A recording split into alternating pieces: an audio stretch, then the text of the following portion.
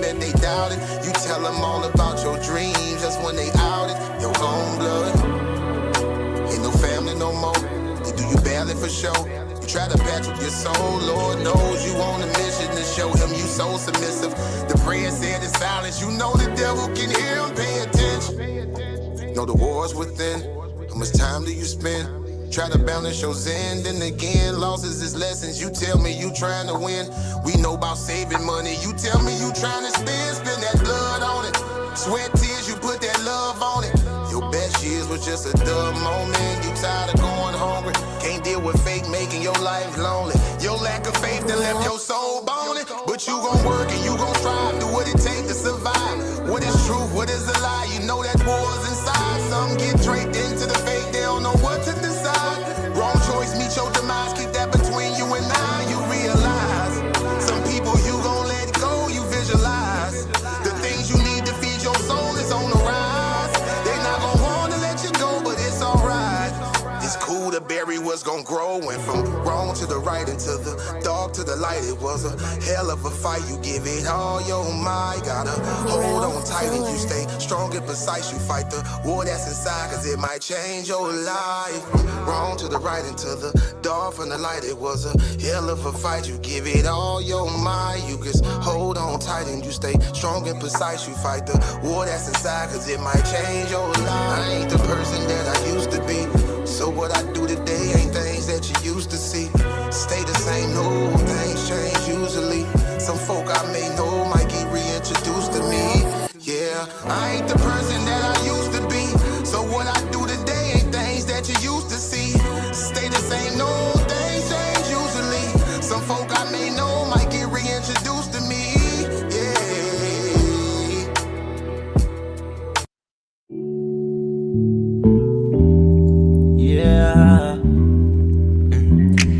Don't be stressing on the dumb shit, cause God is gonna make a way. Just keep going and keep your faith, so you can win this race. This race called life, yeah, yeah. This race called life. This race called life, yeah, yeah. Race called life.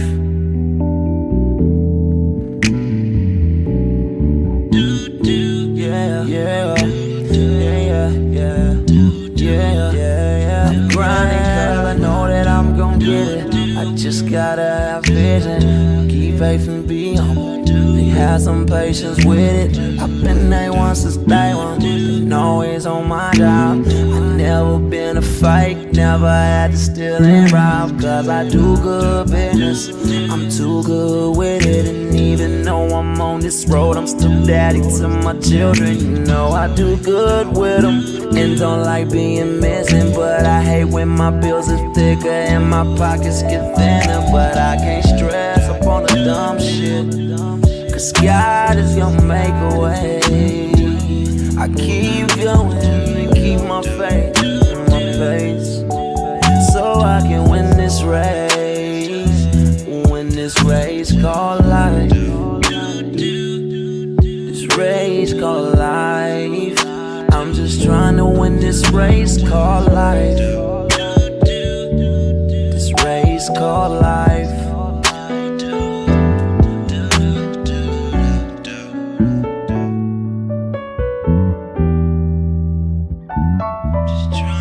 This race called life, yeah. Race called life. I'm just trying to win this race called life, yeah, yeah, yeah. I keep on running in this race called life, yeah, yeah, yeah. I won't come in last place in life, no. No, no.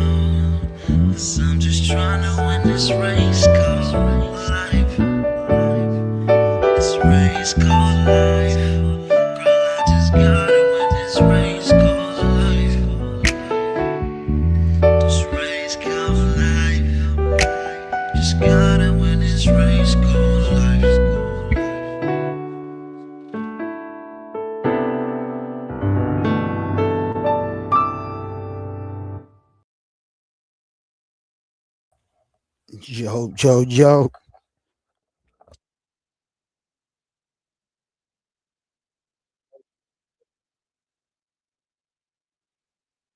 My screen should be sharing. Don't look like it is. How y'all doing today?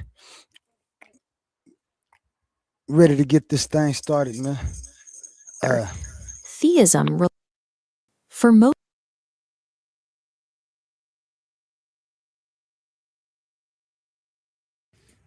What's up, Smokey? Good morning, gentlemen. How you doing? Rise and I shine, had a rise and bad shine. echo. Had Got a little bit of time to kill. Saw you guys were live. Figured I'd pop in, say hi, see what's going on. Yep, check it out. Quantum onlyism. Explain. Can you hear him, Quantum? yeah. All Cool. right. Yeah, you could talk on the computer. It's working. I've never heard of it before, so this will be enlightening. Everybody Yep. doing I'm today, about to man? mute out, and I'm at my Sounds store good. cleaning up, but I'll be listening. He's going to be doing this thing. Ask him anything you want as he's going along. All right, cool, man. Sounds good. Smokey, I didn't even see Smokey. What's that, buddy? You have an echo. Maybe you need to get. I'll drop your phone or get off the phone instead. I have the echo? No, not you. Not you. Oh, okay. Okay.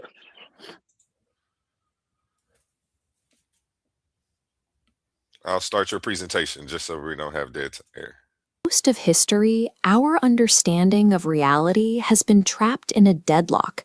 Supernatural theism on one side versus cold materialism on the other. Theism relies on a logical error. We are told a creator acts upon the world, yet deciding and acting are verbs that require a sequence of before and after to occur. It is incoherent to claim a cause acts while simultaneously existing outside the very flow of time required for action. On the other side, strict materialism meticulously catalogs physical stuff and phenomena, but it fails to identify the underlying conditions that make measurement or meaning possible in the first place. Neither side survives a rigorous audit. They skip past the foundational mechanics of existence. Finding a coherent answer requires us to look past the cataloging of objects and instead identify the absolute minimal mechanics required for anything to function. To do that, we start with a single foundational rule, the only axiom. It states simply that nothing exists outside existence. There is no external vantage point, no magical realm beyond the veil, no strings pulled from a void. Because existence is a closed system, it is entirely self-contained. It can only operate through internal conditions that sustain it from within. Once we stop looking for a supernatural person holding reality together from the outside, we realize the actual highest power is the unified internal mechanism that makes existence possible. To find out what that mechanism is, we use an audit method called Know the Ledge. We identify what is absolutely necessary to prevent existence from physically breaking. Our first test subject is time. Forget about mechanical clocks or human perception. We are defining strictly as ordered update, the raw sequence of before and after. If we remove ordered update from the equation, reality breaks immediately. Without sequence, there is no causality, no process, and no ability for anything to happen. The universe freezes into incoherence. Our second test subject is nature. Look past trees and planets. Nature is defined strictly as constraint, form, and boundary. If we strip away constraint, we lose identity. Without boundaries, no distinct objects can form out of the chaos. Everything bleeds into unmeasurable noise. Existence breaks and intelligibility collapses unless both of these conditions, ordered update and structural constraint, are operating simultaneously. This chart breaks down the exact anatomy of reality. Existence, or E, only obtains when a structured state functions under an ordering relation. Time and nature are locked together. Look at the logical claim on the right. Two are inextricably equivalent. This framework decodes thousands of years of vague ancient intuitions. Father Time and Mother Nature are precise functional titles for sequence and structure. Calling them the highest power does not imply intention or a supernatural agent in a costume. It is a stark, impersonal unity.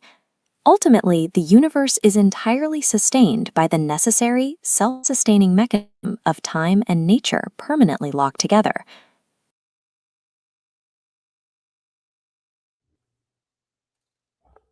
All right, yo, can you hear me, Stanley? I can hear you. Yeah, I can't understand. His name is Smokey. That's Smokey. Smokey, can you hear me, Smokey? Yeah, I can hear you, bud. Yeah. But you can't hear him. No. Oh, he can't hear me. All right, let me leave and come back. Maybe that'll fix it. I think it's you. He needs to.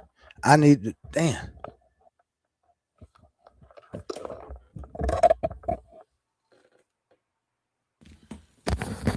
Nah, because I can hear you. Can you hear me? Oh my God. Rise and shine. Everybody. What up, Drew? What's poppin', man? Over here with Quantum trying to get this presentation rolling, man. I think you're having some technical difficulties. All right. Can you hear me, A1? Yeah, I don't think it was you. I think it was him. He couldn't hear you. It's you know what? I don't even think it was him. This StreamYard's been doing this to several people I've been noticing where like someone comes in and suddenly like only some of the people can hear them. It's weird, man. StreamYard's been doing this. It's glitching. Yeah, it's been glitchy. Um, If you have the chance, A1 too, I recommend going and taking a glance at a channel over there called The Christian King. You heard of that before? no, I'm not familiar.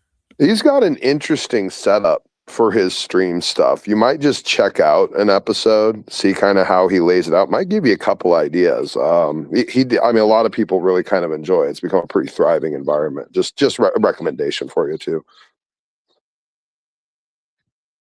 I'll check him out.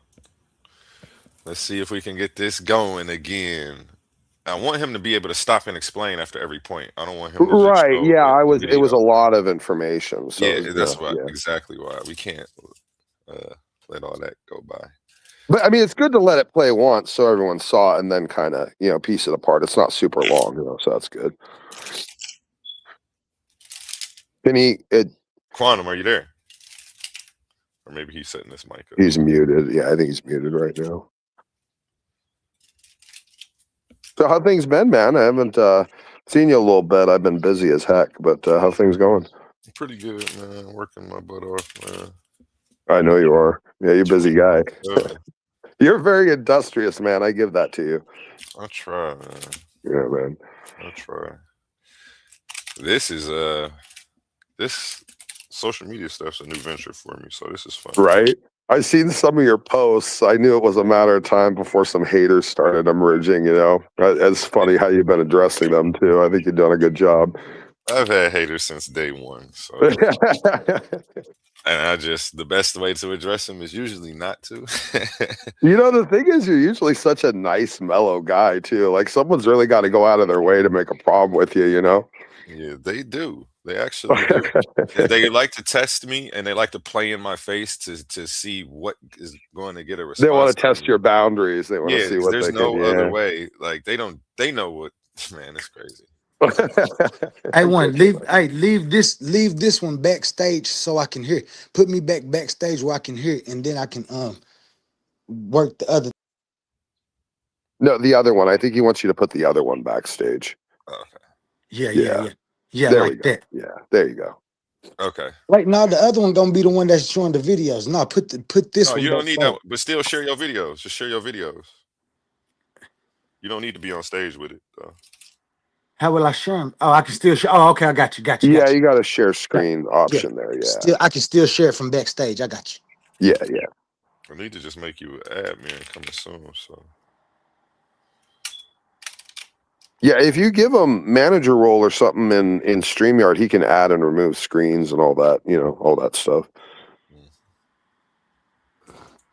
Today we're diving deep into a complete philosophical system called quantum only. Yeah, Smokey, don't let him get too far, man. Stop him with a question. Yeah, tell me whenever you got a question. Yeah, that's cool, man. Yeah, that's cool. Gotcha. But just try to stop and break it down after every few points, though, Quantum. Yeah. Well, then before we start, then let me Well, I I mean, need to I just could say something about the last video you played, 'cause it was kind of talking about how time and nature were kind of locked together, inseparable. And I did think that was an interesting point that I do actually agree with, but it gives me, a different epistemological conclusion than I think maybe where you're going. And like, I mean, we could talk about that for just a minute if you wanted let me to. put Like, that other video. Let me put that video back up there real yeah, quick. that's fine. Yeah, no, that's fine. Yeah, that's cool. That was this one. Okay. So, and just so I can kind of understand, is the concept essentially, and I'm not trying to straw man it or anything, I'm just trying to break it down to simpler terms, that the progression or the sequence, it said something about don't think of it as like from the human perception, but just as, an ongoing series of events or something, or ongoing progressive order of things. And that's what time was. And if you didn't have any of that, then the universe's function would completely break down, which also I actually kind of agree with. So the way that time is structured inside the physical universe is kind of directly, essentially tied to its ability to function and exist. Am I getting that right?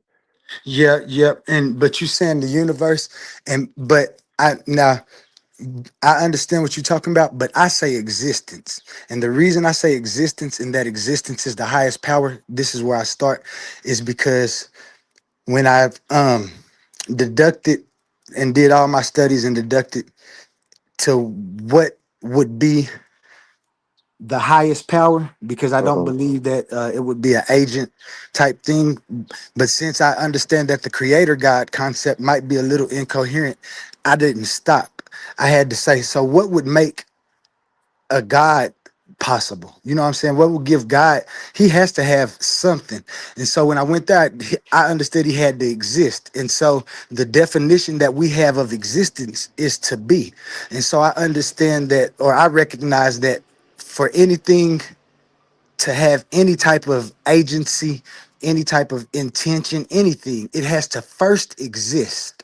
And so I had to go and find out what was existence. And existence is the necessary as well as substantial constitutive conditions of time and nature. And this is the only way, if we use that, this is the only way I can get an intelligible existence. And so what my philosophy does is try to give you answers in an intelligible way with the things that we know. So yeah, you're right with what you're saying. It's just that it's not the universe. You can say it's the universe, but if you're understanding that the universe is the entire existence, but if you're saying that the universe is an existence and that it's within existence, Well, why, well, then- why isn't it? I'm just curious because it sounds like you're saying like there is an ultimate, but it's non-sentient. It's not thinking. It's not rational. yeah, Like, no, all things is to be. If time and nature has always been in some state, phase, or form, then I recognize in from my view that the vector to be is what time and nature does, and it's unfolded and fractalized, and it keeps on. And that's where it, and then we came to the Big Bang. The Big Bang was a phase shift. This phase shift provided what I call the ultimate state of being. And why I call it that, because this is what we need to be. So it isn't just time and nature together. Now it's time and nature in union. Union and nature oh, can you hear me? I might have union and nature are did two. my I mean together and union are two different phase states of existence. You just need time and nature to be together to have existence. The union is when time and nature fractalizes and we get what we call the observable universe. okay, okay. Can you still hear me? By the way, Yeah, I can. okay. I bleeped that for a minute. No, you're good. You're good. So okay, so here one of the issues I have, and probably the biggest one. I mean, there's several directions I could go with it, but like one of my biggest issues is tying time into a eternal state of affairs. And especially if you're defining it as a progress of events or progress or change of states over time or whatever, you do fall into a problem of an infinite regress. And an infinite regress is philosophically untenable, both in logic and also in reality, because there's no anchor point to give a proposition truth. Like everything is just built on the subsequent before it. And the problem becomes then the sequence itself entirely falls apart because there's no time where any one sequence down the line will actually eventually emerge because there's a perpetual infinity before it. So it's kind of like saying, to give it an analogy, if I go to stand in a line to buy a movie ticket and there's an infinite number of people in front of me, when am I going to get to buy my ticket? Well, the answer is never, because I am part of a sequence of a long chain with an infinite regress that will never get to me. Do you get what I'm saying? Oh, absolutely. And that's why infinite regress doesn't even come in my system. That's why I propose that time and nature has always been in some state, phase, or form. If there Yeah, have but the always moment been, you say that, that is the necessary logical entailment is infinite regress. You're no, no, just denying it's part of it, but it's but necessarily entailed. no, it's necessarily entailed if you believe in creation. I don't believe in creation. I believe in formation. And this is why my Well, it philosophy has nothing to do with creation. It has nothing to do with creation. well, it does. If infinite regress doesn't even come in my system because it has no face to show. So then you only can be presupposing that a creation, because if I say formation and that time and nature has always been, there is nowhere for infinite regress to even show its face in my philosophy.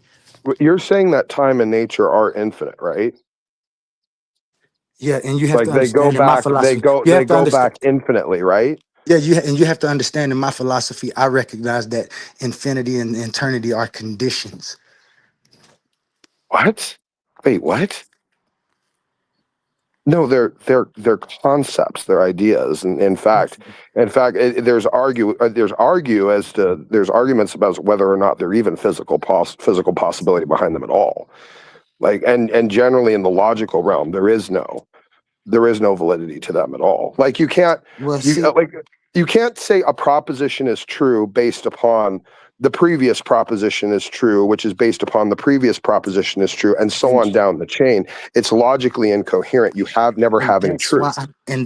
I took out. See, quantum onlyism. I cleared the problem of infinite regress by defining the boundaries of reality and replacing the traditional concept of creation with the mechanics of formation. Because in traditional theology and philosophy frameworks, the idea of creation inherently triggers an infinite regress. That's in those traditional theologies.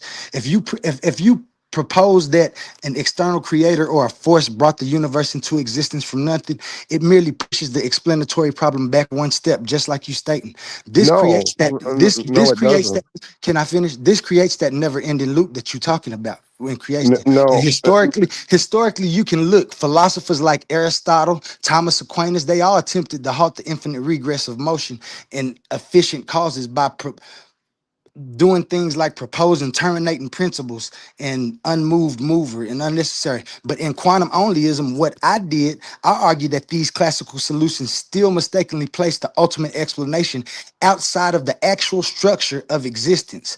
I no, you resolved the don't. logical. Yes, I You do. just I said the resolved the opposite, logic. Can I dude. finish, please? Can I please finish?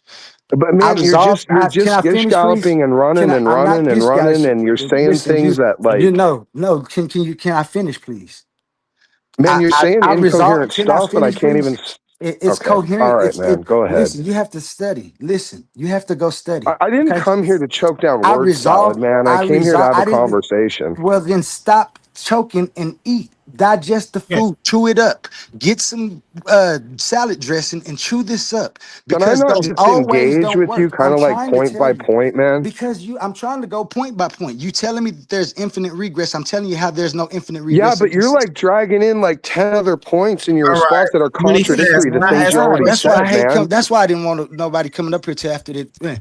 I All right, resolved the I'll take logical off, loop. man. I see what you're I about, man. I'll resolved the take off. logical I get it. loop of infinite regress and onlyism with the only axiom, y'all. I state that nothing exists outside of existence. This takes out creation because existence is a total enclosed field of reality.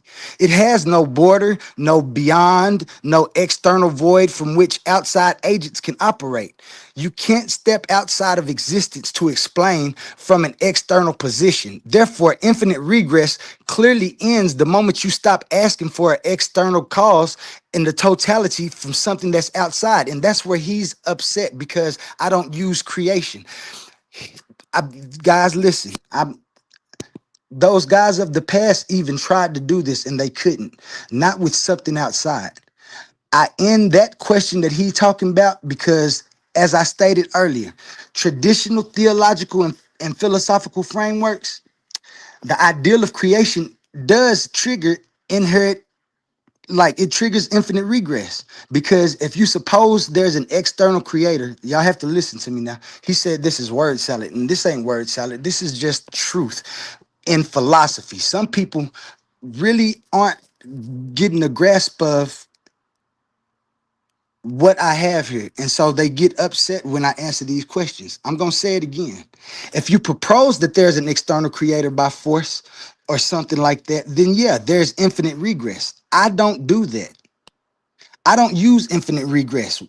I knew infinite regress was a problem. So what I did with my observations and my studies, I resolved that logical loop through a foundational principle that I call the only axiom. This is where I start. If you look at my thing, and he can't come to, he gonna short circuit. I choose formation over creation. It kills infinite regress because existence is the total closed field of what we call reality. It has no borders. There's nothing beyond it. There's no external void from which an outside agent can operate because you can't step outside of existence to explain it for external position. Therefore, infinite regress, to cleanse it and to clean it, I ended it by asking for an external cause and then finding that it's incoherent. So if you eliminate the outside zone, the loophole of the framework shifts from the ultimate question. Instead of asking what created existence, it asks what makes existence functional. My answer is that creation, the ideal of something emerging from absolutely nothingness via an outside force, and I replaced that with formation. This is the internal reorganization and transition of states within a closed system. Under my framework, existence is understood as a self-contained system that serves as its own cause and its own effect. Reality forms through the continuous necessary interactions of God, of time, and nature.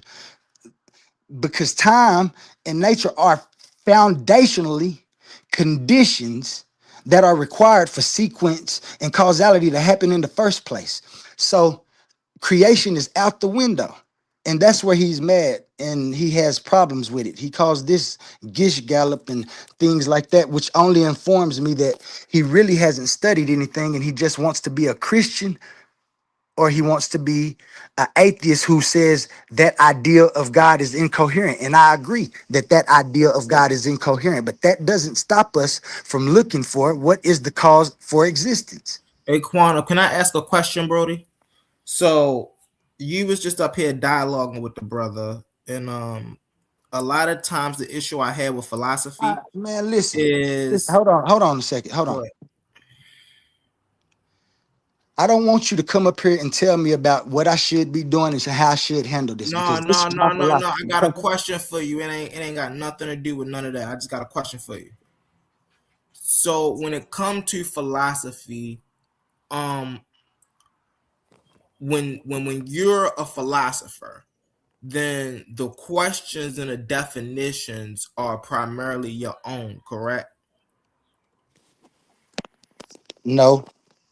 You What I can make mean, them. It what I depends. mean It by depends that on. is It depends on how you want them to be. When you go through and you're trying to explain something, you have definitions. If you have people have worldviews and people have ideas and stuff, and they put labels on those ideas, that's those. Then some of those ideas match. What you right. have the right to do as a philosopher is to form your definitions for your argument What I to just be said. valid. And Right. yeah. All right. So that's the issue I had with you and a brother's conversation. Is the fact that he was trying to create a standardized definition. He was trying to make you go by that standardized definition. When in philosophy, we know as philosophers, we can make up the definitions to suit our argument. Right. So if Yeah, I that's think called time is this and you think time is that, then that's just what you think time is. And this is what I think time is. You can't tell me I'm wrong for what I think time is. right. And then we compare our definitions. We have There you go. debates and we see who's real. And we'll see that my definition of time encompasses that small definition that those simple people had. And what he know, and you might be right about that, but I believe he's mad because I bypass creation and infinite regress. And that gets past his like that just eats him up because he won't form his own philosophical view. He have to eat off what other people have, and they have isms, and this ism beats that. Formationism beats creationism. Why? Because it's logically sound, because it beats infinite regress. And he's trying to tell me, I'm sitting here telling him how I beat infinite regress, and he's sitting here arguing with me, telling me that it doesn't. And I can prove that it beats infinite regress. I have the books to prove it. I did studies to be able to do this so we can get past this. And this gets past the infinite regress. And he didn't have nothing else to say about it except for, no, you're wrong. You're actually saying this. No, I'm not. Get your argument together and come to the debate league. The Titans debate college. I bust your head up with nothing but logic. These are philosophical, logical explanations that we can argue and discourse about all day, every day. In the end, though, we have to answer to who makes the most sense in their philosophical view. I have epistemology, I have ontology, and I have morality. I answer these questions, and people, they get upset because those people in the past couldn't answer them, or what makes you special so that you can see it just because you did nothing, none of that. I have a worldview that I don't agree with them, so I have to form something. I just can't say I don't agree with them, prove that I don't agree and why I don't agree, and then stop. No, I got an argument on how I think it should be if I don't see it that way. Don't get mad at me for that. That makes sense. That literally makes sense.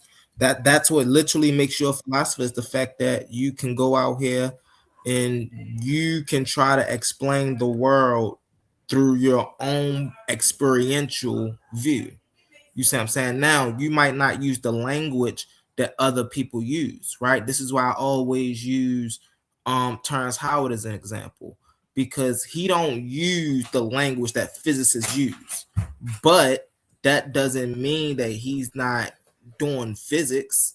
You see what I'm saying? He's just using a more common language. He's just not using all of the scientific standard language. And so and by product, you're pretty much doing the same thing. You're into philosophy, you're just not using a lot of philosophical language. And when people do that, they try to come and they try to bring philosophical language, and they try to say, well, you must stand by this philosophical language.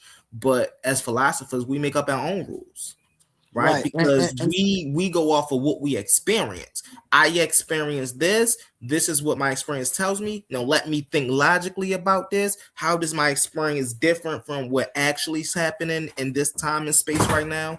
And these are how we draw conclusions. We ask the why. What's the essence of a thing? Right. And so these questions may be different depending on who's asking these questions. So if you asking a question, then again, you say time and nature. If he's asking a question, he might say something different.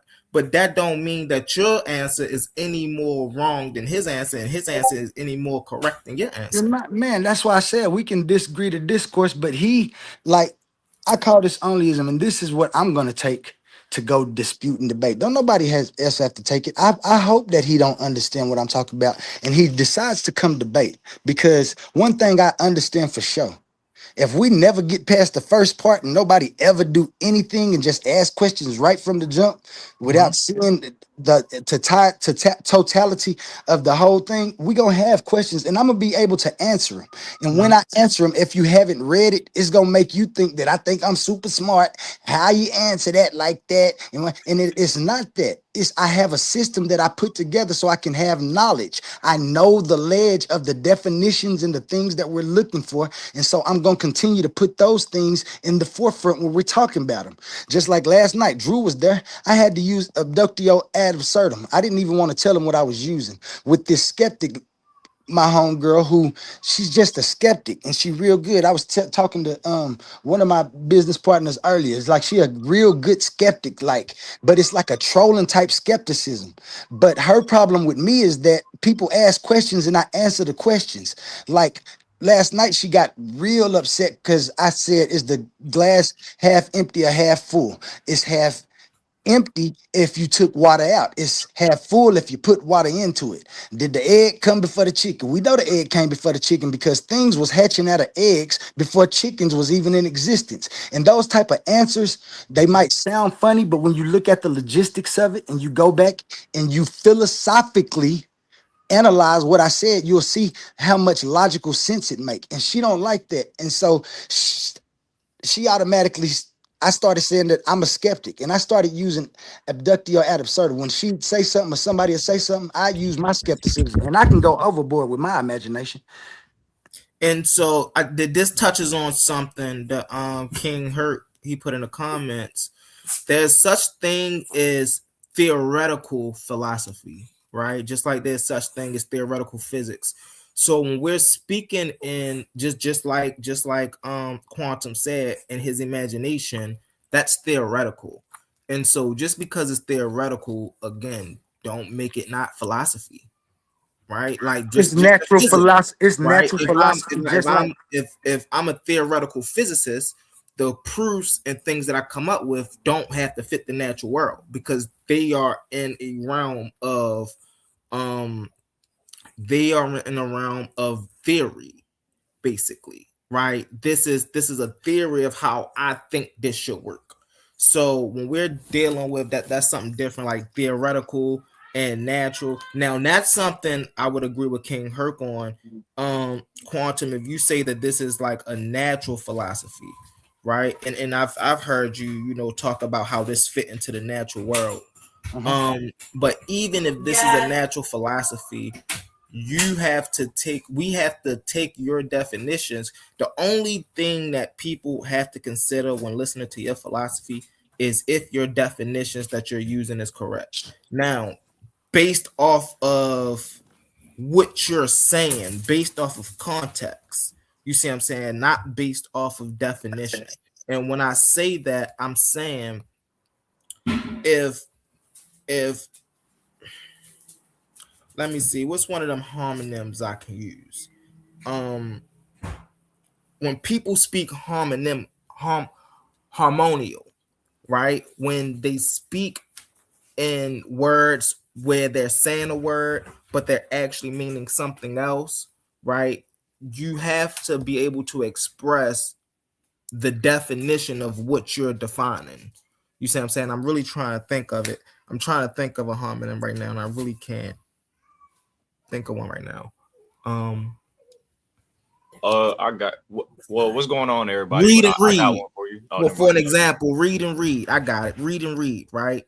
If we're talking about the study of read, right, and I'm defining read as analyzing words on a picture, then people understand that the word that I'm using is in reference to a book and not a plant. You see what I'm saying? But if I'm just using the word read and I'm not defining in what context I'm using read, then people can get confused and they can start placing whichever definition right there that they want to place right there. You see what I'm saying? And then some people's going to come up and be like, yo, well, your context on the word read is out of context because this is the plant. And then now I gotta go and describe, okay, well, I wasn't talking about read in that manner. I was talking about read in this manner. And so I'm gonna land my plane with this. The reason why I brought all that up is because only you do use a lot of words, right? That other, I guess, the Roy Chesses of the world, other philosophers come up and they'll also use. And I don't think that they hear your definitions when you use the words that you use. You see what I'm saying? Yeah, man. I know exactly what you're saying, and that's why I wrote 3 books. And like you saying, theoretical philosophy, natural philosophy, all these 3 books that I got covers all of those. This ain't no lack of nothing. It's robust. I really be feeling offended when nobody has read it and they start asking questions because it answers all of those. I promise you, it's just gonna take you to stop trying to listen to me and go read the books. You'll see the definitions. You'll see that in my actual white papers when I talk about what I use to know how I know knowledge. I use step called know the ledge. This is in my philosophy. You have to first define the definitions of the things that you're trying to explain. This is why I'm so big on time and nature being present, because we have to take our time to see the nature of the things that's around us so we can explain them more. Just like time. When I say time, people actually think about the measurement of time, not the actual time that's being measured. This is why there's space time, time dilation. All of these are Right. aspects of the great time. So that one time is father time, in which all other times exist. And Right. people don't And get so in these type this of things. way, And you have to read these books because it's the fractalization of the things that I'm saying. In divine mechanics, I have right, 38 chapters of pure information for you to go and look at. It answers everything you want to. And then if you right. don't like it, then that's cool. That's fine. But I'm saying we got it out there, man. Yeah, you said something that's important. And it really piggybacked off of what I just said, right? So when you was up here speaking to the brother, you was saying how time was a condition, and he was saying time was a measurement. And you was like, but that's how you're using time. And you broke down time then just like you just broke down time for yourself just now. In that definition that you just used time, for you, time would be a condition in your philosophy, correct?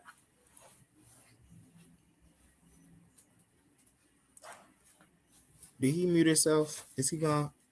Quantum? Yeah, he's muted right now. Oh, he muted right now. Okay. You So was right. Hey, well, my bad. I accidentally went oh out. no, you good. You No, so that's I was right. saying, That's how I And No see it. Love Drew was trying to hop in here too. I heard him oh, trying to go cut ahead, in. no Make sure love, you Drew. pass Go it to ahead, him. brother. Get it in there, Brody. Get it in there. Hey, what's going on? Peace to everybody on the panel. I know I ain't been up here in a minute. Shout out to A1. Shout out to Titans Debate League. Shout out to Humble Mystic. Shout out to Oli Peace, peace. and everybody watching on YouTube. So I like the philosophy Can of you hear me? quantum. Yeah, yeah. Can you hear me? Can anybody hear me? You can't hear Yeah, Oh, we you can Drew? hear can't you, hear Oh, us? brother. okay, okay. Yeah. Drew's talking. Yeah, Can you hear I Drew? definitely agree with that. That's what I was trying to tell him. Like, Can you hear Drew? before anything, I would have watched the video and maybe it explained things. No, His he can't his hear. internet might be messing up a little bit.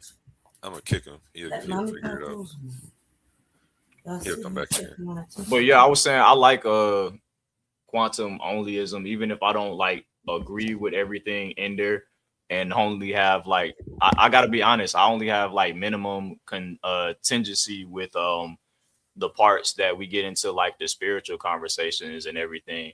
But listen to him and even reading a little bit of like the information that he has sent me, I really can't act like he doesn't have a point, if that makes sense.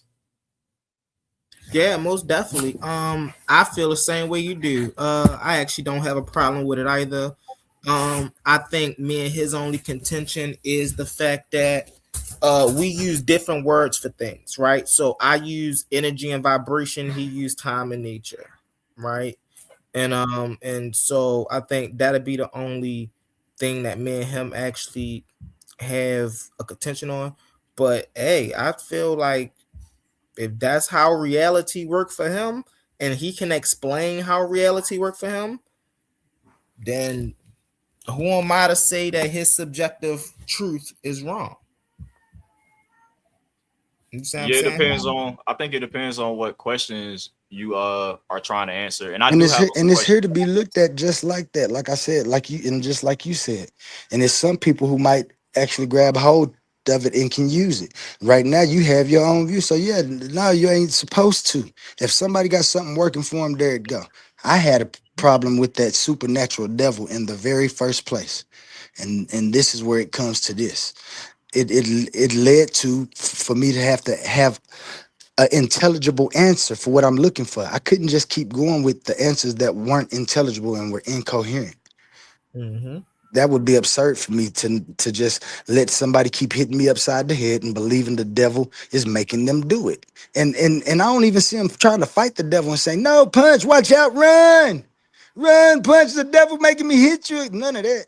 They just walking up and hitting you upside the head. So the devil made me do it.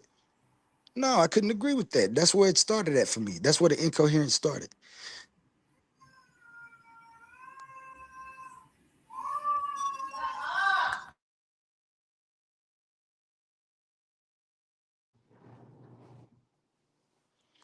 I don't know, man. Most definitely. I Let just, that- it's so funny because for me, I took more of a philosopher stance when coming to like spirituality and things of that nature, just trying to get to the essence of what things is. I really did start out rejectionist, right? After I was in the faith for a while, I, just like everybody else, well, this ain't real, this ain't real, this ain't real, this ain't real. But after a while, when it comes to philosophy, I started to take a more philosophical approach and start asking, well, what's the essence of this thing? What's the essence of spirit? Right? What's the essence of energy? What's the essence of matter? What's the essence of thought? What's the essence of my body? Like what's the very nature of these things? I don't just want to know what it is, because if I ask what's my body, right, it's nothing but an accumulation of cells, right? It's nothing but an accumulation of elements, right? If I ask what's my brain, like all of these things, we could just say these are accumulation of things. But then when I ask, okay, well, what's the nature of this thing? What's the very being of this thing? That helped me really internalize how interconnected life really is. And so this is the issue I have with this infinite regress issue, is the fact that people try to put a finite point on something that's infinite. Like you can't see an infinite system and then say, okay, well, although it look infinite, I'm gonna put a point right about here. No, no, no, you can't do that. That's subjective. Right. So once we take out subjectivity off of these things and we truly grasp the concept that these things are truly infinite, then like you said earlier, quantum, there's no use for infinite regress, because infinity is really a thing. We can't just act like infinity is not a thing. Right. And it's a concept that we know that we can use because we see what it is. And so what makes me upset is I'm like you, but like I said, I took a different route when I started, and that's what makes me stand on my view so much, is because of the steps I took to answer these and to have a logical answer for them when it comes to the whole system. And now and by the way, that dude that said he free on Thursday and Friday, tell him I'll debate him Thursday and Friday and every day and up until those two. Pull back Yeah. up, Smokey, But so we can get a title ironed out. but it's it's just it uh it it led me to questions just like you were saying, and I couldn't answer those questions until I found out that what the question really should be is what makes anything, what gives anything the ability to be in the first place. Let's just say I'm looking at the concept of God. What gives God the ability to be in the first place? And if they say it's God, then that's a circular argument. And this is why what made me, I understood that if God thought about something or said anything, let there be, there has to be actions and things going on, and he has to have some type of realm that he's in to be doing this. This realm has to have ordered updating. It has to have structure. Why do I know this? Because he's ordering and updating his thoughts to make a thought to even say something. And so these type of logical questions have to be answered in some way. You can't just say, well, it's God. You can't answer them questions. I didn't like that. Oh, that's a fact. Definitely when those questions have answers, right? Maybe people just don't know how to go deep enough into the repertoire to answer some of those questions. But from someone who experientially asks these questions to himself pretty much every damn day, there's answers to these questions, right? What is a cell? Right? What's at the heart of a cell? A nucleus. What's at the heart of a nucleus? Right? And these are just trying to get to, again, the nature of a thing. And so a lot of people stop at God, a lot of religious people stop at God because they believe, they, like you said, Quantum, they come from a creationist standpoint. They believe that it all started with God and God created everything else. So then if you reduce everything, you're going to only go back to God. But then that begs the question, right? What if you reduce God? Where do God go back to? Oh no, that's God. So there is no before God. Oh, so basically you calling God energy. Like, that's always been my point with the creation thing. It's like, all right, here's this God you said that created everything. Well, what about the things that exist that God didn't create? Like, God didn't create vibration. It's impossible for God to create a vibration. God didn't create energy. God didn't create matter. You know how we know God didn't create these things? Because these things was always in existence. Right. And we see them transforming But without some hand coming. but humble, a religious person to say that God created everything. That's the point. That's why you can't have How do you you can't. create something that was never created? Well, and then I'll ask you scientifically. Explain to me how energy always was. The first law of thermodynamics does that. No, it doesn't. Yes, the first law of thermodynamics does not break down. Hold on one second, King J. It simply The states. first law of thermodynamics states that energy cannot be created nor destroyed. It can only transmute from state to state. Why? The reasoning being that energy, right, is a sustainable substance. That's not the question, humble. That is the question. That's not what I asked you, brother. What you asked me, bro? I asked you. You said energy always has been. Yes. Right? Where did it come from? It don't come from anywhere. It's always exactly. You don't have an answer. Exactly, humble. Humble. That's the point. Now you sound like a religious person. You can't explain. Hold on. Just like a religious person can't explain where their God comes from, you cannot tell me where energy comes from. You have to start at a certain particular point and come forward. It's the same exact. Exactly. No, but that's the exact point. That's the exact point. Exactly. King. And then we have to put these views up and debate them to see who's make the most logical sense. Well, I bet you mine makes more logical sense than everybody else's panel, to be honest with you. Let's but debate. The point of all of this is one is scientifically verified and the other one isn't. The other is faith-based, right? So you have to believe that God was always here. Energy was always here. Well, no, humble. We don't. Yes. No, we don't. We made it up. Just like humble. We made that up just like they made up the God of the gap to explain it. Hold on, humble. Just like the religious people made up the God of the gap to explain the things that they can't explain. We made up the same thing in science. We have you cannot tell me where energy came from. You can only say it always existed. Your answer will only be it always existed, always will be. You cannot tell me the origin of it. King, but what do you say? I don't know. My answer is quite honest. I do not know. Oh, you don't know? Okay. No, I do not know. A wise man knows when he don't know shit. I'm not going to act smart when I don't have an answer. This is what I'm gonna say. This what I'm gonna say. I'm gonna say this real quick. If there is a creator of all things, right? Then and he knows all things and he's in all places at all times.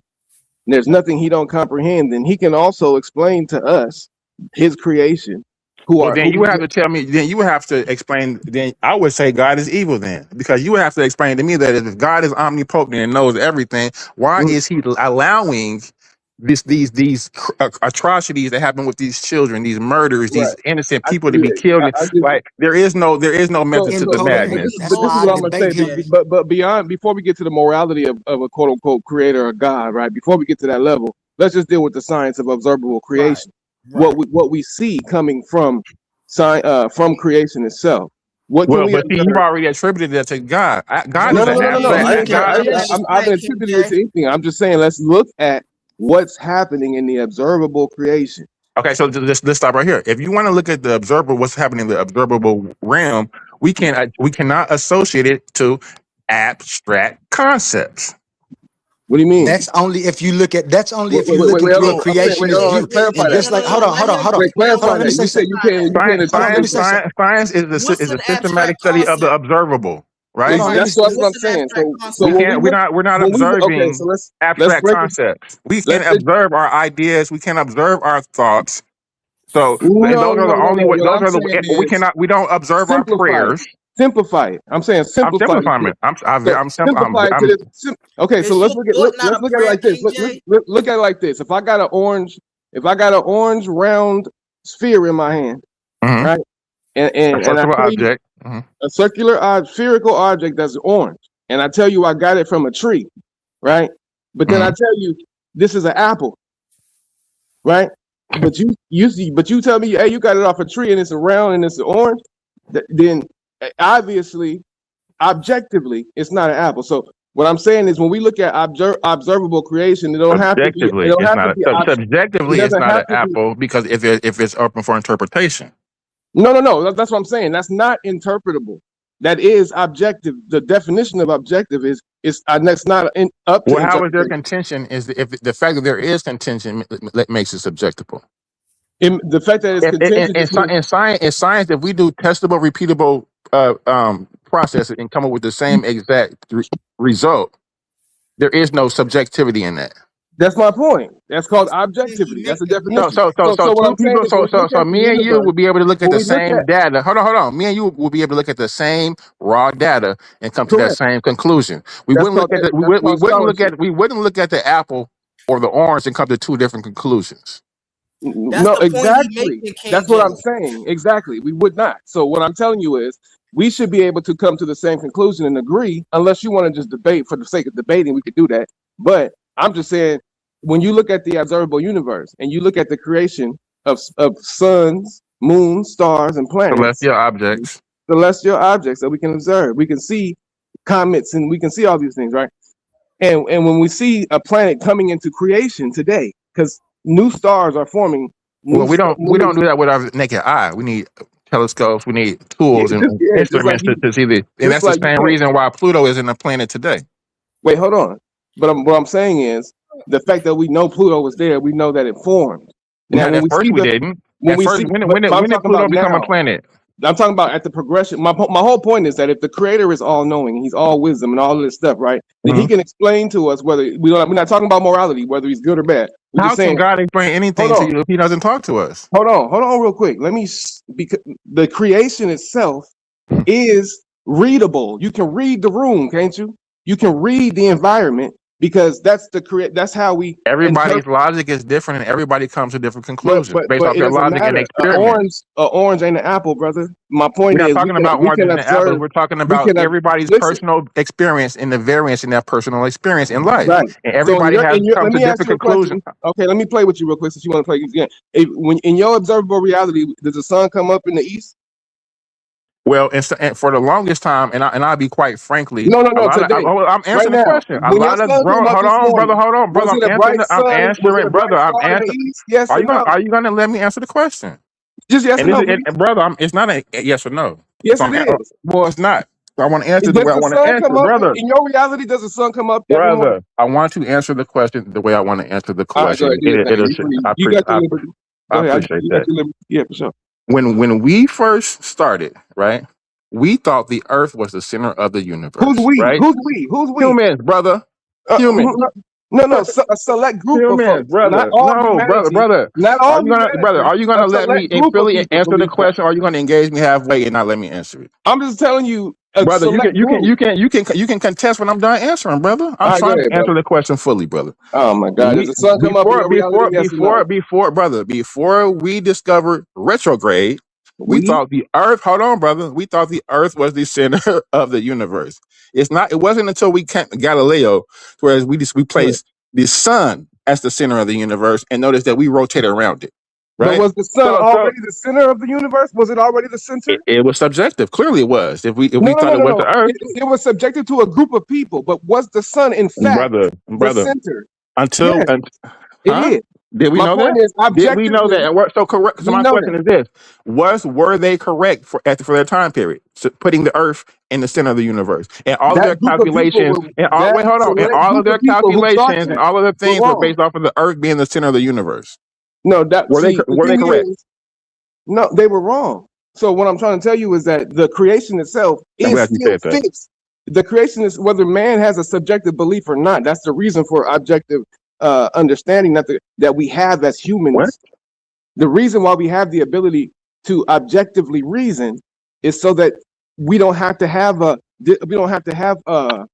weird beliefs. We can have a solid truth, right? Then why do we have? Everybody have different conclusions, brother. You're not explaining this. Hold on, let me finish. Let me rebut now. Before you went on this long drawn out thing, I just simply asked you, in your reality, does the sun come up every day? The answer is yes. The sun does not, brother. The sun does not move. It doesn't rise or set anywhere. Wait, let me slow down. I'm going. You think that? Let me slow down. Let's slow down. You're talking real fast. You're talking real fast because you just suggested that the sun rises. The reality, the objective. Hold on, King J. You gotta let him land his plane, King J, and then you next. Yeah. I'm just saying. Let me slow down some because obviously I'm talking too fast, bro. But the reality, objectively, is that the sun rises and it crosses the sky every day. Whether you brother, no, it doesn't. Whether you hold on. No, that's crazy. So the sun does not rise. Hold on, let me ask humble. Does the sun come up every day, dog? According to our subjective reality, yes. Subjective reality, nigga. Do you see the sun? Y'all grown as hell thinking the sun rises. Hold on, real quick, now you're making me mad. Now you're really making me mad because you're being dumb. Does the sun? No, brother, your statement is dumb. No, the sun does not rise and set, idiot. Hold on, one second. My nigga. Time out. See, this is what I'm saying, man. I can't be having these dumbass conversations, dog. I'm really trying to get to a real point here. How you think you feel? How you think I feel when it's my show and I can't even comment on my show? The incoherence start when you even think about think about creation. Everybody don't look at creation. So what you need to do is, if you say that God is a creationist and I say that existence is a formation type system, we need to debate that and quit going on because your incoherence is supposed to keep. I'll take on any debate right now today. I'll stop what I'm doing today. We can set a debate right now. Not you. Who is that, King J? No, that's the other brother. Nigga, the false God killer, nigga, create a sun. The false God killer, the person who just said the sun rises and sets. Nigga, I'm looking in the sky right now at the sun. Nigga, what the fuck is you talking about, weirdo? Brother, you slow. Brother, you a grown-ass man thinking the sun rises and sets. You can't be that slow, brother. On my channel and acting like that over here, man. That's crazy. What the fuck is wrong with y'all? Now y'all got me cussing. Act like y'all know where y'all at, man. Yeah, that's crazy. My bad. I don't think my nigga. The thing is, so stupid to act like the sun is not in the sky right now. How are we arguing about that? But nobody arguing about the sun being in the sky. We're saying that you're slow for suggesting that the sun rises and sets. All right, hold on, y'all. That's what I'm laughing at you about, because you a grown man suggesting that the sun rises and sets. No, I'll secede to your dumbass, nigga. Okay, the sun is in the sky. Why you steady cussing, brother? You can disagree respectfully. All right, respectfully, let me stop cussing. But the sun still is in the sky. The sun is in the sky and it does not rise nor does it set. It's being in the sky is not the question. You're making the assumption. You make the statement that the sun rises and sets. It does not, brother. My whole point is that when you go outside, you can see the sun objectively with your two eyes and your numb skull, and it's up above your head in the air. That's objective reality. That's not subjective. That's not something I believe in. Nigga, I'm looking at it. Okay, well, it is subjective because you came to the wrong conclusion. Hold on, really fast. No, it's not subjective. Hold on, Prince Cosmon. Hold on, Prince Cosmon. So the reason I said subjectively is because when we look in the sky from our vantage point, right? Anybody, right? We'll see the sun in the sky, and there'll be parts of the earth that see the sun. There'll be parts of the earth that don't. And our vantage point that looks like the sun is setting and rising. What is actually happening objectively, though, is the sun and the earth are rotating around one another. So okay, so now let's get to the point I was saying. Humble. The sun doesn't rotate around the earth. Hold on 1 second. What are y'all talking about? Hey, bro, you're the weirdo, King. You're the weirdo, bro. Nobody else is weird up here but you.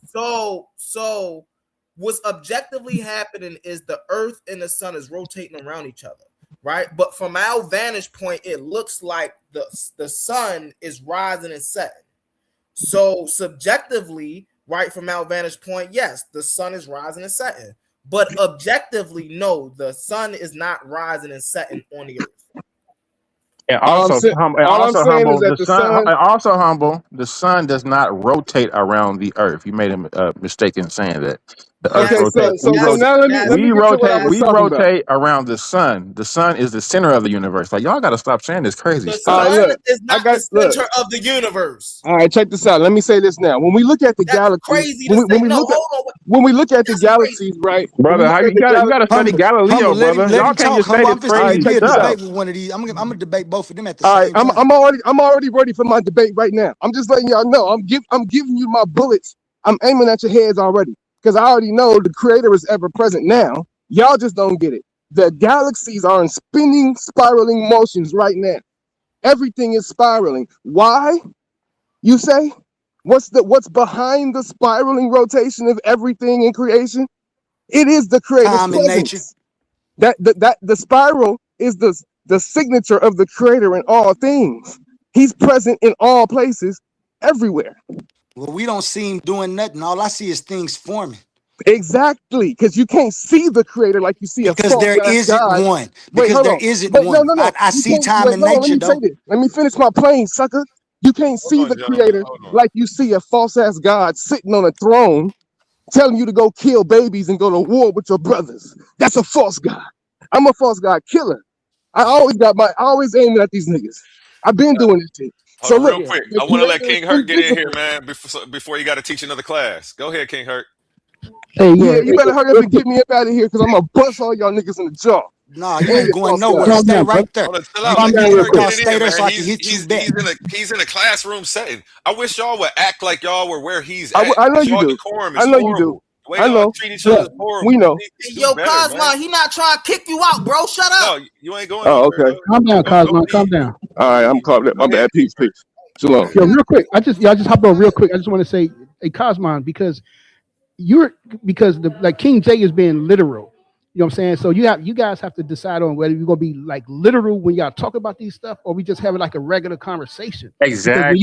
When you was talking about the earth going around the sun or the sun going around the earth, I mean, he was combating. He was That's elementary, bro. That's elementary. My kids know that. But wait, the thing was that he was being literal about it. But we all know that, you know what I'm saying, the earth, the sun doesn't go around the earth. But it's just like your sun doesn't come up and all that stuff. We know that. But I mean, sometimes you just can't be literal when y'all having these conversations. I was trying to show what objective is. You know what that's it. That's all I want to say. I gotta go. That's all I want to say.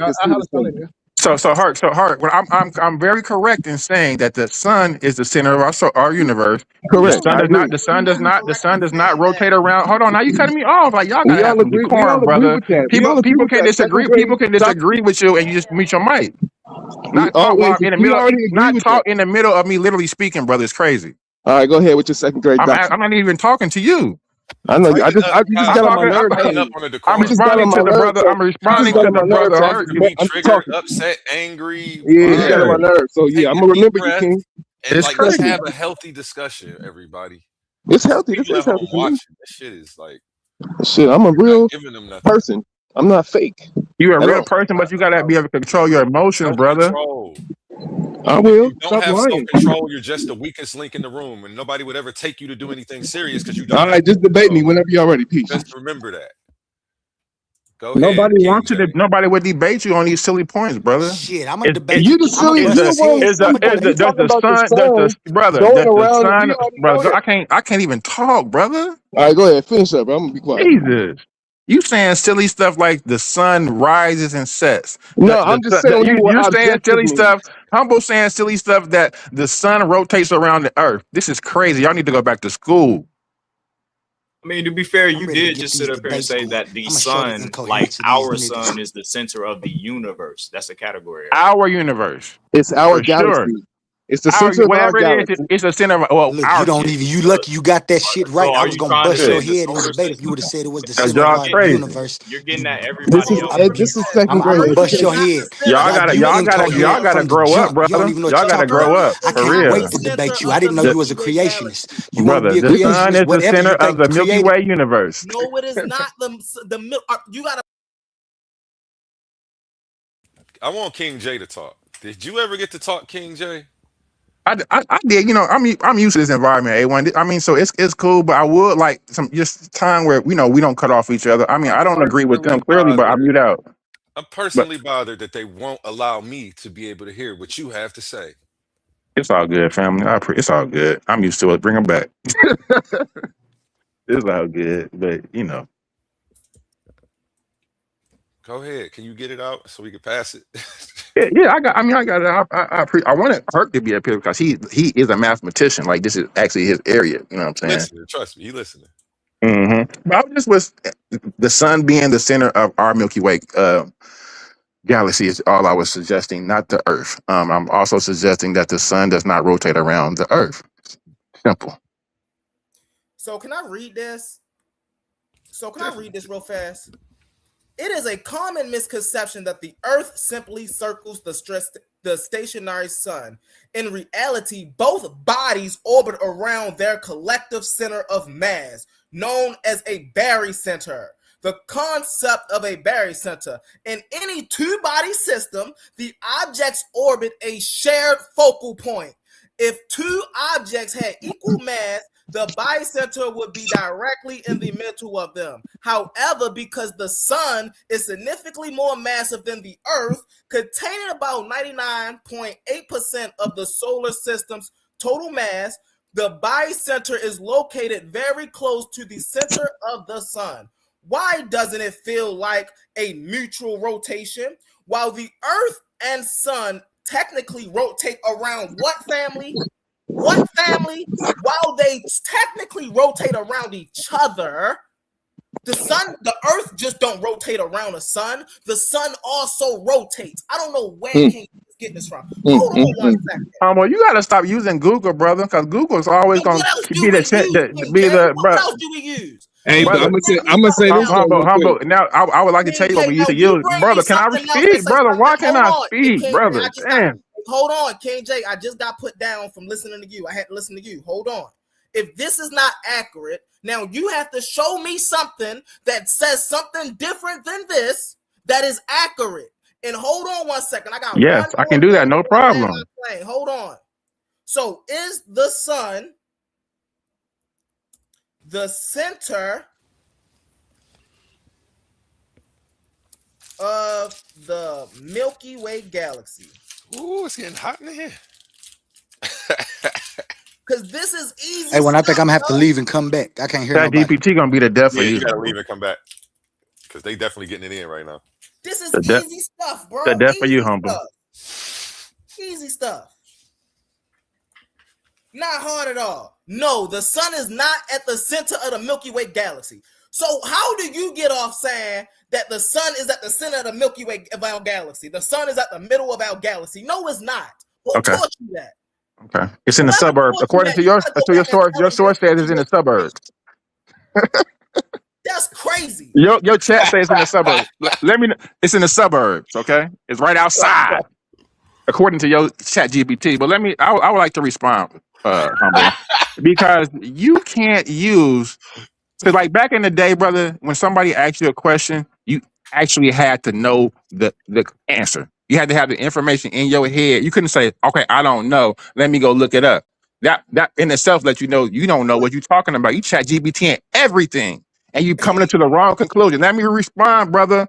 I'm not finna sit here and play with you and make you act like and let you act like the sun rotates around the earth because you chat GPT and came and didn't know what you was reading, brother. We live in a heliocentric model, right? I'll walk you down. Hold on, brother. I'll walk you down. We live in a heliocentric model from the Greek helios, meaning sun. And this model, particularly, the Earth rotates on its axis, which happens every 24 hours. The Earth revolves around the sun. It takes 365.25 days to complete one full orbit around the sun. It's called a year. This Jesus Christ. shit, And bro. this heliocentric model, right? The Earth rotates around the sun. The sun is the center of the solar system. This is the model that we live in. The old model, the old outdated model was called a geocentric model. And it's when the Earth was the center of the model, the Earth was stationary, and the sun rotated around the Earth. You don't know what you're talking about. So now, with that being stated so eloquently Just for by my brother, clarification, I did have a question. with that being stated, I know that. Go ahead. Go ahead. I'll No, jump you back good. in. You good. Go ahead, No, bro. you're You actually good. right. Who cares about my information? No, go ahead, bro. No, I'm serious. I I would like didn't. A1 to You did me chime a in on favor. this because No, you A1 did has me a a favor. very logical mind. Yeah, but you Yeah, did he me a is favor. I'm logical. He not is supposed Virgo. to Virgo's interject. the Y'all most logical interject. sign of the zodiac. He should He's the know. most logical, I'll talk to and it's going y'all to be like behind the circular scenes. without his interjection, I think. It will be, but I'm gonna let it go. Go ahead. I'm gonna ask you behind the scenes though. I'll talk to y'all later. All Listen right. to y'all. I was gonna say, but just to say what you said, because going back to the blueprint of all creation, whether we talking about the Earth's rotating, the sun rotating, the galaxies rotating, everything is rotating. The question is why, and what generates the rotation of all things. Even your hair follicles coming off your nappy, But it's your rotating on its brother. own axle. I'm saying But it's not. even You down understand to that it's rotating on its own axle and it's not moving out of place. That's what I'm exactly. So saying. what? Okay. So I how get is the sun on its axle not moving around the Earth? Explain that. because And remember, there's other planets too. exactly, which are all rotating. Vortexian current is the reason why everything is spinning on their axis I don't even agree with you, and he the one who said it. and subject to their orbits. It's all rotating. Even the very fingerprint on your thumb is in the shape of a vortex, a rotating spiral, because that is the very signature of the creator who is ever present and unseen in all things. You can't see the creator like you see a man sitting on a throne. No, the creator is invisible, but yet ever present and knows all things, and he feels everything that you feel. See what I'm saying? So the reason why the colors are green and blue and purple is because the waves are spiraling. The sound waves, the vibration that Humboldt was talking about, that very vibration is in motion because that's the creator's energy. He is everything, the source of all. I'm not talking about a God in a Bible or a book sitting on a throne somewhere. We gonna be gods one day. That's why we having these deep conversations about creation, so we can get to an understanding that's comprehensive and systematic, that we can really teach scientifically to our kids.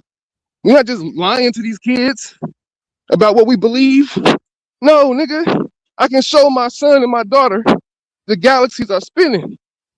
You know what I mean? I can show y'all this. Show you your hair. And then I can tell you that that's the creator's signature, so that you're not connecting yourself to some deity that's saying he a jealous God and a man of war. No, we don't fucking worship no lords, gods, or saviors. The creator only over here. You dig what I'm talking about? And all of us are brothers and sisters, sons and daughters of one great spirit, who was with all men, China, black, Mexican, everybody. We all brothers and sisters to help each other learn of the creation and love each other in harmony. It's everywhere. You know what I'm saying? Peace is everywhere. Love is everywhere. You just gotta choose it. Why? Because the creator is all of it. He loves all the love. So That's all I wanted to say. I ain't trying to tear nobody down. You know what I'm saying? But if you want to debate me and I can show sources, because I got sources too, scientific, spiritual texts. I ain't just up here talking shit. You know what I mean? So yeah, that's all I'm saying. When you're looking at yourself in the mirror, know that you are a son of the Creator. He gave you to be the best person you can, to learn all you can, debate everybody you can, everything, question everything. Don't just believe in no books, nigga. Hell no. I'm gonna read it all, but the greatest book for us to read is the creation itself and yourself in particularly. You know what I'm saying? So that's all I gotta say, man. Peace to A1. Peace to the Titans Debate League. You dig what I'm talking about? Y'all follow your boy Prince Judavon Cosmon on my YouTube channel. Salute to the Credit Gang. You already know Cosmon Cal, Saint La Shalom, Malachi Maccabee, and Big Bro Daryl Cosmon. We do this thing all day, every day. It's a blessing to be in y'all presence. I love all y'all. Deed and the truth, man. Y'all stay strong, stay solid. Don't back down from no false ass gods neither. It's false god killers all day. Let's get it. I'm out, man. Bless up, y'all. Peace.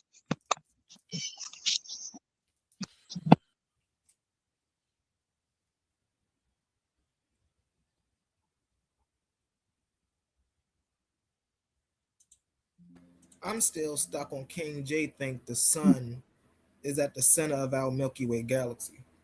Brother, I'm still stuck on you thinking that. I'm looking at this stuff like, wow, this brother really thought the sun rotates around the earth. You do know, humble. And when it comes down to mass, we talking about. Hold on, brother. We do know when it comes down to mass and gravity. When it in regards to physics, the smaller object always orbits the massive one.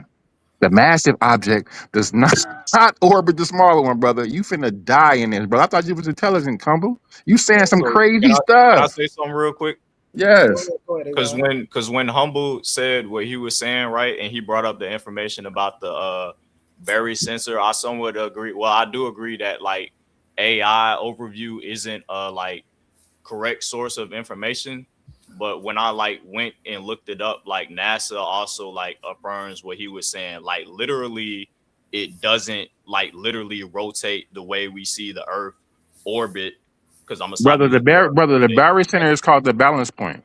So when you look so hold on, brother, I'm answering the question because both He of y'all didn't are finish. He never finished. okay, He was okay, actually okay. trying to teach you something, but you didn't. You Yeah, ain't I gonna get wasn't. it if It you cut wasn't him off. even a question. I'm just letting you know Oh, what it I wasn't a like. teaching moment. It Well, wasn't a teaching moment. he's You agree? He's But attempting. Let him attempt. Okay. So I'm trying to bridge the gap between what both of y'all are saying, right? That's all I'm attempting to do. I understand, Because you but in saying that that based attempt, upon you're. like, all right, bro, you got it, bro. You know what I'm gonna I'm say. just saying because in that attempt, you're trying to rationalize nonsense. So the Berry Center, right? They said to an observer, it looks like the sun is standing still while the Earth circles around it because the pivot point is tucked around. It's tucked away inside the sun's core. So there is no Earth rotating around the sun, brother. This is common sense, and we too grown to be talking about this and to even thinking that. We too grown, and it does get frustrating because we learned this in middle school, and you're suggesting that the smaller object, you're suggesting that the larger object is orbiting around the smaller one. No, that's not what I was suggesting. But I'm you not. I'm can. not talking to you. That's what humble is That's suggesting not because what he said nobody is suggesting. humble. You said humble. You said humble. You said the sun rotates around the earth. I said the earth and the sun rotate around each other. Right. So that means humble. You're saying it. So that's what you're saying because the the sun does not move. What Drew just read is exactly what I just read. Humble. The sun now doesn't bring move. your source that disagree with me and Drew. Bring your source. No more filibustering. Bring your source that disagree. I'm reading my with me and sources Drew. now. I can jump on my laptop and you probably won't even chat GTP ever again. The sun is the center of the Milky Way galaxy. Brother, so y'all gotta understand. Hold on. I need to talk with more people like in this field because when I said the heliocentric model, that was anybody who's scientific, that was the reference to why our sun. Hold on. to why our sun is the center of our universe. It's called the heliocentric model. The previous model was the geocentric model. If you're not familiar with that, then you need to study, because this is like we've been using. Hold on, because we've been using this heliocentric model since Galileo. And if it's 2026 and you're not knowing that we use a heliocentric model, which says the sun is the center of our solar system, then brother, that's what I'm getting at. It's the center of the solar system. Not the That's the first time you said brother, it right. our solar system, right? Correct. So in this solar system, our sun is not rotating around the Earth. And I didn't say that though. Do you brother, so I'm not talking to you, brother. I don't even know who you are. I'm not talking to you. I'm talking to Humble, the person who said it. You keep don't even know who you are, brother. You interjecting yourself in this conversation, brother. I'm not talking to you because I don't even, brother. You interjected yourself in this conversation. That's my whole point. And you don't have a point with me because I don't even know what you're talking about. I'm talking to Humble. Okay, let's ask everybody else on the panel if they. I'm talking to Humble, brother. You keep interjecting yourself, and brother, it's not your turn to talk. It's not your turn to talk. Is my point. When it was my turn to talk, you interrupted. Well, you can't, brother. Okay, now I'm speaking. So go ahead. I'm gonna mute out, brother. I'm gonna lead by example and show how adult acts on a panel of grown men. I'll mute out and let you finish, and I'll respond. You was talking the whole time. Okay, whatever. Like I was saying. Well, I already said what I was saying though. Okay, so now I'm responding. So you asked the question.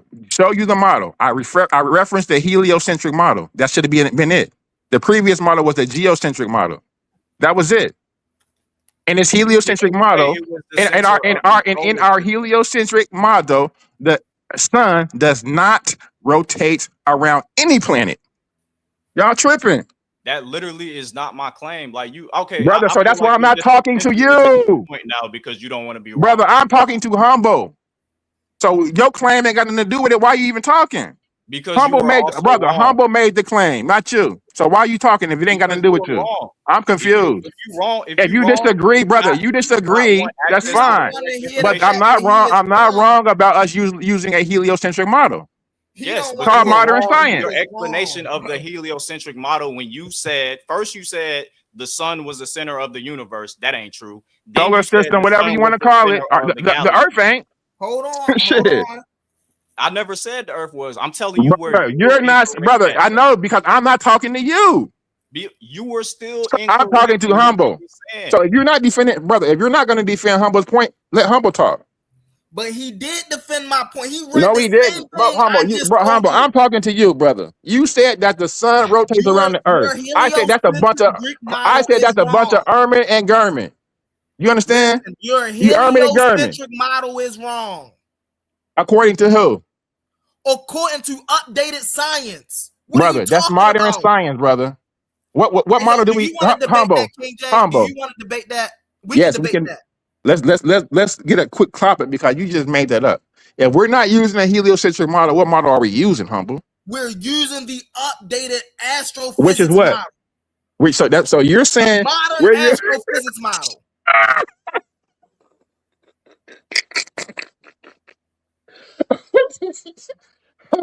Wait, Humble. I'm taking notes, brother. We're not using the heliocentric model in science no more. That states that the sun is the center of the solar system. We're using. I'm writing this down. We're using an updated astro what model?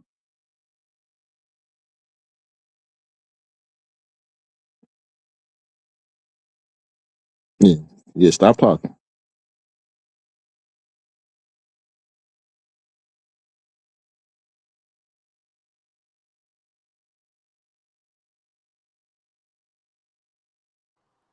Y'all done?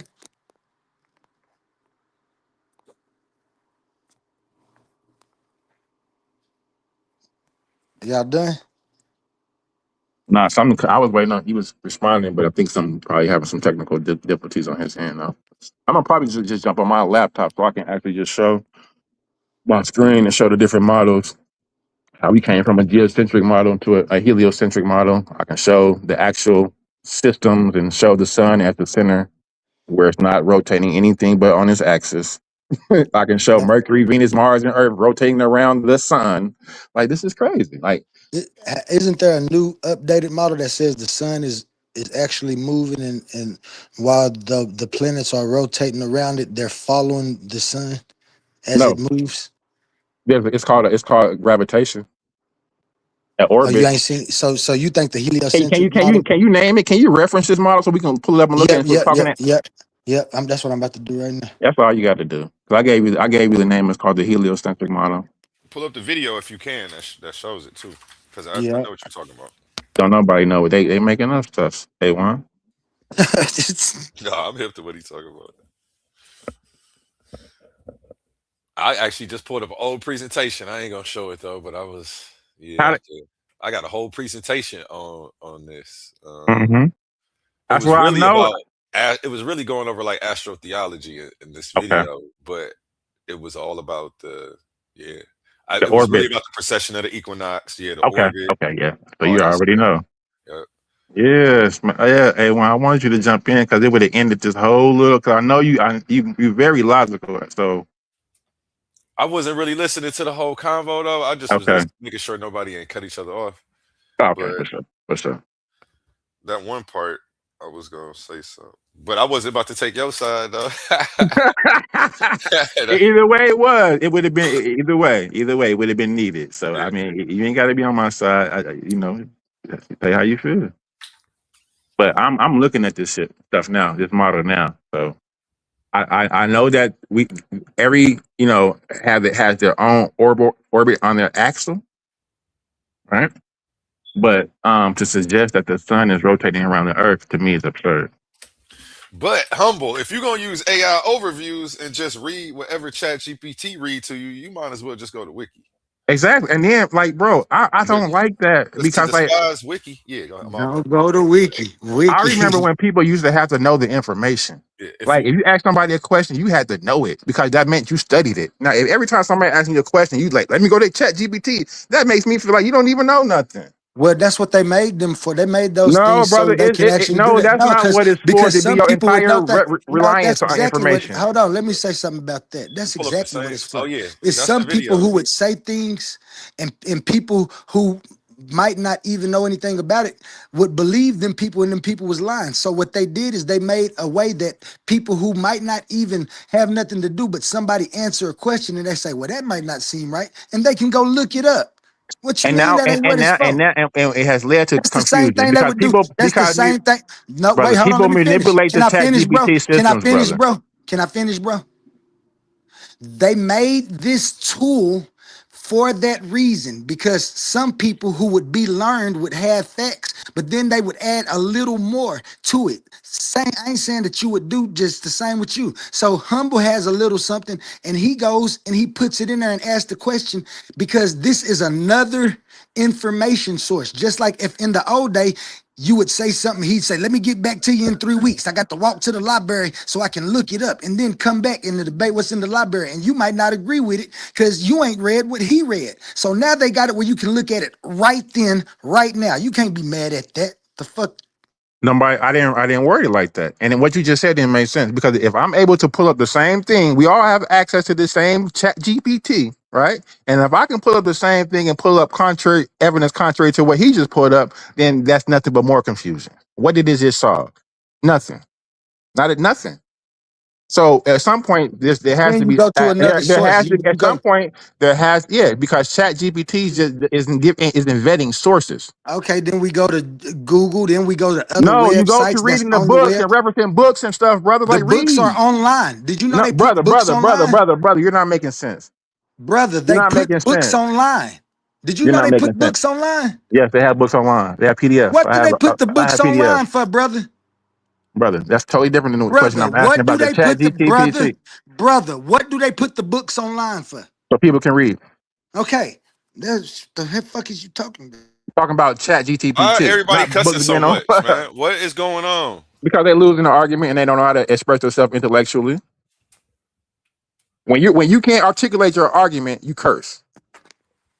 Come on, that's just how I talk. That's natural. Sometimes I don't even be thinking about Nah, it. you can't articulate Ain't no yourself cuss word. I wasn't intellectually, so You cussing now you sound at just you. cuss. frustrated. You sound I ain't cussing. frustrated. He can't articulate himself I don't in know that what it moment. sounds. It is frustrating to listen to this because mentally It's called transmitted cognitive dissonance. infections Cognitive are dissonance is trying what to you're trying to take say. over. These these mentally transmitted infections are trying to take over, and to combat those, I have You to don't use even know how to logic. articulate your argument correctly. It's crazy. So the only thing that I'm suggesting is this: that ChatGPT is the death of us, brother. You know what I'm saying? There used to have to It be an is. actual time where you had to know the information. That meant you Yeah, studied. That meant that yeah, yeah. if somebody, I'm just telling you how I feel. If Right, somebody, right. every time you ask me a question, you got to go GTPP it and chat GTP to it, that means you didn't know it. That means you didn't know it. Would Now, they if know it's it after they chat GPT? now, if we're going back and forth and then there's some contention and be like, well, look up this fact, and we look up and fact check something, that's totally different than making your whole argument based off of the chat GTP response to your question that you uh, um, wrote a particular way to get a certain answer. Like that's I, I don't, crazy.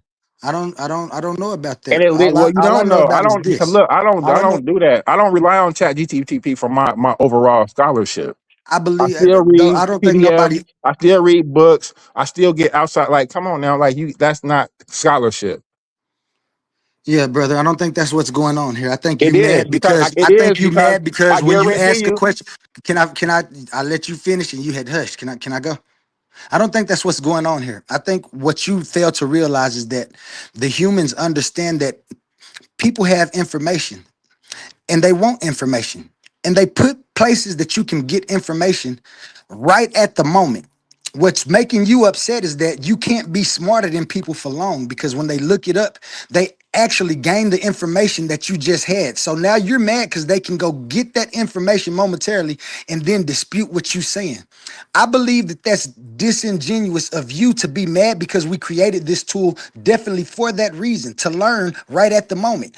Okay, so what? I didn't know about the full thing that they saying, but I think I've heard something and you wrong. And then we go look it up and I prove that you wrong because of what I heard, because now we got the information right here in front of us. You mad about that? I don't understand why. You say that books are on the internet to read, information is on the internet to read, but yet you mad when people do it. How long do you think you want to be right, or do you want the argument to go? You should, as an intellectual, want people to be able to go get that information right at the spot so they can prove what you talking about. Because I guarantee you, if they ever look it up and chat GPT agree with you, you gonna be happy. I'd rather than read a book or I already Yes, knew the sir. information. So Hey, I'm read like the book I'm showing like online. so look I'm showing my screen on this computer that you're talking so much about, right? Now if you can see my screen, you see it says sun-centered solar system. The sun is the center. We see the Earth rotating around this. Now in this model, where would it be the sun rotating around the Earth? This is what we're actually talking about. So Now, this is a so false dichotomy. I don't know why you see this hold on, dichotomy. humble. Give me just a second, then you can Now you're have it. looking at Now, the model. now, now you We're look now. talking Hold about what on. we're seeing on the chat GTBT. See, I guess what you fail to realize is that humble say, okay, that's that model. Now there's other models, because that model ain't the only model. So he came with Yes, it this is. model. Yes, Look, it is. no, He no, doesn't it's not, show the model. because here goes a model right here. What model? The model where the sun is moving. Brother, what's the name of the model where the sun moves? Let me get it I'm for you looking right at now. mine is the heliocentric model. Okay, let me look at this. You see what I'm showing? The heliocentric model. Yeah, let me go back and find You what see the where it model says called. that? Heliocentric Yeah. model. It says the Earth rotates on its axis. The Earth revolves around the sun. You see that? Uh-huh. The Uh-huh. Earth revolves around the sun. Model, heliocentric model. Actually, the graph right here shows the actual sun shows the actual rotation of the planets around the sun. Now I'm waiting on your model. King J, you just said we too grown for this, bro. How I you know. gonna pull up this outdated Hold on, model? hold That's on, crazy. humble. Heliocentric, Hold on, humble. It's called the modern H science. E. Listen, this model is called the HELICAL model. You look it Show it. up.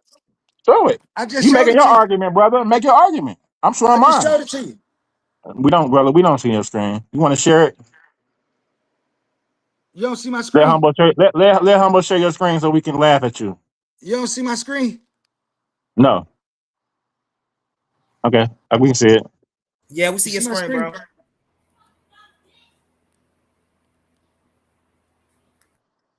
You ass white? I mean, past guy. Now, what are you showing? What are you showing, and what's the reason for you showing it? So I can bust your head. This is the helical model of You the can't even solar pronounce system. it. So, brother, you The can't even pronounce helical it. That lets model. me know that The you're not familiar helical with model. it. You just The Googled it. helical model. I'm actually You familiar can't with even it. How did I pronounce bring it. it up if I wasn't familiar with it? Our You just solar typed it system is a in. vortex. This is the vortex model that the sun moves and the planets follow it. And this is the model that we use in modern science right now. This model. No. So what This you is bring it up, oh dummy? They don't use what you mean. What this is? You said, is Brother, there we another model? talking There about are some people. Yeah, there's people that use that model. brother. What do you mean? Yes, there's people I that use that resign. model. I respectfully just stop. Thank you. Yeah, I Because would too. I why are you respectfully take showing your it decline if we're not because you using it? said there's no other models that out there that people go by. There Brother, are. no, but brother, there's not. We go by in modern science. We go by the heliocentric model. All other models are outdated and they're not used. I just showed you. This is a Brother, we newer don't, brother. You're model. not. This You is show, this brother. is You a newer show us model. a model This that we model don't is newer. use. This model We don't is use it, brother. updated from the We don't use heliosync. it. Yes, we do. No, we don't. Yes, we do. Well, why do they got it? They There's made it plenty of up. people that used it. No, we actually do use it in a bunch of various different fields and how they design planes. A bunch of stuff takes this model into account. I can't wait to debate these. I've been And so we use. So we use. So do we? So we use it to discover the universe? No. Just look it up. I can't wait to debate these guys. I wasn't familiar with the sun sitting still and not moving. Like I wasn't familiar with the one you were talking about. Well, it's the old one, but I knew that. I just automatically knew that the sun moves through space, and they were saying how fast it goes. They got like a whole thing because they are using that to debunk the whole flat Earth thing. So that's how I know about that because it's a whole counter argument. Moving with the sun? It's a whole counter argument that they're using with modern science. That's the only reason I was privy to it. Because they were using it to debunk the flat Earth stuff, so that's how I came into it. But exactly, A1 and question. Because y'all not making sense, brother. You're not making sense. I'm not making sense. So what we're doing, you're not making sense in suggesting that this model that the brother brought has replaced the heliocentric model. Has it replaced it? Yes, put me on the big screen again. Brother, hold on, put me on the big screen again. Put me on the big screen again. It's a simple question, brother. The model that we use in modern science is called the heliocentric model. It states that the sun is the center of our solar system and it rotates on its own axis and the earth revolves around the sun. That is the model that we use. Has that model been replaced? Yes.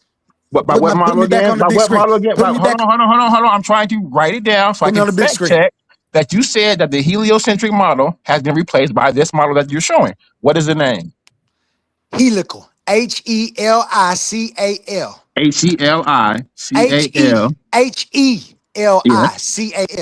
Model. And you're suggesting this model is the model that we currently use and that has replaced the heliocentric model, correct? Put me on the screen. And then one moment. You're finna die on this, brother. You could have just simply said that this model builds upon it. It doesn't replace it. Brother, so A1, are you helping him, or are you gonna be the host again? Because you wasn't saying nothing when they was. I thought you just genuinely wanted to know. Nah, I want to listen. I want to beat them up. I want to beat them up because they don't know enough. Okay, I'll let you beat them up. You don't know enough. How do you say we don't know enough when you don't? Humble, you said the earth rotates around the sun. Humble, you said the earth rotates around the sun. I said they rotate around each other. You see how right. So in order for them to rotate around each other, that means at one point the sun will have to go around the Earth, right? This brother is terrible. You're not making sense, brother. This brother is literally sitting here saying that the sun is stationary in our galaxy and everything move around the sun. This is what this man is saying. The planet. It's called the heliocentric model, and that's what we use. No, that's not Humble. That's not what I'm saying. That's what the scientists say, Humble. I'm gonna go with them over you, brother. Yes, it is. Set this up, bro. This is crazy. Brother, you're gonna go back to the first grade after this. This is gonna be a slaughter. The heliocentric model doesn't account for the movement of the sun. That's why shit needed to be updated. But yeah, but that ain't the point. The movement. So A1, That just debunk. I mean, come on now. So the Earth, you believe this too? That the I Earth rotates believe in around it. It's the updated science. I don't know what to tell you. Is the no A1 stop everybody stop A1 Humble, I hate you done took my is, debate. hold on the debate is the sun stagnant in the middle of the universe? That's not the question. That is What's the question? Let's set this title up for y'all too. The question is, does the sun rotate around the Earth? No. That's what you said, and that's my contention. That's my contention. That's not my contention. That's not my argument. If you That's want my me to get contention. scientific, hold on. My argument is the sun and the moon. The sun and the earth, right? Both rotate around a center of mass. You said around each other. You said around each other. Around each other. Yes. Right. So Humble, for clarity, in order for them to rotate around each other, that means at some point the sun rotates around the Earth, correct? This bro. You just said they both rotate around each other. So that means that the Earth rotates around the sun and the sun rotates around the Earth. Let's have clarity. What are you exactly saying, if not that? There's a Bayark line, right? That the sun and the earth rotate around. Both of them. You don't know what debate center means. Both of them at some point, right, meet faces that rotate around each other. What part of that aren't you not understanding? Brother, the base center is this. Brother, the base center is, you realize the sun is larger. The Berry center is hold on, brother. The base center is the center of mass you're talking about is the sun in the Berry center. Brother. Yes, it is. And it looks like the sun is standing. It looks like, I'm looking at the thing right here.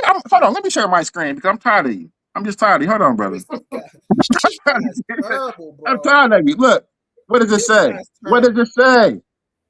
What does it say? This is the Berry Center. Yes. Right. I'm looking. Brother, so what I'm talking about. It says because, hold on, brother. Now let me cook. Because the sun is so much heavier than the earth, the Berry Center between them is located deep inside the sun. Okay. Does you know what that means? You know what that means? Here it goes. To an observer, hold on, I'm not done. Let me read my source. Don't move I'm reading my source. To an observer, hold on, Combo. Why are you screaming, brother? Combo, I got a screen to read my source. It says, to an observer, it looks like the sun is standing still while the earth circles around it, because the pivot point is tucked away inside the sun's core. So it looks like, Humble, while it looks like that, brother, please believe me, the sun is not moving around the earth, brother. Okay, so please believe me when I tell you that you will die on this hill. So King J, can you answer this question? In yes. Anything that you just read, did it ever say that the Bayer Center is the sun itself? Yes. Yes. Yes, guys, read it again. Read it yes, again. It does. Hey, come on, read it again. Read your source again. Read it again. To an observer, it looks like the sun is standing still. Read where the biocenter is again. The Berry Center is a balance point. Where is it? Is it the sun itself or is it within the sun? The Berry Center is a balance point. So that is the distance in between the brother. You're not understanding my question. Brother, I do understand your question. Itself, or is it inside of the sun? Brother, the Berry Center, the balance point, the Berry Center is the balance point. This balance point is it lies within the center of the sun and corresponding to the earth in the distance of inside the center of the sun. It ain't say the center, it say deep within the sun. It say the center. So when the earth, hold on. So when the earth rotates around the sun, right?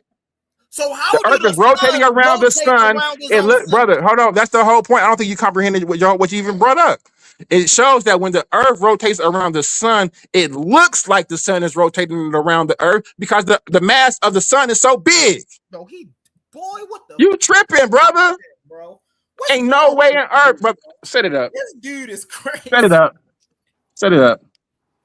He said the sun is so big. It didn't even say what he said. He said his source said the sun is so big it looks like. Bro, you don't understand the mass gap. You understand the mass gap? I brought it up earlier where it says that in physics, smaller objects orbit the massive ones. So let me tell that y'all. massive objects do not orbit smaller. Hold on 1 second. So what your What about gravitational pull? I don't gotta see your source to read what your source said. His source said, right, that the barycenter is within the sun. However, the sun is so massive. Hold on. The sun, now mind y'all, the barycenter is the mass in which is the massive center in which the sun and the earth rotate around. No. Right? Listen. No. So, the biocenter is the ballast point. It's the ballast point. So how do you not like people cutting you off, but then you cut everybody else off? This is why that's a fair point. Go ahead, brother. That's fair. Hold on. So what his source said is the biocenter, the sun is so big that it looks like it's standing still, and only the sun is rotating around the earth. But that's because it encompassed the barycenter. So what actually is happening is the sun is rotating and the earth is rotating around a center of mass. The center of mass is just within the sun's barrier. So it doesn't look like the sun is rotating around the center of that mass. This is oh my gosh, bro. Can I say something? Can I say something real quick? Humble, I like how you slid in there and took my debate. And y'all giving him too much information. I was ready to kill it from the jump. Listen, it's you finna die on this balance point, brother. You think that it's an actual the barycenter is an actual object when they rotate on the axle. It's Humble. You finna get so much education. What? You've been erming and germing this whole. So now he don't know what a Bayer point. But I just showed you what it is. You don't know what a Bayer. But I just showed you what it was. That's the problem. That's the balance point. The balance point. It's the balance point. And that's why you're thinking that the sun is rotating around the earth, brother. Like it's crazy at this point. Now let me get back to this helical model that the brother suggested has replaced our heliocentric model. Both of y'all finna die right now on this one point. Like I don't understand why y'all be saying well, if you get your information, just get your information and let's debate it, man. No, you ain't gonna make it to the debate. You ain't gonna make it to the debate if I keep typing. Hold on. I'm already over here waiting in this tree in the Coliseum. Didn't know how King J say, "Hey, yo, you use chat." First off, I use Gemini, but he said, "Yo, you use Chat GBT, that will make it right." And then my man continues to use Chat GBT. Brother, brother, I have to use what you're using to show you that. You can't discredit a source, or you can't discredit a tool and then turn around and use that tool. That's brother, we own a computer. That's King J. That's like me saying you can't read books, and then I'm turning around and I'm reading books. What type of Jedi mind trick is that? He's tired, bro. Hold on. But the brother may ask a question. So I typed it in. I'm gonna read it just what it says. I said, did the helical model replace the heliocentric? It says it's a common point of confusion, but the short answer is no. Hold on, I'll show you my screen just to let you know I didn't type in nothing crazy or.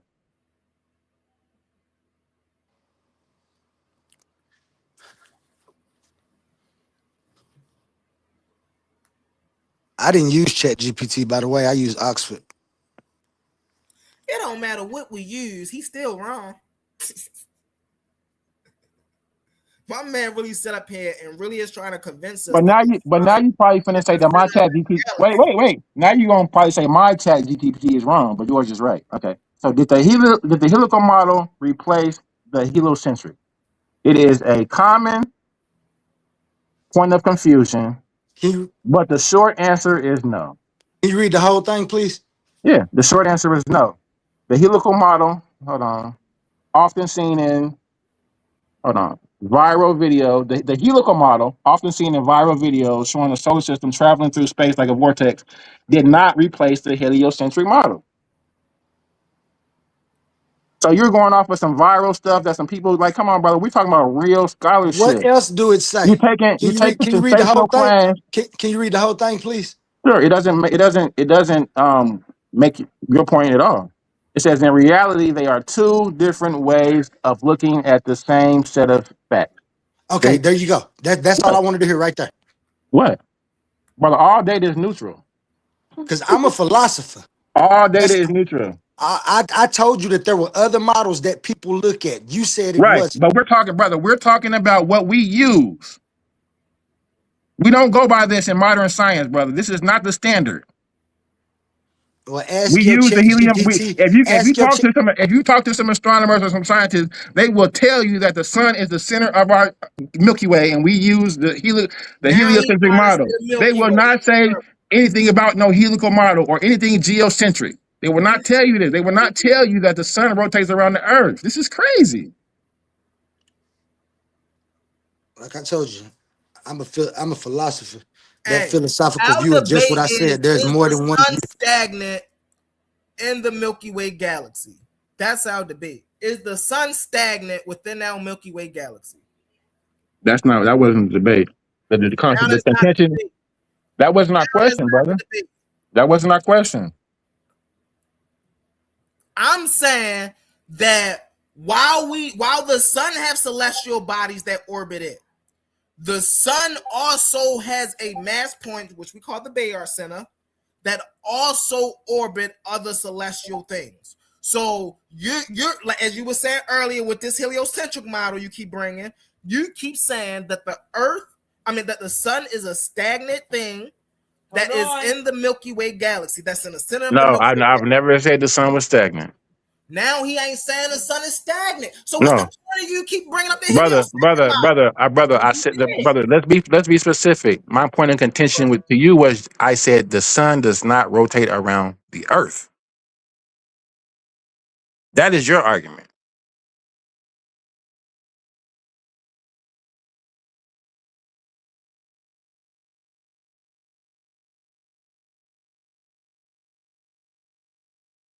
Hold on one second. I gotta jump off. I gotta take care of something real quick. I'll be like 2 minutes.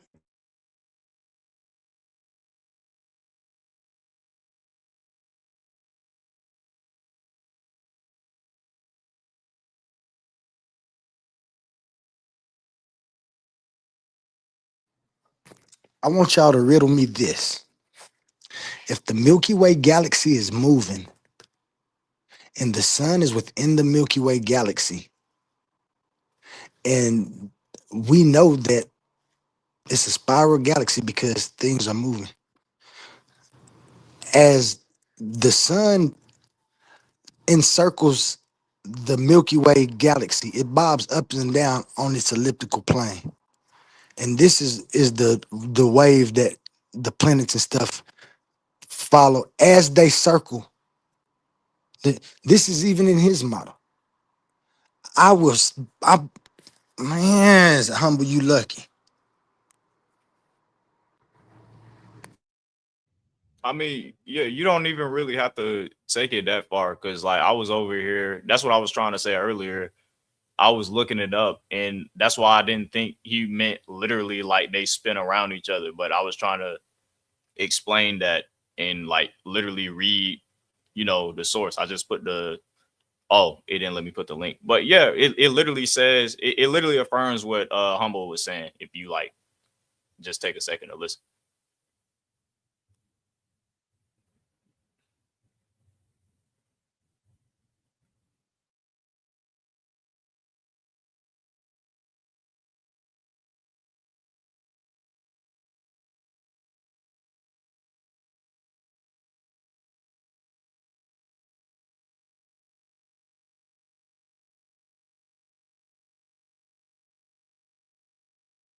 Put another one of them videos up, Quantum.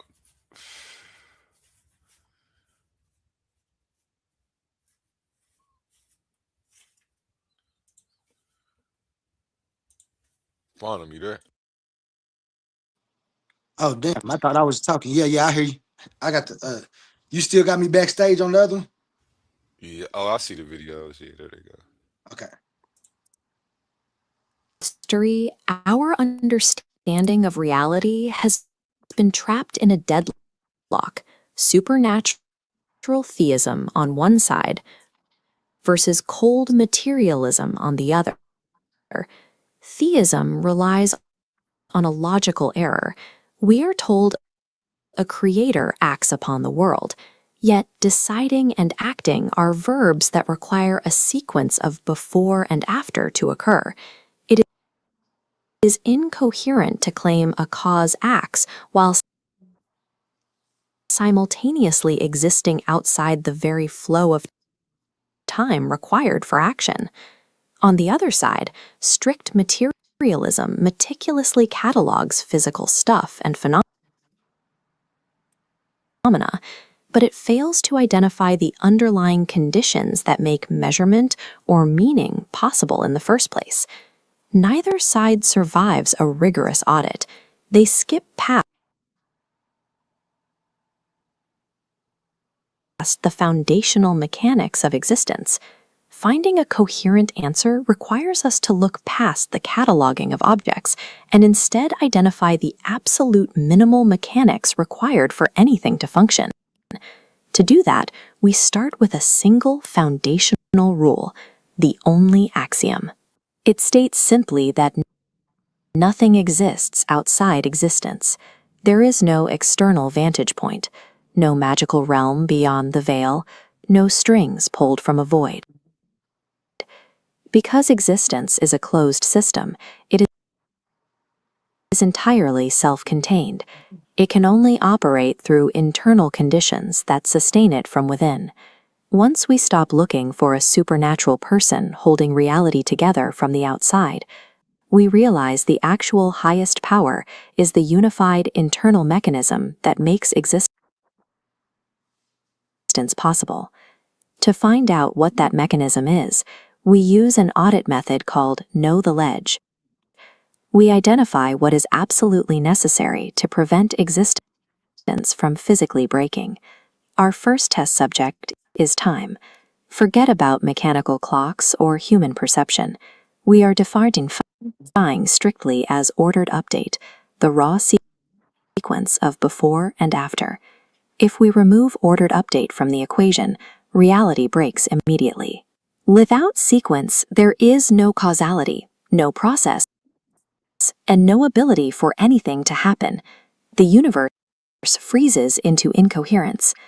Our second test subject is nature. Look past trees and planets. Nature is defined strictly as constraint, form, and boundary. If we strip away constraint, we lose identity.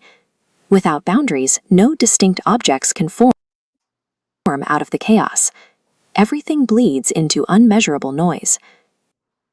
Existence breaks and intelligibility collapses unless both of these conditions, ordered update and structural constraint, are operating simultaneously.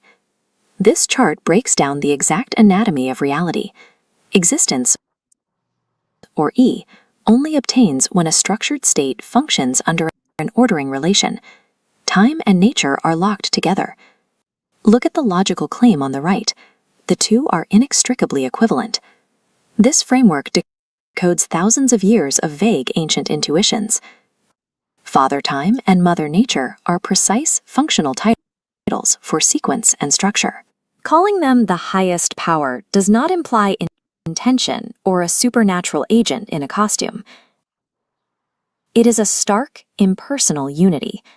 Ultimately, the universe is entirely sustained by the necessary self-sustaining mechanism of time and nature permanently locked together. Once we understand this universal architecture, we can look at the human scale and ask how identity on a logical error redefine the soul functionally, stripping away the concept of a ghost in the machine. In this framework, an identity is a stabilized frequency signature anchored within the system. Your physical body is the mechanical hardware required to express and sustain that specific frequency. The mind emerges as adaptive software, the interface mediating between your identity signature and your physical hardware. Human consciousness is the functional result of the time-nature union, the necessary outcome of identity processing through physical matter. Through a Bayesian lens, the universe begins in maximum uncertainty. Every action is an update that organizes the system. Because every action triggers a measurable consequence, ethics operates as a coherence technology, aligning our decisions with existence. This coherence allows us to audit our cause and effect decisions, moving accountability away from supernatural blame and toward functional alignment with reality. As the universe accumulates these organizational updates, evolution functions as a process of progressive recognition. Each stage of life builds on the feedback of the last, allowing awareness to climb through time's field and nature's form with increasing efficiency. Enlightenment is not the act of escaping the world, but the complete recognition of its mechanics. We are the universe learning itself.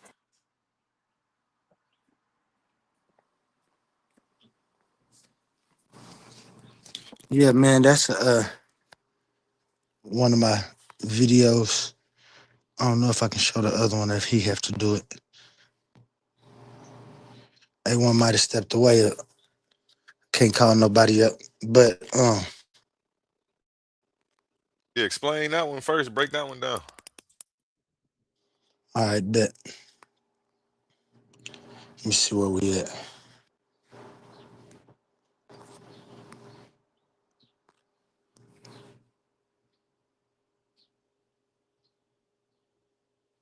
Occur.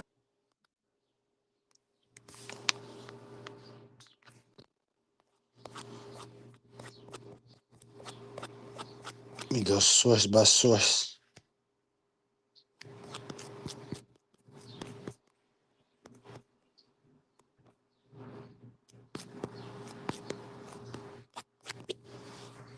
So this was talking about, this is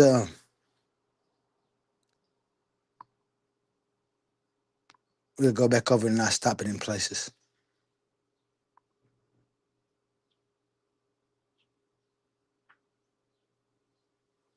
I can't hear it.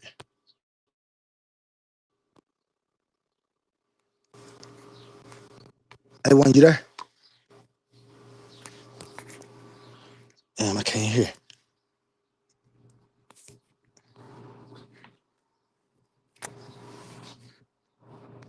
Hey, can you hear me, A1?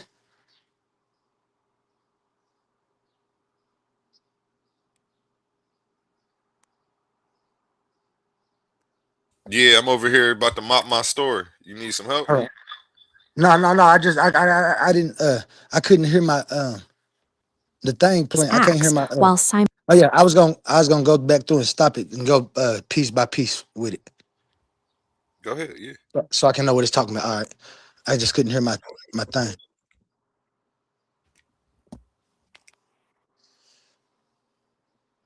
For most of history, our understanding of reality has been trapped in a deadlock: supernatural theism on one side versus cold materialism on the other.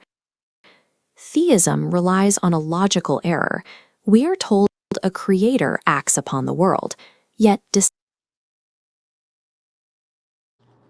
So this part right here is this describing one of the problems that I found in my observations of existence. It talks of a creator and how people believe, is some people out there that believe that existence is because of agent type creator who created everything from nothing.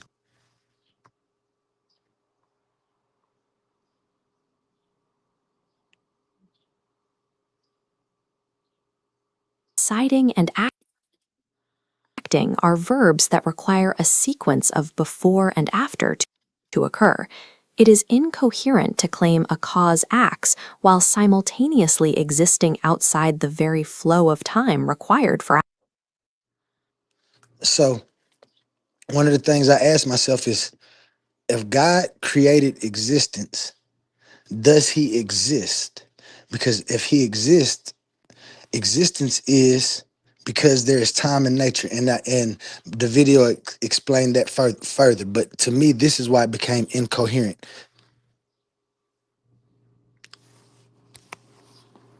Action. On the other side, strict materialism meticulously catalogs physical stuff and phenomena, but it fails to identify the underlying conditions that make measurement or meaning possible in the first place. So what the materialist and a lot of atheists do is they point out the fact that it's incoherent to believe in a creator God, which I agree with them. But where they stop is they just put the question up and they don't try to answer it. And so materialism answers the question about and shows that it's logically sound to say that creationism or an agent creator is incoherent, but they fall short because they don't try to find no answer. They just say it is what it is. Basically, that's a straw man, and we'll get into that later. But let me play this.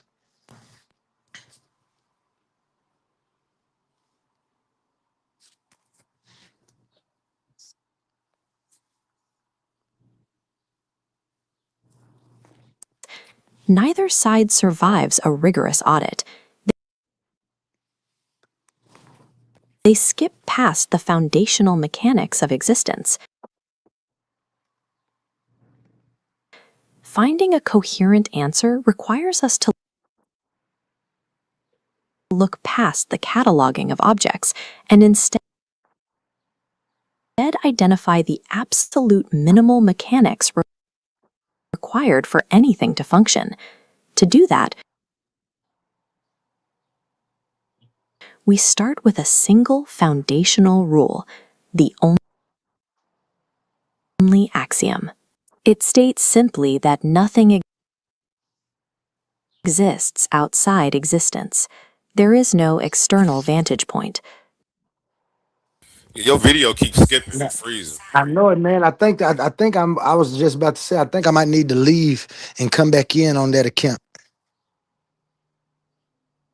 Do what you got to do. Bet. But yeah, that right there was saying, that's basically the basis of my argument. That's the only axiom that I come up with first. That nothing can exist outside of existence. And why? Because it's a logical observation that to exist is strictly to be within existence. Whether you're within existence doing some action or creating something, you still have to exist first, which means you have to answer to the conditions of time and nature, because you have to have time to be efficacious, and you have to have time. I mean, you have to have a structure from which to do that with. And that's a logical observation for me. Let me see.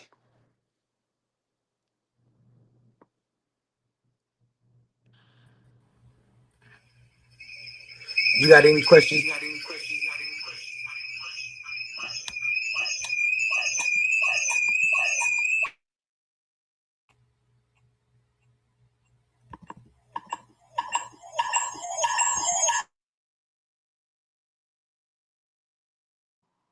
My bad, my bad. You hear me?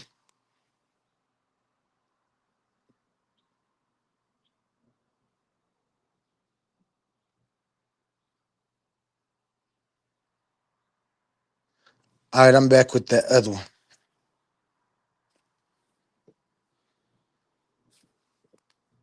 Floating city. But while the mind can construct an image, Oh, that ain't the right one. Hold on, that ain't the right one. the universe is under no obligation to build it. Imagination is often treated as a mystery, but it functions as a mechanical simulation. It is a cognitive laboratory where the brain rehearses possibilities without the cost of physical execution. In this architecture, consciousness acts as the persistent observer, the user navigating a mental interface. This interface organizes logic and ideas into a stream of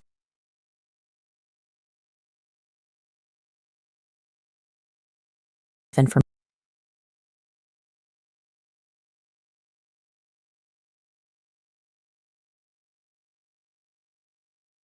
Nah, bro, it's skipping. You got to teach that shit.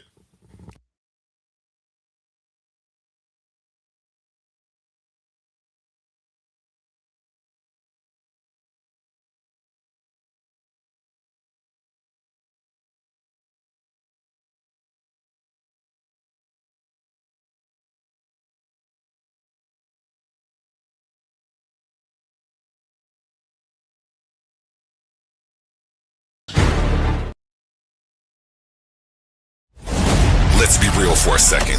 Some of you claim you're the best debaters in the game, but every week you're still arguing for free. You study, you prepare, you show up, you give them viral moments, and the platform gets paid, not you. That's not competition, that's exploitation. Some leagues built their entire reputation off the backs of debaters they never intended to compensate. Clips, views, donations, super chats, and the people creating the content still walking away with nothing. Over here, we don't play that game. We are one of the only debate leagues actually paying debaters, reinvesting back into the community. Because if your arguments generate value, you deserve value. So here's the reality check. If you're really the monster you claim to be, if your research is really as sharp as you say, if you really think you could dominate any room, then prove it. And here's where the stakes are real. Warriors don't fight exhibitions forever. They fight where the prize is. So you have a choice. Stay comfortable debating for exposure, building someone else's empire, or come step into the arena where serious debaters get respect and paid. This isn't charity. This is combat.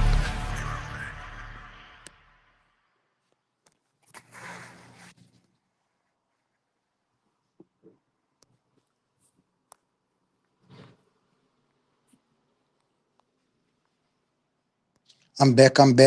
You there? I gotta share my screen real quick. Most of history, our understanding of reality has been trapped in a deadlock: supernatural theism on one side versus cold materialism on the other. Theism relies on a logical error. We are told a creator acts upon the world, yet deciding and acting are verbs that require a sequence of before and after to occur. It is incoherent to claim a cause acts while simultaneously existing outside the very flow of time required for action. On the other side, strict materialism meticulously catalogs physical stuff and phenomena, but it fails to identify the underlying conditions that make measurement or meaning possible in the first place. Neither side survives a rigorous audit. They skip past the foundational mechanics of existence. Finding a coherent answer requires us to look past the cataloging of objects and instead identify the absolute minimal mechanics required for anything to function. To do that, we start with a single foundational rule, the only axiom. It states simply that nothing exists outside existence. There is no external vantage point, no magical realm beyond the veil, no. As I said, this is this is the reason that I believe in formation and not creation, because to create anything, you have to exist, and you have to have time to do anything, and time is ordered update before, after. You have to have time to do anything if you're existing, and you're going to be the reason for anything, if you're going to be the effect of anything. You have to exist. You can't exist outside of existence. Now, if you're saying that so said being exists and he doesn't go by the same standards as we do when it comes to time and nature, that's fine that you're saying that too. He's still subject to time and nature. And so that's my point on that.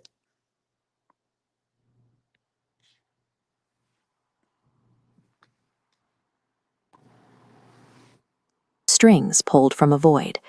Because existence is a closed system, it is entirely self-contained. It can only operate through internal conditions that sustain it from within. Once we stop looking for a supernatural person holding reality together from the outside, we realize the actual highest power is the unified internal mechanism that makes existence possible. To find out what that mechanism is, That's what I said. I said, okay, if that way is incoherent, then it must be an answer to what is the reason that there is something rather than nothing. So I made the logical assessment that existence has have to always has existed, not some being, because that being exists. Therefore, existence is the highest power. It's what we should be answering for first, because anything has to exist to be able to do anything. Do things exist outside of the physical realm? we use an audit method called Know the Ledge. We identify what is absolute. My bad. I had already pushed play before I started. You said, can anything exist outside of existence? Outside of the physical realm. The physical realm is existence. Does what you're saying exist? Huh? So are you familiar with superposition? Yes, yes, yes.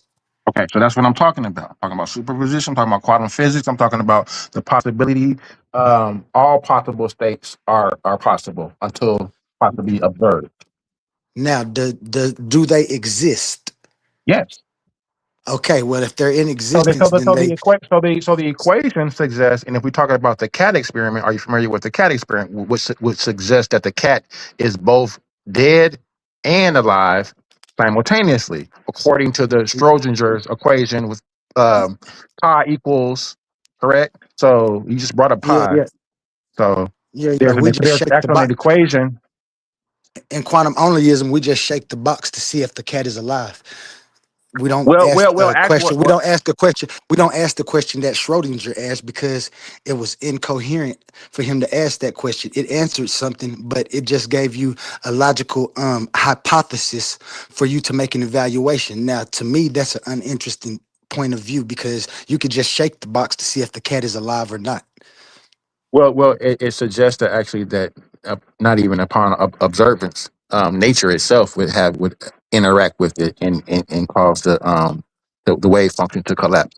You understand? So, Is my exact point, is why we know that time and nature exists everywhere, because for that cat in that box, the moment that's passing for me outside of the box is still passing for that in the box, because we both exist. So whether it's dead or alive was an uninteresting question. I mean, it was well, interesting at that time, but mhm. But I mean, the actual Schrodinger brought it up to show how observed that it actually was. It wasn't to actually prove the point of particles, well, the probability of the particles. his point was trying to prove just the question that you asked. Could there be something that exists that we just don't see? Well, that's what I asked you, and you said no. Yeah, So yeah, yeah, that's yeah. what I asked in regards to the things If exist. Do things exist? I won't say. Let me change that. Let me change that. There isn't anything that exists that you shouldn't be able to identify in an intelligible way. This is what my philosophy actually does. We answer for an intelligible existence. So when we form these questions, and they're there to give answers that's intelligible, that people can understand, instead of a incoherent answer like, well, it's things that exist that you can't see. So we know it's forces and things that exist that we can't see, like the wind. I can go outside. I'm only weigh 158 pounds. If the wind blowing hard enough, it's gonna blow me over. We ain't seeing the wind, but we knowing that it's a force. So when people say things like that, they're still going back to time and nature, what they're trying to get past. And you have to understand that what you're talking about exists within existence, and existence is the necessary constitutive conditions of existence. So nothing gets So the same, outside of that realm. but the same probability would suggest that nothing exists.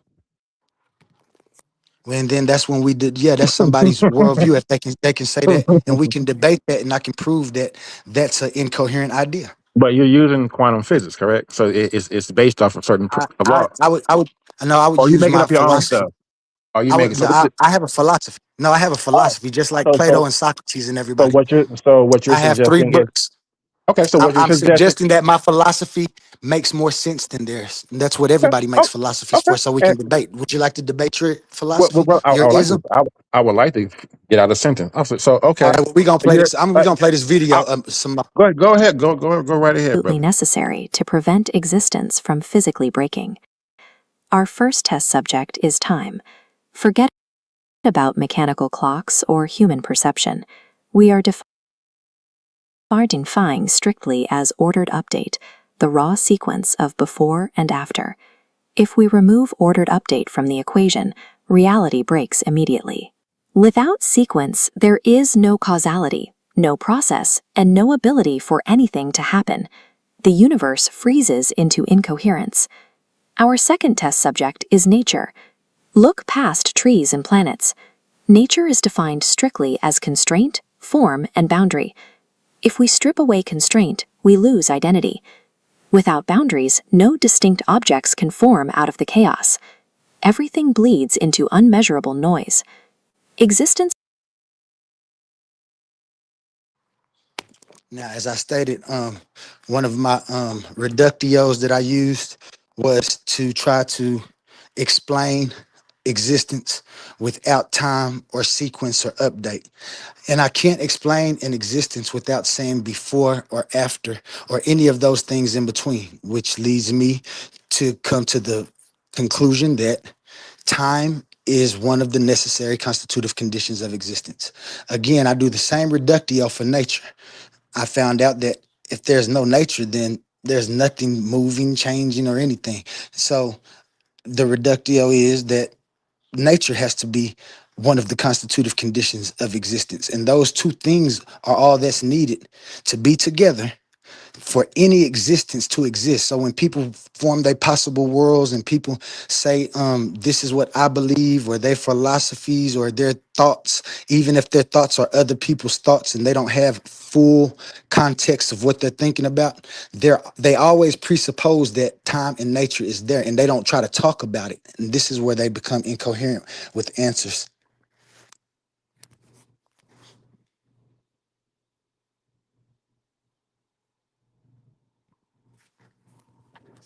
Breaks and intelligibility collapses unless both of these conditions, ordered update and structural constraint, are operating simultaneously.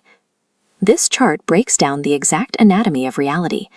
Existence, or E, only obtains when a structured state functions under an ordering relation. Time and nature are locked together. Look at the logical claim on the right. I'll pause that for you. So if you'd like to, you can get a good look at one of my images that I formed to explain this. This right here that it's pointing at is my biconditional existence if and only if there's time and nature. You see the two before that is a modus tollens and a modus ponens. But right now we're just talking about the conclusion, my conclusion to my question, what is existence? Is that existence is if and only if there's time and nature. E is equivalent to existence, the form, and existence, T and N is time and nature. So, oh, y'all can't see my, I thought y'all could see my pointer. Y'all can't see my pointer. I'm tripping. But plain English meaning is existence is identical to the union of time and nature. And the transcendental defenses for that, you can't see them right now because they don't talk about it, but we'll play a little more.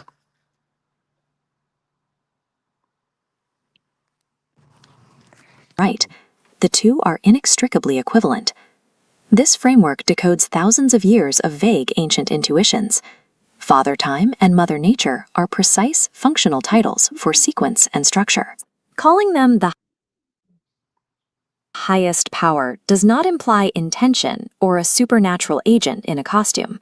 It is a stark, impersonal unity. Ultimately, the universe is entirely sustained by the necessary, self-sustaining mechanism of time and nature permanently locked together. Once we understand this universal architecture, we can look at the human scale and ask how identity emerges from these base mechanics. We can redefine the soul functionally, stripping away the concept of a ghost in the machine. In this framework, an identity is a stabilized frequency signature anchored within the system. Your physical body is the mechanical hardware required to express and sustain that specific frequency. The mind emerges as adaptive software, the interface mediating between your identity signature and your physical hardware. Human consciousness is the functional result of the time-nature union, the necessary outcome of identity processing through physical matter. Through a Bayesian lens, the universe begins in maximum uncertainty that organizes the system. Now, let me talk about that it just talked about, the soul and the individual frequency of the soul. In short point, this is a mechanism that I provide to show how we fractalize into the same workings that is the entirety of existence, because we are existence, EXISTENTS.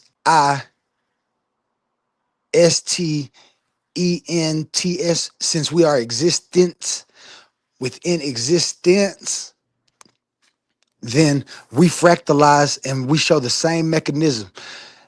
The reason that it's so simple, that time and nature and the simplicity of this mechanism is it, and everything else inside is complex, is the same reason you can look at your human body and see your skin on the outside, but as you look within your body, it gets more complex. This is the same mechanism of the universe, and this is why I know when we find the soul, it's going to be a frequency that's generated by some conditions that I set for it, which I believe it's going to talk about. Because every action triggers a measurable consequence, ethics operates as a coherence technology, aligning our decisions with existence. This coherence allows us to audit our cause and effect decisions, moving accountability away from supernatural blame and toward functional alignment with reality. As the universe accumulates these organizational updates, evolution functions as a process of progressive recognition. I had to stop that real quick. As you can see, that's the main point of my philosophy, to take accountability.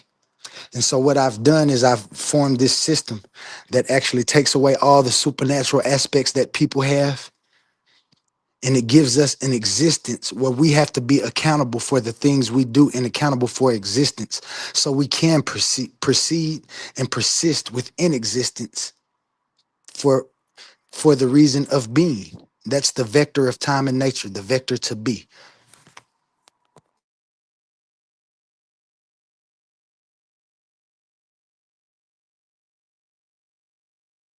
Each stage of life builds on the feedback of the last, allowing awareness to climb through time's field and nature's form with increasing efficiency. Enlightenment is not the act of escaping the world, but the complete recognition of its mechanics. We are the universe learning itself.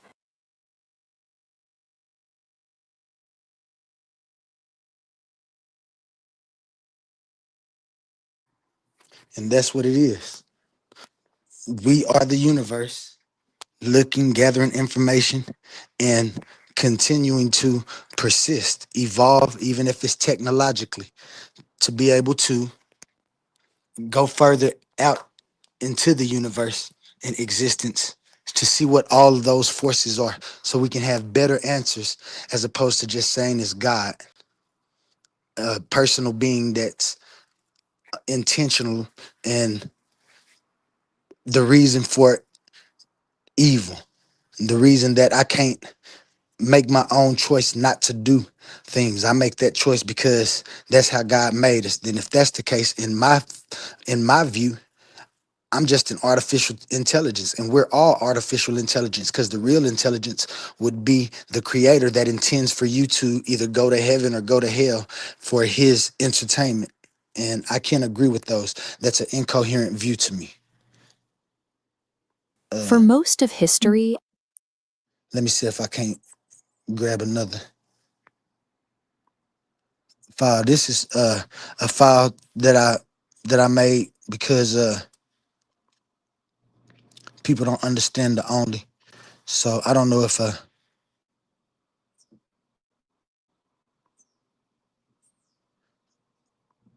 A1 is back yet. But man, if we want an intelligible existence and we want to be able to answer anything, how we can definitely one single total existence possibly contain all the countless unique individuals we see around us? You know, from stars and planets to every single person. It's a huge question. Well, in this explainer, we're going to explore a mind-bending framework from philosopher Jermaine Darnold Nugent that tackles this very puzzle. How can one unified reality give rise to our undeniable individuality? Let's get into it. So, here's how we're going to break it down. We'll start with the idea of the one total system. Then we'll look at how individuality fits inside that whole. After that, we'll get into potential versus actuality, redefine time as something called ordered update, and finally pull it all together with the one and the many. All right, first things first, we have to establish the foundation, the container for everything. What is this ultimate system that holds all of reality? The starting point for this whole framework is a concept called the only, and it's exactly what it sounds like.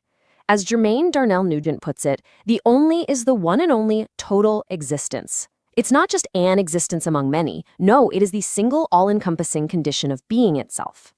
And this leads to a pretty wild idea: absolute closure. Think about it. You can't put existence inside a bigger box because any box you could possibly imagine would already have to be within existence to begin with. The only cannot be grouped into anything larger because all groups occur within it. They're simply... This is just like you think about numbers. All numbers fit within the label of numbers. So you can singly identify each number, but each number is just that, a number. Within existence, existence is the only existence.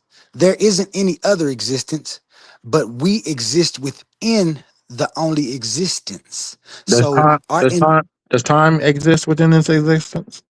yes, that's what existence is. Time Existence does is the exist. necessary and existence is the necessary and constitutive conditions of existence. This constitutive means this is what existence is consists of. This is what existence is made of, and you can have existence with just these two things. Uh-huh. Are you familiar with presenting? Okay, we're gonna watch some more of the video. Maybe it'll answer. Hold on.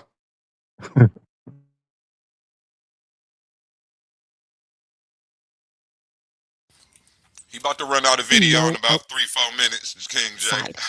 So this is the crucial distinction to make right here. There is one existence. That's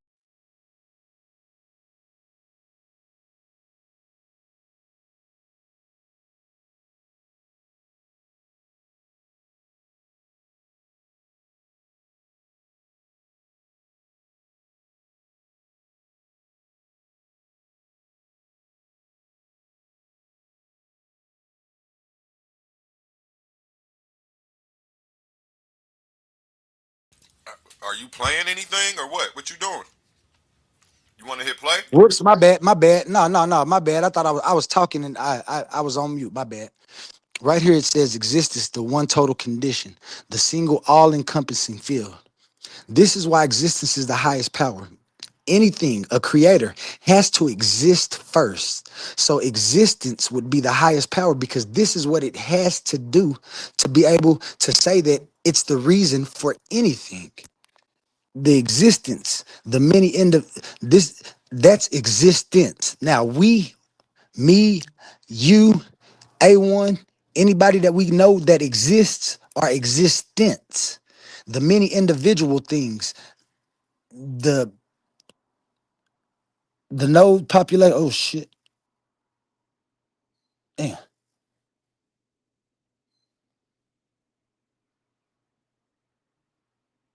Dang, man. in We're existence stopping to right begin there. with. The only cannot be grouped into anything larger because all groups occur within it. There's simply no outside. So this is the crucial distinction to make right here. There is one existence. That's the total singular field. But within it, there are countless existents. You see the difference? Existents are all the individual nodes, the objects, events, and beings that populate that field. So to put it simply, there is one existence, but many existents. Okay, so if everything is just part of one single system, how can anything be truly unique or individual? Well, this next part explains how individuality isn't a contradiction to that unity at all. In fact, it's a direct result of it. Here is the core principle. Think of it like this. The ocean is one single, unified body of water, right? But it can express itself as countless unique individual waves. Each wave is just a localized pattern of the whole ocean. In the same way, the framework says, individuality is what unity looks like when it localizes.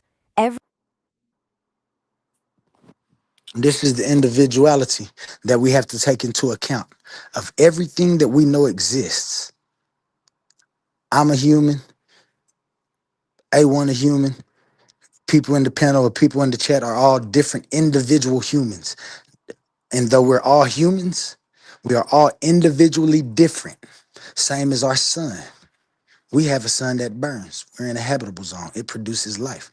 And just because there's other suns, it doesn't burn just like our sun. It doesn't react just like our sun reacts within existence. So you can expect for it not to have the same type of outcome that we experience right here in this localized existence.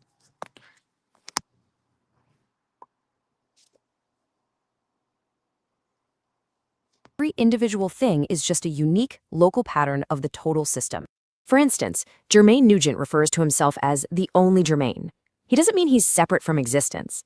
He means that his specific pattern, his exact configuration of history and structure and relationships at this precise moment is completely unique. And this applies to everything. Every star, every atom, every person is the only itself. Now, this framework gives really specific jobs to two big concepts we've all heard of: infinity.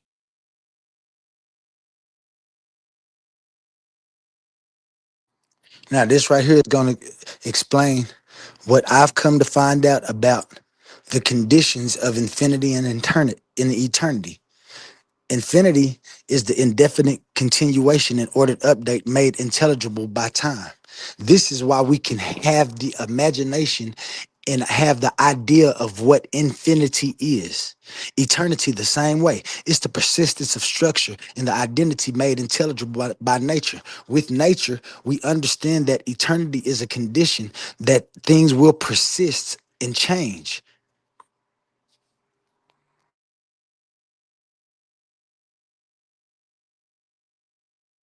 And eternity. Infinity isn't just endless. Here, it's the condition of indefinite continuation and ordered update. That's the function of time. And eternity isn't just forever. It's the persistence of a specific structure or identity. That's the function of nature. It's the two of them working together that allows for unique individuals to even emerge and stick around. But what about something really deep, like quantum entanglement? If two particles are linked, aren't they kind of the same thing? Well, the answer here is a clear no. Entanglement is relation, not sameness. To be related to something. This is the beauty and the simplicity of quantum onlyism. You just asked a question about entanglement, and this explains it. While these things are entangled, they're only entangled in relation. They are not the same. Nothing in existence is the exact same. It's logical. You have to first have two distinct things to be in that relationship. A deep connection doesn't erase individuality. It actually requires it. This idea is so fundamental, you can even see it in how we think about numbers. The number 1, what does it mean? It means a single, distinct individual thing. 2 is just a set of two distinct ones. Even a group of 4 is still just one set made up. I'm going to pause that for a minute to give y'all my idea on this. See, 1 is the individual thing that is 1. 2 is just 2 individual ones. 3 is 3 individual There are individual entities within a set. The first set is one. The second set is two ones, and so on and so forth. So these sets can be broken down into individuality. The numbers, they are all numbers. And this is the sets that we can imagine that make infinity and eternity. But we'll talk about that in a minute. Before unique members. Grouping things together doesn't dissolve the individuals that make up the group. Okay, so let's apply this whole framework of individuality to the difference between a general I told you, you was asking about potential a while ago and possibilities. Here we go. possibility and a specific actual thing that happens. Think about our search for life in space. We're always looking for planets in the habitable zone, right? That's just an area with the potential for life. But finding a planet there doesn't mean we're going to find a mirror image of Earth. The shared condition of being habitable is just a broad possibility. The actual life that might show up there, it would be its own unique, localized expression. And this is the key takeaway here. Think about the word vehicle. It's a really broad category, right? It covers everything from a bicycle. Now, this is a analogy I put together to show that while we can imagine things, we say vehicles. We know vehicles exist. There's vehicles that travel in the water. There's vehicles that travel on the ground. There's vehicles that travel in the air. And then you can imagine other vehicles that can disappear here and show up there, vehicles that can fly light speed. So then we try to actualize these. We see that we actualized watercraft. We see that we actualized ground in vehicles. We see that we actualized air vehicles. Have we actualized a, a vehicle that can go light speed? No, we haven't. So just because you can imagine those things, we can actually do deductive thinking and be critical thinking to see if these things exist. And this is the categories that we have to deal with. And I'll let this play.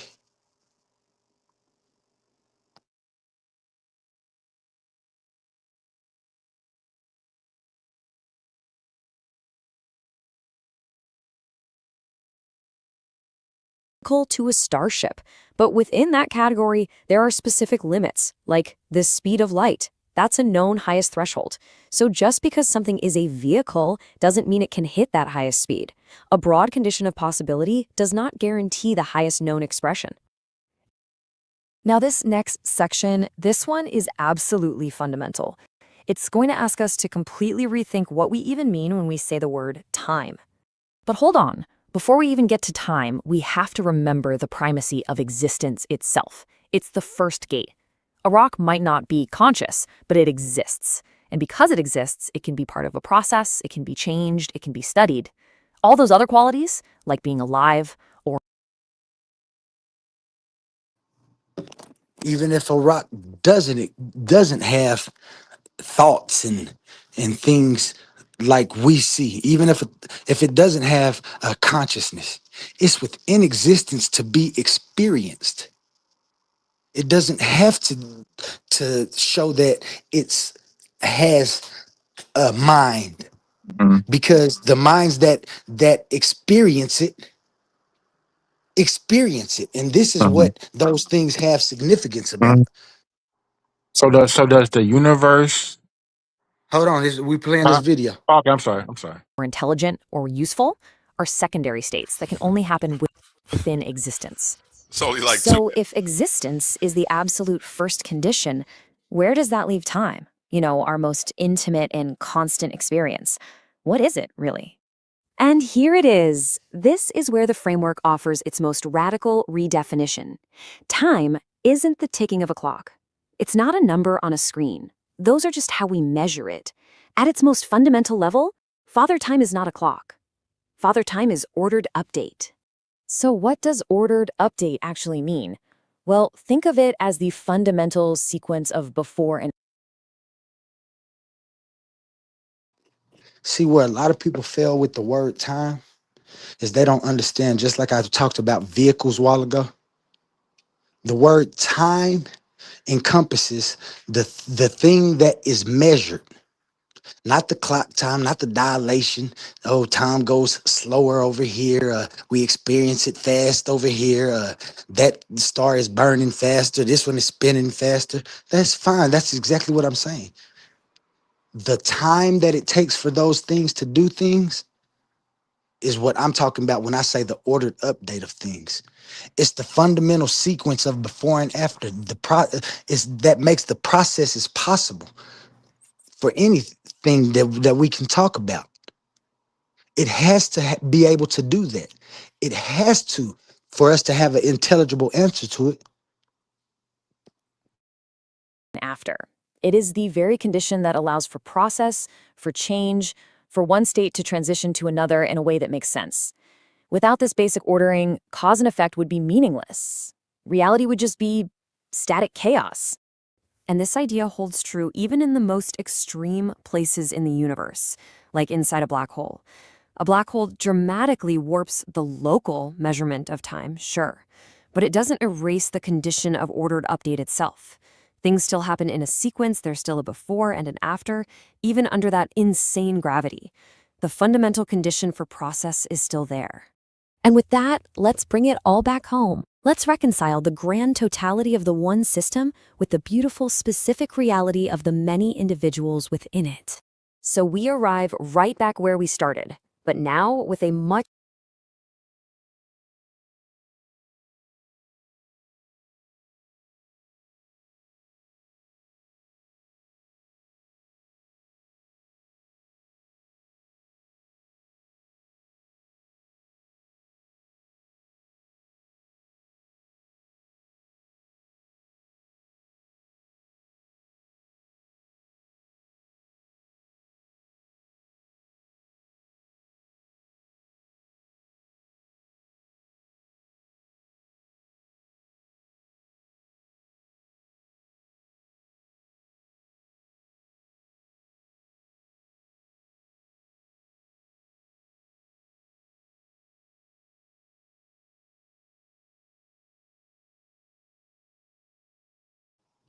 Damn, I was on mute that whole time. So here we go again. Like I say, the one existence. We are many existence within existence. So when people say the universe, I believe that they're talking about existence. The universe, if it exists within existence, then I can answer for that and still show that time and nature is the logical reason why there is a universe. But when people say the universe, they are actually talking about existence itself. This is what nothing reaches outside of. There's one existence. Like we don't exist and then something else exists, but it don't exist within our existence. That's okay.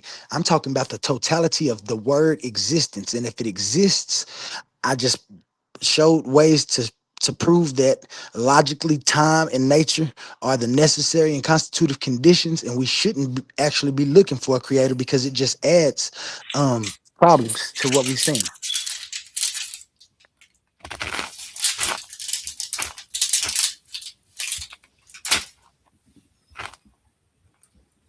deeper understanding. There is one total existence, the only. And the many individuals we see and experience are simply its unique, localized expressions. Unity and individuality, they aren't opposites. They're two sides of the very same coin. So let's just recap the key takeaways from this whole framework. First, the only is the single closed system of existence. Second, every individual is a unique, localized pattern within that system. And therefore, the unity of the whole and the individuality of the parts are not in conflict. They are perfectly coherent aspects of one single reality. And this leaves us with a final, pretty profound thought to chew on. If you, as a unique individual, are a localized expression of the entire system of existence, then what is the unique perspective that only you are revealing about the whole?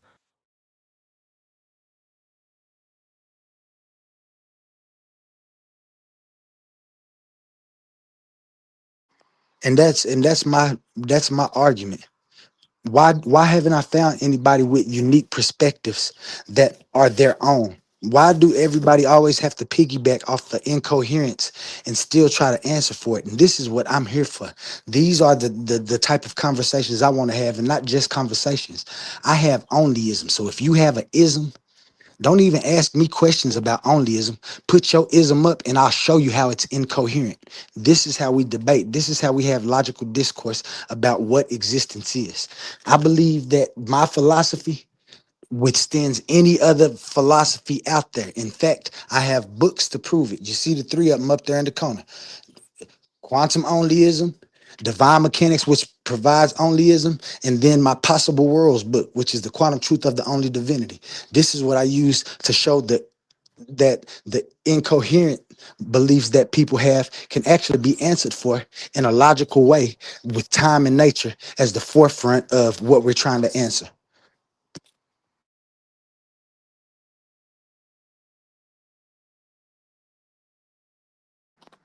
Let them back up.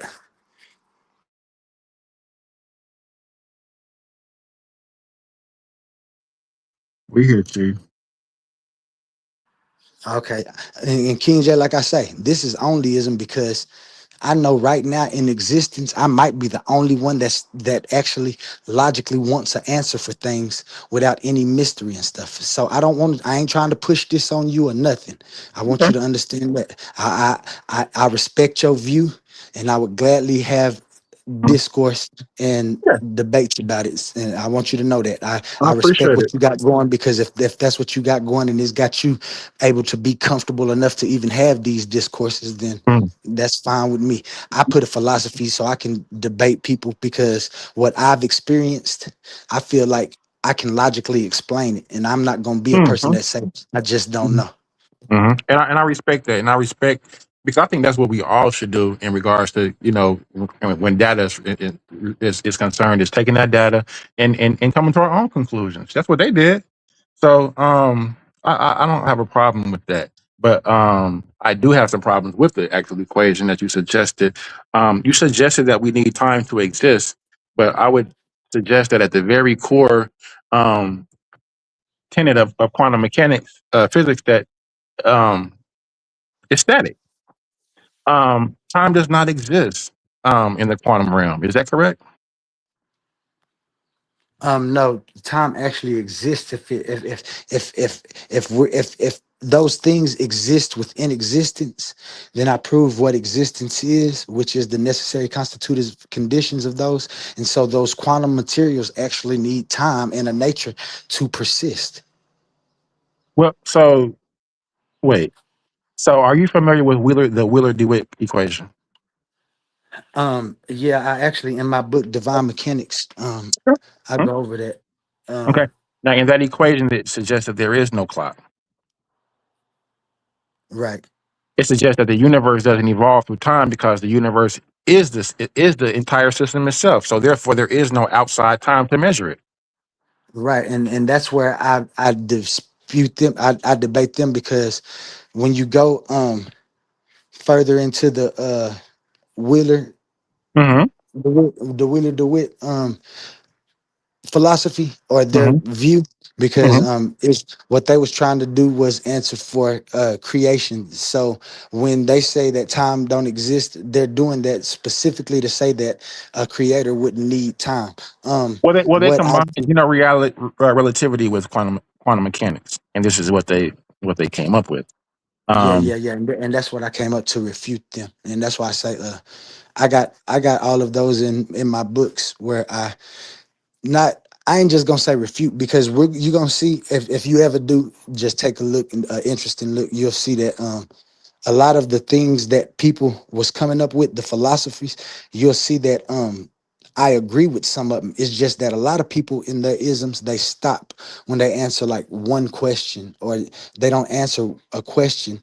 What they'll do is refute another philosophy's view, and that's what that philosophy will stand on, just mhm. refuting another philosophy. That's not what my philosophy does. My philosophy is a philosophy that gives you a mechanism of how it works.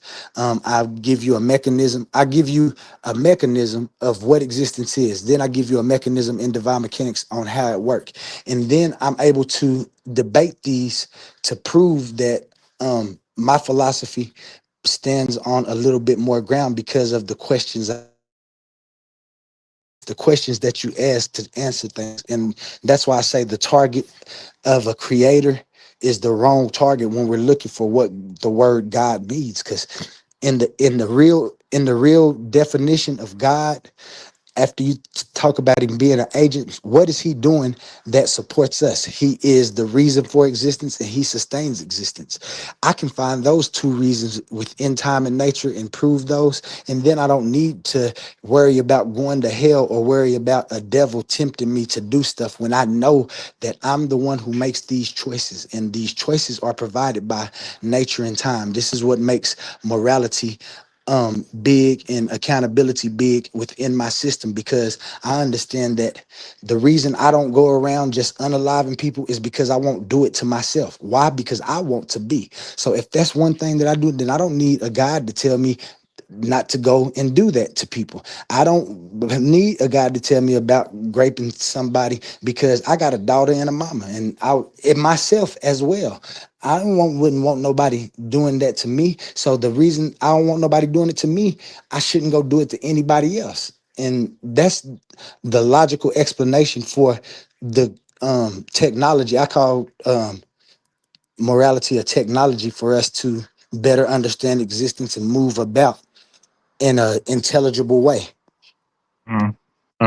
So it sounds like you claim to have a mechanism, right? So what is the mechanism that allows that mechanism to exist? Well, that mechanism, see, that's why that mechanism is existence, the highest power. That mechanism is existence because there's nothing else to look for if we know the highest thing to do is to exist. The thing that you have to do to be able to do anything else is to be. So I don't need to look for anything outside of that. I just need to find out what is existence. And I understand and I recognize that existence is the necessary constitutive conditions of time and nature together in any place at any time in any imagination when anybody's trying to make an intelligent conversation or make a coherent assessment of existence. You have to have time and nature. You have to have ordered Well, update. I disagree with your definition of existence because you said imagination. To my understanding, to exist mean is to be actual rather than potential, right? So, potential existence is not actual existence. We're being specific here, right? Yeah. I never said that. We I, never I, said I never what. said. I never said that existence wasn't the highest power. Well, you said You said existence is imagination. You say with your Imagination. Wait, imagination, hold on. like. Imagination is within existence. Hmm? Imagination. So in the Uh, word potential, can I imagine? that's exactly what your imagination is. Your Well, that's not imagination is to that's not provide that. possible. Well, that's not the definition of to exist. To exist is to be actual. Actual Exactly. is And not how do you be actual? to exist. Actual is not potential. Exactly. And what is existence that I just put forward? To be The able to be the in physical time and to definition have a nature. To be able to be in time and to have a nature. That's how you exist. to occupy a point to exist. Okay, but yeah, Correct. there has to be some sort of physical. This is within the physical realm. Correct. And that's why I know that time and nature has always been and everything else transformed within existence. But time doesn't exist within the quantum field. It's static. There is no time. Time does That is why that's why all time. things are No, possible. no, no, no. No, no. There's actually time. Tell me this: when the No, people are when the people are making an assessment to say that there's no time in the quantum field, is the quantum field existing? no, The no. quantum It field doesn't. doesn't exist. Listen. Time is something we use to track. That's all it simply is. Before we Uh, existed, was time. The time exists before us. Before the people who are tracking it, the time exists. absolutely. No. See, and that's where we disagree, and that's why my philosophy. That's what I form my arguments for. I'm talking about. It's so robust. If you ever want to You're debate you're you're that, you're let's put arguing it up. that we need time to exist. I'm arguing that we created time to count. Let's It's do totally it. different. Let's do it. Let's debate that. Well, brother, the Wheeler thing did debunk. You already know. You're familiar with Wheeler, but we They already did, broke that down. yeah, but the Wheeler that didn't debunk Wheeler my view. DeWitt. Wheeler DeWitt that didn't debunk my view. Well, well, yes, it does because there is no time. There is no time within that equation in the Wheeler DeWitt. So when But they're that's why combining general relativity with the quantum mechanics, they remove DT.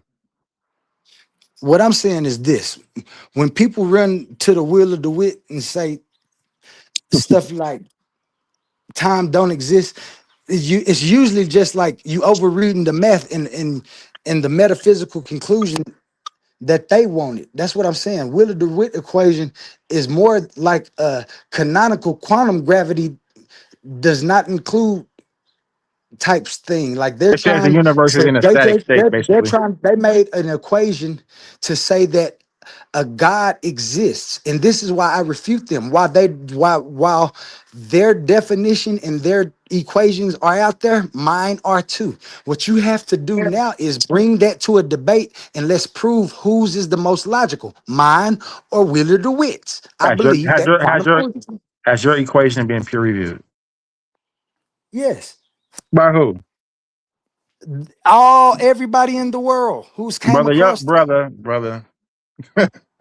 Everybody in the world that We, came across it, but only me and you done came yeah, across it. That's kind of disingenuous. no, Has it been submitted to be peer reviewed by other people in your field, yes, in the quantum actually it field? has.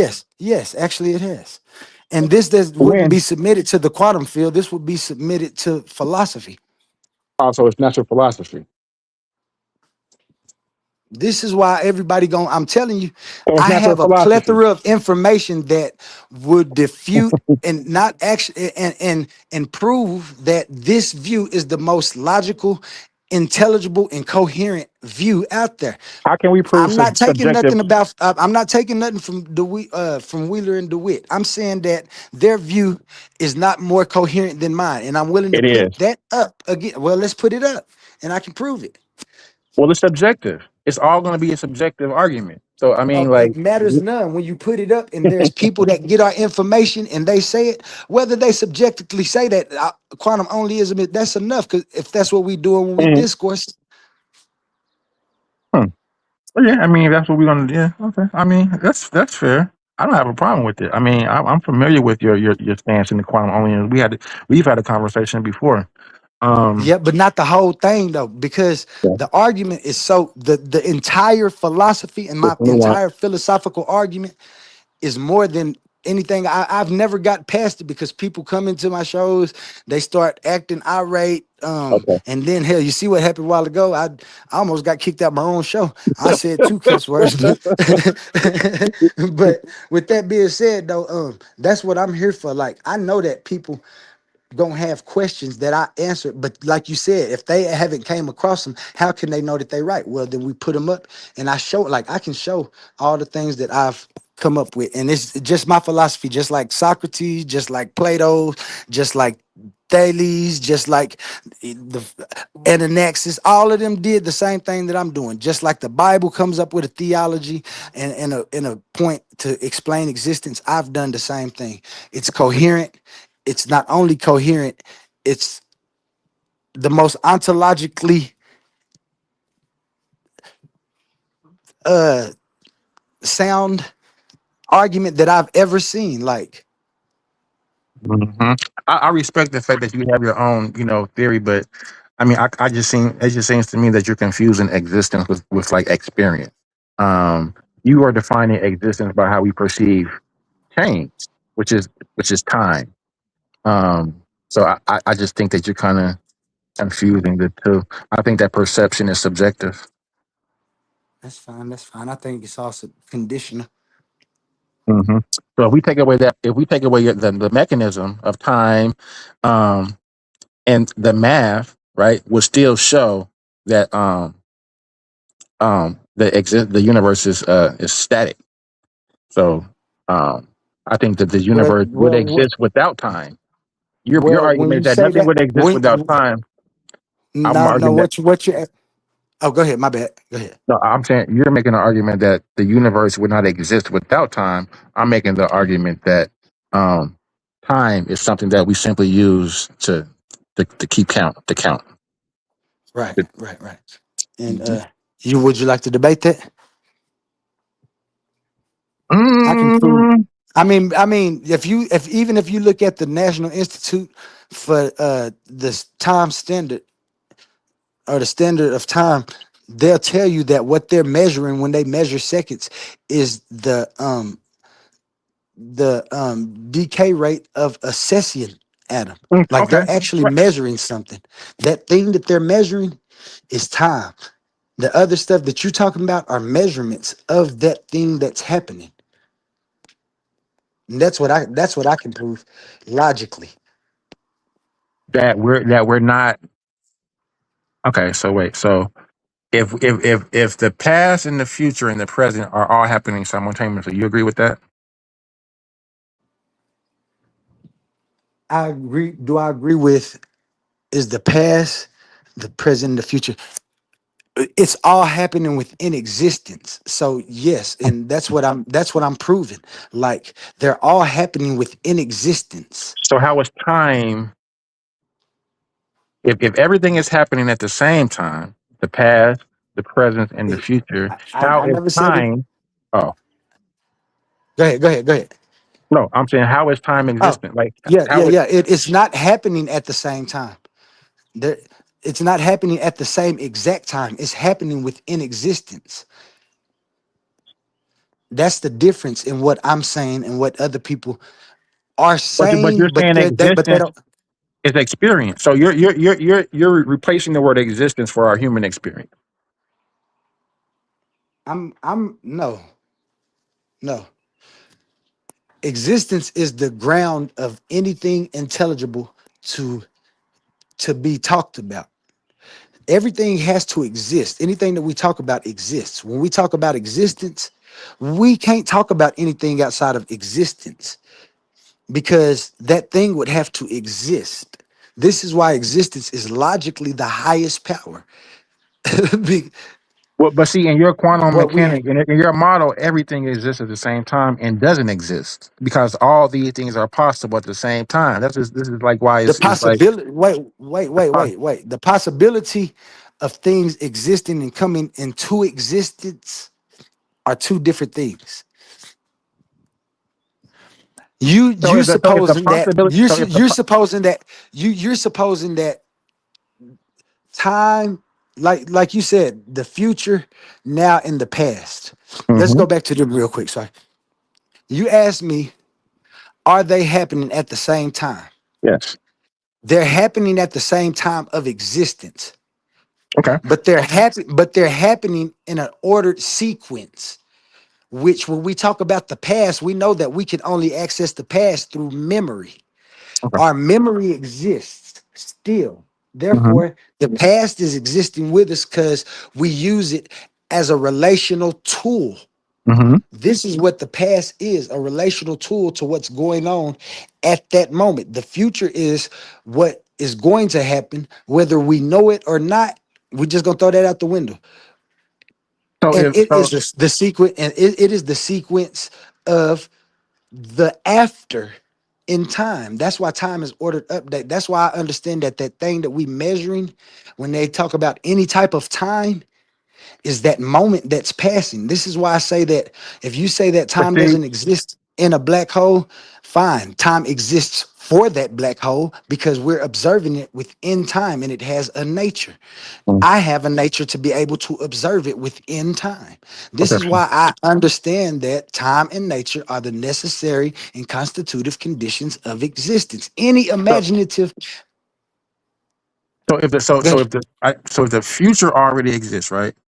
Then that would mean that time is not a force that is creating this future, The right? possibility of future, the possibility of the future exists. Exists. So there's a possibility. So there is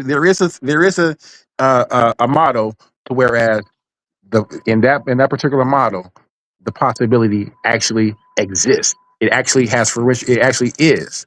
So if that is the case, then time is not a force that is creating the future. Time is just simply something that we are using to chart or map from our particular point to where we're actually at. It's not something that Point is proven. actually needed to create the actual Point universe. proven.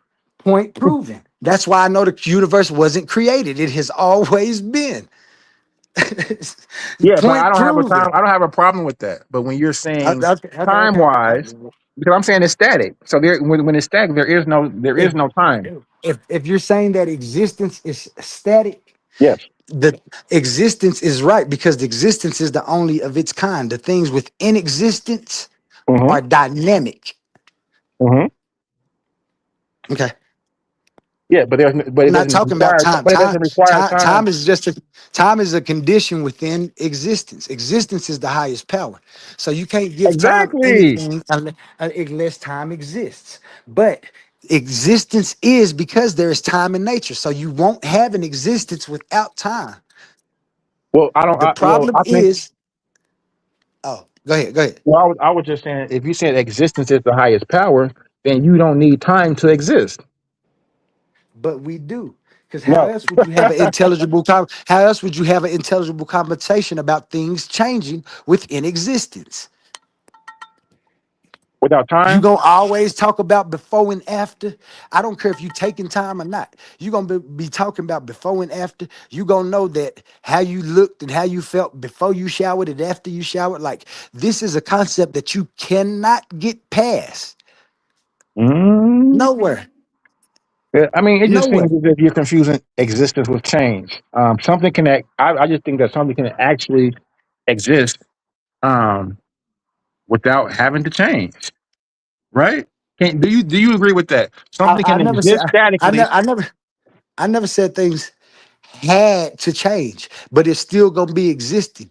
And if it's having any kind of effect within existence or can be observed, it has to be abiding by time and nature It's not because it is nature is doing update the observing. because it Nature is does the updating. observing, It is update. What does nature observe? Thank you. the phenomenon, and time What? does not Okay, exist. now how? Okay, now how There is is no nature time. observing? Observe. What do you have to do to observe? Do you need Well, time to it's observe? interacting with that. Wait. Answer this question: yes or no? Do That was the you word I was need waiting for. I time was waiting to for observe? observe to pop up. I was waiting for that word to pop up. Go. Do you I'm gonna need mute out. time to observe? Listen, the nature interacts. That is the observation. The Does your interaction of nature does your nature need time to observe? it's immediate. You're asking how long does it take for nature to observe the Yes. phenomenon? The There answer you would be go. yes. Immediately, How long? You have to use that. How instantly, long? That instantly. shows that time existed while you trying to No, refute it at the same exact time. That's incoherent to me. This is why I no, have this philosophy to argue. I think you should stop asking questions and come on and bring whatever your ism is no, and let me dig no. a hole. It's static.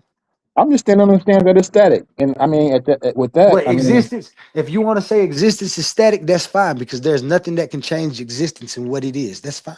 But the things within existence, the existence, change my problem with, because they with your theory is that you're saying that without time we can exist, and I just have a and problem. that's the debate right there. And that's the debate right there. I would debate that for sure. Okay. Can we And that's the exist? same thing that's the same thing I just debated Suave Boss here. Not Is in those time words, but the same thing.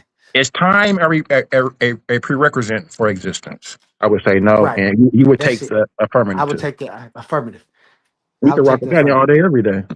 Bet. Yeah, we can rock with that. A1. I like that title. Is time a prerequisite for existence? Here, let me write it down. Let me get to my board real quick and write it down for us. Is time a prereq? Yes. No, That's a good one. it is a good one. I like it. It'll probably take me about a week to get ready. What about you? Is time a Requisite. prerequisite for existence? This is interesting. Mhm. I like it. I noticed the person that's going to exist is being in question in terms of their whether they're present or not, whether they're existing or not. But yet, Mm-hmm. time that shows a dualism and a type of identification as it pertains to person X. Mm-hmm. But yet, Exactly. time stays linear. Time needs to also actually take on a dualistic attribute of its own. I Mm, don't want to mm. say it outright. I'm gonna stop there. If you're going to split the person that's supposed to exist in two different states, Mm. time has to also exist in two different states. I don't want to give it away. Exactly. Exactly. Separation is false. Absolute separations are false. So when what is it's in the logic, I think they say something about what A is to B, whatever the Pi A equals is like B, mhm. and if it B is like Yeah. C, then A is like. You're right. I'll just stay. I'll just They stop there. look. Hey, Right. look. They think A must cause B. Yeah. If we're No, gonna go that way, yeah. I never said that. And Yes, you that's where I'm did. gonna beat him up. Oh No, my I God. didn't. No, when did I say that time caused nature or nature caused time? I never said that. I When you said said it, time and nature are the necessary constitutive conditions of existence. You need to look up necessary and constitutive and understand what I'm we saying. already set it up.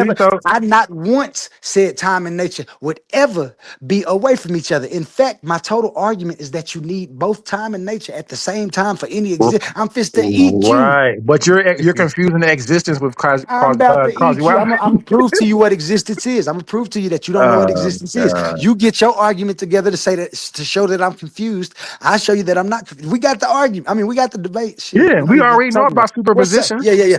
We know What's up? about Who else? superpositions. Was that Sadiq that was just talking? Sound like it. Yes, sir. Oh, it is. That's exactly who it is. What's up, Sadiq? How you Hey, doing, man? hey, what's going on, brothers? What's going on? What's going on? Oh man, I'm really listening, brother. But just getting taking it all in, brother. Appreciate you, man. Appreciate King J and brother, of course, and my buddy A1, who's been down from day one, and everybody in the audience for sure. Yeah, I would just say on the just to throw this out there. We know there's a concept of negative time. Indeed, if time is positive as we understand it, only flows in one direction. They call it has a linear relationship in that regard. But what Ooh, happened if we're dealing with a set of circumstances that regression. occur before a physical manifestation or a person exists physically? Then time, that's a negative existence, right? In that regard, Stay and that right there, brother. Stay right there yeah, I don't because want to go too far. It gets very no, Stay stay right exotic, right there. there. right? Because look, Stay right Okay, there I'll because stay what you there. just let Okay, me because when build. you Let me just build on said what he's saying real because when quick, you Obi, just real said quick. hold Let me on. build on. okay, and Okay, I'll mute go ahead. out for sure. I'll And let you then build and then you can close then on I'm gonna both knock our it points. down. Yep. Bet. Because if we say X is required for Y, so let's say X is time, Y is existence. X is required for Y to exist, then X must exist, right? Before it can facilitate Y. And if X must exist Wait, by your wait, own wait. rule, huh? No, no, No? no. None of that is right in my model. I say X is that required. time and You nature, said I say that time and nature has it's always required. existed. I say that time and nature has always existed. What Our is debate is existence? is time required for existence. So Right, right, right, that's all right, right. So if right. X equals time and Y is existence, you're saying X is required for Y to exist. So if No, then X, yes, that's what you're saying. You're saying that time exist. is required for existence, right? One half of time. Yeah. That's one half of existence. But you So can't so just have an existence with time. That's so what you're leaving out. Listen, stop asking me questions because you get your argument together. I'm done look, with mine the is together. discussion. We're going to talk about infinite regress. The brother asked about the clock that never starts, and that was the point that I'm bringing up, right? The clock that never Exactly. And starts. you try, but I'm telling you that you're trying to look for a creator, and I can prove that total ideal breaks at the Your first, and creator that's is what, and time. that's Your that. creator is time. No, I never said time created anything. I Yes, believe in formation in in a morphogenic existence. This is uh, what y'all. That's why I say you got to read my whole philosophy. Boy, it's way past creation. This is formation. what is our debate title again? Is time a Is time prerequisite for is existence? is time a prerequisite for existence? Okay. All right. And That's you're it right there. saying that when I say X, That is it, necessary. so time isn't necessary. I said that time is necessary Okay, so when I say X for is existence. time and Y is existence and say X is required for Y to exist, you have pushback. Yeah, because this is why. Because you're leaving out half of the equation. The equation is X equals Y. No, it doesn't though. It doesn't, It's but you're saying no, time, but no. Because there's three. There are actually three conditions within this equation. You need nature also. When you're just trying to say that time is existence, I understand what you're trying to do when we get to this debate. This is why I can't agree with you on that. You have to tell me that time and nature both are existence, not just X is Y, because you need one I'm gonna had move Y because to Z. yeah, I'm gonna move Y to Z. You need X and Y for Z. Z if and only if you have X and Y. but X must have account first. X must exist itself No, before we have Y. no, no. They have always been at the same place, which is existence, at the same time, Say which is less because you're existence. say less because you're giving away too much. Because we already talk about superpositions. We know what superposition is. The state of being where all things are happening at the same time. Let's just say it for the debate. Let's just Got say you. it for the debate. Thank you too for the wonderful discourse and the Mhm. debate we could have. Yeah, I like the conversation because most people aren't able to have the conversation, especially in regards to quantum mechanics and things of that nature. But you have your own theory, and I respect you tremendously for even having the mental aptitude to be able to create your own comprehensive theory. And I rock with it, but even though it's really not applicable in the real world, I I got rock you. I with got you. That's why I I, said ro- that's what it is. Like I rock with Socrates and Plato and them, they did the same thing. Everybody didn't agree with them. In fact, didn't nobody agree with them till after they was dead. Maybe a few people because they had schools and shit. If I had a school that we could talk about this, I guarantee you'd be sitting in one of them air conditioned places talking to me with that suit on like I got some money and shit, asking you if can you understand this to teach it and make 120,000 a year. I and guarantee I'll you'll hire you. grab them books. I'll hire you, brother. So go ahead and go ahead and get that started so we can have somebody to, you know what I'm saying? For real, But brother. that's all I'm up against. I would send you my books to look at, but then you'll get up out of the debate. But I Nah, might send them to you. because Matter of look, fact, all of my debate interlock with us. I think I'm gonna start sending them copies of my books. you need to and post them on the thing. Because one thing about me, brother, is I don't have to agree with you to respect your grind. You know what I'm saying? I Right. definitely disagree with you, but I would promote you just because I respect you and you doing something positive. I don't have no books written, and I don't think nobody on the panel do. You know what I'm saying? So that in itself is an accomplishment. So I'm not a hater by far. You know what I'm saying? So Yeah, thank you, man. And like I said, that's what one thing that I knew I was gonna have because I done lost friends over this when I didn't have it all the way together and I couldn't explain it right. My mom's a Christian, her husband is a Muslim. You know what I'm saying? And while they do like tell me go ahead, do it. My mama signed one of my books, my good luck book. They both all signed it, you know what I'm saying? And they still ask me questions about it. And so that's why I'm glad that because some people it was a dude up here today. He just act like he didn't want to talk to me because he couldn't disagree and still say, okay, that's how you see it. You know what I'm saying? He wanted me to say, oh yeah, you right. And that's not what we're gonna do. We're gonna have a discourse. We're gonna see what you agree with and what I agree with, and then that's what we debate. I ain't supposed to try to force you to believe that. If you would disagree, I happily accept your disagreement. That's what we're supposed to be doing. I don't like all that arguing and stuff. And I know it comes because I used to be fired like that too. And today I was still a little bit, you know what I'm saying? But we we getting into places where people, like you said, you disagree, but it's just an interesting topic because of the steps that I've taken to come up with this, and it don't stop nowhere. And so, if I was on the shoe on the other foot, I would definitely be wanting to read your book. You know what I'm saying? And so, and that's what it's about. It ain't about trying to get nobody to believe nothing I'm doing. I'm talking about I'm living a nice life where I ain't fucking with nobody and ain't nobody fucking with me. It's because I believe time and nature gives me the opportunity to be, and all I need to do is make sure I ain't fucking with nobody, messing with nobody. you feel me? I And I heard it. can I heard respect that that. only. Yeah, for sure, right? For sure.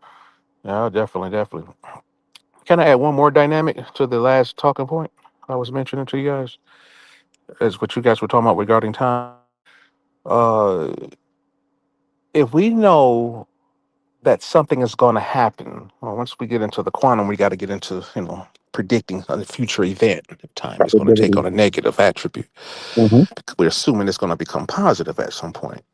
And so we can use a bomb, just for, ironically, right, or a point of creation. And so we'll count down to anticipate an idea taking on physical form.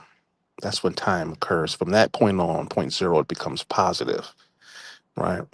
So just to establish relationship between positive and negative time. Typically, when we deal with negative time, we establish a point, or what I would use in my field of circles, a frame of reference to establish that which would time would be act as a predictor, if you will.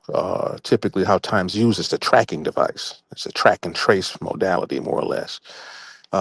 And so we're tracking a future event. We'll count down like the rocket at NASA. We got 5, 4, 3. Now time is actually negative in that regard because why? Because the rocket takeoff doesn't exist yet. It hasn't happened physically yet. Exactly. Right? 3, 2, 1. We got blast off, guy. Now, once it take off, we start counting again, but then this time is tracked positively, family, because now we're dealing with energy and motion. And I won't go too far ahead of myself, but just the one to add that in there and just mute back out and Bet, stand bet. back and enjoy the And, conversation.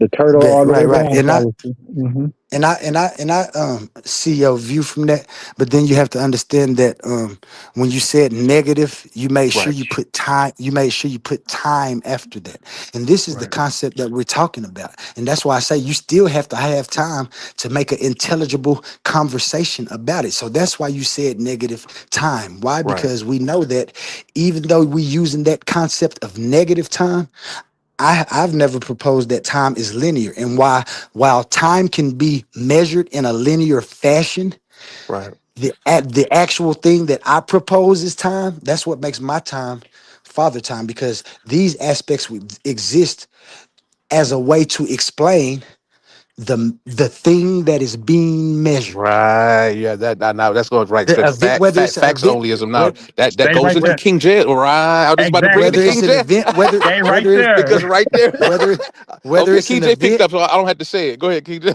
Stay right there. And just Right, a right, question, just a question to you, family. Does the potential for the right. particle to appear constitute existence?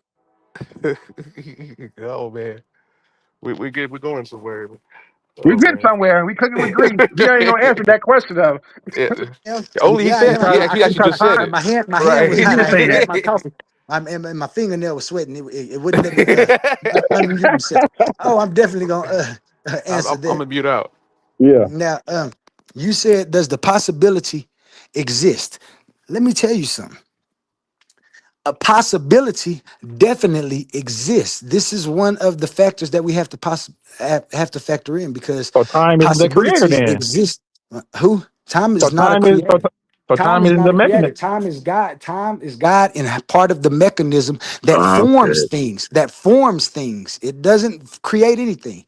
There's already nature. You forgot about our goddess. She's over there with the things for time to invest in so they can change. The unfolding, the things that we see in the physical, some of the things that we measure, the relation of the thing that we're measuring when we're measuring time, the distance, the actual thing that we're measuring, not the concept of what it is after we measure it, not the inches that we took over it, not the time that it took to get there, the measurement of the time. I'm talking about the actual being there and experiencing it in the each moment that a change occurs. Like I'm walking from here to the, like each moment, every little Right.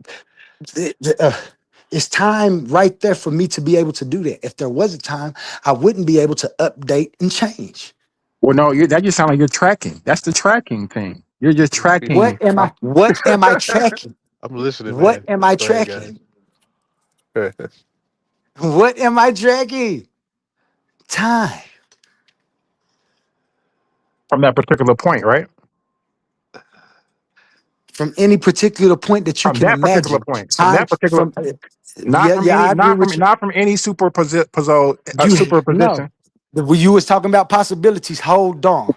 Those Yeah. possibilities exist within existence. So don't try to So, take them out of there now. That's called moving the So goalpost. let's Or talk. I ain't gonna even say move the goalpost. That's called moving the quantum field. Hell nah. But I mean, yeah. So look, how long do you think it'll take you to get ready? I'll be ready right now. Oh damn. I'm talking about this is so ready for that exact question because people experience nature and they experience time, but they try to say that they're not experiencing time. And so this is like actually the first thing that I knew that I had to prove that time exists. So I'm ready for that right now.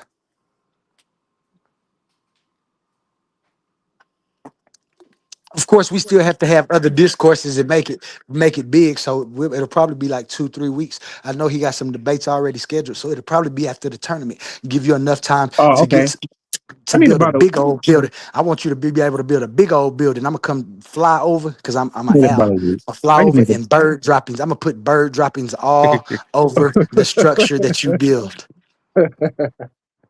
Oh man, it's Yeah, gonna be fun. This is gonna be fun. it is. Yeah, it is, man. Okay. So, so time does exist. We agree on that, right, brother? Who So you talking to if a me? You talking to me? Okay, okay. My Yeah, bad. yeah. I'm talking to you. So time does exist, right? Yes, yes. Time does exist. When did it begin to exist? Never. It always has been. All right. well, yeah, see, yeah. I know this because even when you propose an idea of God, knowing a creator, knowingly or unknowingly, you presuppose that time and nature is already the construct in which he is in, making efficacious actions. So let me ask you this then, brother. The person who's outside of space and time, wouldn't they be timeless? That's an incoherent view. There's nothing outside of it. That's one of the incoherences that I prove within my What philosophy and where do argue. where do you get time from? Time is that there is nature and existence. And this is Based one of off the arguments that go ahead, based I'm off, sorry. based off of my observable existence and my Your observable experiences within your observable existence of what? The earth or the universe? of existence Your existence based off the earth or the universe? based off of existence. I don't base it off the earth or the universe. I base it off of existence because I have Okay. to be able to do anything. So I have Your to exist existence or your first. observation? Right, right. I'm only Well, asking my you that because I'm only asking now. There are no wrong or right answers. I'm just asking you right, your right. answer. Right. Okay. Yeah, that's why. So Yeah, I know that. That's why I was answering it like I was. so do we agree that the universe didn't always exist, or did it always exist? Well, um, I ain't gonna even lie, that's a good question, but I answer that by not even worried about the universe and talk about existence. And existence is the necessary constitutive conditions. And that's why I was telling him early. I think when people say universe, they're actually talking about the totality of existence. But let's just say they're not. They're talking about the universe is within existence. I agree. Because it exists, the universe is within existence. The necessary conditions of existence is what's going to be needed for the universe to exist. The universe would be able to unfold and proceed and persist and order and sequence into the universe we know it now, whether it is existence or it's within existence. So that's Okay. where the defeat will come. So I'm gonna ask the same question. Did the universe always exist, or did it begin to? It depends on, like I said, that's uninteresting. I ain't gonna say uninteresting. That's a view that I don't have to look at because I I would argue that the universe is existence. When people talk about the universe, they're talking about existence. All right, now watch this. I'm agreeing with you. I I only exist because this universe exists, right? I Right, can only right, we're talking about time, we're talking about space, we're talking about matter. I only right. exist because this universe exists. So I'm gonna go back to my original question. At what time period? I mean, does the universe have a beginning? The universe, and just as I stated, If you're talking about the universe as existence, then yes, time and nature has always Right. So existed. The yeah, no, universe. you're right. No, humble. You're right. Okay, You're right. okay. So yeah, the universe does have a beginning. Right. That's the correct answer. I don't Okay, care now, what now, you now, say. if you Go ahead. saying that But the there was no universe, time. if you saying that the universe has an existence and is within existence, are you saying that when you say that, because I got to be discreet about this point, just so it Right. won't be no back in this. Right. The universe exists, right? Right. So do we agree that is if it exists, it's within existence? Yes, I agree Okay. that if something exists, it is within existence. My question is,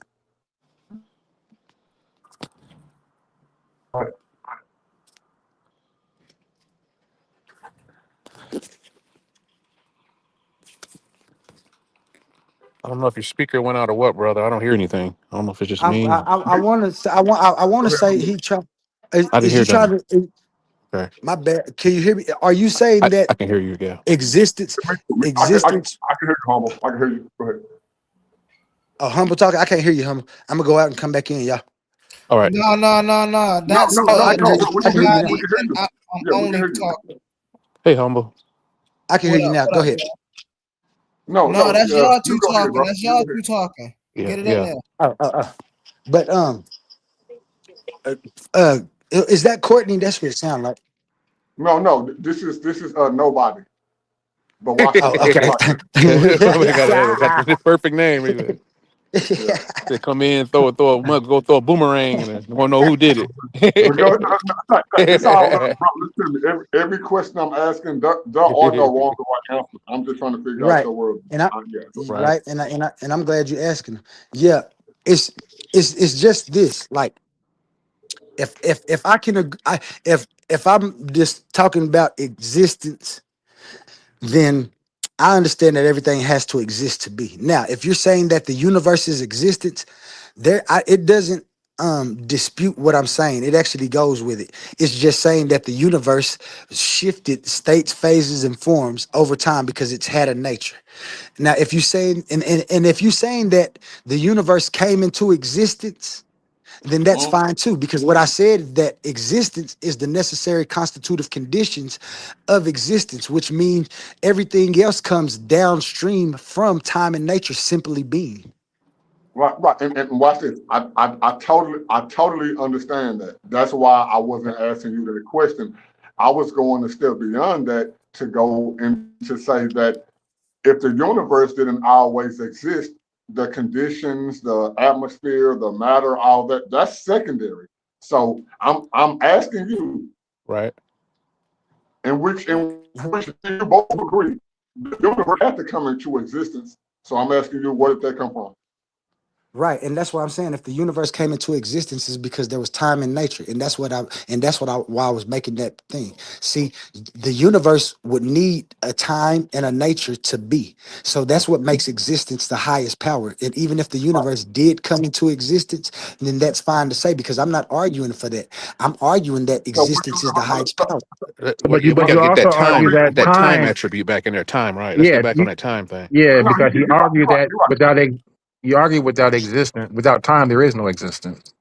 Right, Right. No, correct. that's the point I was going to make. Now, based off what you just said, Ben, and based off what the other brothers just said, it's not just two, it's three. You have to take time, space, and matter, right?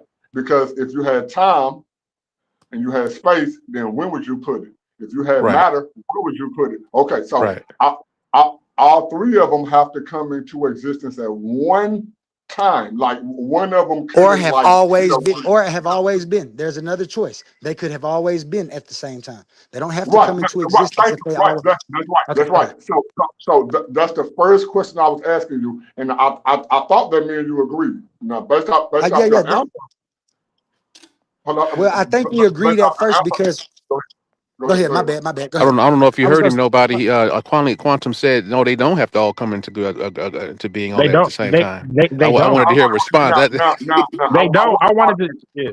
That's a good point. Or anybody want to touch it? Because they have always been. From my observation, they have always been. So there's no coming into because Hold on, wait. I'm not knocking whatever Quantum had to say, and right. Quantum, we can definitely have that conversation. I was only addressing my brother being there first because based off what he said, we can definitely have that conversation. Now watch this. Based off of all of us being intelligent brothers, I do think that we're going to come to the same conclusion. Now, after we come to that conclusion, then we're going to disagree. I'm just trying to see, can we come to that same conclusion? Right, and that's what I feel. I think we came to the same conclusion about something always being at some time, and I think that's where it's going to split at the creation and formation thing. But your Nobody. He said, you can have time. space without matter, and you can have. You understand what he said? When he said, no, you don't have to have all three. He undid you just then. No, He said you can have space without time, without matter. You can have matter without space. He didn't understand that. Right. I don't think you caught it. Yeah. No. I get what you're saying too. Okay. Now, y'all can check me too. No, I'm just playing devil advocate. That's all. I'm just. No. And I'm feeling out what you just said. I'm feeling what you just said. All right. And that's y'all can challenge me too. I'm saying, hey y'all. Hey, I'm gonna mute up for a minute. I forgot I'm supposed to be going somewhere, but I'm listening. Okay. No, I'm agreeing with the brother playing devil's advocate, and I do hear y'all worldview, and I hear the other brother worldview too. So I'm just asking my worldview to try to catch up to where y'all at. And he playing devil's advocate, so he's challenging all three of us. I'm saying that all three of those entities, time, space, matter, they all had to come into play at one time. Not that one came first and the other one came second, the other came third. Now, watch this. I could be wrong. I'm just saying that if you had time, space, and matter, right? If you had time and space, if you had time and space, then where would you put the matter? Because it is no matter. If you had space and matter, I would argue, then where would you put it? So go ahead. Okay, I think King J got a. And that's why that point right there that you're making, by the way, is exactly the point that made me realize that time and nature and existence has always been together at the same time. And that's what made me pick up so I'm saying this. Okay, now watch this. Bro, I totally understood what you said. Now, I agree. They all do exist. I just think that they was created, right? And they all had to come into existence at the same. Hold up. Let me say it this way.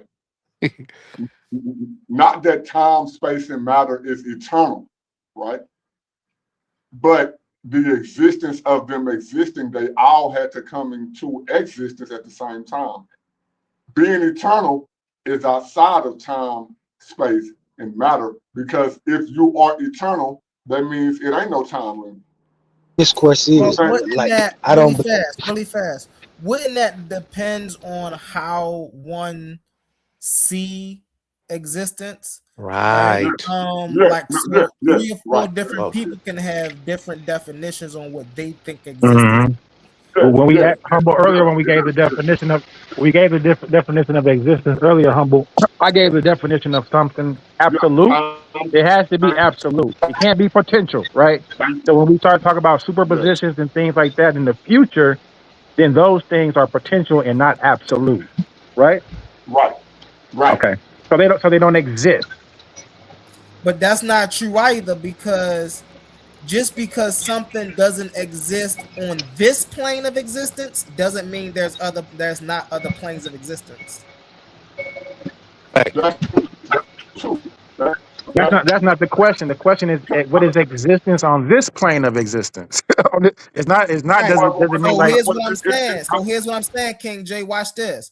So infrared is a thing that exists, but we would never, according to how we see existence, we wouldn't say infrared exists because we can't touch it and we don't interact with it. But infrared, I think we observe. Hold on, King J. Do we see the effects of it in any type of way? Yes.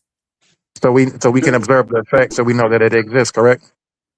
Right. We don't see the wind, but we know that it exists, correct? Exactly. It's Okay. materialized though, bro. Like, for example, the laws of logic, I can't pour the laws of logic into a cup and paint it green. I can't be like, hey, Ben, hey, nobody, hey, Jay, look, here go laws of logic, but we know it exists, right? Exactly. If everything is not material, right? Mm-hmm. But the material leads back to the immaterial and vice versa. Mm-hmm. Right, Ben? Yeah, that's what I'm saying. Yeah. So, okay, now watch this. Nothing, okay, numbers are eternal, right? There we go. There is really no zero. You only have zero positive X. or zero negative. Right, okay. So we know that eternalism exists. All of us know that. If you just know numbers, based off numbers, we can agree that eternal exists. Certain Not things came eternal, into but it. infinite. Infinite would be the same as eternal, man. That's the same No, thing. because there's different sizes of infinities. Some infinities are larger than other infinities. When do infinity start, Ben? Mm-hmm. Okay, so it's the same thing. If we're going to go by the purest form of the word of infinity. Right, but zero. In the purest form, Zero right. positive or zero negative, right? Right, okay. So what I'm saying is numbers are eternal because you can't count forward to an end number and you can't count backwards to an end number. But So then, Humble said it depends on your view. Humble said it. Yeah, if your view is limited, right? Hold on right. 1 second, Humble's Sadiq. correct. But watch Yeah. this. But here's the brain buster and all of that, right? Right. There are more half numbers. Now, mind you, numbers are infinite, right? Right. However, Right. there are more fractal numbers than there are whole numbers. Okay, now that could be true, but eternity doesn't negate that. But that is true. It's not that could That be is true. That's true. Right. But Fact. they're both infinite. I don't know if I don't know if nobody knows. Hold on 1 second. So what I'm You know what you mean? showing Nobody. is You know what there Humble's are talking some about? I don't think you infinities that understand. are larger than other infinities. No, I'm agreeing that even if it is true or could be true, that doesn't negate what you said. Right. I'm saying fractal numbers. You understand what that is? Nobody. Right. You breaking up, Sadiq? Okay, let me drop off and come back in. You breaking up too, nobody. But I'm agreeing. No, you breaking up bad. Yeah, you breaking up bad, nobody. Go ahead, talk, Sadiq. I think Sadiq was up here earlier when we were talking about the Wheeler-DeWitt equation. I think Humble might have missed it, so I don't want to. Yeah, I dropped down for a while. I had to go handle some stuff. Humble one, so humble. Now, mind you, when we got off the phone, our little conversation yesterday, I did some more studying, and boy, do you really want to have a conversation in regards to Ra and Atum, in regards to was Ra the actual literal son? Like, can we have that discussion? Like, pick some time apart from the day, and maybe have that discussion. We can have that discussion, but I mean, it's not going to go the way you want it to go. I think it will. I think it'll show some clarity to because at the end of the day, I think we want to. Let me ask you this question then. Yes. In Old Egyptian, Middle Egyptian, very familiar. Very familiar. Even Coptic. Hold on. Even Coptic. What is the word for son? Aten. No, it's not. See, that's what I'm saying. See, that's why hold on. Stop. In order for us to have a conversation, you got to stop acting like you're the authority on the situation. What subject matter? You're not. You go look it right? up. I'm not brother.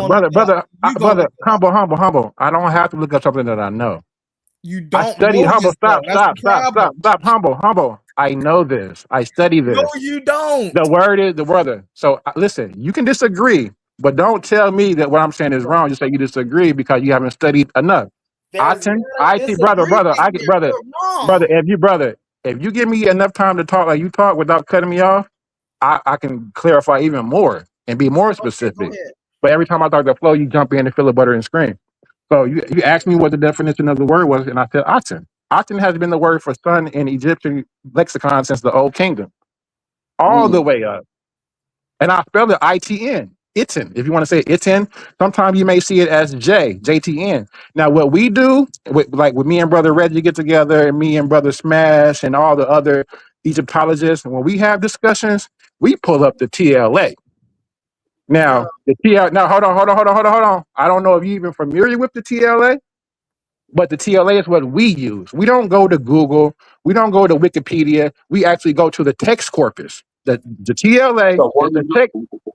The TLA, and I can go on my laptop right now, and I can share my screen, and we can pull up the TLA and go through every text corpus of Egyptian metanetter, and it would tell you the exact script, what it says, and when it's used, what word. We could type in TLA, we could type in sun, and every instance of sun that occurs, it would give you that instance, and it'll give you the actual hieroglyphic and metanetter attached to it, the actual symbol and the sign.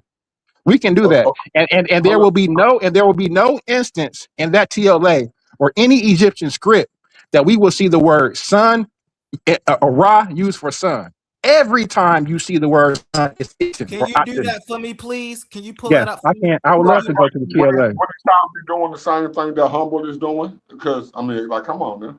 No. I want him to do that so he can die by his own sword. Right, Humble, you're right. Yeah. How can he say that Humble is wrong based off the information that Humble is getting when y'all are reading the same stuff that Humble is reading? Like, because clearly we're not reading the same thing. Because if we was reading the same, because I read the primary text, brother. So if we were reading the same thing, we would come. There was no. Wait.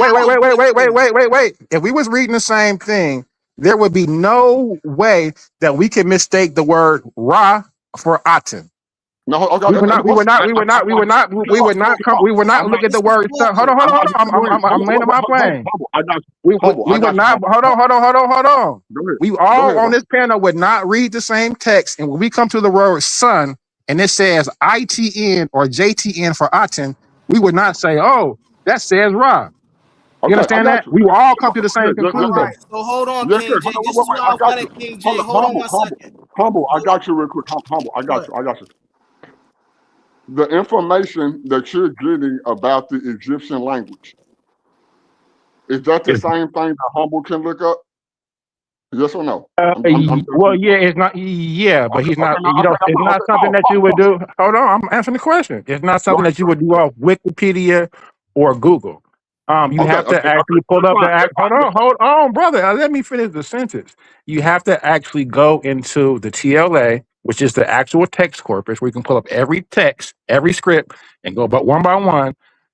Period. Or there's also a good site. There's also a good site, and I'll pull it up when I'm finished up on my laptop. St. Andrews University.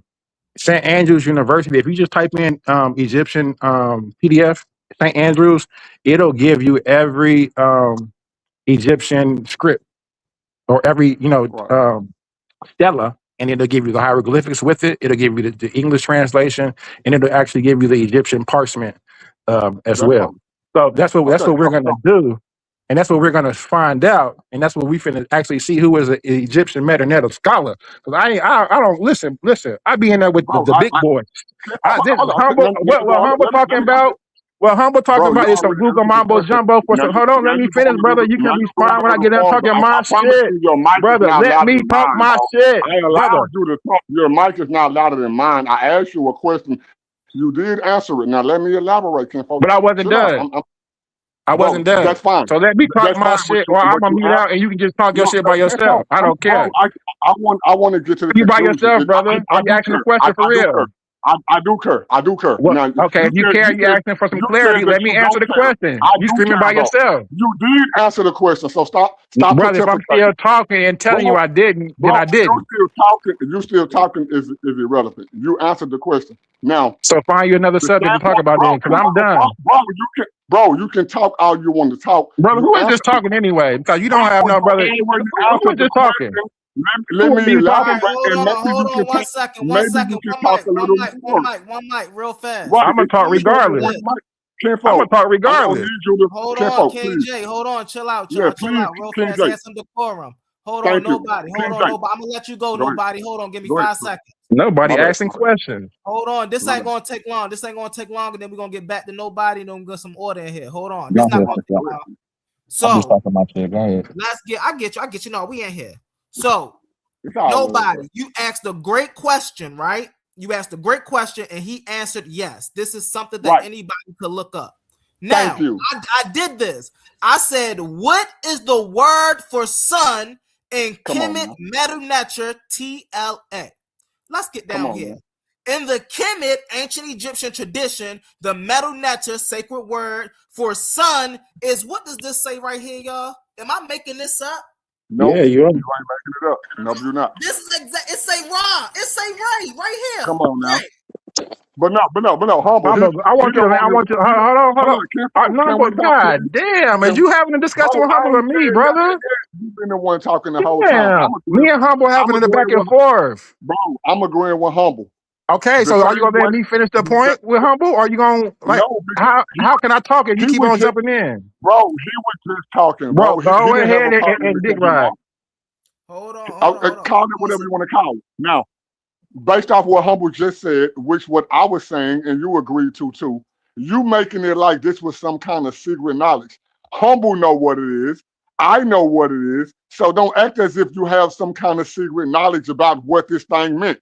You were wrong on it, bro. That's No, the I'm whole not wrong. conclusion. I'm not wrong Yes, in the you fact that were. you're saying, brother. No, Go ahead you're not. and Go make ahead. your plan so I can No, respond because I'm go tired of ahead, bro. I pause. Go ahead. of You go ahead. ignorance.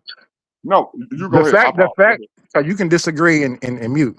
Because I definitely mute every time you talk, and I don't, brother. You can't control yourself. I just said now hold up now You're not controlling when. Hold on. I can Because be one thing, belligerent. I nobody, you're can not be controlling when I belligerent. talk or don't My talk. mic is a whole lot louder, We man. just, Hold on. Ain't When if I'm you nobody. talking, agree, or, believe me, when Hold on. 1 second, King J. You can't talk and then he talk and then talk over him. Ain't nobody. I muted you. I'm gonna unmute you. Let's let King J get in here, and then I'm gonna let you respond. I don't know. Am Go I the ahead. only one he went out for? Go ahead, go King ahead, bro. J. I appreciate that.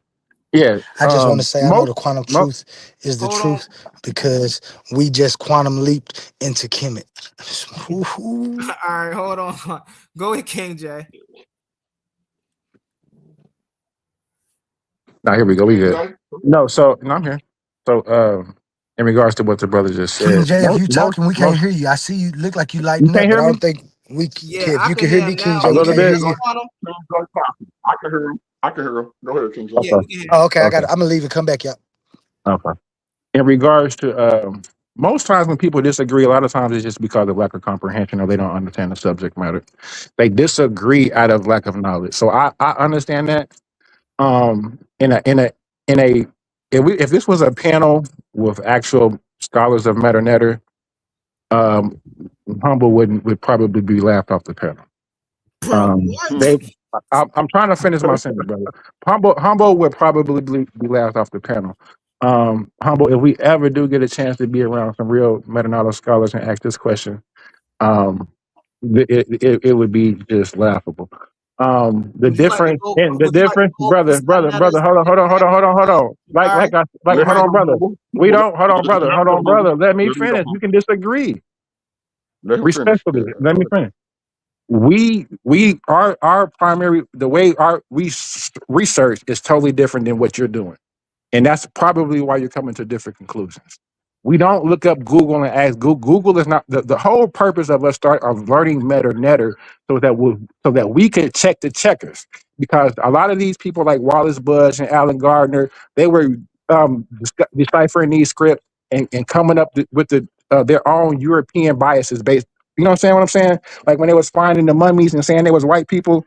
So we wanted to learn how to read it so we can. So when they just saying the Hesse meant Negro, right? Then we can say, no, it really refers to a Southerner, anybody south of Aswan, right? Those in the Hesse tribes between the first and fourth cataracts, right? The Urkjek, the Yam, so who you calling Nubians, right? Within the land of Wawa, right? I speak Keep thinking, indigenous bro. terms. I speak Yo, what indigenous do terms. any of this Hold on, got to do let with me talk, brother. Right. Brother, you are? But let you me finish. filibuster. Right. Let me What finish, did I? brother. So those conclusions, brother, we will never can come to. Because we would never look up Google or Wiki and be like, that's the primary source because of some Google. Stop filibustering. Hold on, let me But what we're gonna do? Hold on. I'm not filibustering. I'm finna land. I'm finna land. I'm talking my shit. But what we're gonna do is we're going to pull up the TLA today. We're gonna actually pull up the actual primary text. We're gonna pull up the story of the tale of Sinu, and we're gonna read it. And I'm gonna show you how you don't know how to read it.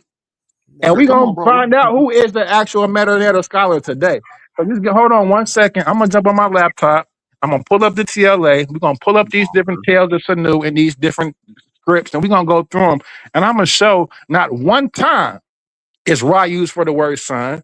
The actual word for Ra is day. And I'm gonna go through this. Day, the actual word for Ra is day. The actual word for son is Aten. Keep in mind, and this is probably what's confusing them, that if you look at the determinative for both of the words for day and sun, they both use the circle with the dots. So he may be confusing. He may be confusing those determinatives and thinking that Ra is actually. So I can understand the confusion. But that's why you have to be able to actually read and study the text to know the difference. That Ra is not the sun. Ra is the equivalent to day. They're possibly light. Or possibly light. But the sun disk, that Aten, that word has always been Aten in Metanetter. There's never been Ra. All right, go ahead, Ben. You gonna show us what you're talking about? And when we get to this, hold on, because I'm rocking. And when we get to this 18th dynasty, I cannot hold on. When we get to this 18th dynasty, Akhenaten, and we talk about the cycles of the sun, the cycles of the Aten, and we talk about the solar boat. You do know that's the Aten boat.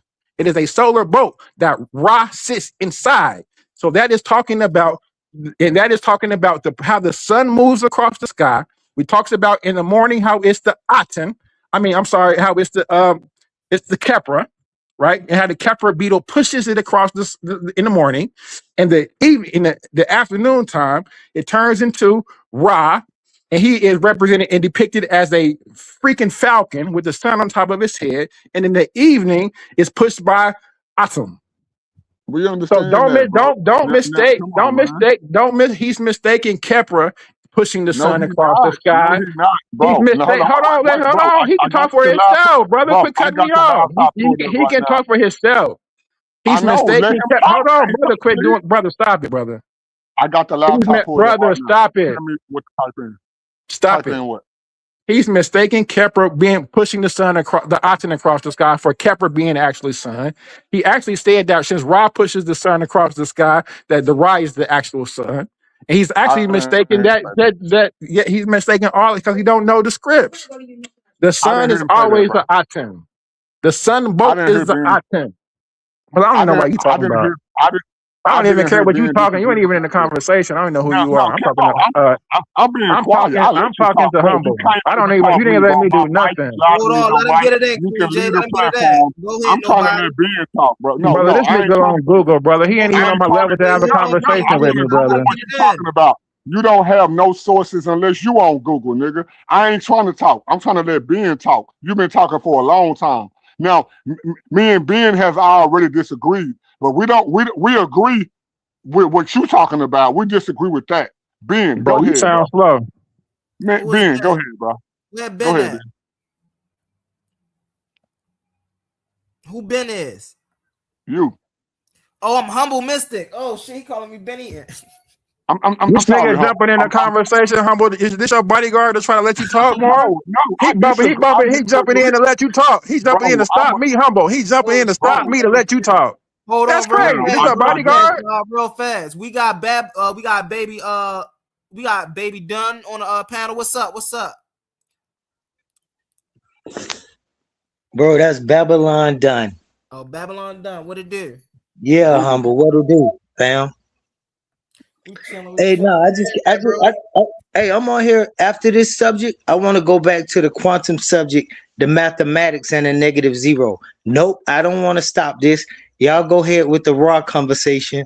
Even though we solved this yesterday in the chat, that the disk is the Aten, the shape for the sun, and that Ra is the personification or the person, the representation of the Thank sun. you. I thought we solved that yesterday, but I y'all thought we just want did to argue, too. so go ahead. I thought we did too. I thought y'all did too. So why you talking then? Taking up for humble. No, If we why did you? too, hey, the No, brother, why shut the you F talking, up, bro? brother. Who are you? Cause you slow. Bro, You're not I'm even in this nobody. conversation, brother. Bro, I'm not I talking to am no brother. nobody Listen, to listen, listen. paradigm shift. I'm not I talking to am nobody who's illiterate in this conversation, don't brother. duck himself from but watch this dope podcast. If you know don't you know don't who I am, go look me up. You What sound you slow. I don't talking want to, about, brother. He's trying to get some clout. you real switched the fast, real whole fast. subject King from what J. we was talking about. You jumped into the subject, bringing up some stuff that we wasn't even talking about, bro. So don't try to change the subject and act as if somebody is ignorant on the subject that you brought up, bro. And we counseled you on what you were saying. Like the brother who just said, we was talking numbers from 0 positive going forward and 0 negative going backwards. You brought in some you nigga tied out. We weren't talking about that bullshit, bro. Stop playing, nigga. Who you talking about, bro? All right, Anyway, look. humble, go ahead, bro. That's who I was All saying. right. Go ahead with humble, So not me, bro. my whole point in this discussion and the debate is I just proved that the debate don't even need to be had because it showed even what I pulled up in the TLA and the Metal Nature that Ra or Ray, as I say it, Ray is the sun. It's not Humble, Aten. you just made that up. Aten Brother, didn't you just come made that until up. much later. No, he didn't, bro. As he No, he keeps didn't. saying, Aten didn't get elevated into a sun god until What much later. Into what text are you that says that? Let's look up we're looking up text now. What you text can says look that? up any text, bro. You look. No, I'm tired of pulling up sources, bro. no, I'm asking you what text you're Every referring source to. I pull up, you say that's wrong. I want to pull up the source and Humble. see if it say what you say. All Humble. four of them said, bro. It's Hold on, hold four on, hold on, different hold on, hold on, texts. hold All on. four Who of is them that? said. Hold on, cause wait. Hold on, nobody. Hold on 1 second, nobody. We Yeah, get humble, hold on 1 second. humble, Go ahead. respectfully, brother. If I'm having a conversation with you, right, directly with you, and trying to, have a straight dialogue with you, I don't even know who this person, nobody is. They may be a friend of Yeah, yours, you put a lot of no, feelings. hold on, brother. No, I'm trying to have a conversation, a real conversation, without somebody just detracting from it and not even bringing anything to it. You smarter than them, I think, so you can articulate your point better than they don't need. You don't need them. So maybe if you can ask them to just, if we doing something real scholastic shit, they can't read the metanetter. So let's All let's right. let us go back and forth and let's get some clarity to this because I got my laptop is right here in front of me. And I'm finna jump on from the my laptop so I Okay, can show King my J, while screen. you stalling to do that and just talking over just to do that, let somebody else talk. Okay, Go ahead, humble. go ahead. Listen, humble. All right. That's humble. That's Yeah. nonsense though, for real. When you say that Ray or Ra is the sun itself. It don't even make sense. If Ray or Ra is a person, obviously a person, Father Ra, Exactly. then Who's why a would you person? say I ain't about to talk over you now. Why Oh, I would you say, apologize. Go ahead. I'm asking a question. Why would you say the person is the thing called the sun? They the actual thing called the sun. Why would you say that Thank you, when brother. you know Because Thank that you, that's Ray, two different hold things? on, King J, hold on. Because Ray is not a person. Ray is a Najer. The Najer is the sun. Now you playing You got Ray kickball with with a a person can from. because Ray is a personification, and when we say a person, The you can word call it a deity, a personification means nature, the a embodiment of. neteru, a nature, anything you Hold on, wait want, a bro. minute, Talk loud as wait you a want. minute. You making nonsense, Babylon, and you you don't, and it's misrepresenting not a what good the look. word personification means. The word It's not a good personification look. literally means It's not embodiment. a good. It's not a good look. Listen. It's not a good look. The sun is not a person. The sun is not a place. Oh Okay? God. The sun So let's is do an this. actual thing. So let's The do this. sun is 554 million tons of hydrogen burning each second on the periodic table, turning into 550 million tons of helium. Stop playing. That's what the sun is. Now, Ra is a nature, as you say. Are natures, are all of the natures 554 million tons of hydrogen? Bro, stop playing. That's stupid. And the next thing I want to say, is that no, you don't have to tell me to go ahead. If you be quiet and let somebody talk, then they could just be going ahead. Now, Ra, another thing about the sun that y'all don't bring up that should be brought up is that the sun that y'all talking about is not even the Egyptian sun. The Egyptian sun to the ancients is in Sirius. That's the sun that marked the heliacal rising every year and the flooding of the Nile, the inundation of the Nile.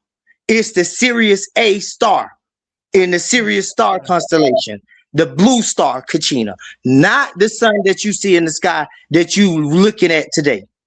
Okay. Now, go ahead. Okay, so first off, let me correct this, brother. Listen to this, family.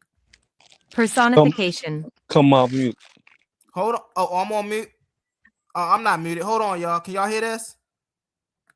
Personification. Okay, this word right here is personification. The attribution of a personal nature or human. Hold on. Let me. Every time I get it in, everybody want to overcut. Drop the link real quick in the chat, Humble, so I can jump on from my laptop. We can't hear you talking, Humble. Why can't y'all hear me talking? I can hear him loud and clear. We can hear. I hear you loud and clear, Humble. You good? All right. I hear you. All right, I dropped it. I can't hear him. I hear everybody else. Okay. So let's go here. Personification. The attribute of a human or of a personal nature or human characteristics to something non-human, or the representation of an abstract quality in human form. So when we say Ra is the personification of the sun, that's because the sun itself is non-human, and so we are given a human personal nature of attributes to this non-human thing. That's why we use the word personification. So when you see Ra in tales and myths, we understand that Ra is not a person. Ra is literally the sun. It's only being personified as a person. But when we talk about Ra, we know we're talking about the sun. That's number one. Number two, I don't know where we get off at of saying like, oh, well, we use the TLA. We use the TLA. Anybody can look up the TLA for Madhu Nature. Right? Anybody can do this. Let's walk through this really fast. TLA for Metal Nature. Okay. Ancient Egyptian, rhetoric.org. I actually want to go to one where I could type in some words. Let's see this real fast. metalnature.com. Right? Can I type in some words here? All right, try for yourself. Sun. Okay. Let's see. C2, What's this right here? Hold on. All right, I gotta accept these cookies. It say the exact match to icon. What's this? I want to read it. I want to read. Do it give me anything to read? See, this don't even give me nothing to read. Sun. All right, what does it take to create the Mayat sun? First, I don't need that. I need the sun is what I need. See, look, this is terrible. Yeah, this is terrible. While you doing homework, while we sitting and waiting and listening, that's wrong, bro. Somebody else could be teaching while you doing that. I mean, that's anybody could talk. I'm just sharing my screen. That's crazy. Y'all just that's called hogging the fucking mic, though. That's called hogging the mic. But go ahead, do that. Hold on. Anybody can. This is an open forum. I'm not hogging the mic. I'm just sharing my screen. I said what I said, bro. Move on. Go ahead. Y'all can talk. All right, so Humble, real quick. So then. Oh, go ahead, bro. Go ahead. Whoever's gonna go. I'm gonna share I'm doing the TLA real quick right now. I already got it pulled up. Hey man, listen. If you ain't about to teach, the man said go, and then you come on and say you doing your TLA. The same thing he doing? Bro, I don't even think you know what TLA is, brother. I don't even think That's this conversation crazy for work. you, brother. Babylon done. Please just be quiet, brother. I'm waiting for him to share my screen. What are you talking about? The lingua You gotta egyptica. share my screen, The brother. lingua egyptica. I don't know what the TLA is. But this is what we use, and this is what I'm finna use, and this is what I'm finna show you. Bro, So I know you from Smash brother, Show. I saw the dumb, silly stuff you if did you don't over know there. what's Come going on, I on know right better. now, please You can't respectfully shine shut on the me. fuck But up right and now, I learn. ain't about to argue with you, bro. I'm about to address the brother's thing situation. Listen, Humble. When you say the sun is a personification, a Ra is a personification of the sun, that's exactly what I told you. When you say Ra is a representation, that's exactly what I told you. So the representation is not the thing itself. You say you study philosophy, then we're talking about the thing itself. The representation is not the presentation. The word re is on the front of the word for a reason. It means to redo or to do over again. So if you representing something as Ra, you representing the sun, then that representation can't be the sun itself, because you representing the sun itself. What the go ahead, King J. I don't know what that was. Go ahead, King J. Yeah, I know you don't, and you ain't supposed to know. But when we gonna move on to the negative zero thing, cause that's what you was Hold talking on, about, brother. Look, quantum. brother, you And not this, running this hey, King conversation, brother. J, slow your Shut ass up, down, brother. bro. I We ain't talking even about talking to something you. If I'm slow, stepping on your bro. toes, from the side, bro, just say ouch and sit your ass down. But Nah, don't be Hey, screaming like a bro, little bitch just bro. because I'm yo, talking about Babylon, another. chill, bro. You Hey, gotta hey, hey, Kicked hey, off the hey, hey, camera. hey, no, hey, we ain't gonna do the name calling. We not hold gonna on. do the name calling. And all y'all gotta do is be able to say Hold land on. it Hey, when yo, y'all what finish. you can't hear me, bro? Hey, yo, chill out. Hold on. Hey, Babylon, you can come up here, you could join the conversation, bro, but you not taking nothing over. You know, we can Man, get ain't this. nobody trying to take nothing over. Stop Hold on, crying. It sound like you trying to hold run on, bro, shit. chill out, because I'm really not trying to kick you. I want you up here. I want you to chill and vibe with us. You feel me? But just come into the conversation, bro. I love your energy. Let's get it. You feel me? But me and him right now, we getting into this. And you know, you can slide on, you can disagree, you can do what you do. You see what I'm saying? But don't try to like I'm take over. already doing that. All right, well, hold on. Let's let King J get in here. Go ahead, King J. Yeah, and one of the reasons that I came up here humble is Bro, if because he's A1 saying why ended you up started having a talking right after let's Hold return on it, one brother. second, King J. Emmanuel is he's a moderator. Hold on one second. Go ahead, Emmanuel. Yeah, that's all I was trying to let the panel know. I'm not trying to come up here and be added into the panel. I just seen that you pretty much got in a position where you was trying to moderate and be inside, and you was getting talked over a little bit. King J was getting talked over a little bit, so I just came up here to moderate a little bit in the background. And for sure, we not gonna do the name calling. We don't do the bitch ass niggas. We don't do that That's over love. here. That's love. Excuse my That's language. love. Everybody finish rocking out. Y'all got it. I appreciate you, Brody. I That's love. appreciate you. Shout out to brother Emmanuel. Go ahead, King J. Pause. All right, for sure. All right, for sure. So this the TLA right here. Now I actually want to bring this. I think we should use it a lot more. Since I've used it last, I see they've added some new things here. If you see where it says the hieroglyphics at, you can actually type in the hieroglyphics and it'll do that for you. That's some new something new they added. So I'm not familiar with that until just now. But see here, so what we basically do here is we're searching for the lemnas. So let's just say the word here is what we want to look for is sun. So type in sun for translation, and it's going to show us every instance of sun in the text corpus. So you just search lemma. Right, here we go. So now we're looking for sun. So the brother is suggesting that the word for sun is Ra. Now let me turn on my camera real quick because it is it's interesting. It's right there, the first word. That's not a Ra. And where do you see an R at? I see an A. I don't see a R anyway. So you'll die right there. Go ahead, King J. This man King J is brother. cool. You don't know, brother. Respectfully humble, you don't know. This is something probably new to you. You don't read this. I do. I really read this, brother. This is my lane right here.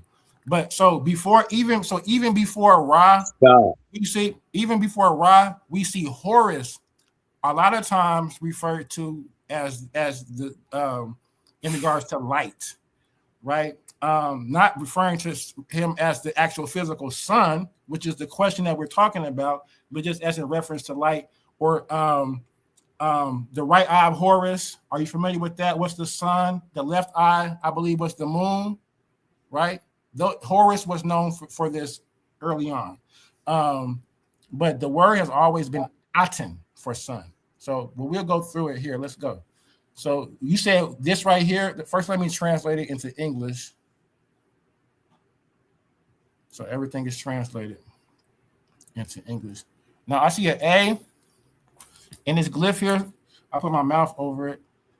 Anytime you see this, it looks like the 3, that's an A. And then we see the W, is the Uchich, Uberg. We see that bird here probably represents the Uchich. And then we see the A, and then we see that these are both complementary A's. So this is not Ra at all. So we're looking for Ra or Aten. So Aten probably, in this instance, will be spelled with the J. And we'll see that. Hey, yo, what? He don't even know. Go ahead. Huh? Continue. What, probably spelled what with if a I J. say, well, come on now. That's my figure of speech, brother. It's a J because they're not familiar with that, brother. So we'll look at as the reed leaf, which is the I sound, right? The J is representing the I. So in the glyph, you'll see it represented by the reed leaf. So that's why I said, brother, come on now. You probably didn't know that. So when we're looking for Aten. So Ray is number 3. 3, let's see. On his TLA, you got 1, 2, 3. That third one right there, that's Ray. The third one. You see, that's what you're suggesting? Sunshine, radiance. And we'll show you, it's going to show you the instance, the current, the context that is used in, the sentence and everything. So we're looking for the sun, the physical celestial body, not reference to radiance or light. Hey, I got a question, King J. Let me get it into English for y'all. I got a question, King J. What up? What does Ra Harakti mean? Ra Harati in what context? It depends on the glyph. What does it mean? Period. What does it say? Because the H and the R can be as a name, as a title, in a sentence. What does the word Ra Harakti mean without you looking it up while you stall? Hold on, brother. I'm not have to look up nothing. I ask you in what context are you using it in, because the H and the R can mean Horus, it can mean great, it can mean anything. So bro, get out of here. Never mind. Never mind. Harat, brother, we're looking at a TLA right now. If I said what does set mean, what does ISIS mean, I said mean, what does Horus mean, brother. What does the word mean, and then you turn around and say you do this, but hey, it could mean anything. Brother, and you didn't understand. So, brother, so let's understand this. You can put any unilateral and say it out of the context of a sentence and it not mean anything. You have to put that in the context of a sentence to know what it means. So I ask you, in what context? When they asked the Egyptian minister of curator, we're looking for Ra and Aten right here, brother. Come on, we ain't talking to you. When they asked him what Zep Tepi mean, and he didn't know, he looked stupid. Brother, I'm sure, brother, shut up. And you don't know what Ra Harakti mean, you look stupid. I don't know nothing what you talking about, brother. We ain't even talking about that right now. Ra Hor. We don't know what that means. We're not talking about that. We looking at primary sources right now, brother. We looking at the primaries and you asking me questions like a dummy. Any question that you ask, I can type in this TLA and give you the answer. You ain't got to ask me nothing in the middle of something that ain't got to do what we actually talking about, brother. You okay, crazy. Bro, go ahead on with your slow jive ass presentation. Let's move on. You tripping. So the brother is saying, this is what the brother wanted me to go to, the third instance. Let's see. Onus is the bull of the double radiance of the light that is in the center of his eye. So that's not sun. Onus is Sebek with a green feather, vigilant with a raised font, who emerged from the leg and the tail of the great one, who is in the radiance of light. That's not a sun. So mind you, all these words for light. Where do you see sun at? Yo, he don't even know what he doing, bro. Where do you see sun at? There is Ray. You just typed in sun on your TLA. The third one down is literally Ray. I said, what was the definition? What was and start reading the glyphs? Humble, what was the definition of the word? Did you not read it? It wasn't sun. We're looking for the word sun. Comprehend what we're doing. Comprehend. Comprehend, Humble. Terrible, bro. We're looking for the word sun, not light. What the? What? He got beat up. Are you slow, Humble? Humble. Don't act like you're slow right now, brother. Let me get the 5 seconds. I got you. Let me get the 5 seconds. I got you. If you're not looking up the word, if you say we're looking up the word sun. Hold on. If you say we're looking up the word sun, yes, and the word ray comes up, what does that mean, y'all? Sun. We have to find when they actually say the word sun. They haven't said the word sun yet, Humble. Oh, he terrible. I think you're just slow and you're not used to this level of scholarship. So this is new to you and you're not comprehending. You're lost in the sauce. Brother, quit cutting me off without finishing the sentence. Yes, we have not come to the word sun yet. And I shouldn't have to scream this. Are you like, come on, bro? You're supposed to be smart. We're looking for the word sun. It's impossible for Ra to represent the sun and not be the meaning of the word sun. Crazy. So we'll see. Actually, the word, what you see here is the light. So when we see the word represented for Ra, we see the word day. And we see the determinatives here. You see the little circle with the dot with the little things coming from it? That represents radiance and light. When we actually come up to the word, when you shut up and learn and listen, you're arguing because you don't even know what you're talking about. When we actually come up to the word, when we actually get to the word sun, you'll see an actual sun and you'll see it say atom. We haven't came to sun yet. Are y'all slow? The word Ra is not going to have one meaning. The word sun. The word Ra doesn't have one meaning in a vacuum. Okay, thank you for that. So you playing semantic word games by keep naming all this stuff. Ra can mean to see, it can mean to light, it can mean son, it can mean a whole lot of things. The father, Ra can mean all of that. Father? Yeah, brother, Father Ra. Brother, please mute your mic until we get to where we're looking for. Yeah, it can mean the father. But you don't know what you're talking about. Okay. So we're looking for the word sun. We've yet to see it yet. But the brother wanted us to come here. So in this instance, what we're seeing is the word light. Tete, you climb and extend it into the radiance of light. And the word here is not Ra. The word here is, so you see the word here that's circled in the square. Where does that say Ra? That's an I. That J represents an I. And then that's 3 backwards is an A. And then that's an H. So that says Au. Au. Au. Radiance of light. Au. Radiance. Au. The brother said it meant it's Ra. Y'all can't even read. Where does it say Ra? Humble. Where's Ra? Show me Ra on this screen. If you go to a spot on the TLA where the word Ra is not at, then for somebody to show Ra, that's stupid. If you go to a spot in the TLA and ask for somebody to show Ra where you know Ra ain't at, that's stupid. You stupid. You ain't know what you're talking about. First off, where does it say Ra? This is an epithet that describes Ra. Where does it say Ra? This is an epithet that describes Show Ra. On the screen that says Ra. This is a attribute of Ra. This is something that describes. Yo, so what you're saying is that Ra is nowhere on the page, right? Oh my gosh. Exactly. Thank you. So why did you want us to come here? It makes no sense. Here we go. Crazy. You went there. That's your computer. Brother, please shut up talking because I think I'm talking to Humble. I went here because he said go here, stupid. So we're looking for the word sun. All of those translate to the word sun. Stop right here. Right. And we're looking for the word Ra or Aten. All of those are attributes of the sun god, the fiery one, which is the sun god, right? What does this say? The colorful one, which is the sun god. All of those are the sun god. Who is the sun god, everybody? What does this say? Do anybody know who the sun god is? Ra. Thank you. What does this Thank say? you. That's all we're seeing is Ra, Ra, Ra, Ra, Ra. Boy, if this what Smash put out as students are learning from him, this is crazy work, diabolical, maniacal. Humble, Got you to said talk this to says Smash. Ra.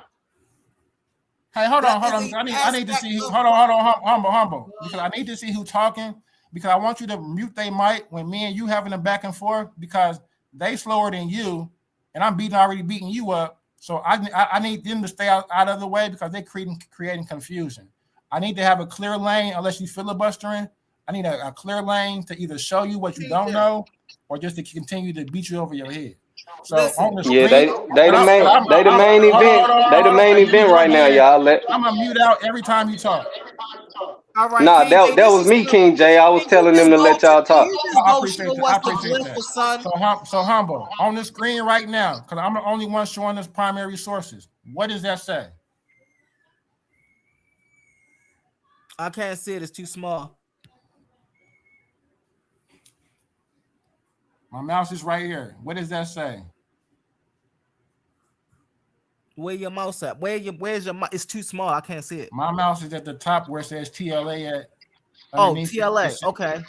Underneath it, it says JTN, Limna ID 33080. Mm-hmm. JTN. You see that? What does that say? Highlight it, King J, if you can. Highlight it with your cursor. JTN. You just said. What do it say? That's what it say. Aten. Thank you. Okay. Here down in the hieroglyphics, right here where it says spelling, we see the reed leaf. That's the I that represents the J. We see the T, which is the bread loaf that represents the T. We see the wavy loaf right here. That's the N. That's the Aten. This is how you spell Aten. And then we see the circle with the disc that represents the Aten. This is the actual sun. Can you go to Ray? So down here, so hold on, brother. Hold on, because it's 490 occurrences of this. We know. No, And you skipped all the ones for Ray and go straight to the one for didn't show none, brother. I asked you to show Ray. You didn't see it. You didn't stop me. There was none for Ray when I went to it. You said it wasn't on the page. That's not what I said. Don't play these games with me, brother. Don't play these games with me, brother, because you ain't equipped for this conversation for real. Yo, this is horrible. This is you're horrible. Who you say he a student of Smash Rock? You're horrible. Yeah, he say that. I'm just joking. Don't put Smash next to that nigga name though, for real. Let's go to the text and Smash to be proud of me beating you up like this. Let's go to the text right here. And the first one kills you.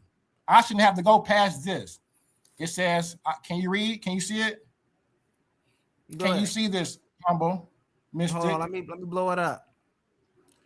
If you can, highlight it with your cursor, King J. My bad. Hold on, let me see if I can highlight it. Hey, Smash gonna come to you, King J, and be like, yo, this ain't real blue magic, bro. You got to change your style. He said, whatever my style, the information ain't gonna change. You just got to comprehend it. It's right in front of you. Yeah, you got to comprehend it because you ain't comprehending. You got to comprehend it because I'm reading it. So look, it says, I grant, hold on, brother, just instead of filibustering. This some cut. And brother, This some cut, right? But just go ahead. let me present, brother. Just let me present instead of cutting me off mid-sentence. If you don't understand something, ask the question. It's right here in front of your face. Read it. All right, so this cut. Brother, oh my God. I grant that your reputation extends as far as the rays of the sun. So in this instance, we'll argue that they're talking about the actual physical sun. And in this instance where we see the word Aten is represented for the word sun. There is difference. Did you not see when we was on the page where the brother was like, it's talking about Ra, it did not say sun.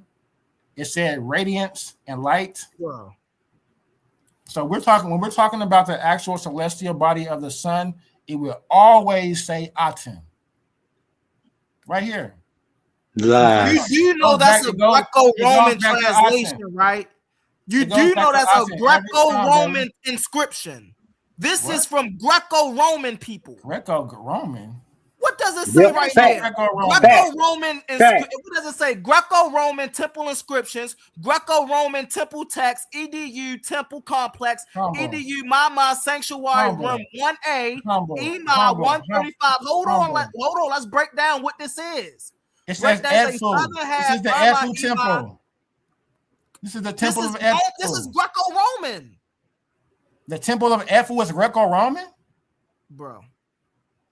They did modifications in there. What you talking about? Like, what are you talking It's on out, yo. We're reading this. That slow. This is what your source is telling you, brother. It's 490 of them, bro. This one is a horrible one because it say brother, this is it doesn't found matter. as They a all Greco-Roman temple inscription. Instead of instead of busting this this is a Roman. This is a Greco-Roman. Instead of busting a blood vessel of screaming about something you don't know. Just say, brother, show me the other 490 of them. I want to know why you showing me a Greco-Roman inscription. They back to the old kingdom.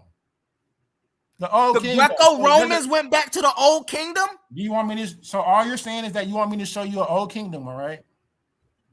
What are you talking about? Hey, listen. The word Aten has been son since the beginning of time. No, it has not. What the brother? You haven't showed, brother. Show me what I'm showing you. I just did. No, you didn't. You went to Google and typed in some bullshit. We looking at you the actual time, you brother. Didn't show us where humble. You showing us some Greco-Roman. Brother, if you quit talking so much, I'm gonna show you all. So you telling us that the Greco-Romans know more than the Cometians themselves? If you quit talking and making straw man arguments about nothing, that doesn't mean nothing. So that means that's that you, brother. Hold on, humble. So that what you're suggesting is that what you're meaning would make me not being able to show you another occurrence of the same thing right now. Bro, you could do the same. We just saw you do the same thing for Rob. Brother, do you want a different time frame? We just saw you do the same thing for Ray. We literally just saw you do the same thing for Ray. Brother, where did I show Ray? You showed all of his attributes. Did he not, Babylon? Attributes? Facts. Attributes. Yeah, attributes. Just what he said. Brother. Attributes. Radiance, light, attributes. Yeah. Right. And the word the sun god. It says the sun god. They were attributes of the fiery sun god. I'm gonna let y'all talk and have a screaming match over yourself, and then I'll respond because I don't know how you. We don't have to have just how y'all talk in Baltimore, like argue. We just gotta let you stop filibustering. Yeah. Hey, humble. Right quick though, I got a question. Just a humble question too. Just keep this in mind, brother. Amun Ra, Atum Ra or Atum Re, Aten Re, and Amun Re. So you can have a Amun, a Atum, a Aten, and an Amun Re. So why would he say that Aten been the son all the while? Do you think that Aten predates Atum? No, because Atum is first. Atum is the father of the gods, of those manifestations of Ray. Those are manifestations of Ray, bro. And Aten is just a manifestation. Aten is a single manifestation of Ray. I'm talking. Aten is a single manifestation of Ray. Like Atum is a manifestation of Ray. Like Amun is a manifestation of Ray. Those are manifestations of one thing, Ray. That's where you get your Trinity. Stop playing with us.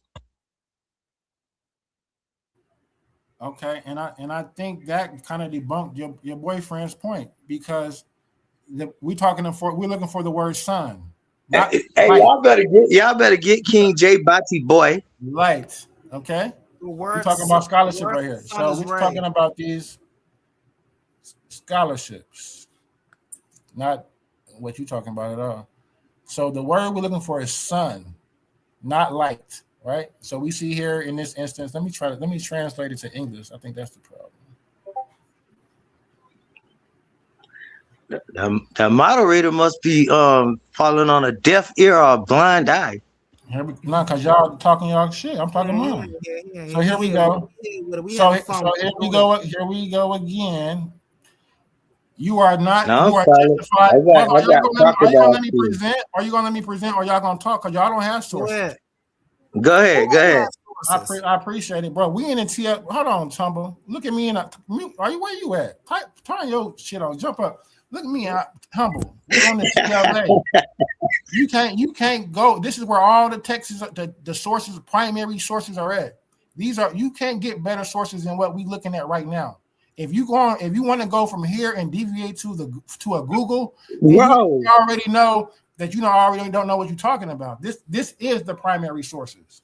We looking at the meta. That's nothing.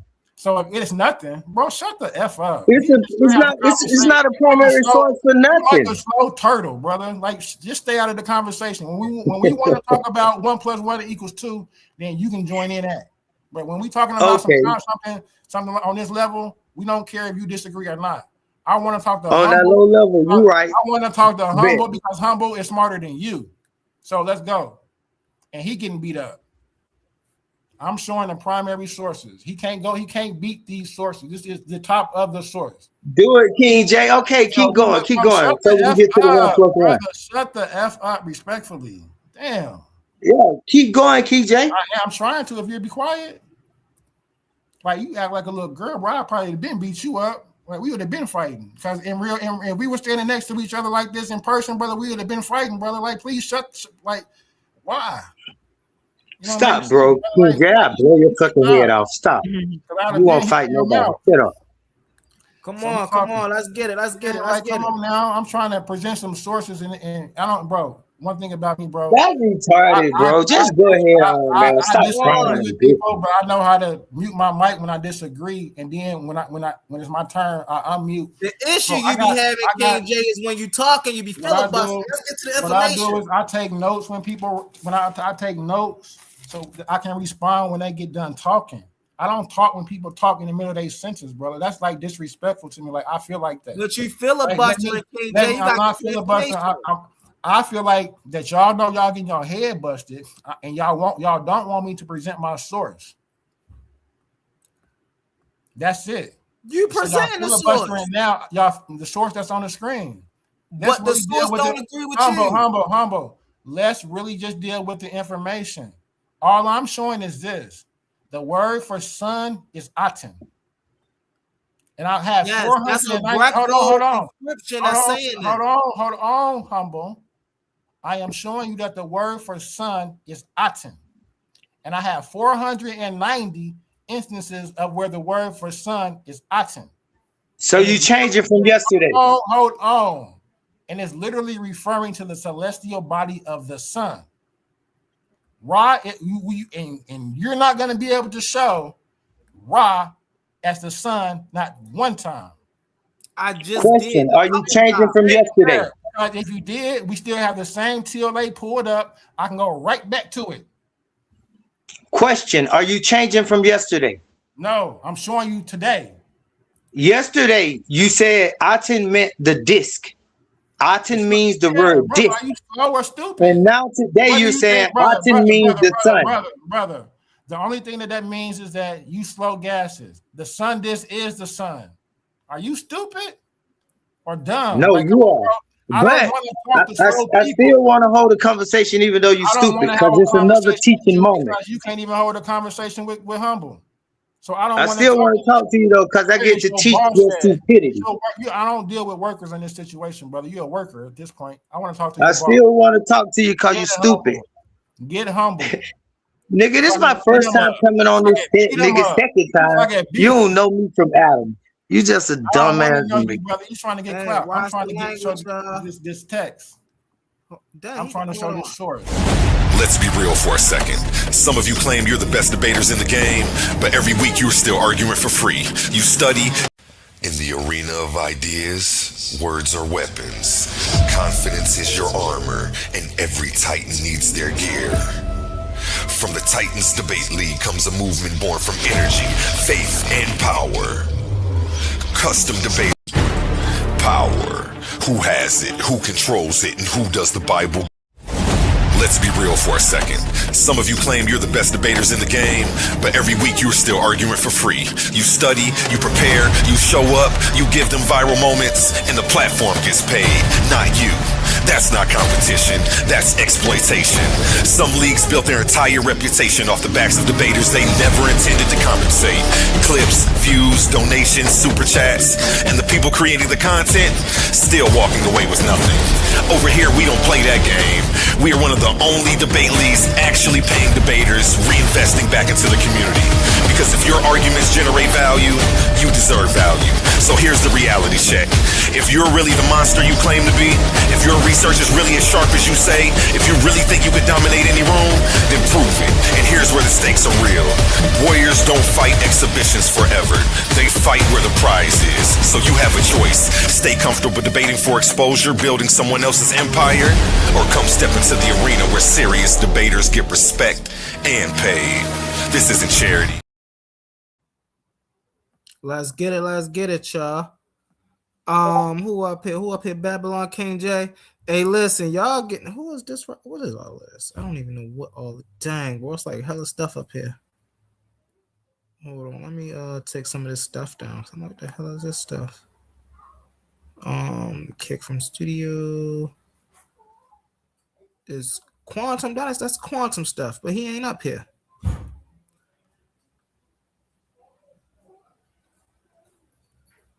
Okay, so now I'm gonna just kick him down. Okay. So Babylon King J Manuel. All right, bet. Okay. It's a lot of stuff down here, y'all. I just had to make sure I got a lot of that stuff up. But why you not dealing with these sources, Humble? Why you not dealing with these sources, brother? You said what happened? Oh, you want to put the source back up? I got you. I can do that for you. I got you. Go brother, ahead. I feel like now we can have a real conversation, brother. Like, I really just want to show you the sources. You know what I'm saying? Because we can argue back and forth, but until we actually these are the actual texts, Humble. These are the actual texts, brother. Like, it's 490 different ones. Like, you know what I'm saying? Every one of them say Aten. Like, I don't know. That's not what every one of them said. That's the problem. But brother, none of them say Ra. Yes, you showed us like brother. I like didn't. Let's go back to it because you keep saying that, and I don't want you to be able to have that leg to stand on ever again because we didn't see that. So let's go back to it again, Humble. Let's go back to it because this is all you have to do with the text court. I mean, like you should add this to your repertoire. I most definitely listen. Once I learn add how this to your repertoire, because look, it's simple, brother. Ask me, brother, for real, Humble. If you ask me to help you, and this is no cocky shit for real. If you ask me to help you, brother, I can show you how to use it for real, for real. It's easy. You'll learn some shit, brother. It's not nothing like I'm not, But when you be saying stuff that's wrong, brother, I really do be wanting to like. You haven't shown me that I'm wrong yet, though. That's the thing. Let's go. All right, TLA. So all you'll do is go to the lemna. So let's go to. So you say sun. So we already got it in. Just go to search lemna. You said the third one was Ra, right? Mm-hmm. Right. Which one did you say is Ra? We going to the regular lemna. Hold on, let me do it with you. We going to the regular lemna because I'm in all this other stuff. I like to play around with stuff. So you just go to your. Okay, so you doing it with me? Okay, we on a regular lemna. Let me see what screen I'm on. Why we going to regular lemna though? If they talking about all these other ones. Let me share my other screen. Wait a second. I gotta switch my screen to this one. Share this one instead. Okay. So you see where it says translation, hieroglyphs, root of lemna, and translation? Mm-hmm. So where do we put the word sun at? At translation. Translation. Okay. Yeah. Whatever word, it can be whatever word that you want to look up. So you gotta put that everywhere? Nope, just right there. So you put it. Hold on. Go to. You see where it says translation? I already got it typed in. So then after that, you go up to search limner and hit search. Now it's gonna give you every occurrence of that word. So like, why mine didn't do that? Share your screen instead, and then we can just go do it on yours. All right, bet. Let's see. Cause let's get it. All right, bang. The TLA, right? This is the TLA here, right? Type in TLA easy. Okay. Yep, you right there. So scroll down and type in. Yep. Let me. What is this the same thing? Let me go here. Maybe that's what it is. That's it. I mean, no, yeah, this is the same thing. Yeah, it's the same one. Just go to search TLA. Yeah, right there. And then scroll down. Yeah. Boom. Go up a little bit. Yep, right there. So you want to know what sign means? You got it in there. No. Yeah. Well, why it ain't bringing me nothing? So go up. Go all the way back up. Type in. You see the red over there on the side? Where? Nope. All the way over. The big where, right here? Yep. Hit that. Right. Search for results. It just say parameter, lemmas, hieroglyphics. How did you type it in capital? Don't type it in capital. Oh, now you can't. Okay. So don't type it in capital.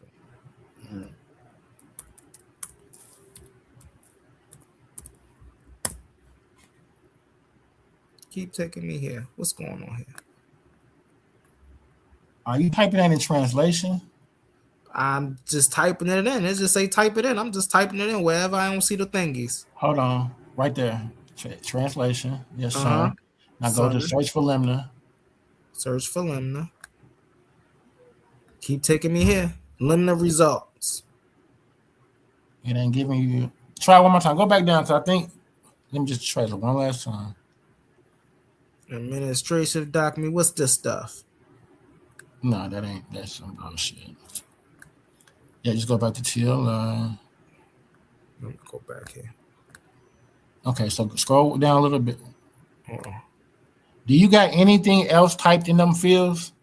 Nope. Because if you got anything else typed in, it won't do it. So scroll down. So let's see. I think I got sun typed in right here. SUN. So the only place I got is right here. You got something typed in at the top. Delete that. Where? Right here. The sun. Yeah. Delete that from right there. Now scroll down.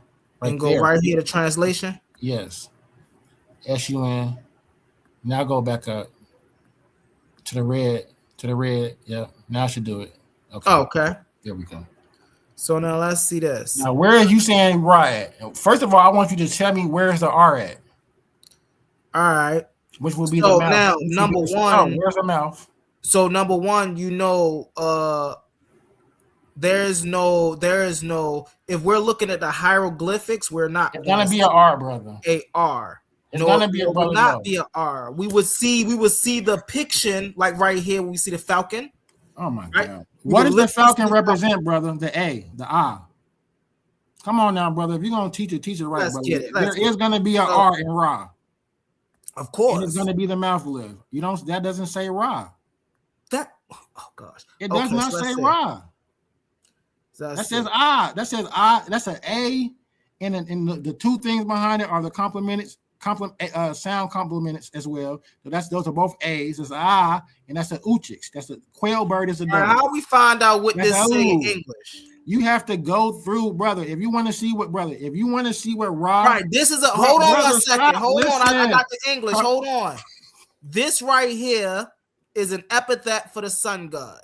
Right. This right here. It does not say Ra, but it doesn't say brother. It is a epitaph of the sun god, but it does not say Ra.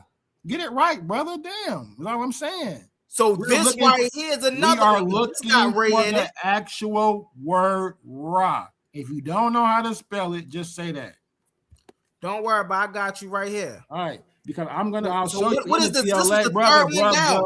I said the third one down. One, brother, 2, 3. Listen, combo, listen. That's not the third one down. Where's the R? Third one down. Brother, 1, 2, where's the 3. I don't want to make it sound like we arguing. Listen. No, we're not arguing. Listen. When you see Ra, right? Most times you'll have a determinative of an actual man, right? Of a god, right? No, not all the time. What? So there's no occurrences of that? Nobody is saying there's no occurrences of that, but not every time. Okay. We know. So right. So that is right. So right. So that is a different. determinative. So it's spelled out, brother.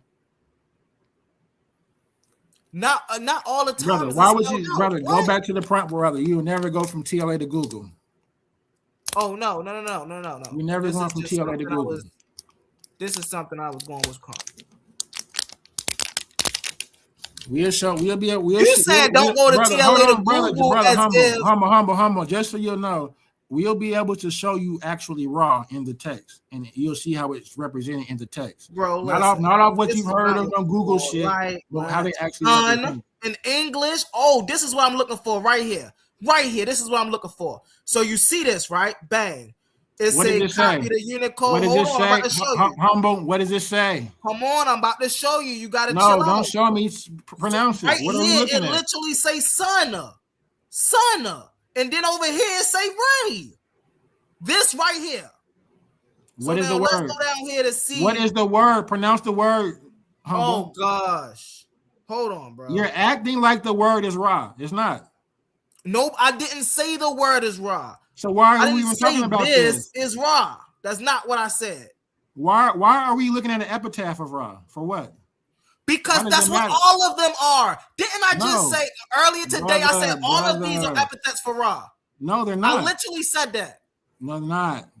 They are. What does say here? The epithet of the sun god. Who is the sun god? We know the sun god is Ra. 131. The sun god Ra, the divine name.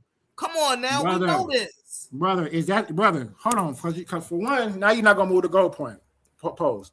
Whether or not there's the epitaph of Ra or not, that's irrelevant. That means brother, hold on, humble. Gosh, bro, you're for terrible. One, humble. We're not looking for epitaphs of Ra, bro. We're looking for humble. Ra being the son himself. We are looking for the meaning of the word son. The meaning for the word son is Ra. Can't we ask that for this TLA thing? No, we can look in the text and then show you. No, it's clearly brother not showing. Brother, type in son. I did. Yeah, and you used that one instance that said Iwu. And clearly you don't understand what these things are showing. Brother, this is how let me show you how to use the TLA since this is your first time probably using it. What? You listen. You didn't know how to find a limna. So clearly you're not familiar with how to use the TLA. But you don't know how to use the TLA is what I'm trying to figure out. What are you showing right now? Listen, what I'm trying to figure out, you're saying read the glyphs. Okay, bang, we got the glyphs here, right? But now what do these glyphs say? Au. What? Au. All of this. That says Au. All right, so now what do this glyph say? Do you know? What do this glyph say? Au. The third one down say Au. Au. So they all say the same thing. No. So I said, what do this one say? And you said Au. Mm-hmm. I said, what do this one say? And you said Au. Mm-hmm. So I said, do they all mean the same thing? So that's where I'm trying to get, okay, bang. So I'm trying to get, okay, well, So humble. I need the humble. Quit talking. Just listen, brother. So you asked the question. Let me answer the question. You see, they have different determinatives, right? Where? Do you know what a determinative is? Yes, I know what a determinative. Where do you see the determinative? Show me the determinative in this sentence. Where that's what I'm asking you. No, I'm asking you to show me. If you know what it is, show me where it's at. There is no determinatives here. Yes, there is. Why is there not a determinative, humble? So what determines what this is? The sign at the end, the determinative. What determines what this first glyph is? The symbol at the end. Do you see them people so walking? What determines what the second shut up glyph talking is? Right now, please, brother, because you just screaming. So what you really showing you don't know what you're talking about in regards to Egypt. Oh God. I would not talk anymore after this. You're saying the screen on what you're showing on your screen, that falcon with the A, those two A's with the quail bird, and with those two little feet, which is pronounced Ari, but in this instance, it's not pronounced at all because it is a determinative because it has three single strokes behind it. Do you see what it means approaching? Because that's the determinative. Because you ain't doing that this. is the determinative. And it's pronounced. Hold on, humble. It's right there. You see the A, and then you see the W. How do you pronounce A and W? That's what you pronounce. It's A and W. The determinative is behind that. Like humble. I don't even like at this point. It's like arguing with somebody because they just don't know what they're talking about. But that's you, King James. That's you, because you've never seen this before, and you just said that there was no determinative right here. And back of the hawk, there's a determinative, and back of this bird right here. Humble, because you may scream louder than me. Is there a determinative in back of this bird right here? Huh? What? Is there a determinative in the back of this bird right here? Are these two arms a determinative of this bird right here? Brother, the two arms are the silent phonetic. Brother, I'm answering. Why did you ask me a question and then talk right in the middle of asking the question? Are these two arms a determinative of this bird right here? No. All right, so I just answered. So you just said the same thing that I just said. Are you crazy, humble? No, now I'm crazy. What? No, I didn't say the same thing that you said, humble. Bro, are y'all watching? This is crazy. So I say, bro, there's no determinative. You demonstrated your lack of knowledge on the matter. Well, how can't you see the determinative between a bird and arms? I say, okay, well, is these two arms a determinative of this bird? No, the determinative is at the back, at the very back. Well, then I was correct when I said there's no determinatives here in between the arm and the bird. How am I crazy? You're crazy. You said there is no, brother, humble. You said there is no determinative in this sentence. I said in between the bird and the arms. Brother, the question wasn't about the bird or the arm. The question was, period. Is there a determinative in this sentence? What's the question? Yes. That was the question. Yes. Yes, at the very end, after the quail bird. Are the determinative. Yeah, like come on now. Now I'm glad Jose up here because Jose, like, come on, humble. You have demonstrated. You have demonstrated horribly, humble. That you know. Hold on, humble. And I'll tell you this to be quite very frank. Listen. Hold on, humble. Just let me say this 30 seconds. Me and Jose. Is that Jose on the panel? That's Jose. Me and hold on, humble. Me and Jose. I said that's Jose. You asked me that Jose on the panel, brother. Without you cutting in, me and Jose disagreed in the dojo with Smash and Reggie all the time. Every time we in that mud, right? But I guarantee you this: he has enough respect for the editor to let you know that everything that you've been saying is trash. And you hold on. Hold on, King J, because I disagree with you because you just mispronounced the word. Because what? You just mispronounced the word. We ain't gonna listen. That's tomato. Listen. That's tomato. Listen, but Jose. But I'm disagreeing with you too. You mispronounced the word. But Jose, really fast. We know whether that we look in the metal nature anywhere. What is the word for sun in the metal nature? Rock. Thank you. What? Thank you. Rock. Thank you. That's the whole contention of this argument. What is the word for sun in metal nature? Hold on. Humble.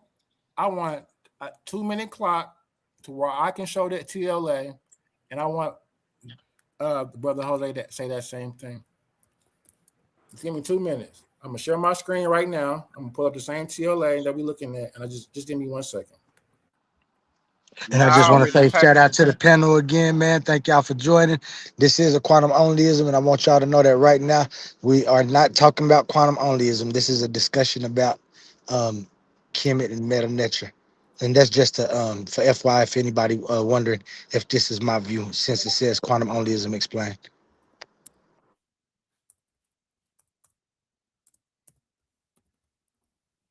And I appreciate you letting us, deviate the conversation to something else. Oh yeah, definitely, man. That information is information. When I started to get some information.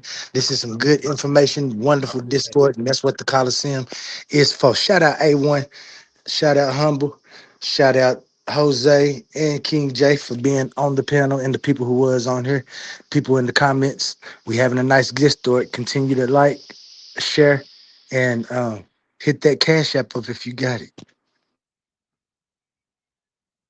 All right, I'm gonna share my screen. So Jose, I'm gonna go through the TLA, and we're gonna go through sun and day, and we're gonna see. My contention is that the Ra is more in reference to. Actually, I would make the argument that Ra is the force behind the sun. The sun actually being the celestial body of Aten. We see that force represented by Ra for sure. In some instance, we see that force actually represented by Atum in the evening time, right? I see in the morning time we see it represented by Kepra, that force that's behind the Atum, that force that pushes the sun, not actually being that manifestation of that actual thing itself. Whether Ra represents radiance of light, or actually the arms itself, from when we look at the Aten in 18th dynasty Akhenaten. Hold on, I'm turning my camera. So when we look at 18th dynasty Akhenaten, and when we see the actual Aten itself with the rays coming out and with the hands, Joey, with the ankhs at the end of the hands, I would argue that those rays, right, are Ra's, right? Radiances of light, right? That's how we would refer to Ra, as the radiance of light, not the actual sun, not the actual sun disk itself. I'm actually going to continue to argue that the actual word for sun, Joey, has always been Iten. There's always been Iten, even when from the beginning. It just really doesn't make any sense. But I'm going to show you your TLA, my point of contention. But just hold on 1 second. I'm showing it. So let's just go to the word. We're going to type in sun. And Joey knows this. And Joey, stop me when you see Aten. Not at all on the first page. I don't see it. He's not on here no more. He dropped off. Joey dropped off? Yeah. Jose dropped off. Jose dropped off? Okay. Well, we back to it then. So I don't if he dropped off, then I don't know. All right, let me share my screen real fast. So wait, hold on. Since I'm still sharing, I'm gonna go to the 490 occurrences of what, so I can show make my actual plane, land my plane, so people know what I'm talking about. The brother Humble is suggesting that the word for sun is Ra. I'm showing in the actual text that the word for sun is Aten. It's a difference in scholarship here. If we actually looking at the text and seeing what they actually, if we actually looking at the text and showing what they actually said, this is what they wrote. The sun disk. Does that not say Aten? That's the sun disk. Sun disk. The word for sun is Ra. Right. The word for day is Ra. Wait, hold on, Joey. Is the sun disk not an actual reference to the sun? When we look at the actual depiction in the 18th dynasty of Akhenaten, it's a different. No, it's not. No. Is that not an actual physical depiction of the sun? Yo, he's terrible. It's something different. No. What's different? Something different. What is different? We're talking, Joey. We're talking about. It does not mean sun. Hold on. The sun disk is not the sun disk doesn't mean sun. Joey, we are looking for it does not mean sun. Joey, so you're making the argument that the sun disk does not represent the actual celestial body of the sun. I'm saying you're moving the goalposts. No, that's the argument. The word for sun is Ra. Joey. You're moving the Joey, goalpost. Joey. Understand our argument. This is our argument, so I'm not moving nothing. I'm establishing the point, and this is the point that I'm making.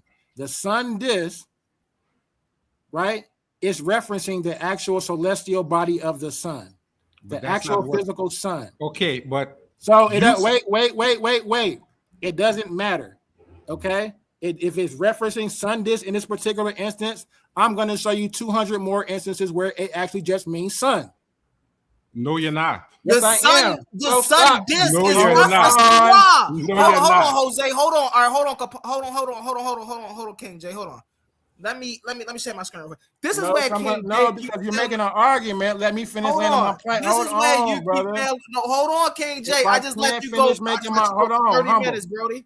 Why can't I just let you go for 30 minutes? Hold on, just give me 5. I don't even need 30. I just need 5. Humble. So I just put my screen up. You had your screen up the whole time, brother. You literally had your screen up the whole time. No, you just put it up, Humble.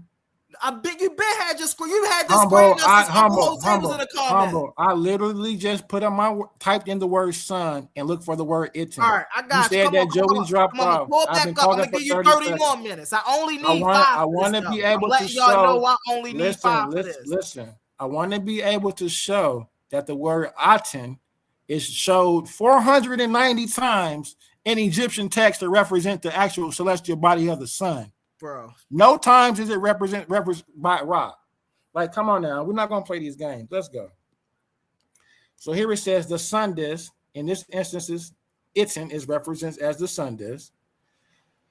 It says here, rays are in my eyes like the rays of the sun disk. The word here for sun disk is Itzen. Awesome. The sunrise. So here we go. So I this right here, I will. If Joey's not honest, Joey, if you're not honest in this instance right here, Joey, I will revoke your metanetical. we will bring this up. Hold on, Humble. Let me talk without filibustering from you. Because you filibustering yourself. Is this my time to talk or not, brother? I thought this was my time to go uninterrupted. So I'm going to revoke your metanative card, brother. So listen, when we see a single, and I just want people to know this, that don't know this, at the end of any determinative, when we see a single stroke, it means that it is that literal thing. It means that it's that thing itself. So here we go. I should not have any pushback from Joey or even you, Humble. You know a smudget about metanative. Here we go. The sun rises for your sake. Weben Itzen. What is the word for sun here? We see the relief as the I, the brelo for the T, and we see the wave as the N. That is Aten. Then we see the circle with the dot in the middle as a determinative, letting you know that it is the literal sun. Okay. Joey. That's what it says, but I'm going to disagree. That's what it says. I'm going to disagree with that. Joey. I'm going to disagree with that. Joey. You have to listen and stop arguing. I'm disagreeing with that. I'm asking the question.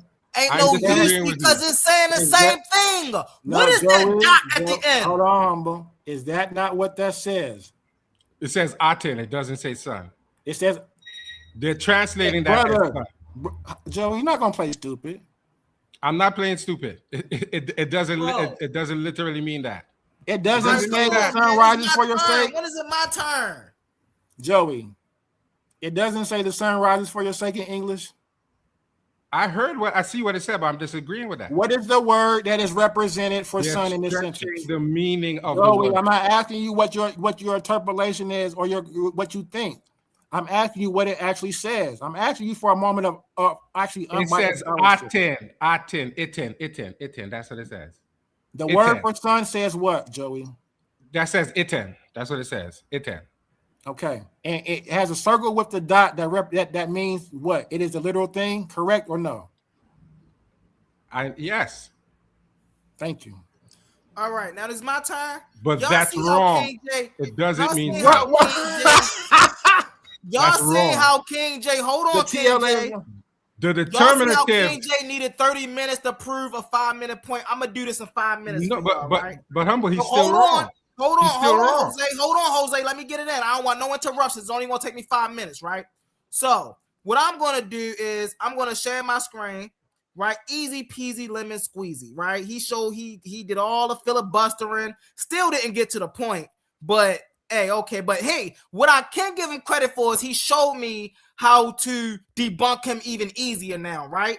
So we see right here, right? What's the word for sun in Medu Neter? The common and direct word for sun in Medu Neter is ray, often translated as Ra or Ray. Okay, so then I went down here and I found a hieroglyph for Ray. Y'all see this? This is the hieroglyph for Ray right here. Bang. I found this hieroglyph. What did I do with that hieroglyph?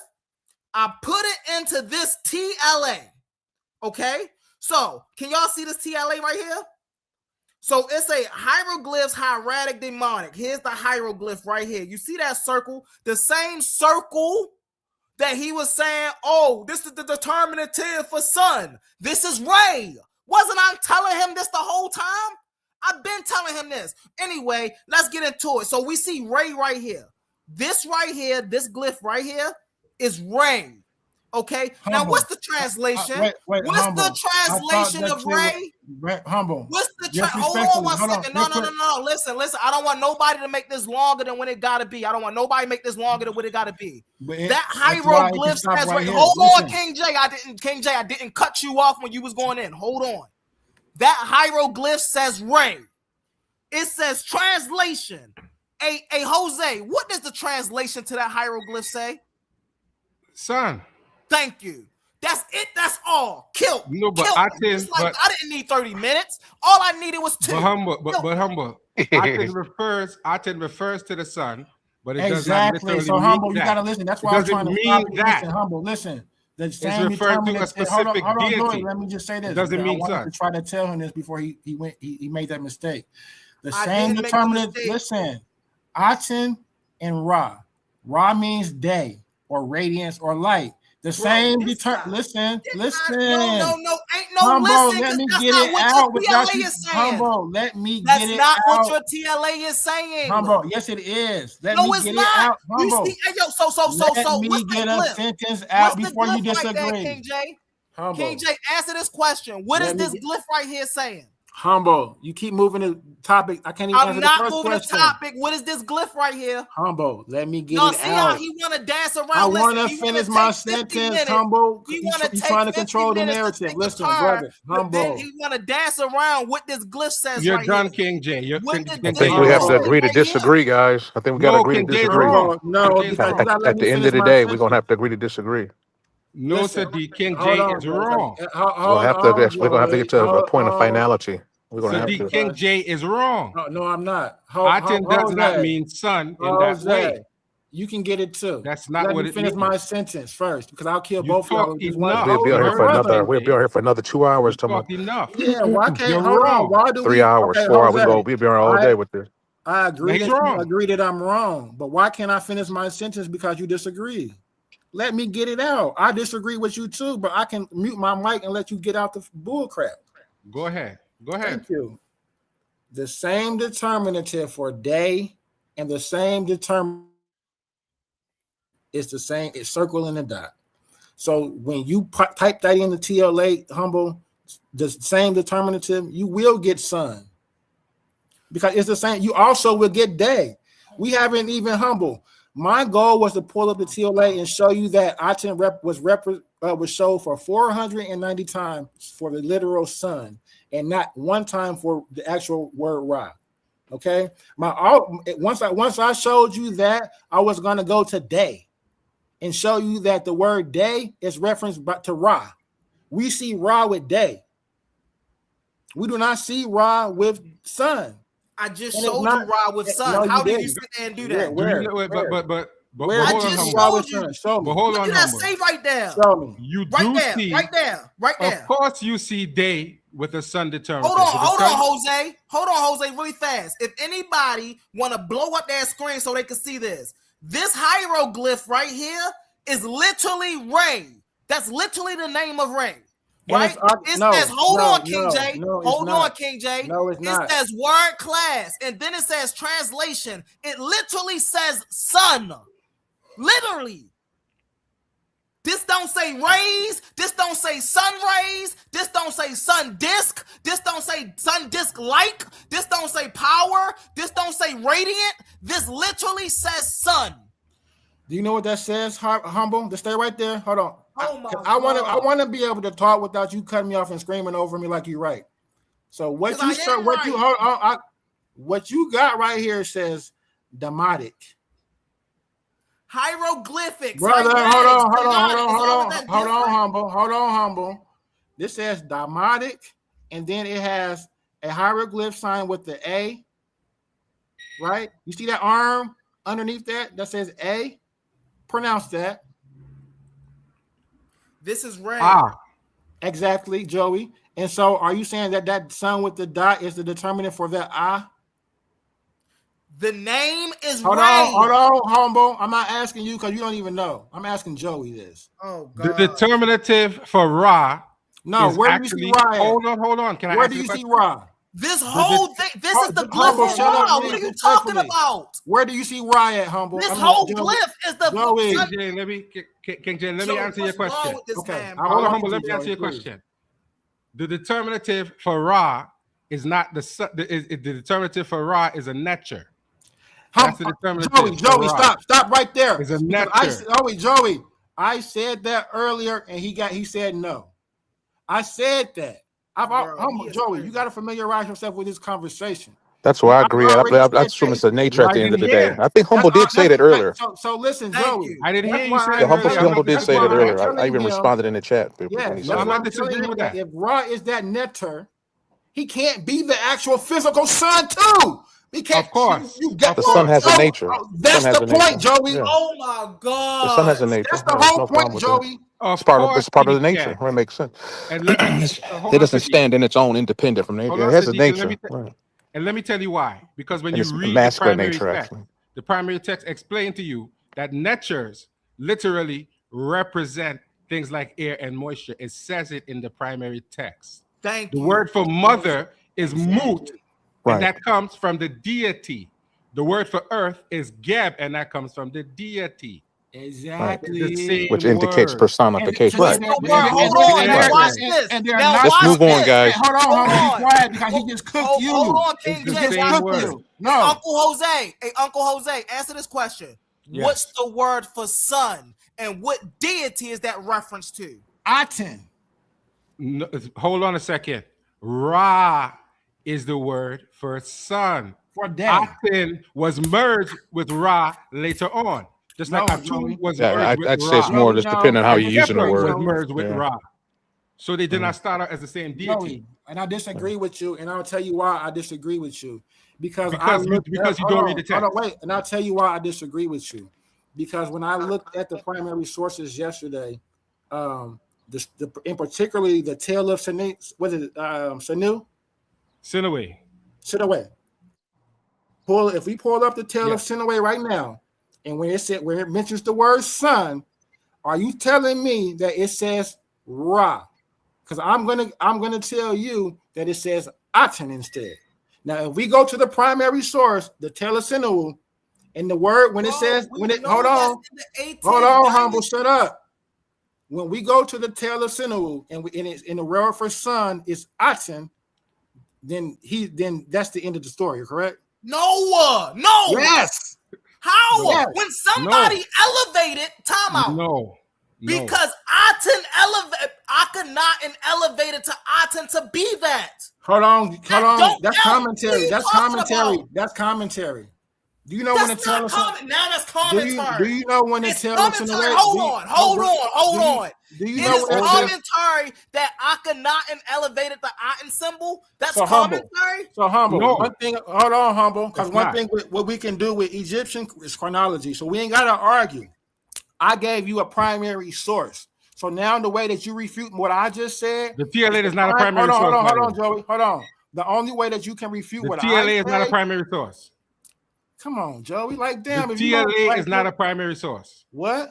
The TLA is not a primary source. I didn't say the TLA was a primary source. What are you talking about? So what source did you show that was primary? Brother, be quiet. If you're not going to quit, listen. Let me, Joey, let me finish my thought before you cut me off. If you didn't even hear me clearly the first place. Okay, go ahead. I apologize. I said the tale of Sinew. I gave him a primary source.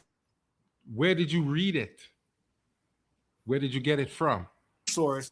He has to give me a primary source. Where did you show hold on, Joey. Hold on, Joey. Can you please let me finish my sentence, brother? I know you on his side. Let's just do this the right way, because he has no point, and you making it seem like he right about something. In order for you to show that I'm wrong, and I'm showing you the Tell of Sanu, and I'm showing you Itin, that's the word for son. You have to show me a primary source older than that uses the word Ra for son. And you can't. If you can't do that, anything else after that is conjecture and commentary, because what we have to do with Egyptology is use the actual primary. Let me ask you a question, King J. Say what they say. Can I ask you a question? I'm saying what they said. Can I ask you a question? Watching. You quoted a text just now. I didn't see you show me any primary Joey, text. just be quiet with the bull crap, because you don't understand. Joey, you didn't show a primary text. You playing, Joey. You didn't show a primary text just now. And you doing bullshit. He ain't showing. Did you show primary text just now? Did you show the text or did you it. quote it? Did you show the text or did you quote it? That's my question. We're all familiar with the text. Did you show the text or did you quote it? Hold on, Joey. No, I didn't show it. I referenced it. And then we're all familiar with the text. Well, then you didn't show a primary text. You referenced the text. That's not the same thing. Yeah, I referenced it. You didn't show any primary text. You showed the TLA. Reference one older than that. The pyramid text says what? What utterance says what? 24 to 2300 BCE. It uses that's the date of the pyramid text, brother. I said what utterance in the pyramid text. It uses Ray for the sun. Which pyramid text is asking? What utterance? The old kingdom pyramid text. You know you finna die. Which pyramid text of who is a question? Which one? You said smart, Joey. Pyramid text of who? The old kingdom, 5th. I said what utterance? Right, but they have but they have about 5 or 6 of them. Right. So but they're all from around the same period. Ones, and even the 4th dynasty royal title. Name the one. Name the one. Name it, Humble, so we can pull it up. Humble, quit making up stories and name it. Just go to the pyramid text. What we finna show. Hold on, Humble. Because what we finna do is show you that the word Aten is in the pyramid text. You finna die. So what is your primary source? You said the primary. Humble, you're not an Egypt. You need to be a Hebrew or something. We kicking you out. No, that's on you, bro. We kicking you out over here. Now, I'll tell you this. You're not an Egyptologist. He is correct at all. He is correct. He is correct. He not. Joey, quit co-signing his bullshit saying he correct. The word Ra was in the hold on. Listen to this. Hold on, y'all. I just need 5 seconds. Not for the literal son. Like, come on now. Ray is in the pyramid text, and these early descriptions, the relationship between. Hold on, King James. Let me read this. I got you. In these early inscriptions, the relationship between the king and Ray is central focus. The text reserved as a map in the king's souls to join the solar cycle. The solar buck. The text emphasized the king's right to take the seat on a massacre evening, or the Manjak morning. Blackjack travels with Ray to defeat the forces of chaos. The eye of Ray, even at its early stages, the concept of the eye is a protective fire release. Solar fierce is present. The creator's son is often linked with the Atum and the Heliopolis, the Inu, establishing the Atum Ray syncretism that explains how the sun created itself out of the waters of noon. Right. Evolution of Shishu, the evolution. So go back to your source, because clearly you didn't comprehend. Hold on, bro. Let me read this. Hold on. Right? Because what this is showing you here is Ray was used for the sun way before Aten, and this is what I'm pointing out to you. No, you're not. That does not say that. That does not say that. The Middle Kingdom. It's like in the era of Shanu, the language became a bit more. Hold on 1 second. Okay, go ahead. It's like in the language of Shanu, it became a bit more personal. While the pyramid texts are rigid, ritualistic spells and inertia, the king's safety, the Middle Kingdom, Literature like the Shanu or the Idomenons of Pyor reflects a world where Ray's influence is seen as the moral and cosmic glue holding society together after the upheaval of the first intermediate period. So this is telling you that during the Shanu era, right, because they elevated the Aten, the Aten overtook the influence over Ray. And so Ray was now looked at as the moral cosmic glue instead of the sun. It is fascinating jump to see how Ray moved from a deity to the royal afterlife to the Lord of all, who oversees the justice of fates and high-ranking officials like the Shanu. So this is what I'm saying. In the beginning, in the pyramid text, we see Ray as the sun. Only after the Tales of Shanu do we see Aten as the sun. Come on now. You got to do better with this, King J. You got to do better. How do King J sit here and say I can't show him any text that's you didn't show me no text, brother. So hold on. Now let me rock. Because brother, put your source back up. Your Google chat GPT. I'm gonna kill you with I'm gonna kill you with that, and I'm gonna kill you with the actual primary. You can't kill me. I just want to show you how you don't. Hold on, brother. I just want to show you how you don't comprehend your own sources. Go back up to where it talks about the solar boat. I mean, the solar bark. The solar bark that's down. The solar bark. Yes, right there. Okay. So, the solar bark, humble. Ra sits inside the solar bark, correct? It's traveling with Ra. Hold on, brother. Hold on. Ra sits inside the solar bark, correct? It's a boat. The solar boat, yeah, it travels with Ra. It's a boat, brother. Hold on. I don't. When I ask these questions, I don't want your narrative after it. I just want the actual yes. The solar bark is a solar boat, correct? Yeah. Ra sits inside the boat, right?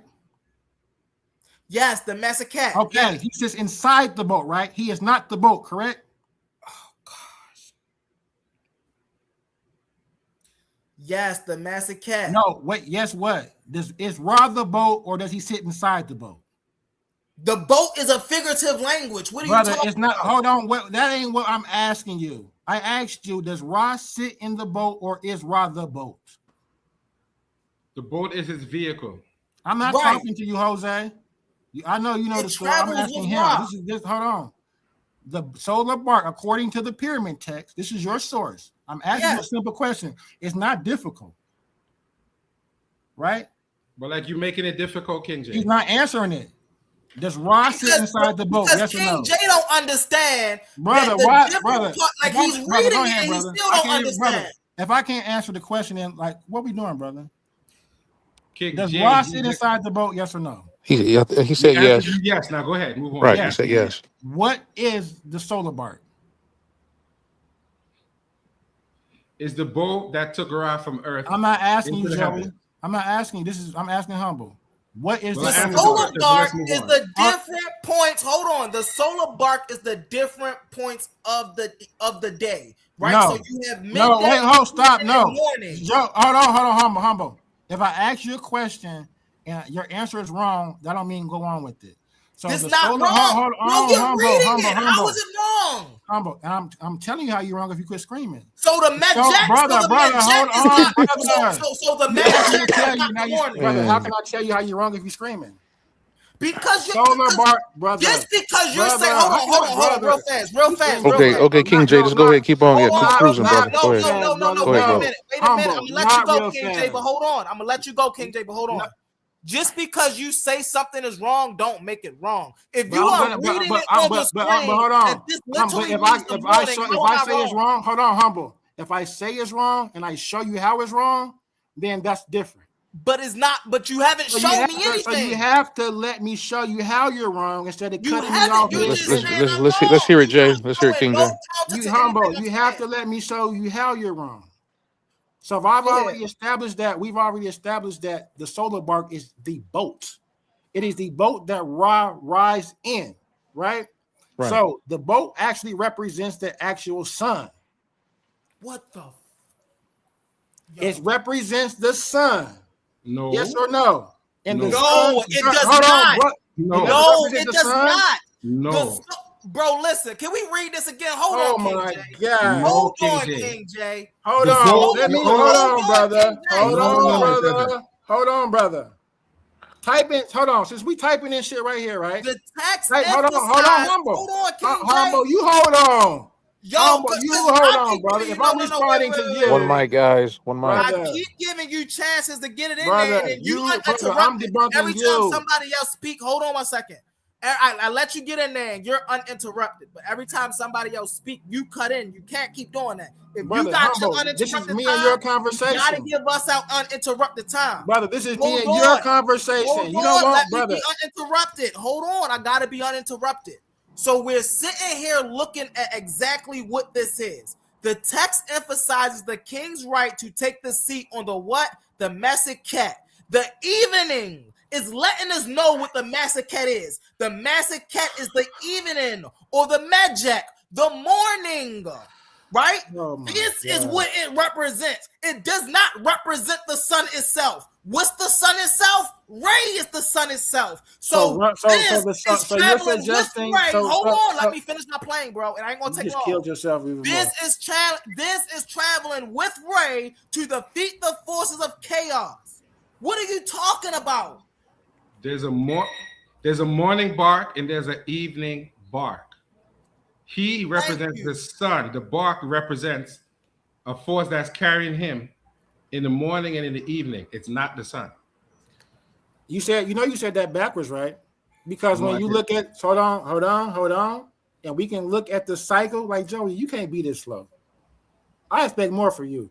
When you look at the cycles, hold on. Number one, I'm not slow. So well, I didn't mean to disrespect you because I'm. Yes, you did. Don't do it again. My scholarship on this is so much above y'all. I don't have to disrespect you and resort to ad homs to just kill you with. That's why y'all are resorting to it. So when you look at the cycle, nobody called your name, brother. You cut me off. No, because you said something. Brother Joey, brother, I will let you go and mute out and let you say everything you got to say. And yeah, but I'm not attacking you personally, brother. I don't do that. You ain't got nothing to say. Don't do it again. But brother, please just don't cut me off. No, cut you off to correct what you just said. You jumped on our panel. You don't need to talk about people's intelligence level, but we're not doing one mic, guys. One mic, guys. Because if I do it, then you're going to tell me I'm wrong. Stick to the information. And I'm trying to show you if you quit filibustering. Go ahead, King J. Go ahead, and then I appreciate you. So when you actually look at the cycles of the sun, in the morning, you have the Kepra, which pushes. It represents the force behind the sun. The Kepra, or the god Kepra, is not the sun. I'm going to preach this. The Kepra is not the sun. It's the invisible force that pushes the sun in the morning time until the afternoon. And when we get to the afternoon, we see Ra. Ra becomes the invisible force that pushes the Aten, the sun, in the afternoon, right? Until the evening time, right? And then when we get to the evening, we have Atun. Right. Atun becomes that invisible force that pushes the Aten, the sun, across and through the Duat. That is the cycle. So that solar bolt is the sun. Ra is the invisible force behind it that pushes it, not the force, not the sun itself. Y'all slow. This is terrible. Go ahead, Jose.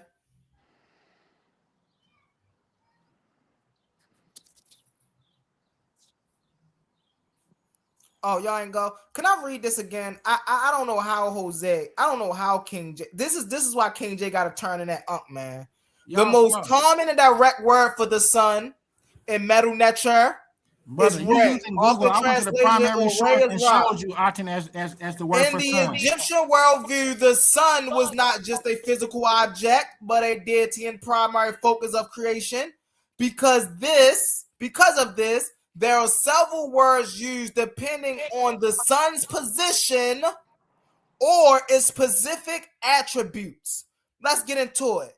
The primary term for the sun, Ray, the sun god. This is the standard term for the sun itself. This is not something that's describing that's showing the power of the sun. This is not something that's showing the attributes of the sun. This is the term for the sun itself. This is the hieroglyph. The hieroglyph that I just showed and put it in a TLA, and it also said it was the sun. This is the other hieroglyph array. Didn't he just say that this, hold on, can I zoom in on this for a second? Didn't he just say this was not the hieroglyph array? And we see it right here being a hieroglyph used for Ray. Come on now. So these are the hieroglyphs. What it say? The component, the forearm, and the sun disc determinative. It's a meaning reference the physical sun and the deity Ray, who represents the sun at its noonday strength. It's a eye in the solar disc. It refers specifically to the visible physical. That kills you right there. Your own source killed you. That killed you. Hold on. Listen. Why you no, it did not. Listen. While it becomes the central focus during the Armada period under Akhenaten, the term traditionally refers to the what? The seat of Ra. Not Ra itself. It's the seat of Ra. Ra is the sun. Aten is the seat of Ra. Oh my God, this is why I say he got to get that unk off his face. He don't know enough. Or the radiant disk like in the sky. Horus, or the sun or the horizon.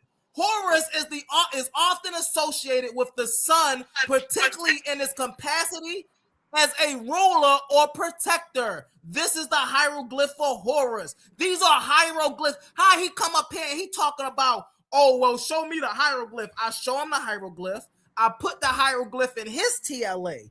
And this hieroglyph right here literally means the sun itself. It doesn't mean, now when we go back down here, it doesn't mean the seat of Ra. That's what this hieroglyph means. This hieroglyph means the seat of Ra. It didn't turn into the sun until Akhenaten. But before, as it says right here, the term traditionally meant what? The seat of Ra. Come on now. This is why he don't know. Then he's talking about Kepler, right? The becoming. The sun symbolizing the scarab beetle. This is the becoming, the morning. This is Ra in his position phase. Now, the midday, Ra. This is Ra at its full power. Attune. This is the complete or the finishing of Ra. Come on. He don't even know. The determinative, the disk. Whenever you see the sun disk symbol, Gardner in G5, it acts as the ideogram for a determinative. It tells the reader the word relates to the sun, light, or time, such as day or yesterday. Or are you looking for specific uses of the word, perhaps for a translation or a solar hymn or a particular tomb inscription? Man, listen, it's done. It's done. This is how you kill these people, bro. Let's move it on. Oh, well, I know this, and I know this, and I know this. Oh, but you didn't know that Aten was the seat of Ra, and Aten wasn't Ra himself. Humble, you just made that up, brother. Can I? How did I just make that? And then they come with crazy stuff like this.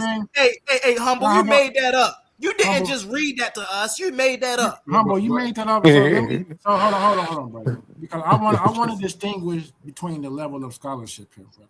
It's crazy. Because if I go to my Google right now, I can go to my Google chat right now and type in something that supports my argument, correct?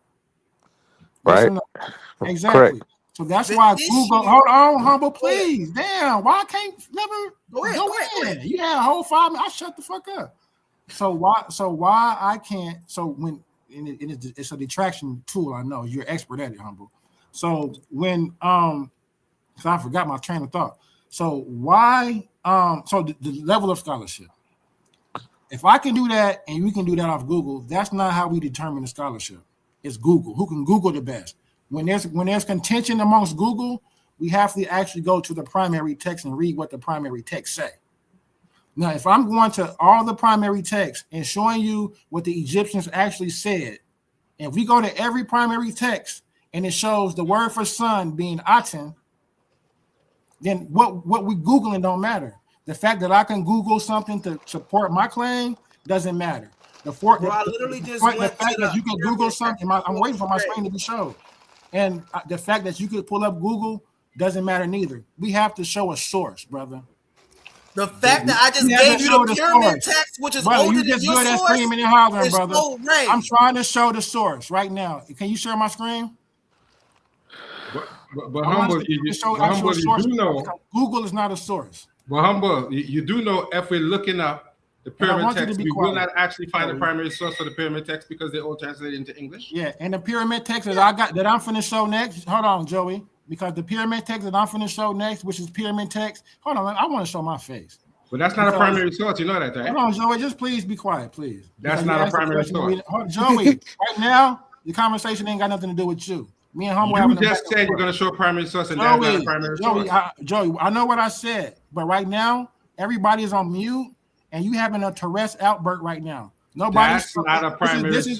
Hold on, Joey. And I'm being respectful. Joey, you're taking away from our argument right now. You're making me waste my breath. Say you pull the primary source and pull that up. That's not a primary source. Me and Humble are having a back and forth. We didn't do this to him. That's not a primary source. Humble, can you mute his mic? Humble, I'm gonna ask you to Jose, let him get in there, Jose. I'm gonna ask you to have to mute his mic, brother, because that's disrespectful. And I feel like he's filibustering, trying to take away from my point, brother. So I'm actually showing the primary source. And after this, the brother said that the pyramid text said Ra. He's lying. He's being disingenuous. When we asked you what was the actual pyramid text, you didn't have an answer. I'm giving you pyramid text 268-9. You can go Google that while I'm showing you this primary source, because I know you can't do nothing but Google. Google that. Google pyramid text 2689. We're going to see Aten used as the word for son. So quit making up stuff. So right here is called, this is the tale of Sanu. Sanu, however you want to pronounce it. We have to look at the primaries. We can't go by Google. So these are the sources right here. This is kind of what it says. So we're looking for the word son. So here it says, the God departed. So it says, Ar-Netter, Ar-Het-F.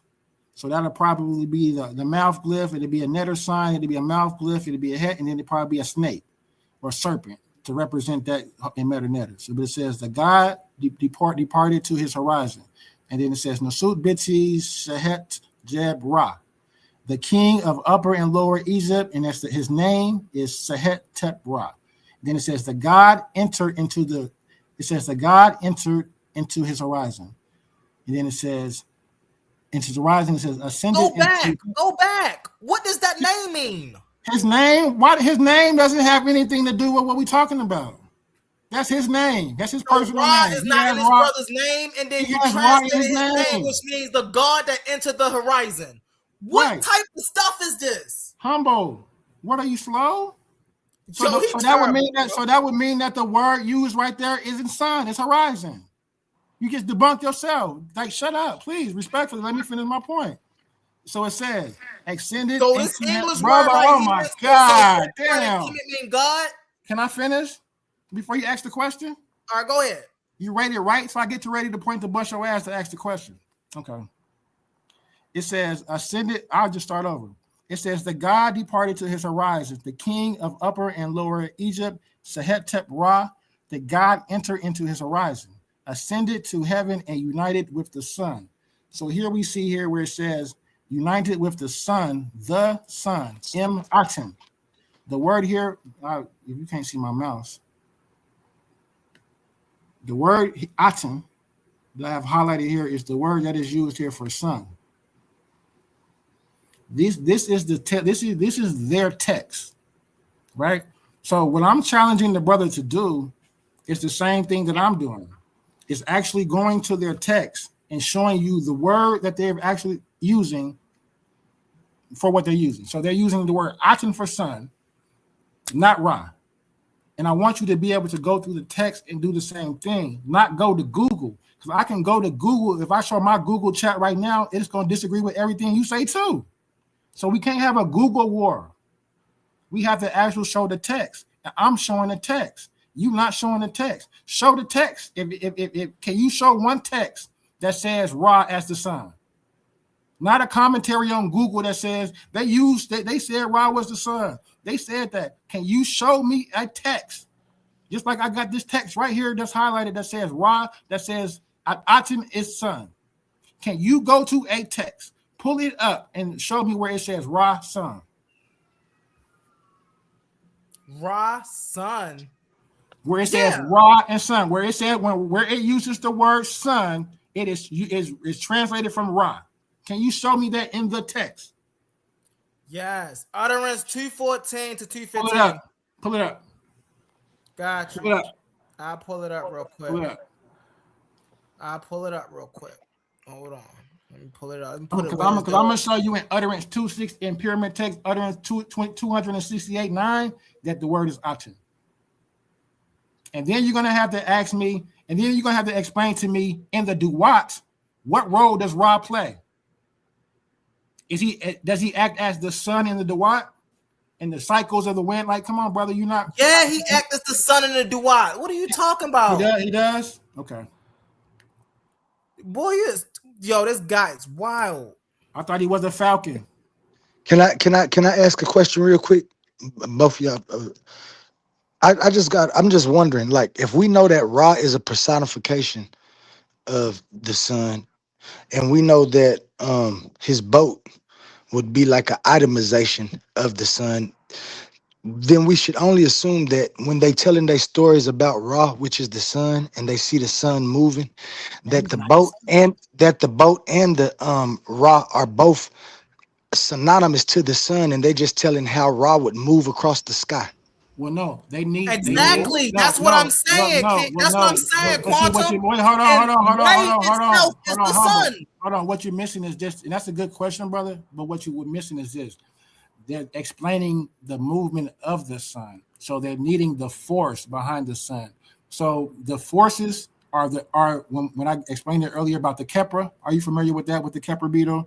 That's the god. I know what you're talking about. So in that instance, where the Kepra is in the morning time, pushing the sun across the sky, are you suggesting that Kepler is the sun, or is Kepler pushing the sun? Well, I'm suggesting. I'm asking you a specific question. In that instance, are you talking to me, or are you talking to Humble? Okay. In what I studied and what my conclusion is, and remember, this is just my conclusion, my philosophy. It would seem to me that when they talk about Ra and the sun, and then they put the bark as his. I'm not talking about that. Hold on, let him land. Wait. Hold on. We're not talking about that. We're talking about Atum, Kepra, and Ra, and the sun cycle, right? So the sun cycle is a morning, evening. Morning, afternoon, and eagle. Right. In the morning, we have the Kepra beetle, right? Right. That pushes the right. What is it pushing? Facts. The sun. Right. Pushes Ra. Right. It's not the sun. It's pushing the sun. So that is representing of the force that's needed to push the sun. They're telling the story. The same force that's needed to push the solar bark. Right. And that's why the solar bark is the sun, and the rod sits inside the sun as the force that moves it. And that's my exact. This is crucial to my point, the distinguishment. So when we have the cycle in the morning with the Kepra pushing the sun, is Kepra pushing the sun or is Ra pushing the sun? You just said it was Ra. Brother, when we have in the morning time, we have the Kepra pushing the sun, the Atum in the morning. When we get to the afternoon, who do we encounter? Ra. Ra's that's the noon sun. We encounter Ra. Right. In what form, at the noon position. In what form do we encounter Ra? His full form. Hold on, because this is crucial. Facts. What form do we encounter Ra? His full form. His most powerful form. We encounter Ra as a falcon with a sun disk on its head, pushing the Atum across the sky in the afternoon. This man be dancing. So that distinguishes from him being the sun. He is the force in the afternoon that pushes the sun, that pushes the Atum. Mind you, every time I'm saying sun, I should be saying Atum, right? Then we get to the evening time. So mind you, the Kepra nor the Ra are the actual sun in any of these instances. You do know it, well, right. I do know. Hold on. I get to go next. I get to answer next too. I get to answer I next. do know I'm almost done. And in both of these instances, the Kepra is not the sun, nor is Ra the sun. They are both representatives of the force that push the sun in the morning and the afternoon time. When we get to the evening time, we encounter Atum. Atum represents the force in the evening. Atum or Atum, however you want to say his name, is not the sun, but the force in the evening time. So we have the Kepra, we have Ra, and we have Atum. All three invisible forces that are needed to move the sun through the duwats. Like, come on, brother. Okay, now let me speak, and then I'm done. And let me speak before, and then I'm done. Humble. I'm laying real quick because I didn't fly that high. What I'm saying is this right here.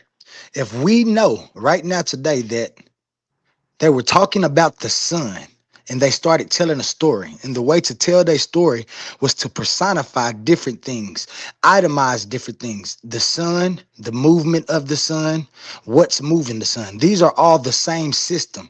And just because they identify different aspects of what the sun is actually doing, they are talking of the movement of the sun across the sky, and then they're identifying different things as things that we can relate to, because at that time their technology of telling stories was to use symbolism and personification. So anytime they say a Tet, Ra, that boat named Bart, all of those are the same system of the sun moving across the sky. That's what they're talking about. You kind of got that wrong, because you're missing out the forces, because you will understand. Hold on. I just want to ask: is there any worship? Is there any sun worship going on? I just want to ask a question now. If there's any worship going on now, we haven't even Raist or a tenist, I want to land the plane because I think there was some tennis going on in history. Now, if we're going to go religious, then a 10 would be like the God, or like it's going to be your head point at the end of the day. Because we're going to religion, like a little bit. Yeah, it's like an absolute with that. Yeah, it's like. No, we're actually the question. There were some tennis in the history. There were some tennis. Actual word they use for sun. Sounds like we're dealing with a tennis philosophy. Yeah. Now hold on. Let me jump in here for a second, King J. A tenism. Now let me jump in here, King J. We have to understand that Aten, Keper, Atum, and all of these deities were separate deities at one point. Right. Ra has been added onto these deities to make them refer to the sun. Is Aten Ra. So yes, you can say that it refers to the sun, but it's not necessarily the sun in that sense. The Ra is what makes it refer to the sun in that sense. No. Because the original name, the original name of the deity was Atum. That is the oldest name for what became known as Ra. And he was referred to as the Keperu, Jet Self, which means the one who created himself. Later on, they started to merge these different things with Ra. So if you take the Ra off, you can still have Atum as a separate deity that doesn't. Yeah, but you're missing the overall point. It's because we're referencing. Hold on. I'm explaining to you that you're not totally wrong, but it's the Ra part that came later that made it refer to the sun. So I'm not necessarily saying that you're wrong, but the Ra is what makes it refer to the sun. That's what I'm saying. Because when you look at the text. When you look at the text, the word Keper did not refer to Ra. It referred to Atum. It referred to the invisible forces. See, so it referred to Atum specifically. So Joey, but listen. Exactly. Wait. So listen. And he wasn't Ra at the time. So wait, Joey. And this is crucial. We have these are all what we would call cosmic forces. Right. Okay. So this is the point that I'm making. When we're calling with Ra, which is a cosmic force, that is, I'm establishing that Ra is the cosmic force behind the sun. It's always been that. And when we talk about Kepra, we talk about Ra and Atum. Those three are the three different forces. You're not listening to what I said, invisible forces. You're not listening behind the sun. You're not listening. Initially, they weren't. It did not represent that necessarily. They were merged later on in the text. But see, we're not talking about the murder. We're not talking about even octanism, because I'm suggesting that even from the you're not listening. I said initially when you read it, though all of those deities were separate. The original, when you deal with the original son, it was just Atum. He was referred to as the Keperu Jet Self, which is translated as the one who created himself. They started to merge these concepts later on, and that's what he was reading was explaining to you. He was explaining, but he's not later on. No, What he was explaining. But hold on, let me finish. Let me finish. He was explaining that later on, Atum during Akhenaten's reign became the supreme deity because they were actually neglecting the other temples of Amen. So that's what he's explaining to you. He wasn't. So you are not that. totally wrong. But there's a context to it and a nuance to what we're trying to say to you. No, because Joy. Hey, I don't know if I seen. Hold on 1 second, King J. I don't know if I seen Humble say that today, but he for sure said that the other night. Exactly what Jose just said. That after the reign of Akhenaten, that's when they started to neglect the Amun Ra, and they started to fuse basically what he was saying, the personification of Ra being Atum. Atinism, right? Yeah. They call it maybe like a religion out there. Shit, shit became Atinism. Nobody ain't got time for no religious mess. That's contrary to my point, because nobody about to worship no damn Aten on here. That would suggest that Aten, right, in order for him, Aten practiced monotheism, right? He tried to make the Aten the only, right? So that would suggest that the word actually existed, at least existed, right? He didn't just make up Aten for son. No, nobody said that. No. Oh, Joey, let's not mix up the point that we're arguing. No, we're not saying that. Hold on, Joey. We're not saying that. Quit saying that and let me say what I'm actually saying, because you're not understanding the argument then. Go ahead, King J. The whole point that I'm arguing is that the word for son is Aten. The celestial body. But we King have to J, be clear here. The sun, the actual King celestial J, body, the word has always been Aten.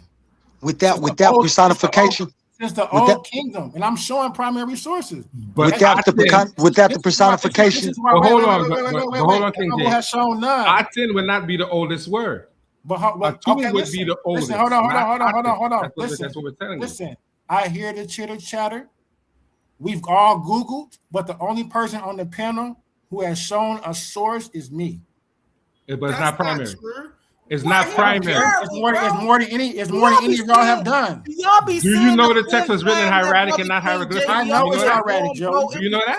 I know it's hieratic. So then you can't come and tell us you show the primary source and it was in the word not mean Aten because it's in hieratic? That's not a primary source. You Joey, show. Does the word not mean Aten because it's in hieratic? That's a transliteration. Stop it. It's not the primary. There's a secondary source. It's the primary. That's you want to read it in hieratic? No, Can you read hieratic? So is the word? It don't matter in whatever translation it is. Is the word Aten and Atum, are they used to mean personification, or are they actually used to? What do you keep saying Atum for? What does that have to do? It means son, but it don't mean the personification of the son. It means the actual son. Atum, or you saying Atum? What I'm explaining to him is very simple. He showed something. So this is the screen that I'm showing right now. Right? That is not the original script. Okay, well, it ain't got to be the original. So listen, Joey. Right, I'm asking this other question. I'm asking this other question. I'm not saying more than what you showing. But hold on. Hold on, Quantum. It's more than what you showing. So it don't matter, right? Word is different. All you got is lip. Is different. Show so something. That can't be a primary source. Show something, right? Right. I'm not more than what you showing. So right. I ain't talking about him and then I'm just wondering, like, is the words Atum and Aten? You said they was before Ra, but are they? They're not. No. That's not what I said. I said Atum is the oldest word used for the son, not a personification, but the actual son. Yes. Okay. Where can we? And where can the word would be Atum? Okay. Hidden son. So this is the thing, right? And that was the personification of it to tell the story, to tell stories of it. Okay.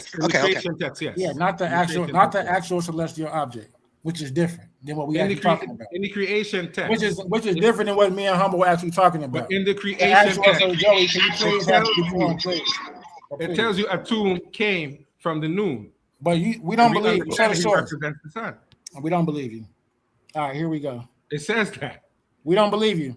So here I'm actually showing in the actual text. That's what the text says. Hold on. I'm showing you what the text says. You just talking. That's not the original script. Whatever it is more than what you're showing. Primary. Stop saying that. Joey. You're showing us you're showing us a super duper. That's about third or fourth. Let me show you the source where it's from. That's about a third or fourth hand source. Hold on. Let me show you the source to show you that it's more reputable than you. You see the bibliography? It's more reputable than you. Which one of those are primary though? It's from a university. Hold on. Which one of those are primary? Is my question.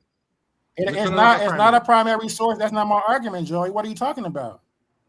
I don't want to have a dumbass argument with you about is it a primary source or not when it ain't got to be. It's more than what you showing. Well, the point I'm making is right now. The point I'm making is it's not a primary source. You have no point, and we're not talking to you. So everybody's talking to me because we're having a conversation. So you can't tell me that everybody's talking to me. You're not even in the conversation. Yes, I am because we're having a conversation. How? It's not only about you. This is me and Humble. Everybody's trying to have a conversation with me. Man. Okay, but I don't want to. So Joey, I need you to be quiet right now because you're not don't. Showing nothing. No, you don't. I will put the primary source. Me putting up the primary source isn't going to make a difference in this case. And I want you to put up a primary source in this case isn't going to make a difference. Brother, can you read her read it? Really fast. One mic, y'all. One mic. Did you hear what I said? You can't read it. Me pulling up a primary source in this Joey, me pulling up how Joey. This is Joey. Me pulling up hieratic does nothing to a panel of people who can't read it. Okay. So it makes sense when you talk to me. Okay. So shut up, please. You said all that just to make no sense. No, brother, please. Shut up. You can't read hieroglyphics either. So no, I can't. But I'm showing you a source today, which is more than what you're doing. So when we see here the word, source I'm going to show you other than what you just showed. So this is what I want to do. Is be the person who actually shows the text. Because I can go to Google and show everything on Google too. I don't want to go to Google. Okay, I believe I hear that. Well, I'm showing you what the actual text says. Let him rock out. Yeah, I appreciate that. So I'm not gonna be the one that go to Google and use Wikipedia as my go-to sources. I want to actually go to the sources, what they actually say, and we go read that. This source that I'm vetting right now is from St. Andrews University. Right? It has the bibliography listed at the top. Right, hold on, I'll show you the bibliography again. I don't want you to think. I want to use accredited sources because I want to raise the level of the scholarship on the platform to whereas, okay, at least the brother's vetting sources, right? He's showing sources that have bibliographies. This source has a bibliography, several of them, actually. So this is more than what any of the other brothers on the panel has done today. So at least I'm establishing some sort of scholarship. I'm not just talking and giving commentary on something. That's fair. So this is a bibliography. So that means that you can go look at any of these. We heard you the first 5 times you said that's fair, Jose. You don't have to keep saying that's fair. Okay. My bad. But I'm just using this to show the source. So in this source right here, I'm showing that the word son is the word aten. So I'm just challenging the brother. You do know I can show you that some of these things have mistakes in them, right? And they leave out words. I'm just not even talking to you right now. No, I'm just explaining to you. I can show you some. Hold on. Let me just say something. I can show you that some of these things. No, you can't just say something right in the middle of my conference of me saying something. You can't just say, "Hold on, let me say something right in the middle of me saying something." I apologize. I'm sorry. Go ahead. Crazy to me. So I'm just overkill with the primary source. This is the word aten. We see it here. The J actually represents the I. It probably will be a reed leaf. So it's ITN, iten, actually, and it's the word for son. This is what they said. So I'm just challenging the brother Humble to, can you do this same thing? Can you come to a source like this and show the word sun right there, and then show the word Ra in any Egyptian primary text? And if so, just do it, because we've been on the line screen 6 hours. Yeah, right. Long and you time ain't on did it. this. And if not, I can go to the pyramid text and show pyramid text 268.9 that shows the word Aten for the word sun. So you got to show me an older source or an older pyramid text that says something different. You can't. One thing about MetaNetter is you can't Google that shit. You got to actually go to the text and actually have some sort of understanding of the words. When I pulled this up, the brother had no understanding of what these little words or symbols even meant. He talking. He Googling now.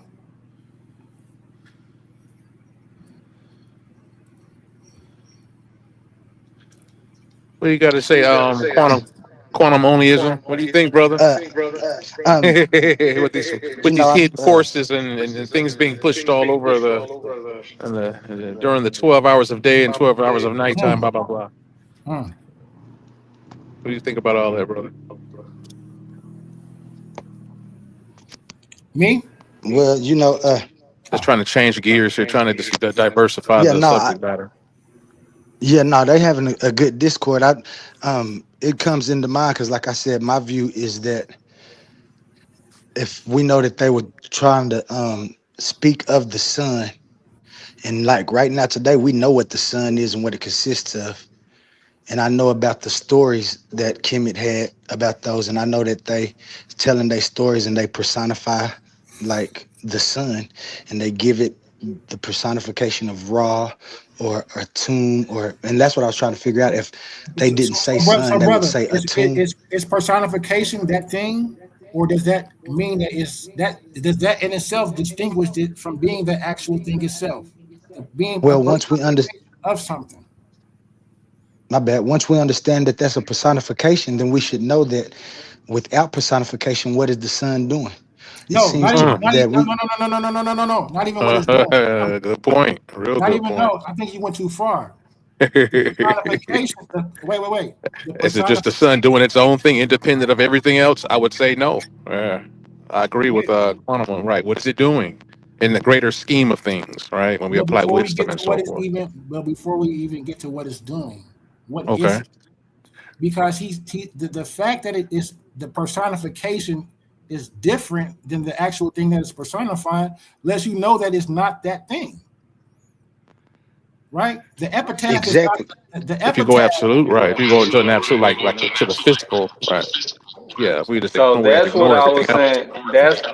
That's what I was saying the other night, which is pretty much what sparked the conversation. I was saying that my understanding of Ra being documented in the context and in Egyptian artifacts, like I think the Papyrus West card is one of the references that I had on the night of the debate, and he's referred to as the sun god and not the actual sun. Exactly. And that was my whole thing, and that's what King J was basically just expressing. That Ra,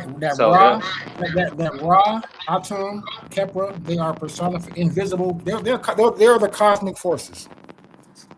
The invisible forces behind the sun that cause it to move.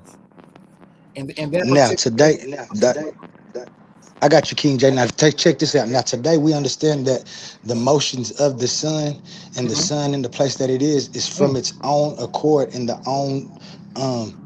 own processes and forces that hold it there and move it there. The orbits of the planets are orbiting in that planet because of the gravity of the sun. So when you talk about those forces, it's still part of the sun system. And this is what I believe that they were doing in Kemet. They was personifying these things to tell about the sun and the movement of it. Now, if we want to to say that they was intentionally saying that Ra was a real person outside of the sun and the sun was doing something, then I can't agree with that. I can only Me agree either. with the story. Right, they get into religion, because like religious. Right. Right. Right. Facts. And also that attendism. That's another form of like a religion. Yeah, Can't get with that it's either. not about Right. her being a person. I think when we say person, we taking it out of context. As we get into Like, separation cause and all this other kind of shit. Emphasizing that's not necessarily in the definition of what a neter would be or what a god would be in any of these ancient languages. They're always considered to be like powers and forces. And then when it does get on a manly level, that's when you're talking about like rulers and judges and actual people. But that's not what we're talking about when we're right. talking about something like Ra. You see what I'm saying? Mm-hmm. To my understanding, Ra has been synonymous with light, radiance, and light, and synonymous with the day, the actual day, not the actual celestial object, the item itself. That's the distinguishment that I'm trying to make with the brother. That light does not always associate with sun. Even in the Bible, they say God said, "Let there be light," but He didn't make the sun until what, day 3? Something Right. was lit before the sun. But that's not my argument here or there.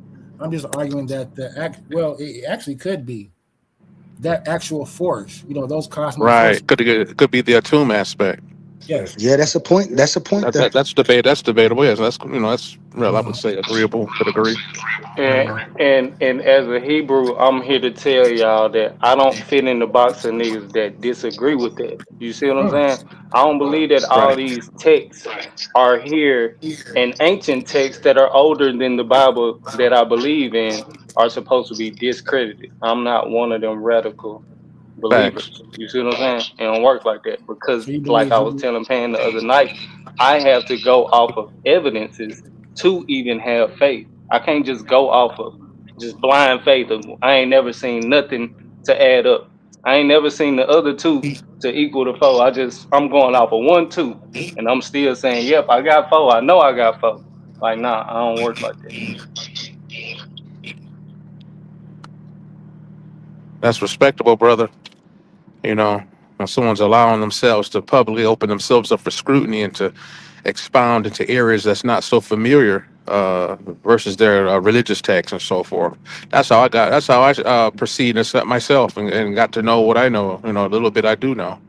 You know, get out of my comfort zone. Got to. That's a good conversation. Definitely good conversation. I respect atheists. I respect atheists the same way. They take that same approach my brother Emmanuel just said, just in a different regard, different how, same what, different how, and they open their mind up in that way. And I ain't So gonna lie, everybody, the brother Emmanuel been showing me a lot of growth too. yeah, You know what I'm saying? yeah, Emmanuel, that's my bro. Whatever he been doing, he been on Yeah. some good shit. Hey, I appreciate that, brother. I appreciate that. Hey, Shalom, look, I brother. was gonna say earlier too, man. Hey, out of all the cutting off that King J used to do, man, y'all niggas do not let him talk. They do not let you talk for nothing. It's like payback. It's like payback now, bro. Like you be, right. Hey, look, you'll sit back and let niggas talk and be like, nah, I remember a couple months ago. Yeah, family, I ain't no shit. I do like this. It's a good topic. It's a good topic for sure. It kind of corresponds with what we talking kind of about the quantum aspects. Kind of. I know we jumped from the Egyptian to the to the quantum physics, but no doubt. It's all Yeah, I connected. mean It's all connected. Yeah, that's what I was gonna say. It seemed that we jumped, but we still trying to answer the same question. Same question that they might have been asking themselves too. That's interesting. I wonder if Newton just built upon what they already knew. Oh shit, hell no! I would assert no doubt. Uh-huh. In some regard, for sure. I mean, yeah. They might have changed some terminology here and there and established think tanks. We've seen it happen before, namely, actually with Egyptology. Some would speculate that you don't see any other civilization, right? Whether it be Sumerian or Mesopotamian or Phoenician or whatever. You never, I don't know if you guys have. I haven't heard of experts called Phoeniciologists. I've never met a Sumerianologist. but I've heard quite a bit of Egyptology. That's not by happenstance, family. They found a gold mine in Egypt slash, which is Egypt's no such thing as ancient Egypt, really. That's a new word. But anyway, we'll just keep it the way it is. There's no other reason they put a field of study around, particularly that's, in my opinion, that civilization and that culture and et cetera, is because of the majesty that was contained within. To, by and large, some would say to change or augment some of the information and or say gatekeep it.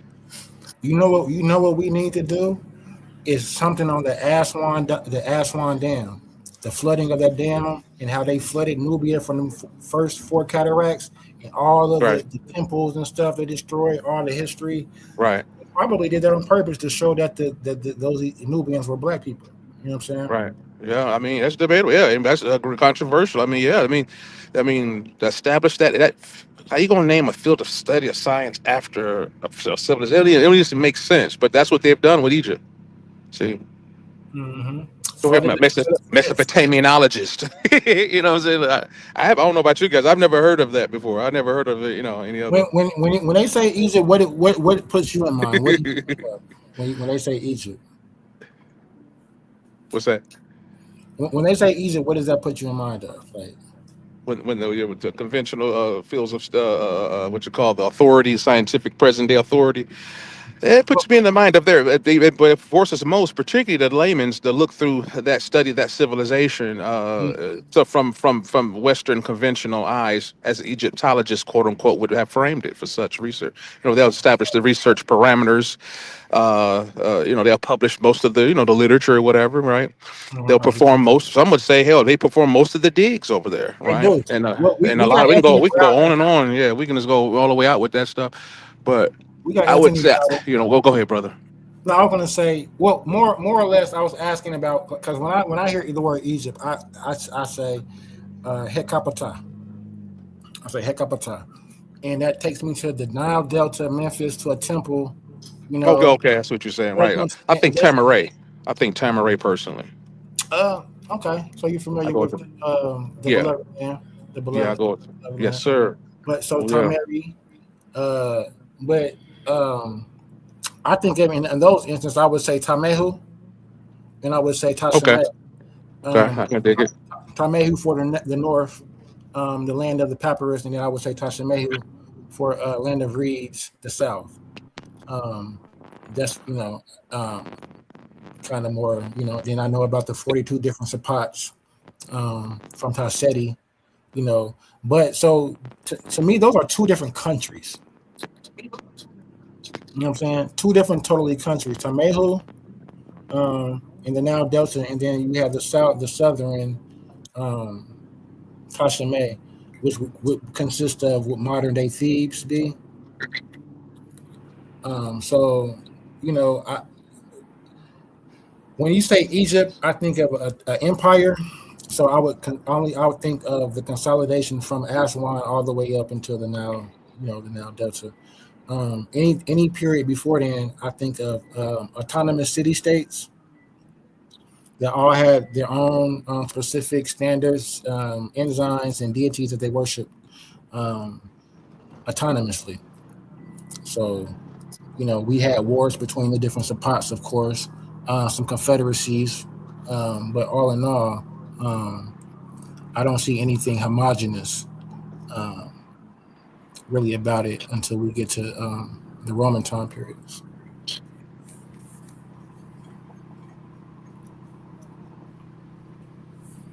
I might have lost y'all a little bit.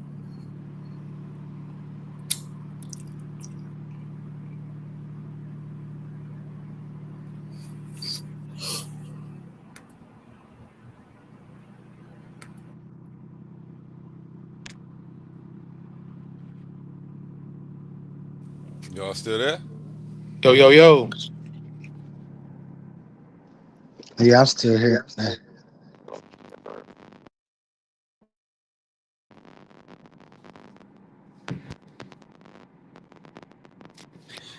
Yeah, I'm still here. Are you familiar with any of the different dynasties?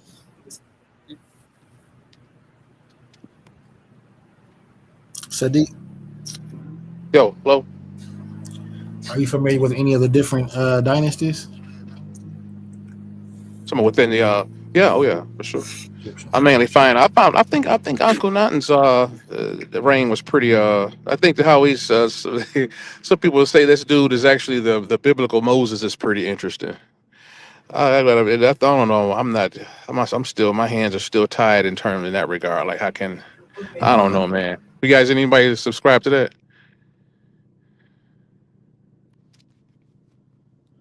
Akhenaten being the biblical Moses, nah. I think that's a little time wise a little outdated as far as actually being able possible. I think when I think of Akhenaten, I think of like incest, family incest, in particular, that distinguished itself from the different Sapots. These are all basically just different nomarchs, you know what I'm saying? And they all are implementing their own, religion, So he tries to impose this sort of Atenism or whatever upon these people, and they got him up out of there real quick. You know what I'm saying? His family lineage represents to me a lot of incest that we don't see in a lot of the other dynasties. It's strictly, and I think they do that because I guess they're trying to go back to saying the what's this Naset during that time period, the embodiment of the Aten, or I'm not quite sure how that worked at that time period, but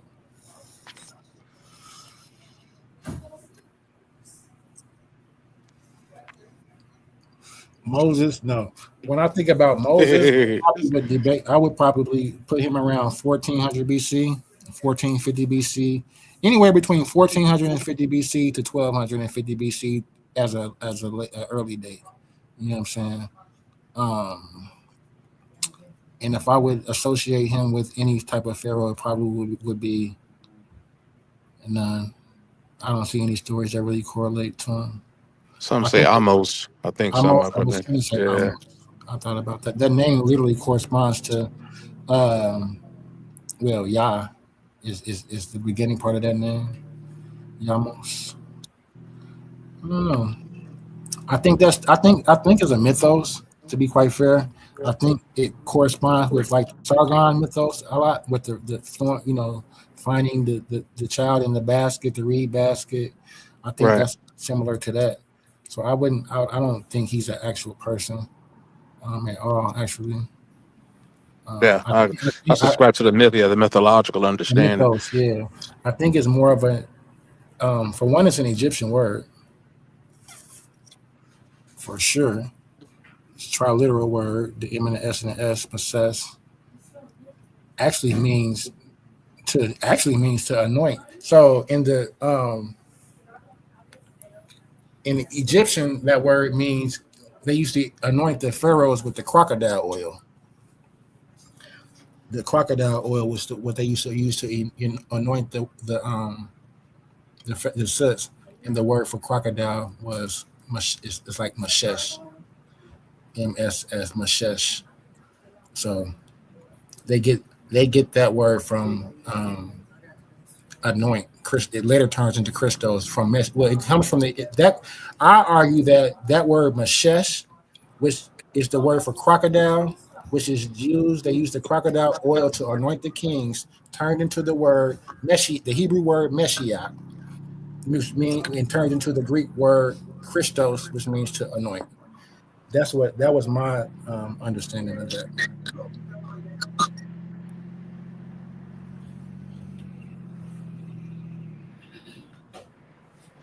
One day we got to get in touch into some of this set typhon focus and some of some of that so-called old world pre old kingdom religion.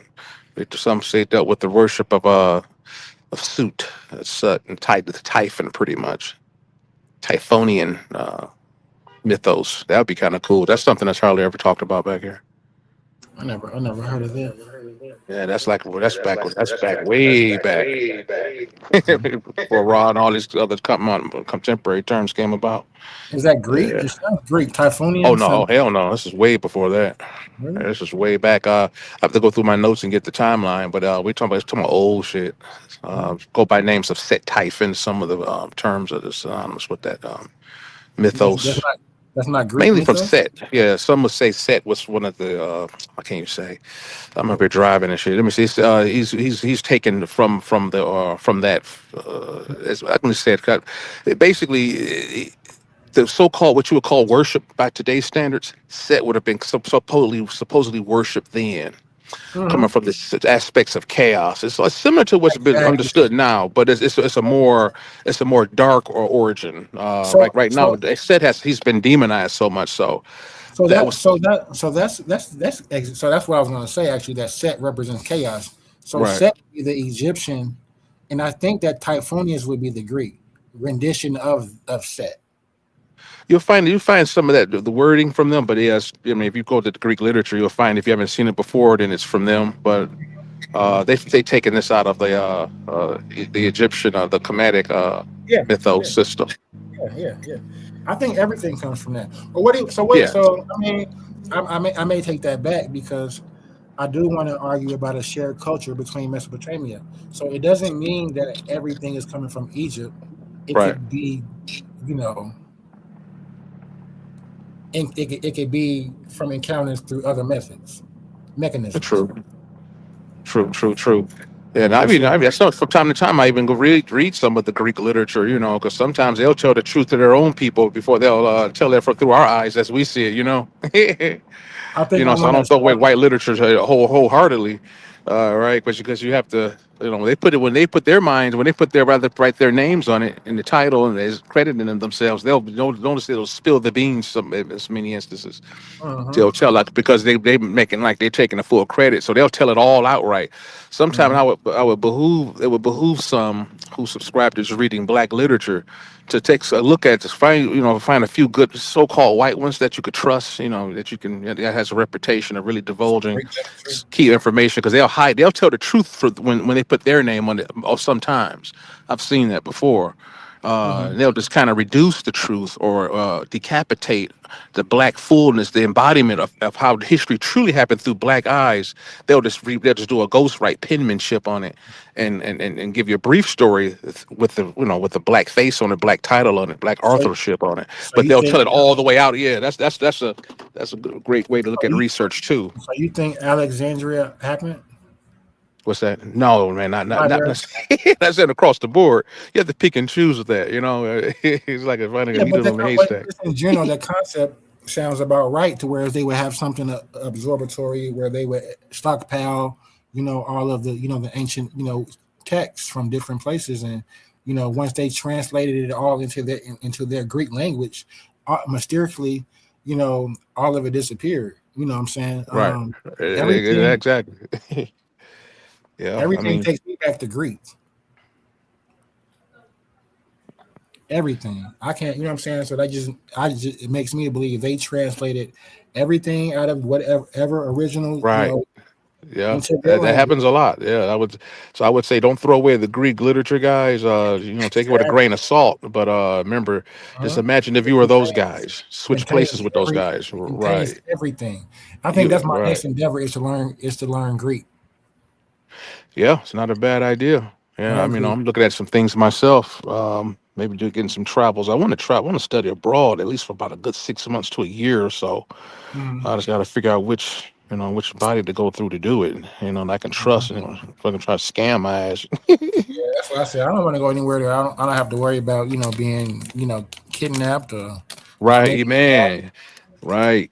I want to go to American-friendly countries when we're not in times of war. You know what I'm saying? Yeah. No black folks going down to Mexico right now for no reason. I used to go down there through the Tamari Institute I'm affiliated with here locally in Michigan, under Baba Kalindi.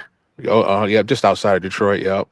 My mom is up there. Wait, what part are you at? She in? Are you familiar with Southfield? Yep, I'm in Southfield right now. Actually, I just put up the Okay. Planet Fitness. Okay. Yeah. I ain't telling you dropping her Jack low, but she up there like the Oak Park, 9 Mile, Greenfield area. Yeah. Well, I just passed through there. Yep. Yeah. Real nice area. Real nice area. I like the Greenfield area. It's very all black owned. Everybody owns their houses. Right. It's very metro. Chocolate City type. I like Detroit. You know what I'm saying? Now once you Yeah, it's cross pretty 8 cool. Mile, I haven't been up there here in about a couple of years to see. Last I was up there, everybody was buying up the property, the houses. So I wonder how's that's going. Right now, we're seeing a few things. That's a loaded scenario there to really get into that. By and large, we're seeing this happen actually across the country right now, particularly where black urban hubs are being included in the Detroit metro area and the Southfield area. But even not just the best areas, but also your ghettos, your Detroit ghettos and other ghettos around the country, Ghetto USA, are being invaded by not only the whites are coming back into the city to re-gentrify the old territories, but they're bringing hordes of immigrants in, and we're seeing that here locally. So much to say. Why do you? Okay, so two questions. Why do you think they brought in the hordes of immigrants? Do you think it's because the plan wasn't working? Because for one, okay. The second question: what role do you think that we play in actually bringing down the property value so that they actually can do the things that they actually want to do? So much going on. We've seen some things that didn't make any sense in terms of some of the abandoned properties here in the Detroit area were left, particularly in the roughest areas. When people particularly didn't live there, we noticed the utilities were left on. The water and lights and gas was left on in an abandoned place. And so that would allow these foreigners and whites who are coming back, and not only just locally whites moving from the rural areas of Michigan, but also they were bringing in incentivizing out of town, out of state whites. So and foreigners look. I'm gonna run that point out real quick, just to give you the dynamics how this is evolving. It's evolving as we speak. Just give the families because remember this is happening across the country. So wherever it's not just here. We're seeing this in other trends, similar trends around the country. So they bring these guys in there, incentivizing these guys into moving to Chicago's ghettos, Southside LA, Southside Houston, whatever, right?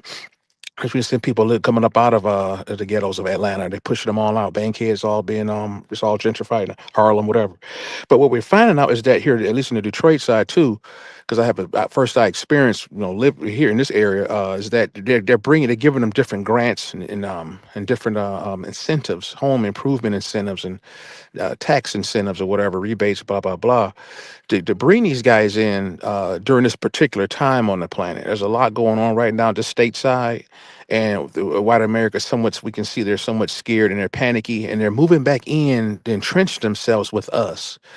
At a glance, a lot of people won't understand why they're doing that, but I would say from a strategic, militaristic standpoint, to gain intelligence, to be right up under you as you're coming to your senses, it would behoove you to be right underneath the people like that, so you can be right next to them and see what they're doing and thinking and whatever. That way, if you decide to take some of this knowledge and weaponize it, right, and you're a good teacher, some of us are better teachers than others, some of us are just charismatic and just magical with this shit, then we need to be next to you to see what's the what, right? And we've seen this in some of the religious texts, the biblical texts. They talked about it as the empire falls, they send spies among you, particularly your ghettos. Right, even in those who are Hebrew and so forth, and we've seen that the so-called Pharaoh sent in his troops and whatever, and people and his spies or whatever, not to the rich areas of Egypt, so to speak, or your boule class, your aristocratic class of the people who are going to be marginalized. He sent it to the marginalized ghettos. They're doing that now in Detroit and all around for the same damn reason. They're sending them in to hear and see what you say, to join into your talking spaces, and they would to live among you, right? And they're angry, they don't like you, and we're seeing there's a lot of hostility around here. We're dealing with Jim Crow-esque 2.0 type conditions around here. We're seeing an influx of minorities and foreigners we've never seen before. Indians are moving into Detroit, running the gas stations. That's unheard of. We've never seen that before. We got Mexicans coming out of every woodwork in Detroit now, and they're owning these homes, and they're being. And I can go on and on this to illustrate the different. It's a lot of things happening at the same time, right? But that way, if you ever decide to entrench catch yourself and just to hit just two more sentences on being right underneath you as a strategic strategy during this particular time during the Black Renaissance, right? That we are going through here.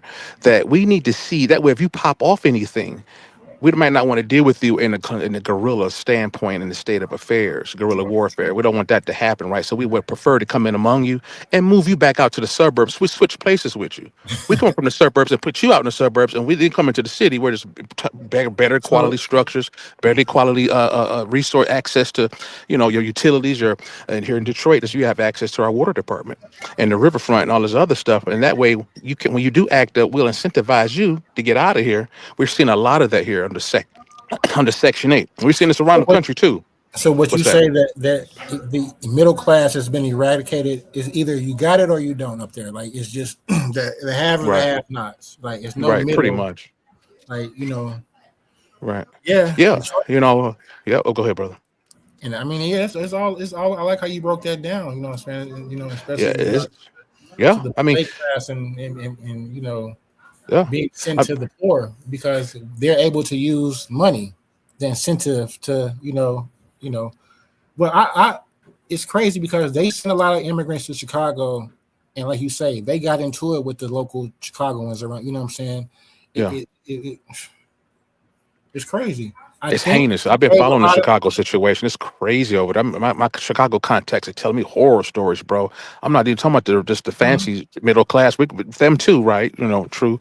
But we're talking about from the lower of the low. We got these motherfuckers that being there. The hood is being entrenched on and encroached upon. We talking about gang members. I'm getting complaints from gang members. Gangs that got them Asian gangs and this motherfucker armed coming through here armed. I think they gave them guns too. Right? Yeah, facts. I agree. They're saying that. They're saying that they know they're popping up all of the fancy latest shit, latest weaponry and all this. Go into it, but it's a lot to say about that stuff. When you get into that social engineering, man, it's just. And what happened? They got a couple of the guys locked up. Whereas basically the dudes that they was buying their guns from were military police officers. Really? Who came into the hood trying to get, sell them. So it's almost like an entrapment type of a situation, but facts. Oh yeah, facts. All of the no one's buying the murder rate in Chicago. I'm not. No one's. You got 10,000 motherfuckers die in 6 months. Yeah, right, man. There's been so much vids popping up online, man, showing undercover cops doing sniper attacks and incentivizing foreigners. It sound like we making up stuff. Wearing masks. No, it's not. It's at a glance. Like I mentioned earlier, at a glance, most won't see this. At a glance, if you just glance at this stuff, you're not really, in tune with this stuff. You're not living and breathing and stuff like that. You're trying to get away from it more or less. Just versus this is when I want to get my hands dirty with a bunch of hoodlum niggas.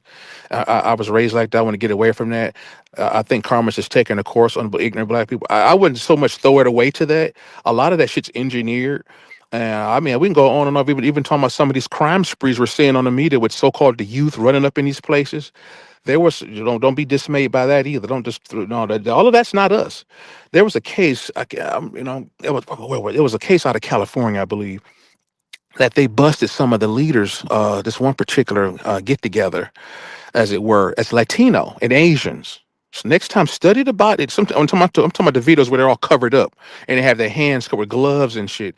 Monitor the anatomy of some of these people. A lot of these guys have Latino and Asian makeups in terms of their physiology and things like that. So they caught these particular duos, like a man and a lady or whatever. And what they found out was they had organized. They get these guys together into the local. Like for instance, like say if me, I had this woman, whatever with me, and we just want, I'm maybe Asian or whatever. And I want to, set up niggas and make us look bad so we can drive the crime rate up artificially up, whatever, to bring the heat on niggas in this particular area.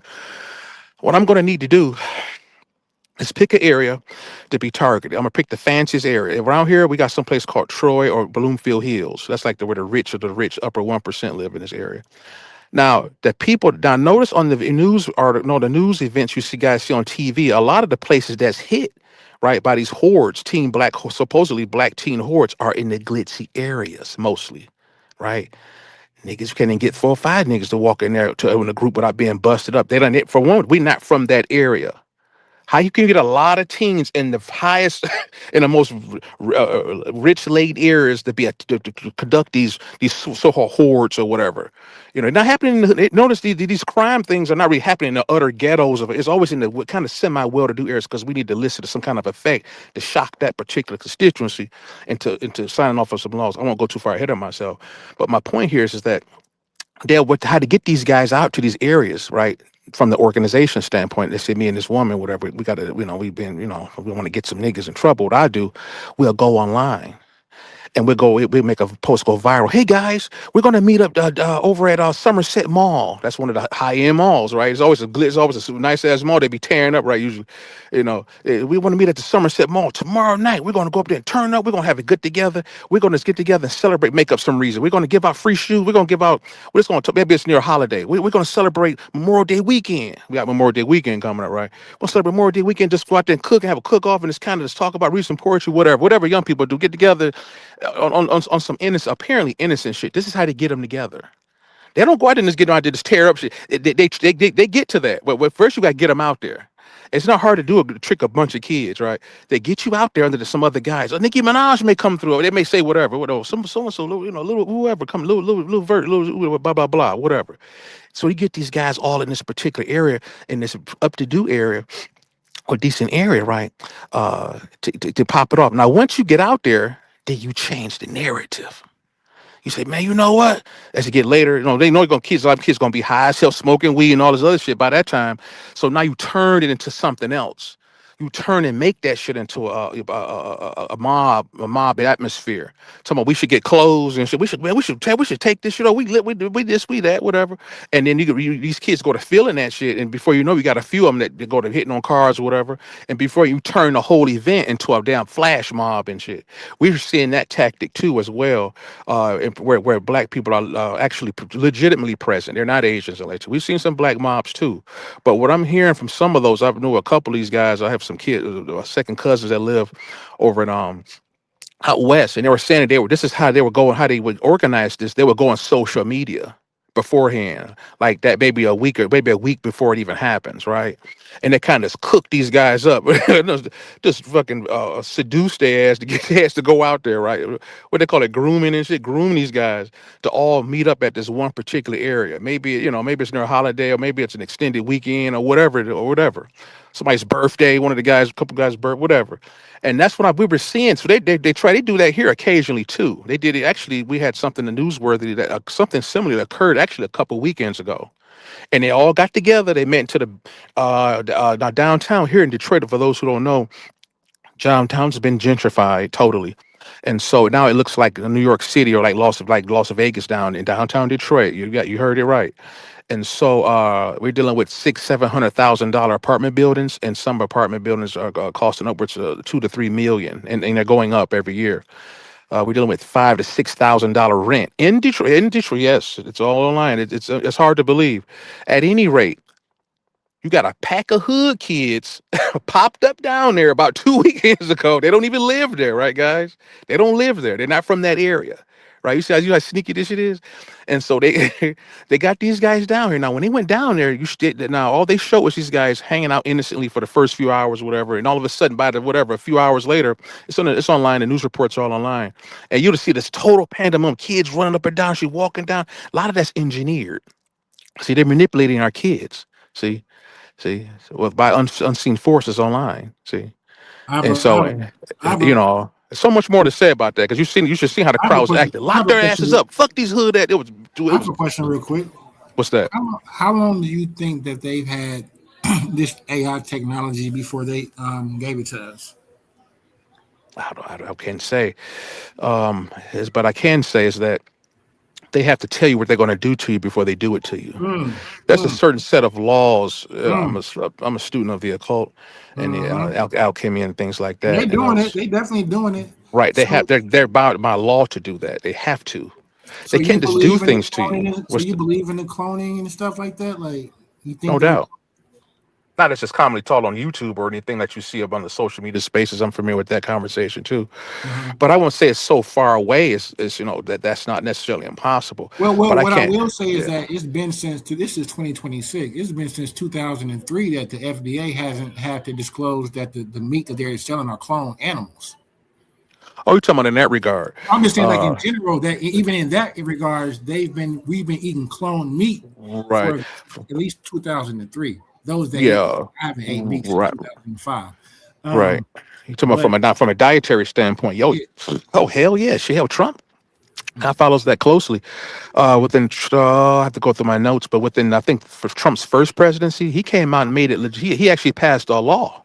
Yeah. That says he got with the FDA and they got together and made it legal for human consumption of cloned meat. I was blown away when I seen that. Yeah, that's what I said. So we've been doing that. So I'm just like, how close did we take it to the next step with actually human cloning? And I was asking for any instances because we have the conspiracy theories about like Jamie Foxx and those type of things. Right. That's what I was referring to. Right. Right. Yeah, but like, do you think that they've been integrated amongst us?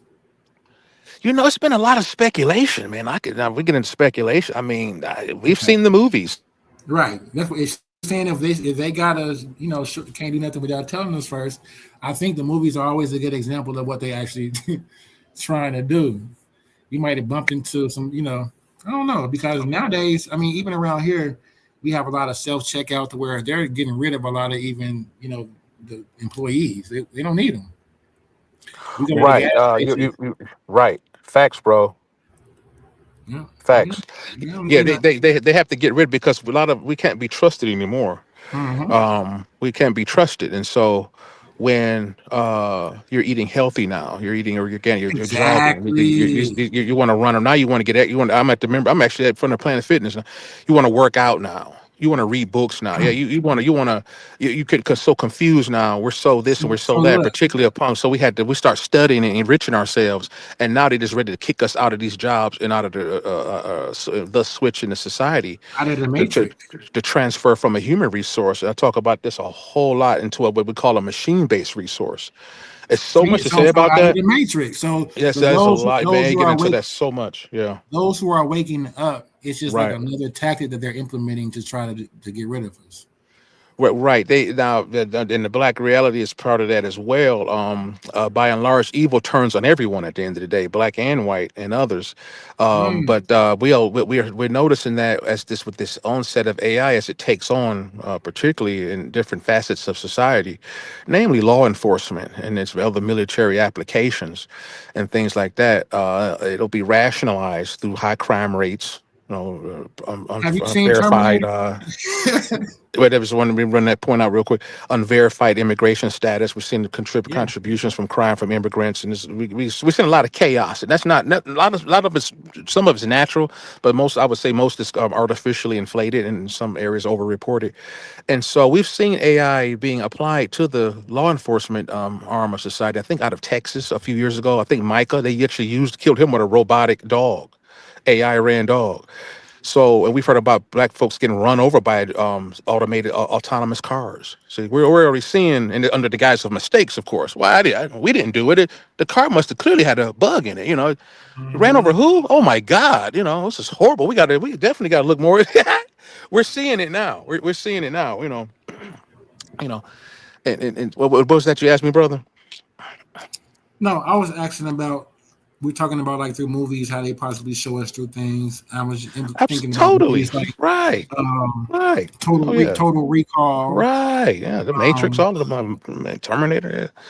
Yeah, they got to show that. Yeah, that's something that they can do now, as far as like implementing memories.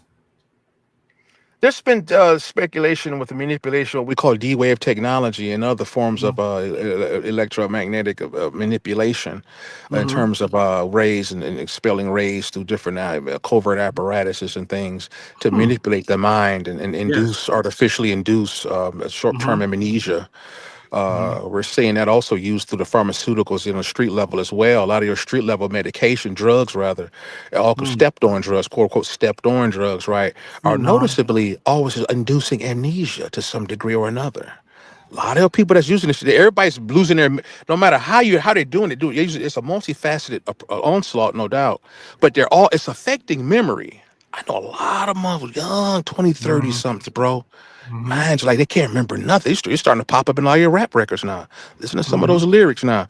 Yeah, I love when my mind go blank. Yeah, you know what I'm saying? My shit went all dark. I be listening to that shit like, damn. It's being popular so bad that it's getting into popular media on the rap side. I've been hearing quite a few tracks where there's lyrics alluding to mind going blank and all this shit. And so that's not by happenstance. And so to stop this awareness, we have to attack your memory banks. See, you have to attack the memory banks. And so there's elements of that in the Terminator and Matrix movies where human intellect is being usurped and undermined. It's by a lot of mechanisms, one through extreme censorship. Right, you can't like the things we're saying here now. A lot of this would be considered extremism and things like that. We'll, they're trying to tighten the noose on that, and copyright a lot of what we would do, copyright our creativity, or and try to block us from creating, and talking like this because that's the greatest threat to the system.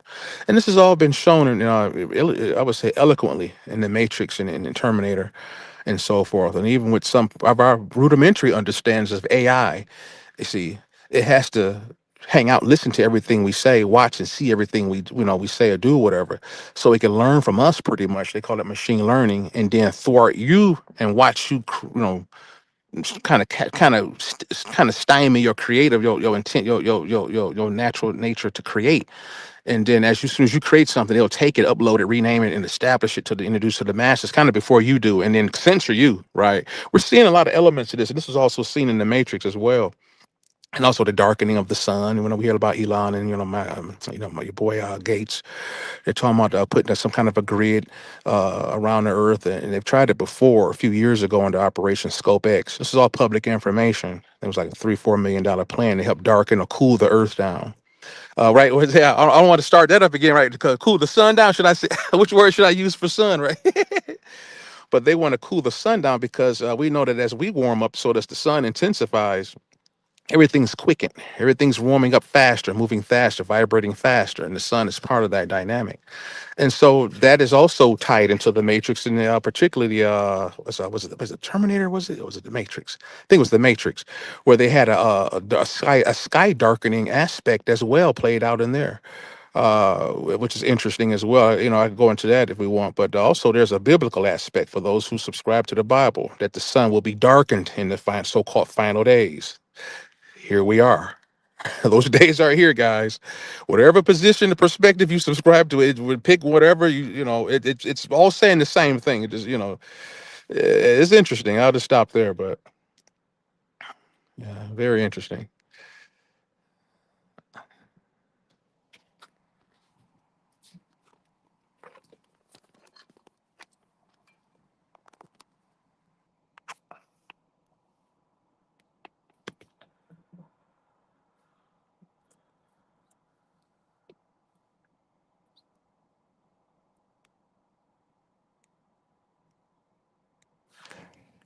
Can you guys still hear me? I can't hear. I can't hear anything. Out to Michigan's Natural Living for the super chat. He says, "Power to the panel. Great convo. However, let's use some decorum. Please proceed." Shout out to Michigan's Natural Living. Appreciate you, big dog. Appreciate you, A1 man.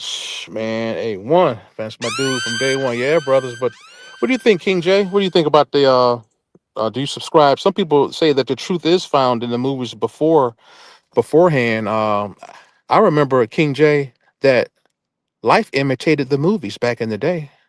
But now are we seeing that the movie is now telling you what's going to happen in real life? What do you think?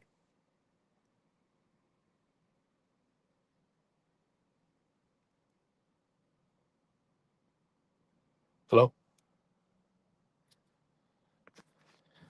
Speaking of movies, I did want to do that movie review with you. I'm about to pull up that trailer so you could check it out real quick while we wait on King J to respond to you. Okay.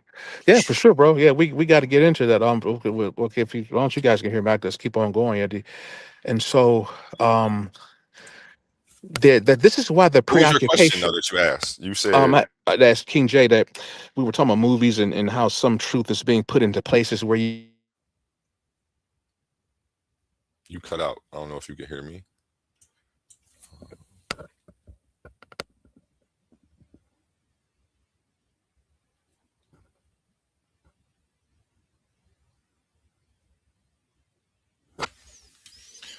Are you there, Sadiq? You cut out.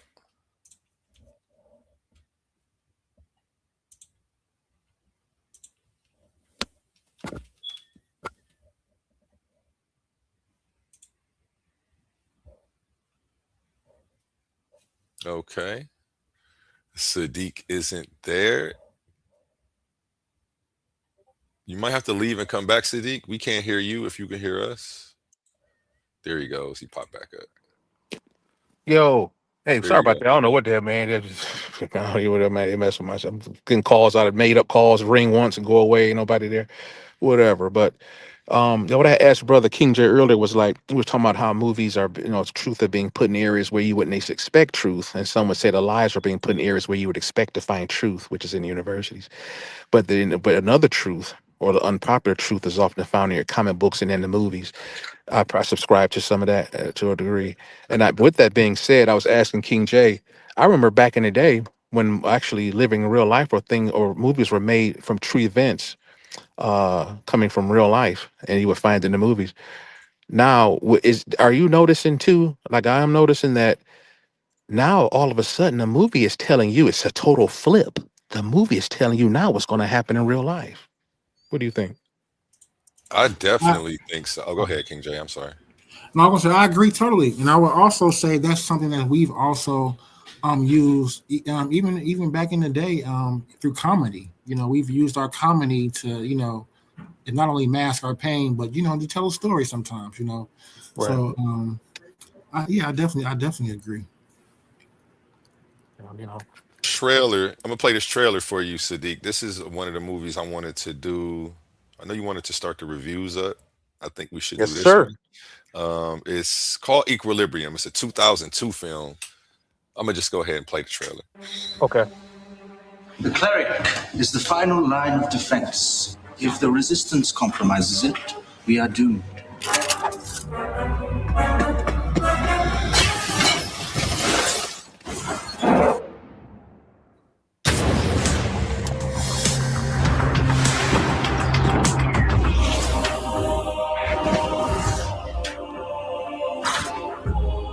I hope it don't flag my channel for playing this. We'll say fair use during the play. There's nothing we can't fair do. use, fair use, fair use. It's real. Burn it. They're destroying the artwork. Right. Cleric, I can only hope one day to be as uncompromising as you. I can't remember that guy's name. I would.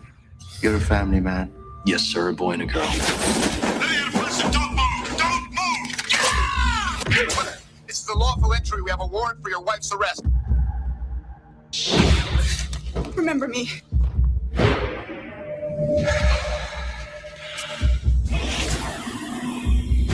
And this is about authoritarian societies.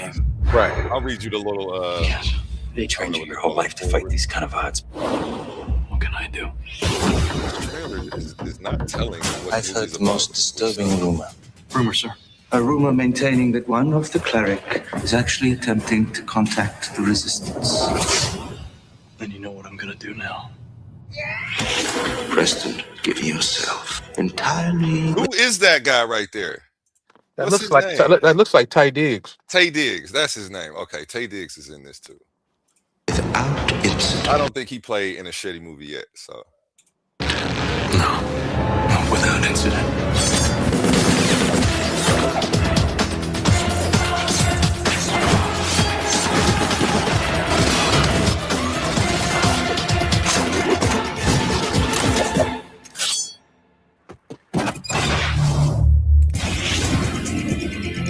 Christian Bale. Okay, yeah, I'm gonna cut this short because it's not telling you anything about what this movie's about, which actually sucks. Yeah, I don't know if there's any reviews already probably on YouTube where some people are breaking it down. Maybe they have a 10-minute, 20, 30-minute, whatever hour video where they just stop, they go scene by scene and maybe stop. I don't know if that's an option for us, to check it out. So A1, that's not the Matrix. I thought that was the Matrix. No, Right, it actually that's has right. the Matrix style graphics, which is why when it first came out, to me, I thought it was better than the Matrix. You think it's better? I'm gonna check it out. I still think I gotta watch it too. Is it on? Where can we? Where is it on Netflix You or? can catch it anywhere. It wasn't a hidden movie. It came out. I don't know why it didn't pop like that. I'm finna In go an watch it. oppressive I ain't gonna lie. future where all Yeah, we go. forms of feeling are illegal, a man in Right. charge of enforcing the law rises to overthrow the system and the state. Right. So it's about That's an what they authoritarian speak. society. They Right. got the whole population forcing them on this medication that suppresses Right. feelings. Right. Right. So Right. one, Facts. it kind of gives COVID vibes when they're trying to force something against your bodily autonomy, force Right. something on you. We got cancer vaccines. And we Authoritarian got right, society, all this. yeah. Right. It's on Right. Prime. And, I'm gonna check and it Tay out. Diggs is like the man in this movie. So Yeah, I'm gonna go check it's it funny out. they made a black guy he's not the main character, but he's the top dog in this movie. So I thought it was dope that they gave it to a black guy. Do he play a Morpheus type of a role? And you will know immediately when you see it. He's for the state. Okay. Tay Diggs is for the state. Mm-hmm. As you saw in the little trailer, I'll give you a basics baby spoiler alert. The dude who's enforcing the law starts to feel. So that's what happens. Right. That's a problem. That's gonna be a big problem. He took his wife and a whole bunch of other stuff. Right. And he was the top enforcer. So, once he starts to feel, Tay Diggs starts popping up and shit. And, you got to watch the movie for the rest to see how it happens. So it's got a lot of stuff that's really going that we really dealing with right now. Back then, I couldn't have applied this because we didn't have forced medications on us at all. Now that's something that's definitely going on. This was in 2002. So do you think that? So do you think kind of what you said, Sadiq? They was telling us before. Yeah, they have movie? to. Okay. Right, so it can be permissible, right? They can't just we would never agree to that stuff, right? They got planned for these people. I'm talking about in the real life side as well. Even in there, they'll show you that there's some rationalization in there. Sometimes the movies don't really articulate it that well. Some better than others, but more or less, like we see in real life, they're very patient with this stuff, and so they'll what we call create artificial what we call synchronicities or artificial social engineering, different parameters and different events. Just to be quite frank, to get you scared out of your fucking socks. So when it's time, like you just heard the other day, what happened? What did you guys see last night? A couple of nights ago, Trump his dinner, his White House dinner was shot up. They shot that shit up. Yes, in the White House. That mother was shot from the inside. So that's like unheard of, right? Like what? Dude, yeah, they ran him out of there, ran him and them down in the basement or whatever. So what they're doing there, they got to, that's gonna scare a lot of his constituencies and black people too, if you think like them. It'll scare you, whatever. At any rate, in these movies as well, before they get to the draconian stages that these movies are predicated on, where you get an autonomous AI, authoritarian, environment, draconian environment that George Orwell talked about. There has to be some things that has to happen. And so they have to set things up and tell you. So in other words, long story short, to get you to agree is the key word here. That's the bottom line. So they have to do all these different things and put things into motion. So when they want to put these things into play, you'll vote for it, you'll embrace it. We've heard some of the talk even during the pandemic. You don't want to get shots, or you guys crazy. This virus will fine you. The governor of New Jersey, you crazy. You should. It was insane, gaslighting you and shit. And so this is all necessary to get you to sign up for it. What bothers me about that whole COVID thing is the people who were pushing the vaccine on us, like, I'm gonna flat out say it. No, the pseudo killers, man. The pseudo killers, when I talk about the lies that were told during COVID, they act like they didn't hear them. And granted, maybe they didn't. Right. But when I asked them about things like what the things that the government officers were saying, who were being directed by the who, right? They said that they didn't hear those things, that they were going straight to science. So like when Joe Biden says, if you take the COVID shot, you won't get COVID. That was a lie. Right. They knew that the vaccine didn't stop transmission, but they came out and lied to everybody. Right. So when I explained to them that the reason people doubt it is because they can't trust the information, they can't trust their source or the information that they're putting out. Right. Like, so right. Facts. It becomes a scary state of affairs. So much to say about that shit. It's so much, bro, to get it. It's so much I could talk to about that. All of them say they never heard that. And they were like, well, we didn't go to the White House to get our information. We went to scientists. Like, well, what about the rest of the population? What do you mean? And they were Right, telling us, right. don't trust the science. Listen to them. Wow, That yeah. anybody who's saying what the government isn't saying, it doesn't matter what degree they have, what college they've went to, ignore them. Yeah. There was mainly saying getting no. Well, yeah, true, but there was mainly folk. Remember, they had to spook you out and confuse you first. So President Truman said that if you can't, he said this back in his presidency, whatever, 50 years ago. He said if you can't convince them, confuse them. And so, yeah, that's online, guys. Check everything I'm saying, guys. Whoever's listening in the audience or whatever, just Google, check in, Google anything. So he said that. So what we're seeing now is an onslaught of a campaign that leave these mofo's totally confused, and so it would reach a fever pitch during the pandemic. Just in short, they said a lot of things. But remember, we was coming off of a goof spell with Biden. So people that turned their backs on a lot of this, the so-called science, but they had begun to go what they call under Trump, rather, I should say under Trump. Because try got it backwards. Under Trump, he began to take on a lot of our talking points. They started shutting us down online. I remember the early 2018, 19, 20 to 23, 20, 21, 22, 23, when it was really at its fever pitch. They started shutting us down. We couldn't say anything about it at all. And we would find a lot of our talking points being pushed out through the mass media. And Trump was it was giving him some of the talking points too, saying that the news was fake and all of this. And there's a lot of reasons we can get into about what that was all about. But also he was He like was an idiot too. de-authenticating. He was part of it. And But it's not yet he was something. Yeah, guys he didn't. as a separate man Operation Warp outside of this. Speed. He rolled that ish Right. out fast as heck. He was a complete Oh moron on man. the issue as well. That's one thing he Yeah. did do though was that I do. Well, it wasn't even him. It was the Supreme Court that stopped Joe Biden from trying to mandate it on the population. Right. Now, I want to say real quick that the Trump, if you're in their position, so remember, Trump works for the federal government, Biden works for the federal government. That's the common factor. If, some people pick along lines of political party. I would say look at the look at the spider, not the web. And so he has a part of it as well. He was to do so after Biden. After what Biden had, he was supposedly to bring us back to our rational minds, which we're bringing the pseudo killers. When we look at, we would honor the conventional scientific thought without question. And so but Trump came in office before Biden did. And so when Trump came into office, it was always predicated for 2017, 18 that we would deal with I forget who said, I think it was Fauci and a few others even predicted a pandemic would even occur years before it even occurred. They said under Trump, Google all this stuff. And so he said it would come shortly after his inauguration, first term. It did, 2019. So when it did, so he had predicted it out in the public. And so when it happened, had to happen. They had to use their contingency plan. Society have. They called in a meeting over there in D.C. at Johns Hopkins.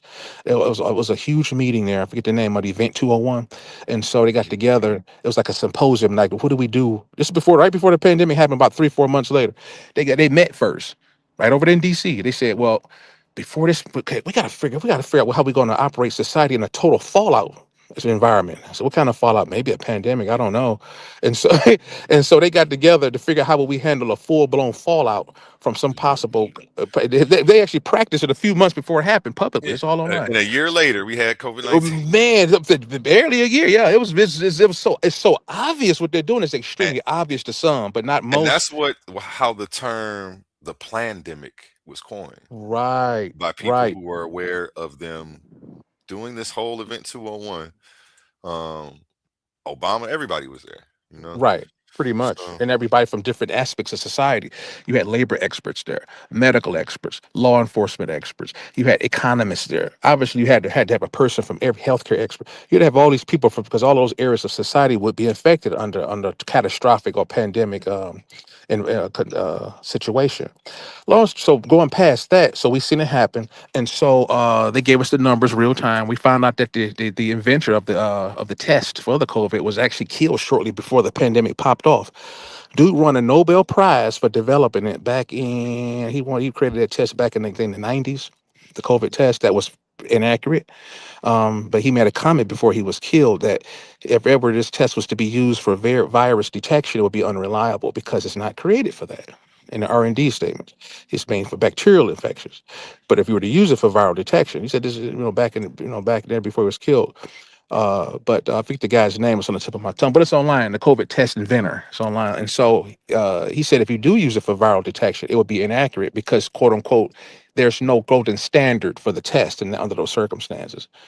If you did, it makes sense. If you're using a test for something that's not designed for, what would you compare it to give you accurate results, right? There's no data in that regard for that test, right? So dude was killed, right, which is interesting. So moving on, now we're dealing with a test that's barely accurate, giving false positives, which some say that would feed the public narrative, the government's narrative to get you there. I'm a healthcare expert myself. What I do for a living, I don't talk about it too much online, but I have a terminal degree in healthcare. I'll just say it that way. And so I work at the very top echelons of the healthcare society in the urban setting, particularly, and around in the rural areas too. And that's a whole nother story what I'm seeing. But during that time, they was telling us to take temperatures, whether they were accurate or not, and just record whatever it was and to push the shot. We were told a lie. This is coming from somebody on the inside. And so I thought that was peculiar, actually. I started studying right about then. I was just coming out of the, it's Sunni Islam faith. And so, I started seeing some things, started studying. So at any rate, they were lying and we were going to different nursing homes and they were just giving people these shots and people under the guise they were getting vitamin shots or B12 shot, vitamin B12 shots. A lot of your seniors didn't want it because they had heard some things. Their younger relatives were telling them different things. And we were told to try to trick them to give them the shot. This is actually factual. Had black people come in, get those shots to keep their jobs, right? They had to get a shot to keep their jobs, and they would ask me, they would sit down in my shot station and say, dude, what would you guys do? They would sit there and ask me, they'd be pissed off, someone be in tears. Do I have to get this? I heard what it do. Is it true? They look at me. I can't say anything because I'm at work, right? And I would look at them, and those black folks. And I would look at them and I say, shit. I said, I'm not going to not say anything, you know. And I say, well, I wouldn't get it if you just have to. Are you high risk? Do you have any high risk factors? If so, my job say I gotta get it. I'm not gonna. I can't tell the people everything up front at my job. They have to kind of get the hint. I would say that to the black folks, tried to basically tell them don't get the shit. At any rate, just to skip on. So they were telling us there's a lot of things like I said going down the timeline up to get to current time where we're at right now. At any rate, they were telling us this that you get the shot. It's localized. It doesn't spread. They was telling us that once you get the shot, this is all the clinical studies were saying. On the US side of things, US based studies, for the most part, that if you get the shot, it doesn't reproduce. If you get the shot, it dissipates pretty much in the course of a month or two or so like that, and things like that. And it wouldn't really cause any side effects or whatever. What they're finding out now, since everything's kind of opening up now, the pandemic's kind of fell back. There's been post-pandemic research done, a lot of it, and so the U.S. is still kind of giving these shots out now. They're actually unbelievably still giving them out, and so now that your research now are not really divulging what that shot's really about in terms of illicit effects that wasn't purported beforehand. They're coming out from different parts or different countries that's abroad, like out of Europe. A lot of European studies are coming out now. Dude, the stuff they're saying in them studies, man, they're saying that for one, it's not localized. When you get a shot now, they say that shit goes all over your body within 30 days. They're saying it reproduces in the body. They're saying that it actually, we're dealing with mRNA, what we call gene therapy, right? Because we're dealing with a different type of construction for this particular shot that's different from the flu shot and the pneumonia shot, your typical conventional old school shots. This one's a different guy, guys. It's a different animal. And so it's called mRNA. Your other vaccines are not created that way. So that's very different from flu shot technology. So much to say about that. At any rate, so this particular variety has been speculated to actually join and bond with you on a genetic level. Now on TV they'll say no, the conventional news outlets say no, that's not true. Da, da, da.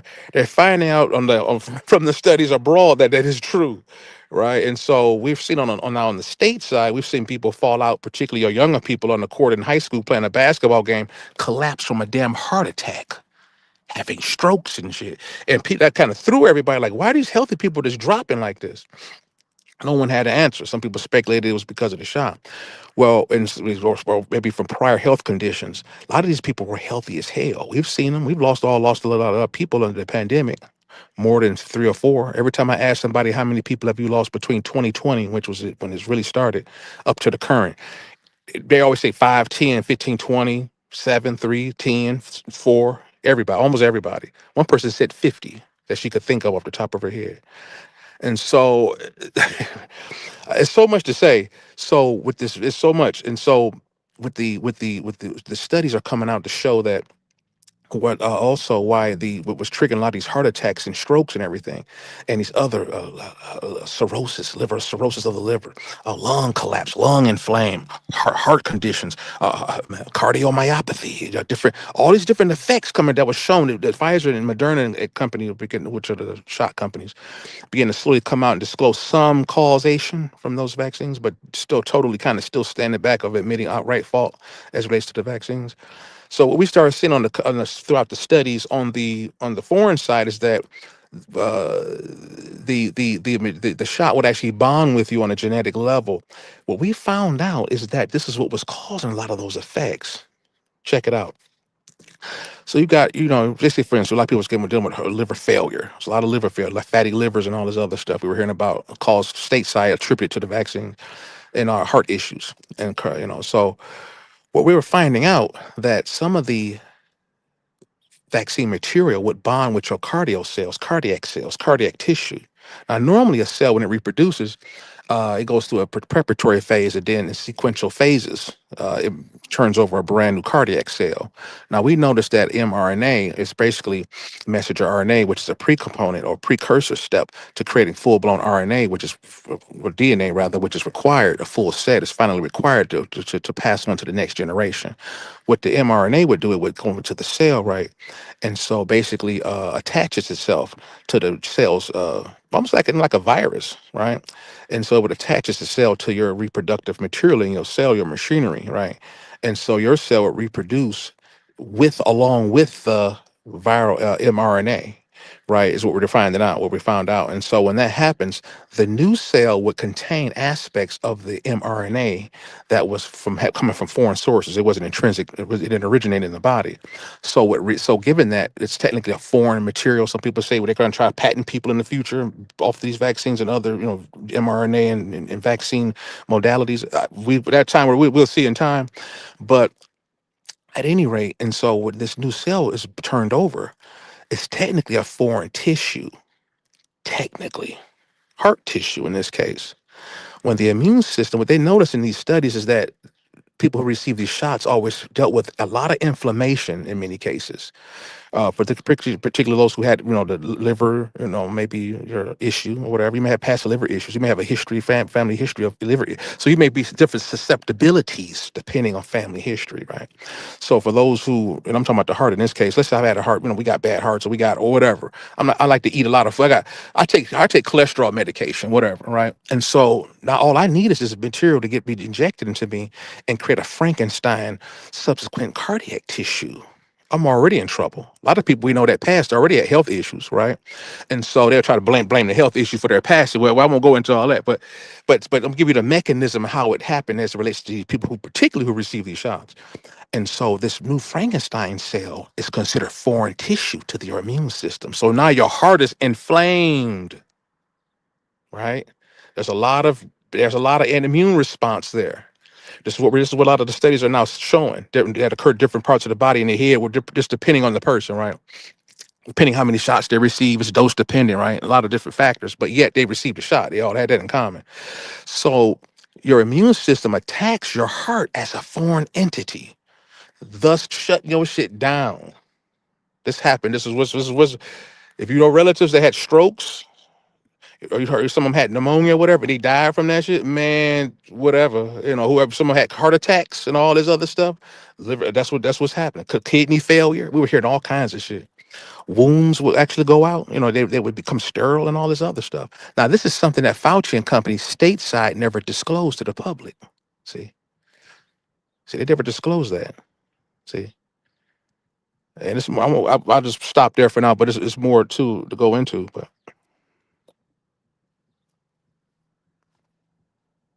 And the scary part about all of that is they knew that this was happening. Right. And then they lied to the people again. And they'll say they were saying it was 100% safe and effective. That was a lie. Right. That was a complete lie. And they had the data. So they knew all of the stuff that it was doing. So it was just a real sad state of affairs. Then Yeah. there was a group of people that actually had to sue Pfizer to get the data Right. released. Right. Pfizer was trying to make us wait 75 years before they released any of the data. The Right. Supreme Court denied that what Pfizer was trying to do and said that you guys have exactly the same amount of days to release the data as it took you to roll out the vaccine. So that gave them like 100 something days. And that's when all of the truths started coming out. Once that data started coming out, then narratives changed. Then they started trying to tighten up what they were saying on the news to match the data that was being released. Right. It's just like, who do we trust and how can we believe what's being said? Right. Blind Exactly. faith isn't working, and yelling at me that about a vaccine and I need Right. to take one isn't helping if you can't answer these questions. Which is what I dealt with every time I literally tried to bring this stuff up with Really? Yeah. anybody They back say me here. too. They couldn't Right. answer my questions, so they would just try to re-educate me on how vaccines work. And it's like, I don't need Wow. an education on how vaccines work. You won't address the myocarditis. You don't want Right. to address these adverse events. Right. Liver failure, strokes, And this is what the pseudo killers Bell were doing. I put a palsy. name on it. Go ahead and tag them. Tell them we could do an episode on it. I want to. What I have to pull a lot of it if I get a chance. There's some foreign studies, German studies, overseas in Europe where a lot of this. Remember, the U.S. is not going. They're not publishing a lot of the studies because they're still giving it out and even trying to get people back on it here now and introduce other vaccines now beyond the COVID game. It's kind of played out or it's dying out. They know people can't be tricked so much twice. Since what happened, a lot of people died. So now they're going to try to say we got vaccines for cancer now. We can cure cancer. They saying weird shit like that is hilarious. We can cure this. We can cure HPV now. You know what? Oh, let me just read the news. We got a mumps breakout in Texas. Oh my God. You're not getting these shots. Have we triggered an anti-vax movement so severe that we're going to die now from preventable conditions? That's what they're doing. They're all back. Measles is back. Clever. Mumps is back. Yeah. Whooping cough. I think the other day on the news, they said whooping cough is back in some parts. This is all by design, guys, because they know you're not going to get the shot. So they put it in other things, makes sense. Put yourself in their position. What would you do? And so you wouldn't just go absolute with the vaccine deal with COVID. Some speculators, even in the flu, what happened if you don't get no shots? Okay, we still want to get you, right? We ain't gonna never stop that. So they may put it in the water and food. It's been postulated. I don't have any proof of that one way or any hard proof on that. But I wouldn't say I wouldn't write it off the table totally because these people are brilliant, wicked as hell, but they're brilliant. And so I'll just leave it at that. But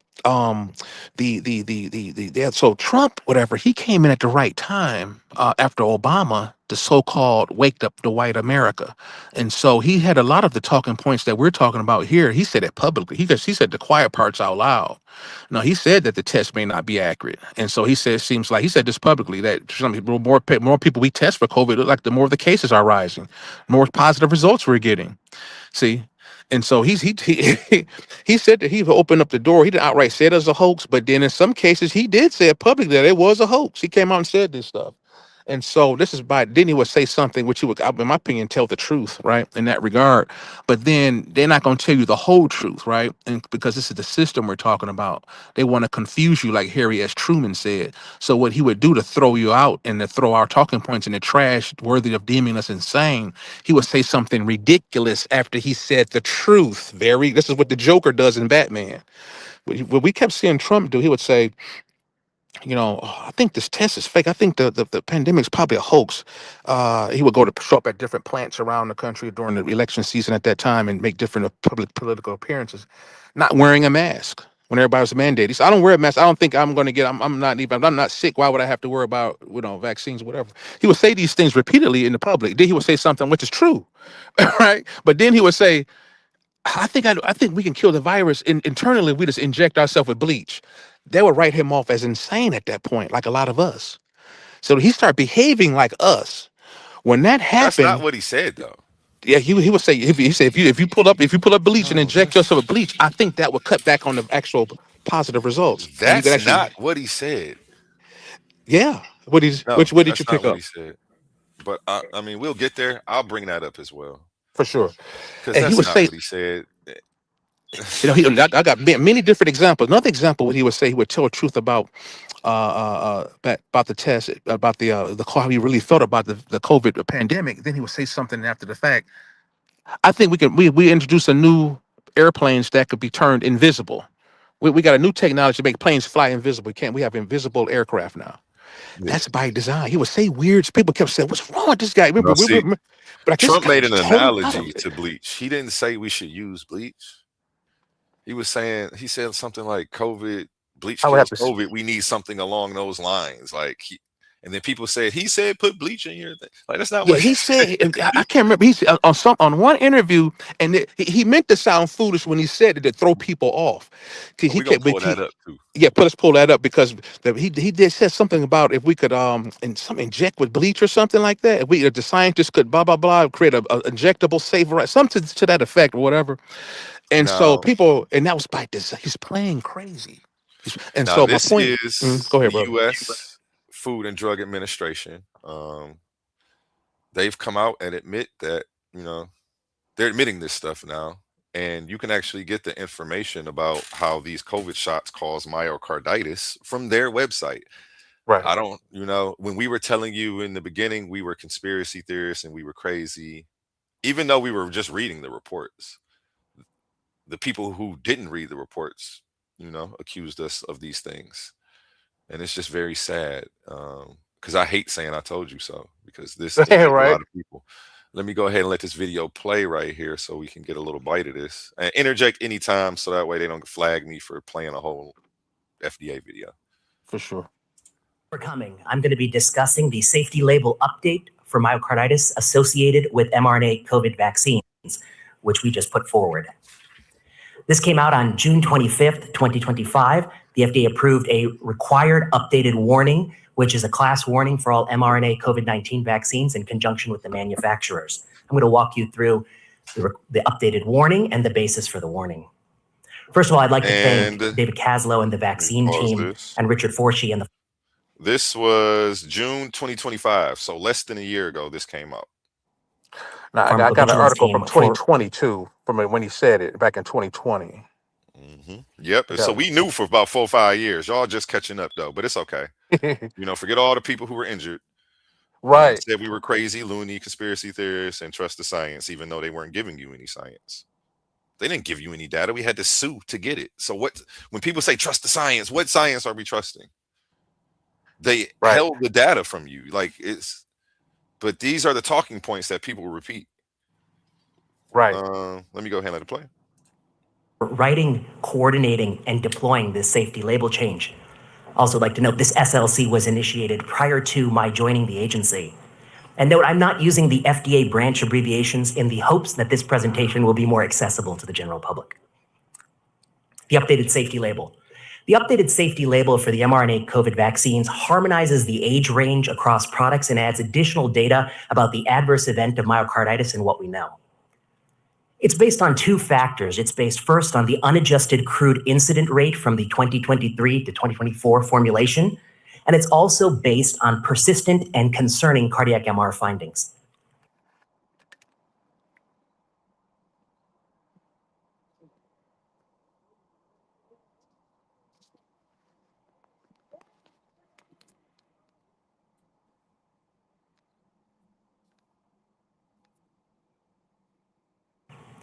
So this is a slide that we put together. This is the FDA analysis of the BEST system, which is an observational data system that captures myocarditis and pericarditis following immediately afterwards, the first 7 days, COVID-19 mRNA vaccination.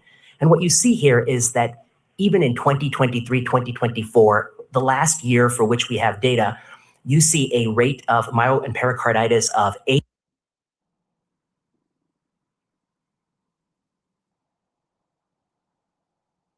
Hello? Sorry. You see the 8.4% over there?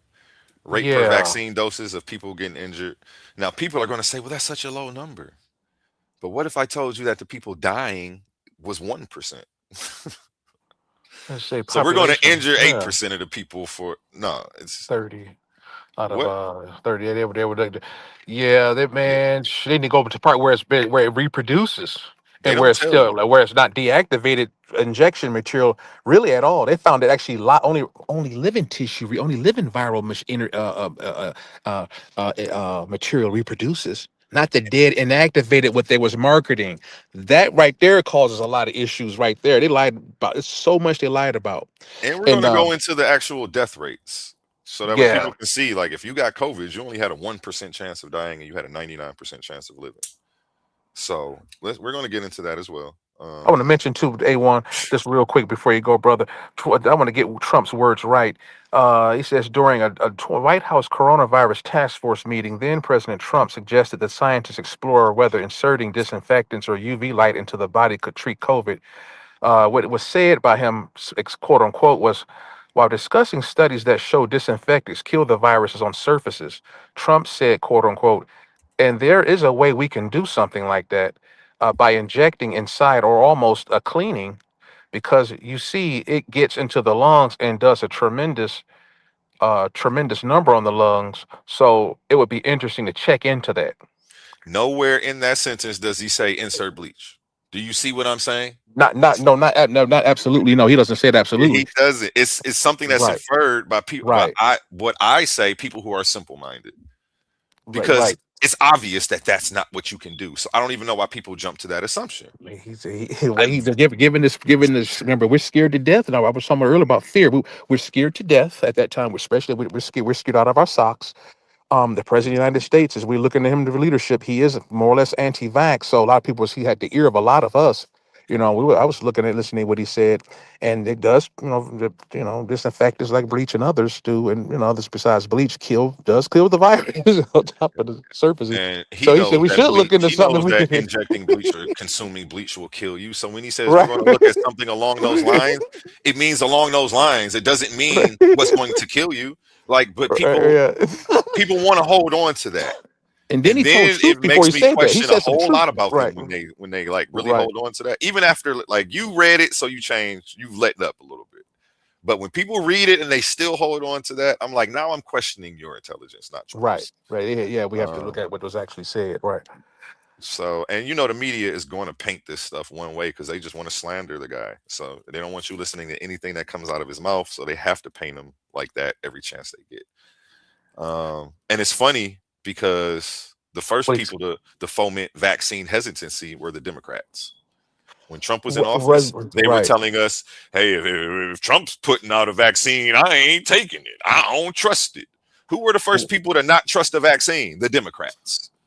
So I also want that to be noted as well, because they'll be the main ones acting like everybody else is crazy for doubting something. Right. When they were the initial, very first ones to doubt it, to say they wouldn't take it, and all of that. It was the whole Democratic Party, actually. Right. They were your chief primary gaslighters. Yeah. Right. They bait and switched, and then flim flam, they got in office, and then they wanted you to listen. It was because now the money was going to fall in their lap when you but since we got rid of the crazies now. We got Trump out here and this his crazy constituency. Let's get back to real life, back to the charge science. on healing the nation and saving all these people. Right. We didn't want it happening under his watch, so we had to.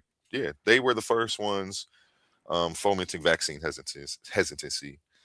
And then it made an about face under Biden, right? Yeah, and said anybody was crazy for daring challenge it after they challenged it. Yeah. Wow. This is wild, man. Yeah. He said a lot of. Trump said he would tell the truth before he say these things and then say, wow. So if I can't remember all the things he said, I remember that about the invisible jets and some other stuff this year about the disinfectants, if we can internalize that, and something about some other things he said too. But he would tell, but beforehand, it was always predicated, in my opinion, on what was, what was the case to be true. He would have to say it publicly. And this was also to cast doubt on TV, so you can't trust the TV or whatever. You can't trust the news reports. If something authentically did happen, you can't find it, or you can't rely on the news to give you a accurate depiction. But even with some of these shootings and all this other stuff, they want you to be in a blind state of affairs, so you won't be able to understand what's going on. And so now here we are here today. Right. And we were right. For those who didn't get the we're called now pure bloods. Definitely. Let me let this myocarditis video play a little bit more, because I want to get in the part where he breaks it down. He hasn't really gotten into it yet. I think it's like 2 or 3 minutes in.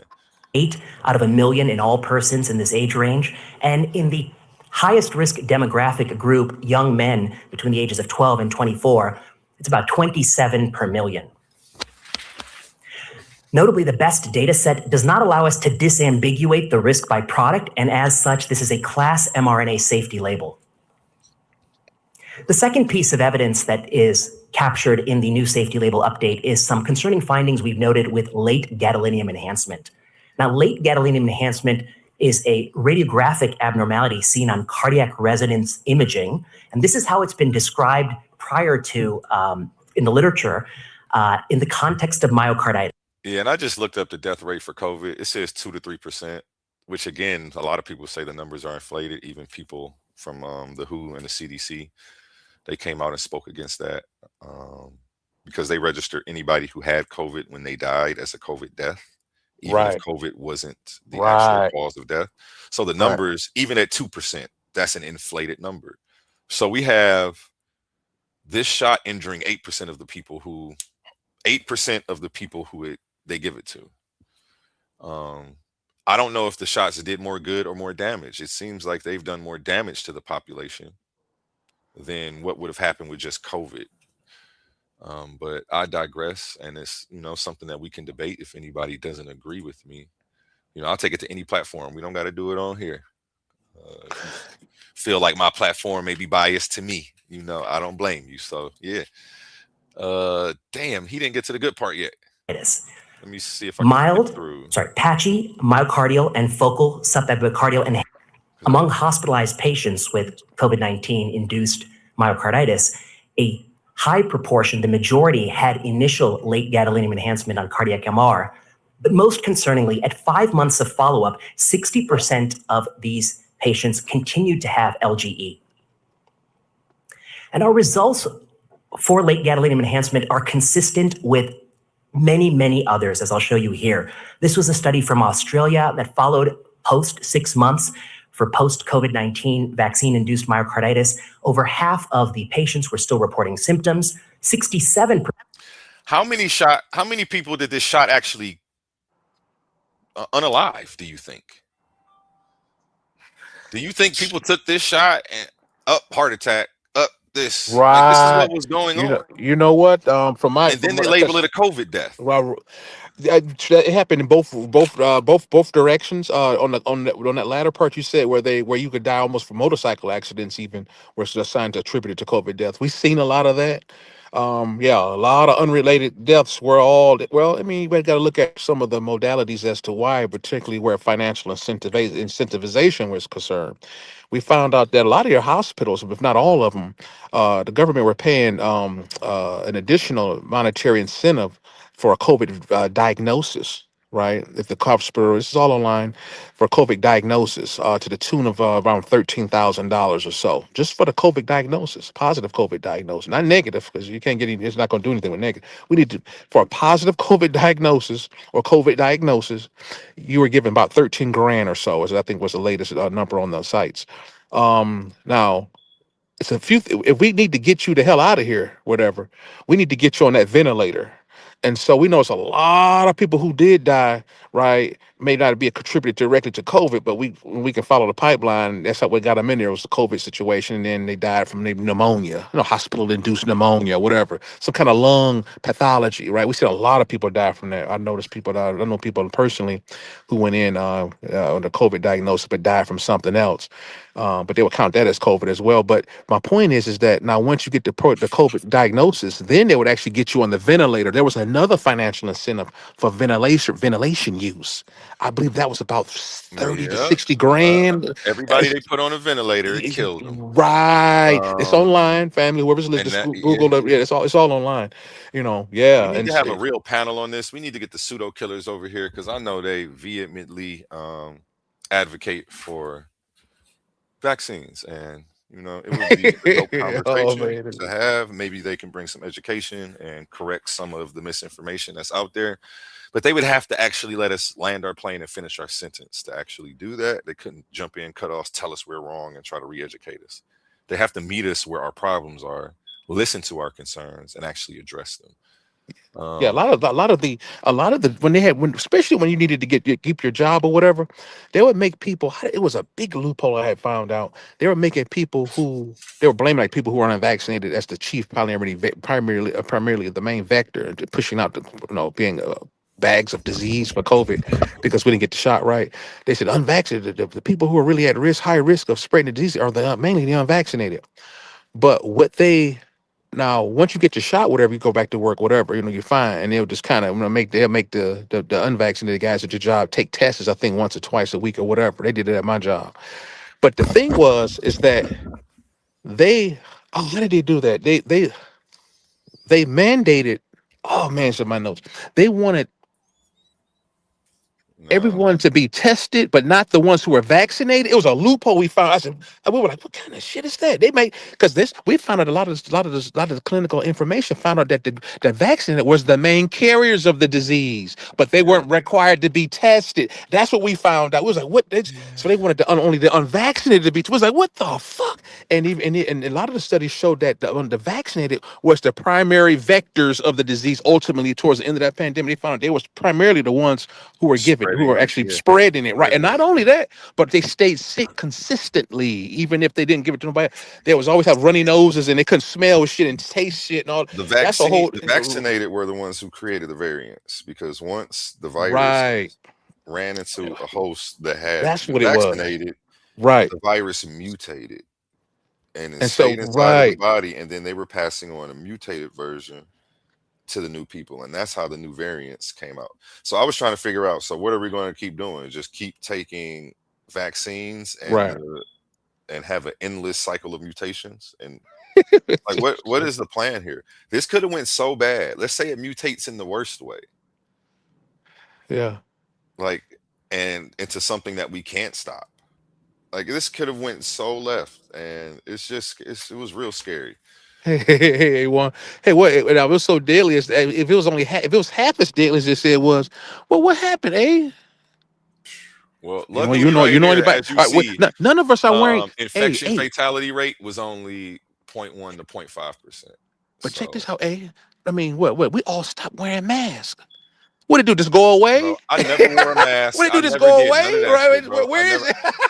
I went vegan. And I used to wear a shirt. I used to wear a shirt that said all viruses matter. We had multiple variants since its inception, since it made reared this ugly head on the scene back in 2019. Out of the original strain and all of its subsequent variants, where did it go? None of us are wearing. I haven't found one mask yet. Where I'm at, where did it go? It don't just go away. And the pro-vax guys can't explain that. It don't just go away. I made this comment too back even when it's at its peak. My buddy went in to get a test. Just a couple. I'm gonna tell you these quick stories. One quick story is that it was really bad. The numbers, we've seen the numbers rolling on real time, whether you're at the gym watching TV, whether you're at home watching your favorite movie with the fam or whatever. They had the numbers so-called rolling up in real time on the right side to give you a constant state of awareness of supposedly how lethal this thing was. Now we watched the news reports showing that they had body bags lined outside of some of your local hospitals because the ER was stuffed with people coming in or whatever, and we've seen the reports and they didn't have enough hospital beds and they were running out of body bags. Even they had people out lined up in the hallway, even out in the parking lot. EMS is all out in the parking, all out in the park. Body bag, just trucks and semi trucks almost filled with body bags. They were saying these things for a while. Now, I'm actually in the healthcare field, and so I know a lot of people work at different hospitals around the country. And I would talk to some of my buddies. I was in a particular group called Facebook group called Young Black American Doctors, and so we would talk to each other. They had this one hospital over in California that was featured on this one particular news station, and they kept saying, "They said, dude," I said, "Dude, I texted you." I said, "Dude, they got you featured on your medical facilities featured on the news." Say, "Hey, man, you got people laying out in the damn parking lot, damn near." He laughed at that shit. He said, "Dude, but we slow as hell, man." He said, "Ain't nobody over here, dude." He said, "We over here slow." I said, "You see, you don't have no ambulances and shit." He said, "Man, we're slow. We got ambulances. We got plenty of them. They over here thumbling their thumbs and shit." So I was getting inside intel on that. Okay, we caught the news lying a lot. Number two, another thing is that they would talk about people dropping in different, even countries. India, namely, they said people just dropping dead, land in the streets, all dead, all around the hospitals. So I knew people over there who say that wasn't the case on the ground. not just on the news, but not actually out on the outside. With that said, I began to ask people locally in different cities as well, was that the case in their cities? What I started to find out was I began to ask people, I said, have you guys, given that this thing's hitting everybody at the same time, as Fauci put it, we're under attack by an invisible enemy. You remember that guy who said that shit? I said, why don't we see people dropping dead at the gas pumps when you out and about? Why are you not seeing people just drop dead behind the steering wheels on the freeway driving, just crashing into the wall? Why you not? I'm talking about in big places where you see a lot of people during this time. Why you ain't see nobody just drop dead shopping in the supermarkets? Nobody, every time I asked, they said nobody never seen none of that. As if it was never happening at all. You only seen it on the TVs, or either if you've been in the hospital, you died either after you've been in the hospital, for those who died, either they went to the hospital before they died, or they had a home visiting doctor, or both. They were mainly the only people that primarily the biggest chunk that died from the coronavirus. If you never went in the hospital, you technically didn't die. We start noticing that. And I can go on and on about the timeline, how if you did go in there, like how many weeks you got left before you probably will die, even if it's nothing wrong with you. We was clocking a lot of different variables. Just privately ourselves, just me and my buddies were. We found out some shocking shit. And we came up with a timeline, but at any rate, so it wasn't really a societal threat like that. It was only on TV. And so I asked some doctors that when my buddy, he went and get a drug test one day, and I asked this one doc, I said, you've been in here this is a pretty big building we live, you in here, whatever. How long you been working here? He's like 20 years. It's a pretty big medical facility, big medical system here in Detroit. I said, how many people, including your employees, have you seen this drop in here, given how lethal this thing is? He said, none.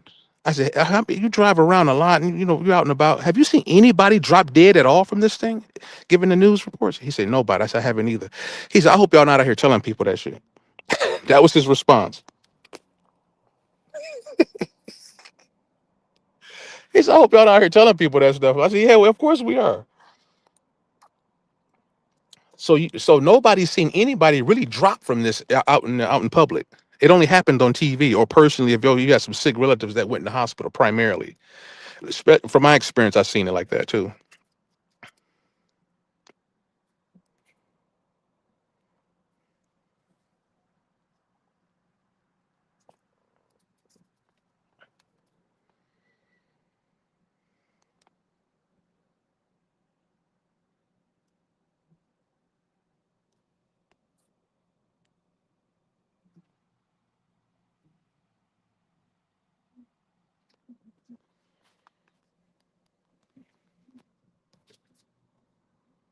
Formal clinical consideration on the website. The rates of post-vaccine myocarditis in men between I'm over here muted. You can't even hear me. Yeah, I didn't hear anything. I was like, I guess my brother's still there. What did I just say? Dang, I done lost track of what I said. But shout out Ill Doctoring. First, the CDC stated based on research, we don't recommend and listed 6 studies. Later, the CDC stated based on available research, we recommend face masks and pointing to the same 6 studies. It's actually funny that you mentioned that because when Dr. Fauci is asked why he lied to the public, he says that he actually admits to lying. He says that he misled everybody because they didn't know if they had enough masks for the He lies again. So everybody runs out buying masks, they lied to He us. lied again. Shit. Like, wait, what? And that's supposed to be okay? Right. It's a pandemic and you're lying to us about our health. And every time you you see him talk, a few months later and say that. We're gonna play that clip too here. Yeah, let's play it right now. Why not? A1. Hey, man, every time you seen the guy talking, man, he was always smiling on the cameras. Dr. And almost every broadcast, dude, I kept telling people, I said, look at this, man. I said, look at this dude. So I said, look, turn it on, man. Let's see, Channel 4, MSNBC. There we go. He's gonna come on tonight in about 30 minutes. Okay, let's hang out and watch the interview. He come on there. I said, look at this guy's face, man. This he was on there smiling while he was talking about how many motherfuckers died over in Colorado or whatever,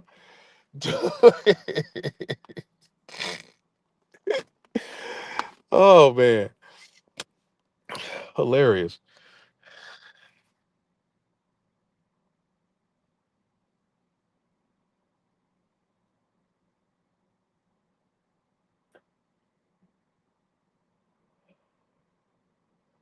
between the ages of 13 and 24 from 2021 have been documented in a number of publications and public documents.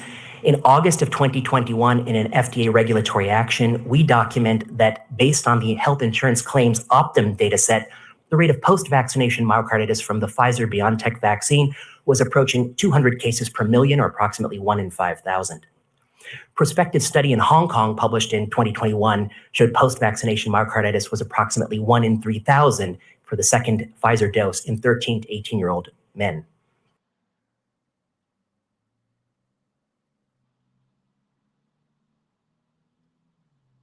I'm sorry, I keep muting myself. 1 in 3,000 people were getting myocarditis, according to these studies. Let me rewind this. For the people who kept saying 100% safe and effective, why don't you want to take it? Hold on 1 second while I let this play. I got the cable guy at my door in my store. And using the VSD, Vaccine Safety Data Link data, Scharf and colleagues showed approximately 1 in 2,000 risk of post-second mRNA dose in 18 to 24-year-old men. There's an elegant analysis put together by the team led by Tracy Beth Hogg and others of post-vaccine myocarditis rates reported in 2021. And basically you see across different demographic categories, with the far right being men between the ages of 12 and 17, an elevated risk that in some publications exceeded 300 per million. Active surveillance from Hong Kong confirmed a broadly similar risk in men between the ages of 13 and 18. A 1 in 2,700 had experienced myocarditis and were hospitalized following dose 2 of the Pfizer product. And the Vaccine Safety Data Link, in a very interesting analysis by Scharf and colleagues, was found to have initially missed 64% of myo and pericarditis cases. The authors note, quote, an incomplete list of ICD-10 codes and delays in hospital claims data were responsible for the difference between the VSD reported estimate and a careful chart review estimate. They wild as hell for that. Stratification by demographic factors is key to unpacking the myocarditis risk from COVID-19. In an analysis led by Benjamin Knudsen and myself prior to joining the FDA, we analyzed publications that examined the risk of vaccines and myocarditis that had 0 stratifiers, in other words, looking at all the doses given and the entire population, all the way to 4 stratifiers, which include looking only at men in certain age ranges and only certain products and certain doses. And as you can see, there is an association between looking in the right subpopulation, where this is a known safety concern, and the actual rate with which you'll find the safety signal. VSD chart review for myo and pericarditis for the first Pfizer booster documented a rate slightly lower than I think the initial estimates, but 1 in 6,800 in another analysis led by Scharf and colleagues from Kaiser Permanente. Some analysts based on these. Sorry about that. That was the cable guy at my door. Did you catch those statistics? Yeah, but you know, I mean, look like this information is coming from the FDA's YouTube site. I probably wouldn't hold on to too much of it. They're going to cut those numbers somewhere. The FDA was one of the main proponents of that motherfucker. I'm holding on to it because for the longest they said now they're admitting the truth that it causes myocarditis. We can hold on to that. True. Okay. That is the federal. Not, that's the if federal. Anything, we know they're going to over exaggerate how good it is. So if they're admitting 1 in 3,000, we can hold on to that. If it's more, cool, you know what I'm saying? But at least we got this now. So now that people can't say 100% safe and effective. What are you tripping about? Like, you got them on the absolute, right? You got them on the absolute for sure. Yeah. So, but I would say if they admit that though, it's probably way worse. I'll just put that out there. Exactly. But that's enough to hold on to. That's enough, right there, to be like, facts. I'll trust God before I trust science. And that's coming from the agnostic atheist. You feel me? Hell yeah, I gotta represent my agnostic bros. Yeah, put that in your pipe and smoke it. You feel me? They're about to hook me up with a new modem here at my convenience store. So I'm going to be down for like 20 minutes, but the stream will still run if you wanted to stay up here and conversate. I don't know if anybody else wants to hop up here and keep Sadiq company for maybe 15 minutes. Only what up, Only? Upgraded the business internet. They're about to hit me up with some super high speed stuff, so that way I can stream and do all this stuff for y'all while I'm working. Oh, nice, bro. Getting that high speed, boy, huh? Yeah, while I'm ringing up, that's already high speed, but I wanted the super high speeds because I'm about to be streaming, ringing up customers. I'm gonna have multiple TVs showing stuff for sale and advertisements I need. Nice, I want to make sure nice. Facts, bro. I'm rooting for you, man. Man, hell yeah, man. It's been a long grind, man. It's been a hard grind. Indeed. We hold it down. I mean, I don't know if Only's still here. I don't know if you went to sleep. Quantum, you still there, Quantum? Let me drop that link in the chat. Somebody else hit this link, man. Come up here and keep Sadiq company. Cable guy said I got about 5 minutes. Okay, ain't that long. I'm trying to add somebody else up here real quick. Let me call Humble. Maybe he could come hold it down too for a second. But go ahead though, while I pull up that Fauci clip of him lying real quick. For sure. I mean, I might put up a study too. I don't know how to use this. I'm not got it anyway, but yeah, that would be a good thing to discuss in the future too. Like you said, make a show off of it. You know, that's a good idea. Yo, Only.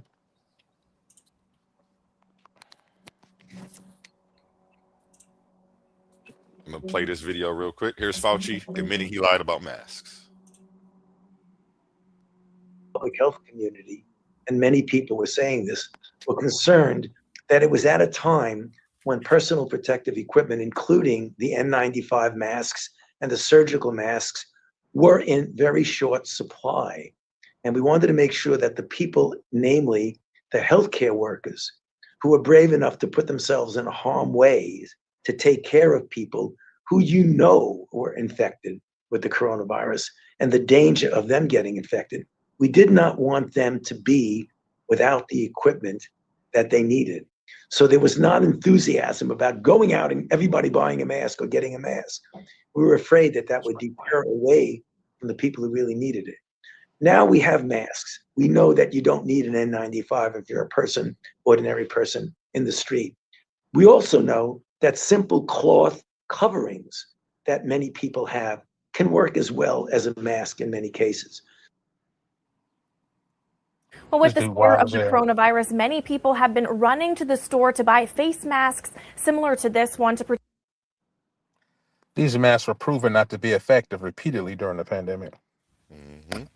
They used the words, medical health experts were using the words and analogies like it's like trying to throw a BB through a steel fence. You know, he said as soon as you throw the BB, it's gonna go right through a fence. He said that's like the viruses are so small in relative terms to the mass crosshatch construction of the material. Now watch this one. Right now in the United States, people should not be walking around with masks.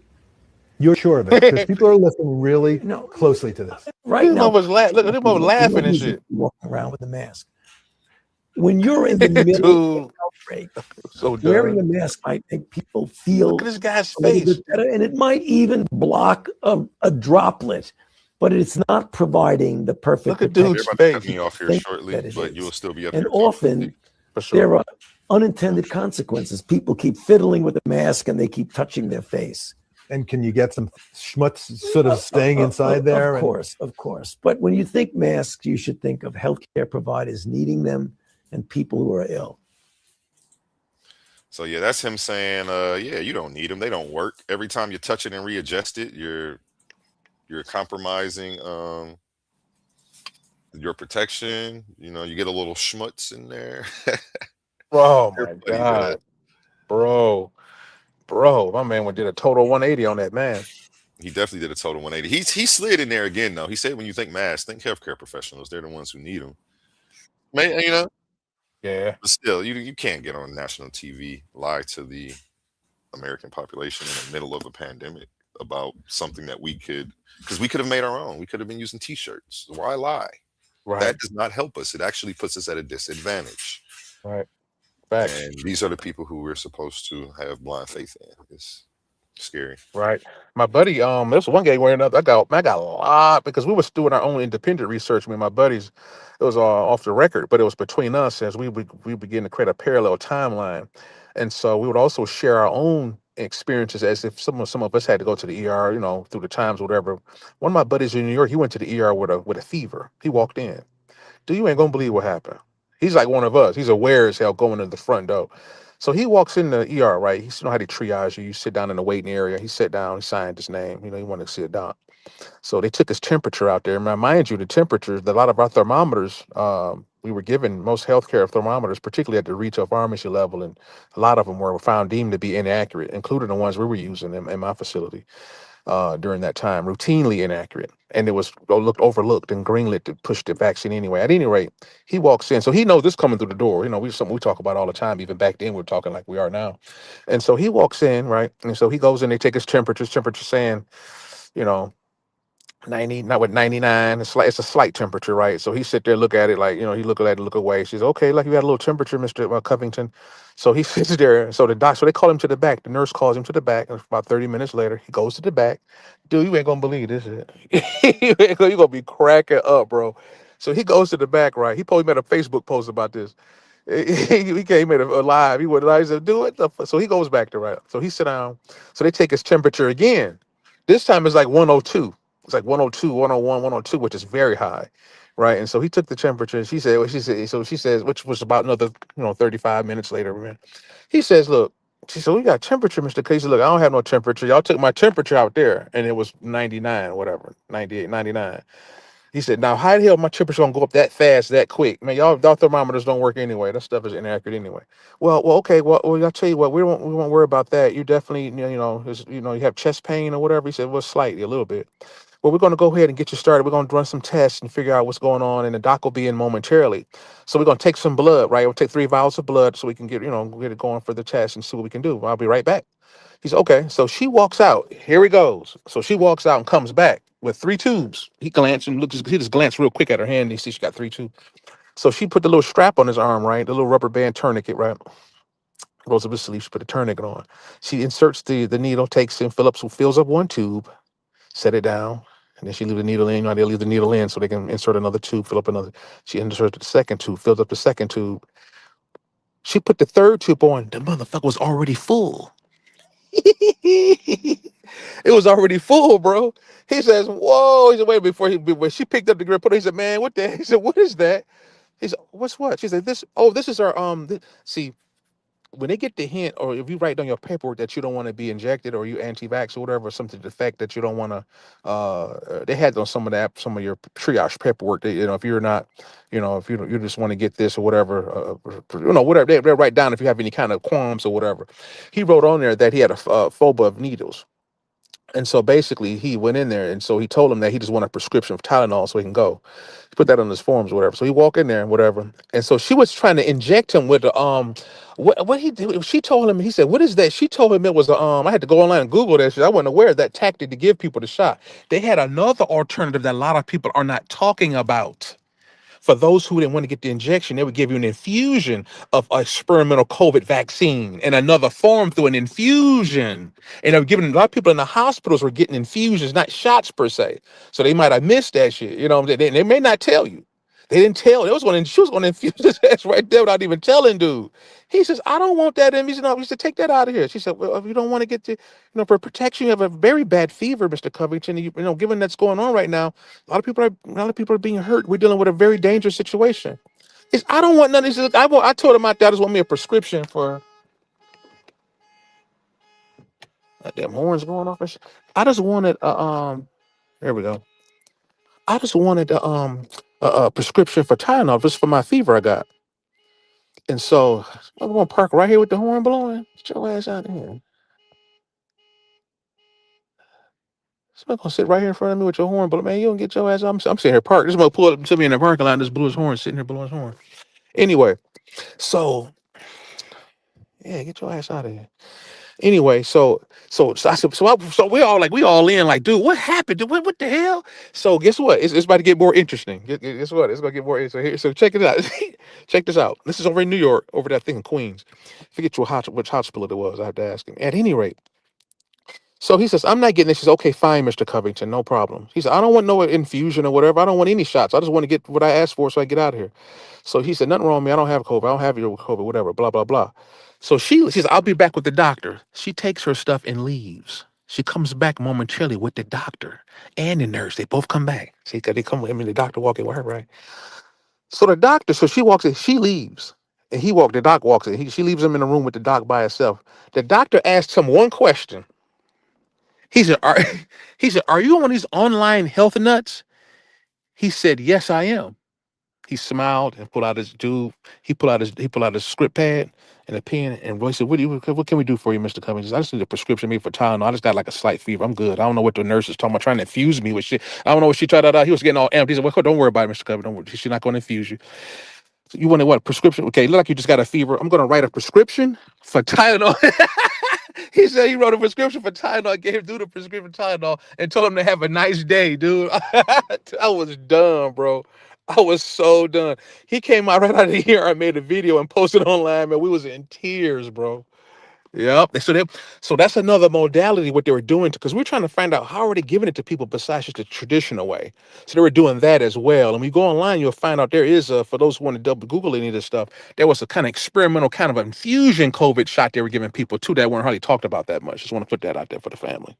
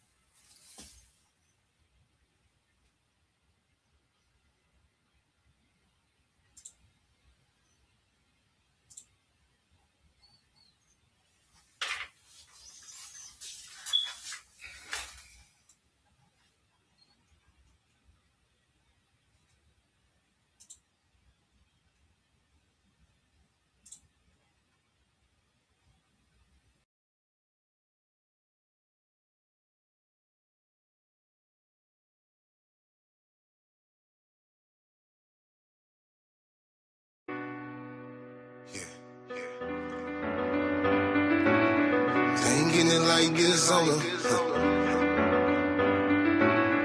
They ain't getting it like this on the. Yeah. They ain't getting it like this on a Monday.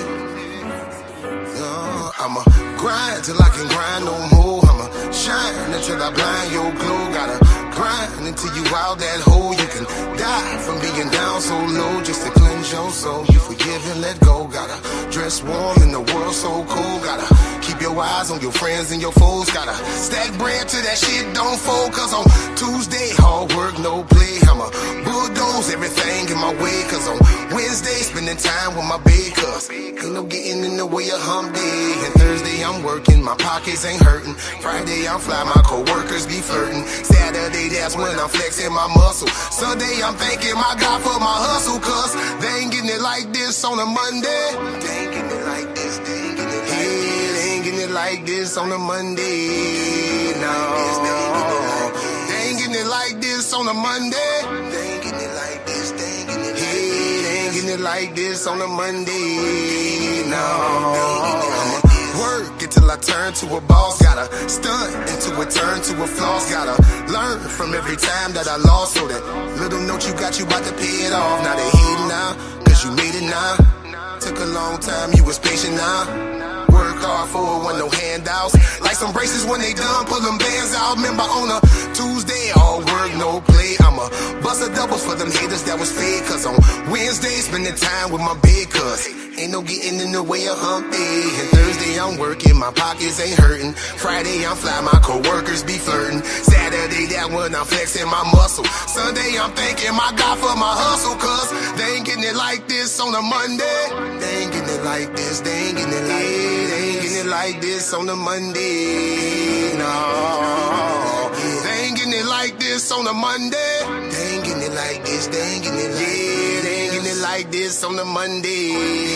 No, Tuesday and Wednesday, Thursday and Friday. I know they gon' hate, I'm letting that go. Cause one thing I know, they ain't getting it like this on a Monday. Tuesday and Wednesday, Thursday and Friday. I know they gon' hate, I'm letting that go. Cause one thing I know, they ain't getting it like this on a Monday.